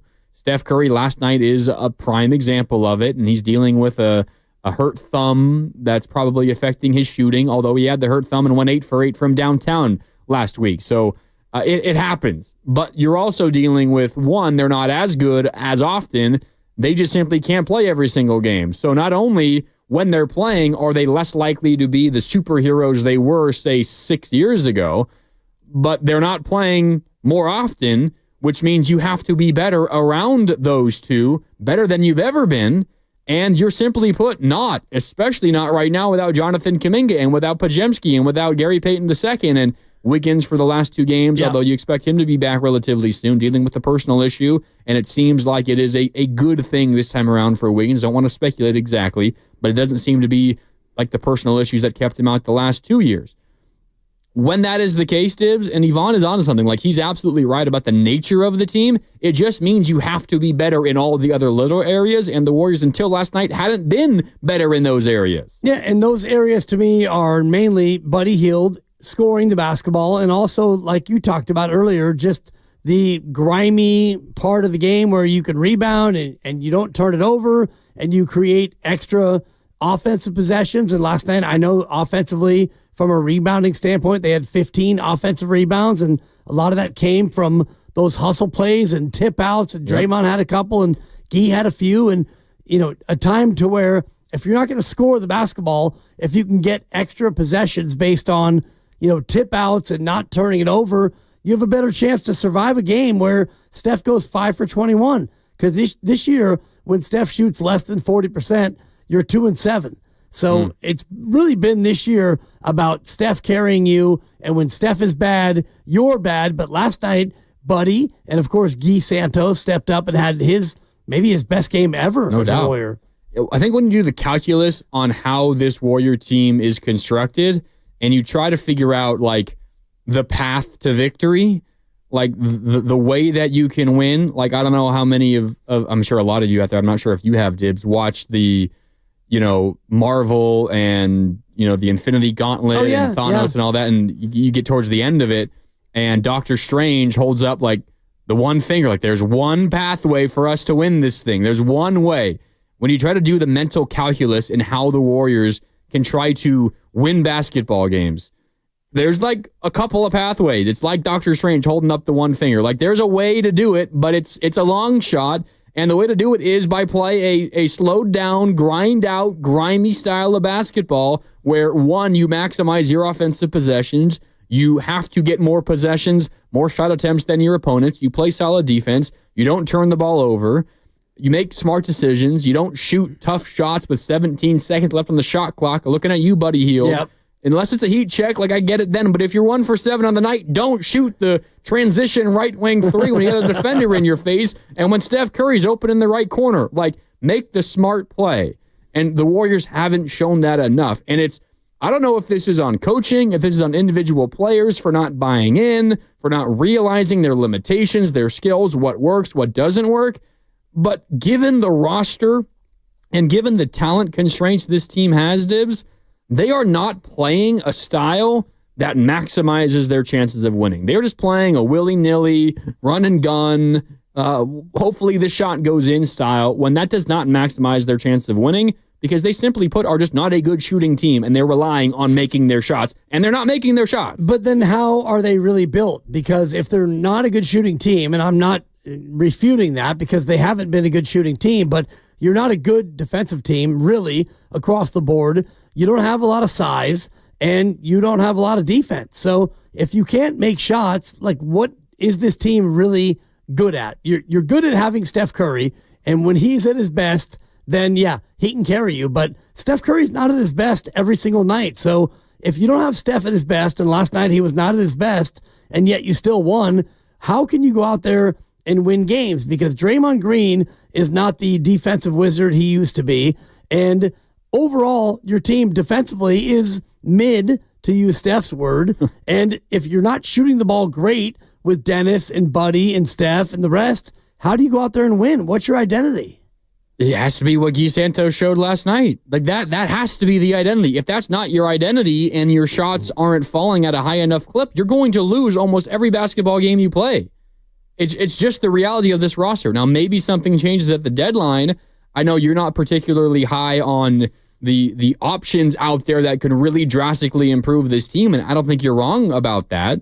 But as they're currently constructed, especially without Kuminga, I don't see a pathway for them to win games other than when Buddy Hield magically catches fire and goes 7 for 11 from deep, and Steph is a similar number, and you get Dennis Schroeder have a good game. Like, other than those moments where those factors all kind of coalesce at one moment, I don't see a pathway for them to win unless they are just doing all of the small things so much better than their opponents. And they haven't shown an ability to do that, but Guy Santos showed the blueprint last night. And if that is the effort you get from everybody on the roster, then they could be competitive still. Like, but it has to be that every single night. And that's what Steve Kerr was talking about on Tuesday post-game, saying the Warriors are suffering from a crisis of confidence. Right. They're missing shots, and it's affecting their ability to do everything else. You can't have that. Well, and last night you saw that, Guy Santos, who was hitting shots, but it didn't matter if he was hitting shots or not. He was just happy to be out there in meaningful minutes, and he was playing like that. And Lindy Waters, same thing. Lindy played, 19 minutes, and he's out there hustling and making plays and doing what he can. And that's what Brandon Podziemski had done before he got hurt, and GP2 has always been that guy. So when you've been missing those players, energy guys, effort guys who make those types of plays, I do think that when you don't have that, you need other people to step up and do that. And last night, maybe it was because you had no other choice, but you played Guy Santos almost 26 minutes because you had nobody else, and he delivered. And he's going to get another run tonight. Hell, he might even start tonight. He might. He should. You're without Draymond. You're without Wiggins. You're without Kuminga. Who else are you going to play at the 3 or 4 spot? Well, you got Buddy. You got Trace. You got Dennis. And Slow-mo. You could start Slow-mo. You could start Guy, and you could start Lindy. That's probably your starting 5. Schroeder, Buddy, Lindy, Guy, and TJD. Schroeder, Buddy, and Lindy. I mean, is that where we are on a Friday night? Probably. You're right. And it's, you might start Slow-mo over Guy at the 4, maybe. I don't know. But you might, although Slow-mo only played 9 minutes last night. Yeah. In a night where you had no bodies, and yet Kyle Anderson played 9 minutes. Yeah. I mean, I don't know. And I know it's because, in large part, Guy was great, and, Lindy was serviceable. Yeah. But even through all that, Kyle Anderson got 9 minutes on a night where you were, like, really short-shifted. Yeah. That, to me, is a little bit alarming. Yeah, I'll lock it in, the starting lineup of Schroeder, Buddy, Lindy, Guy Santos, and TJD. That's the 5 I'm going with tonight for the Warriors. Although TJD is officially questionable. Assuming that he does play, and I think we're getting word that he is going to play. So I'll lock in TJD at the 5. You could say it on the air, Lucas. It's okay. You know? I think Slater reported that TJD is gotcha. officially in and good to go. Okay, So TJD good. will be playing. I would expect him to start at the 5, although Kevon Looney, pretty good last night as well. But he's going to be an interesting starting 5 and interesting to see how the Warriors work it out tonight in the in Indiana against And the Pacers. Moses will play, right? Is that what I heard you Yes. say earlier? Yes. So Moses is back. I mean, you could start Which is Moses over Lindy or Gee, I suppose. Probably not Gee. Right. But Man. I mean, what are we talking about here? it doesn't really Right, matter. exactly. They're all going to play. They're all going to be in the rotation because you don't have anybody else to play. Starting lineups doesn't matter all that much. But, I mean, whoever plays well is going to close. That's what happened with Guy Santos last night. Back out to the phone lines here on Willard and Dibs. It's Grandy in for Willard. So Dibs and Grandy with you. 888-957-9570. D3 is in San Francisco, wants to talk about Steve Kerr. What's up, D3? You're on Willard and Dibs. Yeah, what's going on? You like that D3 for Division III? Dibs, you did a great job at the MCAL award show dinner I was at a couple years ago as the MC, my man.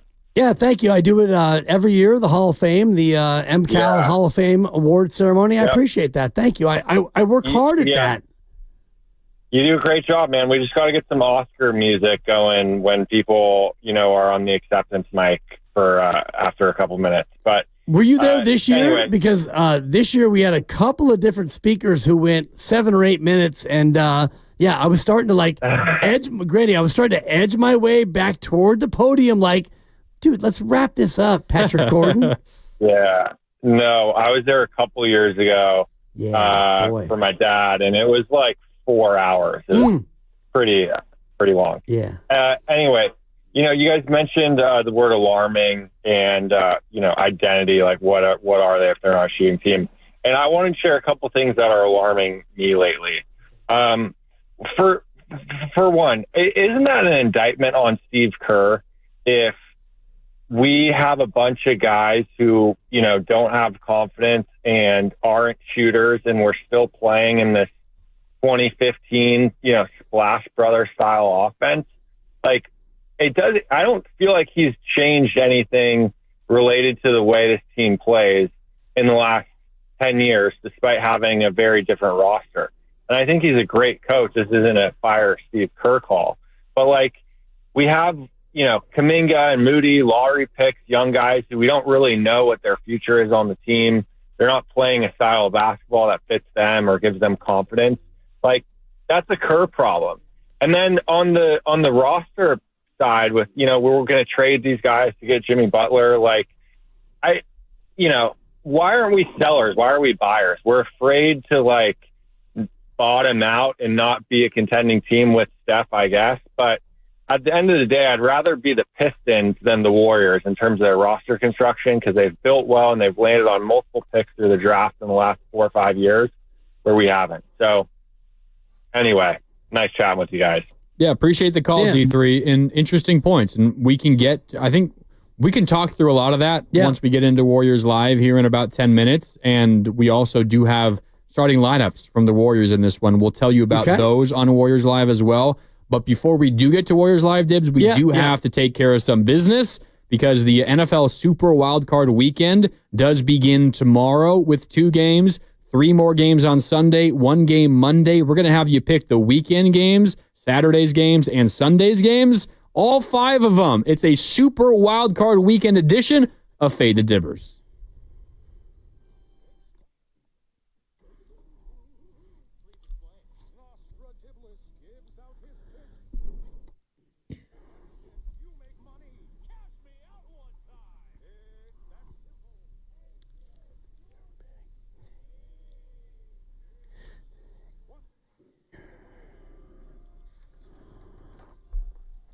All right, Dibs, you closed the regular season on a 2-game losing streak. You've fallen back below 500. The Fade the Dibs record is 26-25. You are 25-26. And now you've got 5 games to pick. We will go in chronological order. The Super Wildcard Weekend kicks off tomorrow afternoon when the Chargers are visiting the Texans. The Texans, 3-point dogs at home. Yeah, I like Harbaugh here. I like the Chargers and their defense, and I do think that the Texans have kind of regressed a little bit with C.J. Stroud and their offense. So I'm going to take the Chargers on the road and lay the 3. Okay. Chargers -3. That's the first pick. Up next, the second and final game tomorrow, Steelers at the Ravens, division foes. It is Ravens -9.5 is the official number, Dibs. To me, Baltimore's a little bit vulnerable in this spot. I do think that they win, but the aforementioned Mike Tomlin, he doesn't win a lot of playoff games, but I do think the experience of Russell Wilson and a pretty good defense keeps it close. I'm taking the points. I'm taking Pittsburgh at 9.5. It's a lot of points in a playoff game. 9.5. It's a lot. Yeah. The next highest spread of Super Wildcard Weekend, Dibs. It is the Sunday game, the first game on Sunday, which is Denver, the Broncos visiting the Buffalo Bills. Bills, an 8.5-point home favorite. Who you got in this one? And this one's a little bit of a boutique pick because everybody's loving this pick, but I'm also going to get on board with an experienced head coach. And you know what? I've always liked Oregon quarterbacks. I've had a certain soft spot in my heart for Oregon quarterbacks. Bo Nix. I don't know if they're going to win the game, but I think Denver's defense is good enough to keep Buffalo at bay. I'm going to take the 8.5 with Denver on the road, Kukush. Quietly, Dibs. 3 Oregon quarterbacks in the playoffs. Yeah, only 2 of them are I'm starters. on 2 of them. Yeah.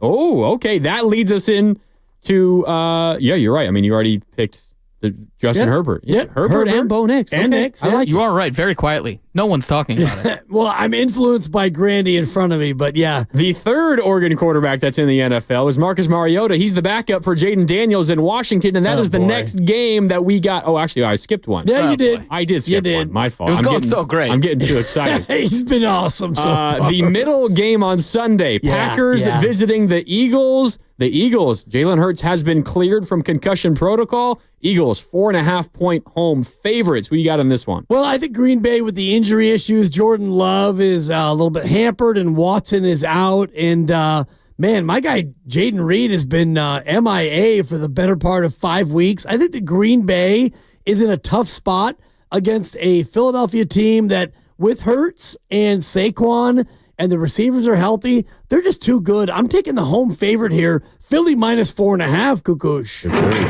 Hey, so far you have taken 2 underdogs and 2 favorites.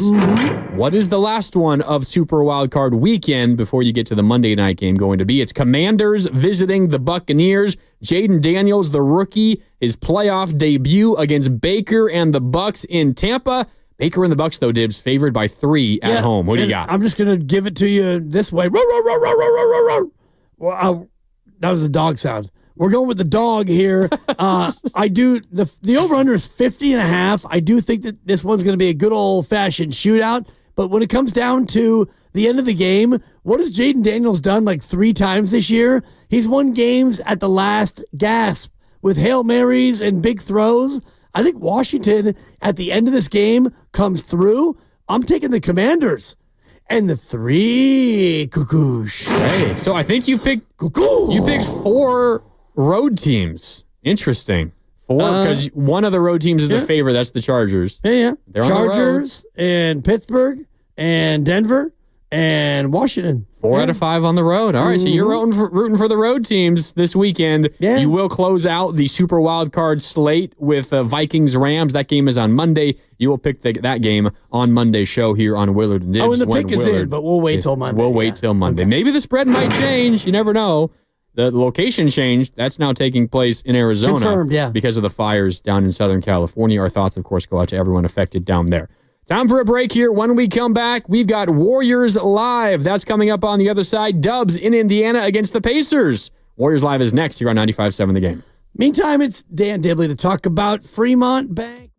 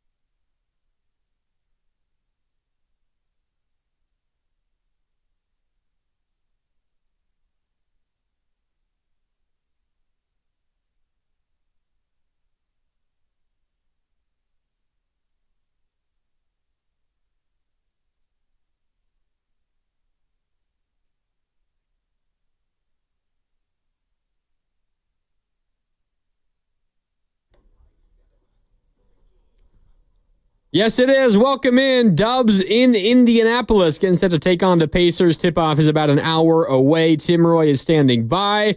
But Dibs and I, Grandy, we got you covered for the next 25 minutes, and then Tim Roy will take over ahead of tip-off again at 4 in Indianapolis. It is Warriors and Pacers. Warriors Live, as always, presented by Xfinity. Stream sports from the best seat in the house with Xfinity. Bring on the good stuff. Dibs, the story for the Warriors coming into this one is you got a much-needed win last night, relatively shorthanded win last night in Detroit, and now you're even more shorthanded coming into this game against the Pacers. We'll give you the full injury report in just a second, but if you thought last night was interesting, tonight will be interesting as well because you're going to see guys you haven't seen play a lot this year play. I can tell you Quentin Post is with the team and active. We might see Quentin Post minutes tonight, Dibs. You will see Quentin Post minutes, and you should see Quentin Post minutes. And I was listening to Kevin Dana and the Saintly one on, I guess it was Wednesday or Monday. Wednesday, yeah. It was Wednesday when they did their thing. And, Kevin was talking about how Quentin has been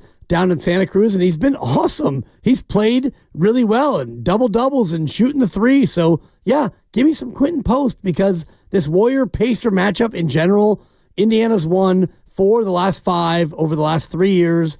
And even when you've had your full complement, it hasn't been a great matchup for Golden State anyway. So give me Quentin, give me Gee, give me Pat, give me all of them. You're going to get all of them. Give me Lindy. You're going to get all of them. Yeah. I mean, the starting lineup, Dibs, I have that for you. I can give that to you. Did you nail it? I got 4 out of 5. Right. Not good enough. Guy Santos coming off the bench. Okay. Slow-mo starting at the 4. Gotcha. So it's Schroeder, Buddy Hield, Lindy Waters, Slow-mo at the 4, and then Trace Jackson-Davis. That's the Warriors starting 5 tonight because with the injury report brought to you by Boxer & Gerson, Northern California's premier workers' compensation law firm, helping injured workers get their lives back for over 40 years. For more information, visit boxerlaw.com. The reason why, Dibs, the Warriors are starting Schroeder, Hield, Waters, Anderson, and TJD is because Steph is out, Draymond is out, Wiggins is out, Kuminga is out, Payton is out, Pajemski is out. TJD and Moses Moody also on the injury report, but they will both play. But that's a long list, and you're looking at probably the Warriors' 4 most important players all out tonight, Dibs. So you're going to see some names you haven't seen a lot of so far this year. And let them run, let them play. And, the beauty of this is that you've got a couple of days off until your next game. So, yeah, you hold out Steph, you hold out Draymond, and that's really for load management. I know they have minor injuries, but you give them an extra day. And as you look at the rest of the road trip, you get them a little bit more ready to go. And, Andrew Wiggins probably won't appear on this road trip. And hopefully the reason why he is missing is what we're all speculating, which is good news. And, when you go back home, he's able to return to play. And hopefully before long, you get Pods back and GP2 back. And so can you survive this road trip? Can you go 2-2? And I know you're 1-0 right now. So you're thinking, 4-0, maybe. If you win tonight would be one of the all-time steals in the Steve Kerr era. Yeah, as of up to the minute, the spread, Dibs, is Pacers by 11 points. So that's what Vegas thinks of this, and hard to really disagree with them. It becomes, easier to understand as well once you look at the Pacers injury report, which is, compared to the Warriors, a lot nicer looking. Tyrese Halliburton is dealing with a right ankle sprain, and Miles Turner an illness. They were both questionable, but they both will play. Really, the only major absence is Aaron Nesmith, who is out with a left ankle sprain. There are a couple of other names on their injury report that are out, like James Wiseman, by the way, but those are long-term season-ending injuries. Wiseman, unfortunately, tore his Achilles early in the year. But really, the Pacers have everybody in their normal rotation other than Aaron Nesmith available. So you got the relatively healthy Pacers, Dibs, going up against the Warriors that are without a number of key rotation pieces. And Steve Kerr has talked pregame, and he says, quote, Draymond's back has been tight, and Steph still has fluid in his knee. He continued, quote, when they're injured, we have to be careful or they're going to miss a month or 2, and there goes our season. Quote, it's the reality when players get older. It's just what the Warriors have to deal with, given that their 2 most important players are in their mids to becoming upper 30s. Right, no doubt. And when you deal with knee tendonitis, and he's had tendonitis in both knees, and now you've got fluid, so that is all about rest and ice and elevation, and hopefully the fluid can go down. But you look at Steph Curry at this point in his career, you can't expect him to play every night and let alone every night of a back-to-back. And so if you're looking at Steph Curry, last year he played 74 games. And this year, can you look at 64 games? 74. 74 games. Yeah, he played a lot. He played a ton of games last year. And, down the stretch, you needed him to play those games. And so when you look at this year and how it's shaping up right now, and you're a game above 500, and you're 19-18, which means you've got 45 more to go. So of the final 45, can he play 35 of them? Probably, but you need to pick and choose and make sure that he's able to be fresh and ready in those games where you need him. And you got to be better when he plays. Frankly, I mean, they're 5-2 without Stephen Curry this year. That means with Steph, they're 14-16. Yep. 14-16 in the 30 games Steph has played so far this year, 5-2 without him. No one here is going to say the Warriors are a better team without Stephen Curry. That is absurd. But you're going to have to take advantage, Dibs, when Steph is available, and you have to begin winning those games at a higher clip. Otherwise, you stand no chance at really making any sort of move in the West. And one of those games where you lost when he played was against Indiana back on December 23rd. He played 35 minutes. He went 2 of 13, 2 of 9 from 3. He had 10 points, and you lost the game by 6. And that was a game where Jonathan Kuminga had 26 points. So if you look at that game, Pacers against the Warriors, and all the points that you had then that you won't have tonight, it's about 65 points that night that you won't have tonight with Wiggins and Draymond and Steph and Kuminga and Pods all out. It's a big, big change. Big number, Big change, no doubt. And something that one of our callers mentioned before we began Warriors Live was talking about the style with which the Warriors play. It's hard to, I think, maybe make a judgment based on how last night was or tonight will go, considering you're missing so many players. I do think, though, the point that our caller brought up, which was, is the style that the Warriors are playing, which generally is the style with which they've run during this entire Kerr era, is that the right style for this group? Because it seems pretty clear, Dibs, at least the majority of players on this roster, maybe not Steph, in fact, not maybe, definitely not Steph and definitely not Draymond, they are the reason why this system works. But it kind of feels like the offensive style, Dibs, might not be the most complementary style to a number of players on the roster. And that might be part of the reason why you've had some of the struggles offensively. A little bit, but I wonder what that other style might be. Because, the style that you play is to, get a lot of three-point shooters open and shoot threes. And they're shooting the 4th most threes in the league right now, 41.5 threes a game. And that's the style that, you won championships with. And that's the style that suits Steph. So you don't have Steph tonight, and you don't have Kuminga, and you don't have Draymond. So what's the style? Even if you do have Steph and Draymond and you have everybody on the floor, what's the style that you can actually win with? Because you don't have a low post player, right? You can't throw it to anybody down low and have them get you a bucket.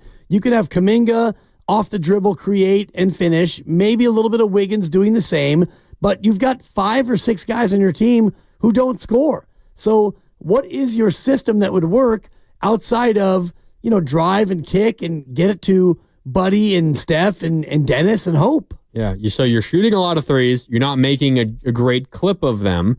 So maybe the answer is try to get inside and score in the paint, get to the free throw line and score there. That might be a way to get a few more points on the board. But if you look at the numbers, Dibs, the Warriors also not good at that. First of all, they don't get a lot of shots inside. They have the 21st most shot attempts in the restricted area this year, so bottom half.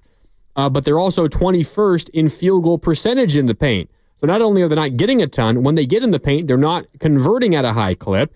They have the 24th most free throw attempts, so very near the bottom, and the 30th worst free throw percentage. Just checking that, yep. You're also, as you're talking about, not a good three-point shooting team. In open three-pointers, Dibs, they have the 23rd best open three-pointer percentage.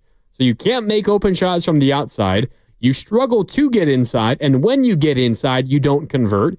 You can't get to the free throw line. When you do, you miss. So I don't know what the hell the answer is. There's no answer here. Well, the answer is make your threes. And I know that's a little bit too simplistic, but you look at who they have, and Dennis Schroeder has been really subpar by his standard from 3. And Buddy last night was better, but Buddy Hield has been, really cold from 3 over the past month or month and a half. And so if those guys can't hit threes and you have teams double teaming Steph every time he gets the ball, then you're kind of up a creek without a paddle because, as you just outlined, you don't get to the free throw line very often. And when you do, you're last in the league at converting those. You miss more layups than any other team. You've got no mid-range game. So you're built for one thing in one way. And if the threes don't go, well, then you're kind of done. So you just got to close your eyes, cross your fingers, and hope that the threes start falling. Otherwise, the season's all for naught. Basically, I mean, unless you want to, bring somebody else in. And if you want to bring in Vucevic, what does he do? He makes threes. He's a big who makes threes. And you bring in Cam Johnson. What's he best at? Shooting the three. Yeah. So you're just really kind of doubling down on what you already do. You're bringing in better people to do. At least those are good 3-point shooters. Right, correct. Yeah. And, you look at what you have this year, and, Kevon doesn't shoot it. GP2 doesn't shoot it. And TJD doesn't shoot it. Draymond is shooting it better, but he only shoots 2 threes a game. So your roster is full of guys who don't really shoot it, other than the 3 guys who do shoot the 3, one of whom is the best ever, and the other 2 are struggling. And the one that is the best ever, as we already talked about, isn't playing as often. And when he is playing, he's still an incredible basketball player. But, no doubt he's not as good as 5 years ago when he was. Even 2 years ago. Even 2 years ago, even 3 years ago when they won the championship. It's pretty clear that he is not as good. And it's nothing against him. It's just the way that this thing works. LeBron isn't as good as he was 7 years ago either. It's just the way this thing works. This is Warriors Live here on 95.7 The Game. It's Dan Dibley, Mark Randy with you. We're presented by Xfinity. At home or on the go, you'll get the fastest internet to all of your devices. Dibs, let's get to our Take It to the Bank prediction, which as always is brought to you by Fremont Bank. Full service banking with no compromises. I'll let you go first, Dibs. What do you think about this basketball game? What's going to happen? Give me your lock of the day. I'm going to say Buddy Hield goes for 20 points. I think that Buddy is going to be empowered. Thank you. Lock it up. Kukush. Buddy's going to be empowered to go out there and do everything he can to score and shoot and fill it up. And I know that Steve Kerr talked about a crisis of confidence on this team, and he's not wrong. I saw last night Buddy Hield maybe starting to turn the corner toward the Buddy that we all remember. I mean, he had a pretty good game from 3. He shot it much better than he has shot it. And I think that tonight, with no Steph and no Draymond, I think that his light is not only green, it's Kelly Green. Shout out Notre Dame and the Irish and their big win. But I think Buddy Hield's going to shoot a ton tonight. I'm putting Buddy Hield over 20 points tonight. You're even going over higher than what the set, what his over-under is for points. He's currently at 17.5. So you're taking the over on that. I'm gonna play the alternate line and go over 19.5 and get better odds. Extra cash. Yeah, exactly. There you go. Okay. I'm also going to take an over for a Warriors wing score for points for a wing. I'll go Moses Moody, though. I checked it earlier today. It was 10.5. It is now up to 11.5. I like, of course, the 10.5 better, but I'll settle for the over 11.5 Dibs. I think Moses Moody, while he's not starting, is going to play a good chunk of minutes tonight. And his 3-point shot has been falling a lot better of late over his last 5 games played, which is the 5 games prior to the game against Detroit because he did not play last night. He's shooting 59% from deep over his last 5 games. Not a huge sample size, and some of them are in garbage time.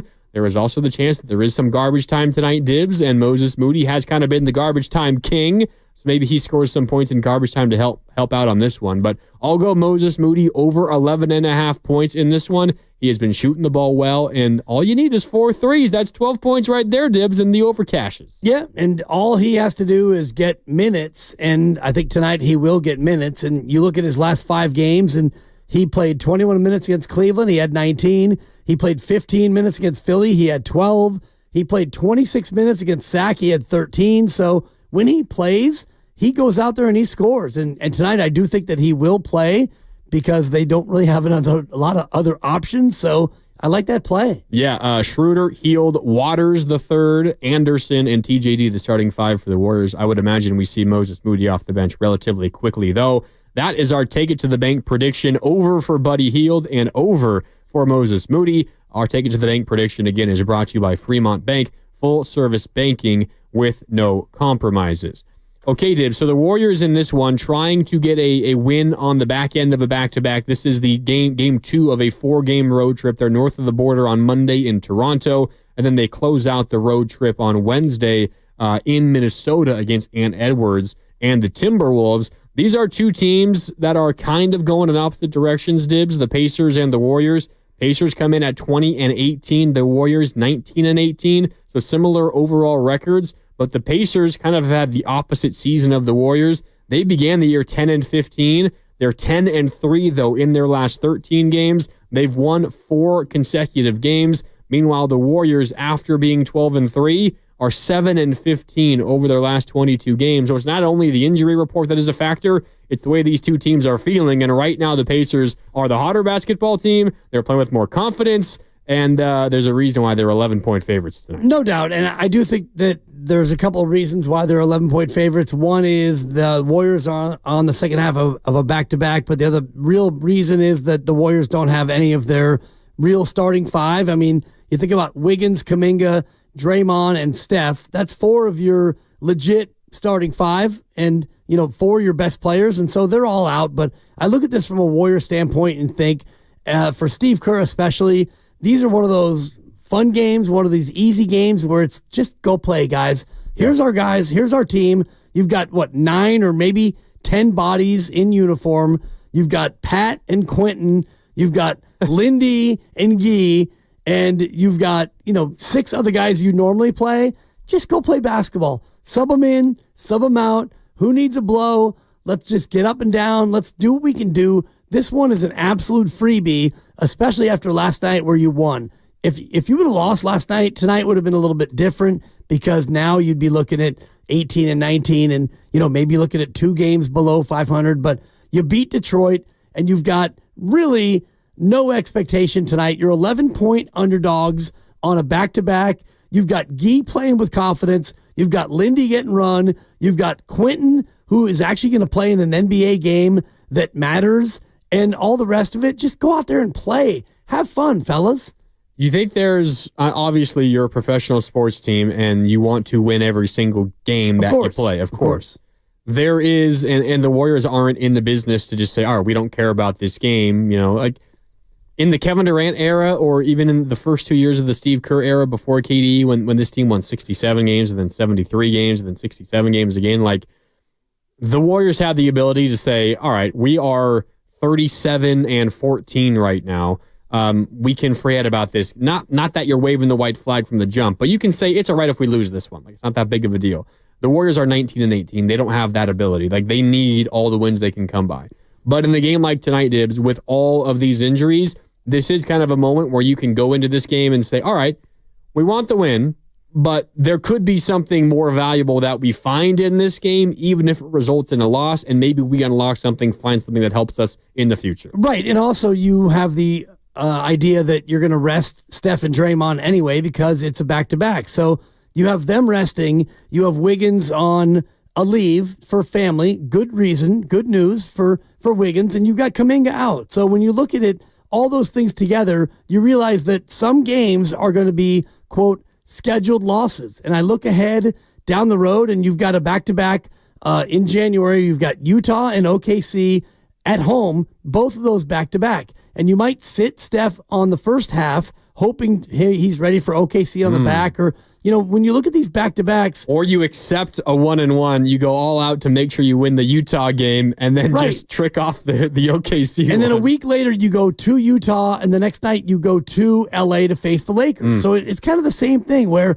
when you look at these games, these back-to-backs with an older team, you have to be smart about, when can you rest a guy? Can you go 1-1, like you're saying? Like last night, you go all out. Steph played 36 minutes. You go all in to win that game, and thank God you got the win because now you can just say, okay, we got the win, and Indiana's going to be tough no matter what. So maybe we take a lump tonight, but we get Quentin and we see what Guy can do, and Lindy, go out there and get 30 minutes.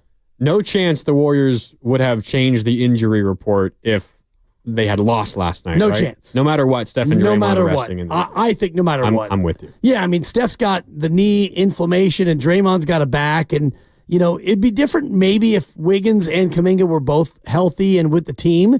then you might think, geez, we lost. Now that's 3 in a row. We need this one. Steph, Draymond, can you strap it up? Can you do it? But they're gone, and you got the win, so it makes it an easy call, I think. Yeah, I'm with you. Let's get to our out-of-town NBA game of the night, which is sponsored by San Francisco International Airport. Wherever your team goes, you can get there from SFO. There are 7 games around the association tonight, including Thunder Knicks from New York City. This isn't the likeliest potential finals matchup, but there is a chance these two teams could meet in June. The Thunder, best record in the West at 30-6. The Knicks are third in the East at 25-13. Anyway, that game, Thunder and Knicks, tips off at 4:30 tonight at Madison Square Garden. And SFO can help get you over there whenever needed. And maybe you want to plan a trip down there when the Warriors are playing at the Mecca. And your only chance to do that this regular season comes on March 4th. SFO can help get you there for that matchup, no problem. And that is, again, our out-of-town NBA game of the night, sponsored by the San Francisco International Airport. Wherever your team goes, you can get there from SFO. That should be a fun game tonight. Knicks and OKC from New York City. What do you think, Dibbs? We got about 30 seconds left. Any chance the Warriors pull out a win tonight, down like 4 of their most important players? Of course. The one thing we've seen in the association is that when teams face another team with no real noted stars, they sometimes let down. And you know that Gee and Lindy and Quentin and all the fellas, they're going to play like this is their last game on earth. So I like a good effort. I like a competitive game. Warriors money line. There it is. Whoa, okay. Warriors Live presented by Xfinity. At home or on the go, you'll get the fastest internet to all of your devices. Dibbs predicts a Warriors win, 11-point dogs. We'll talk about it post-game on 95.7 The Game. Ladies and gentlemen, the weekend.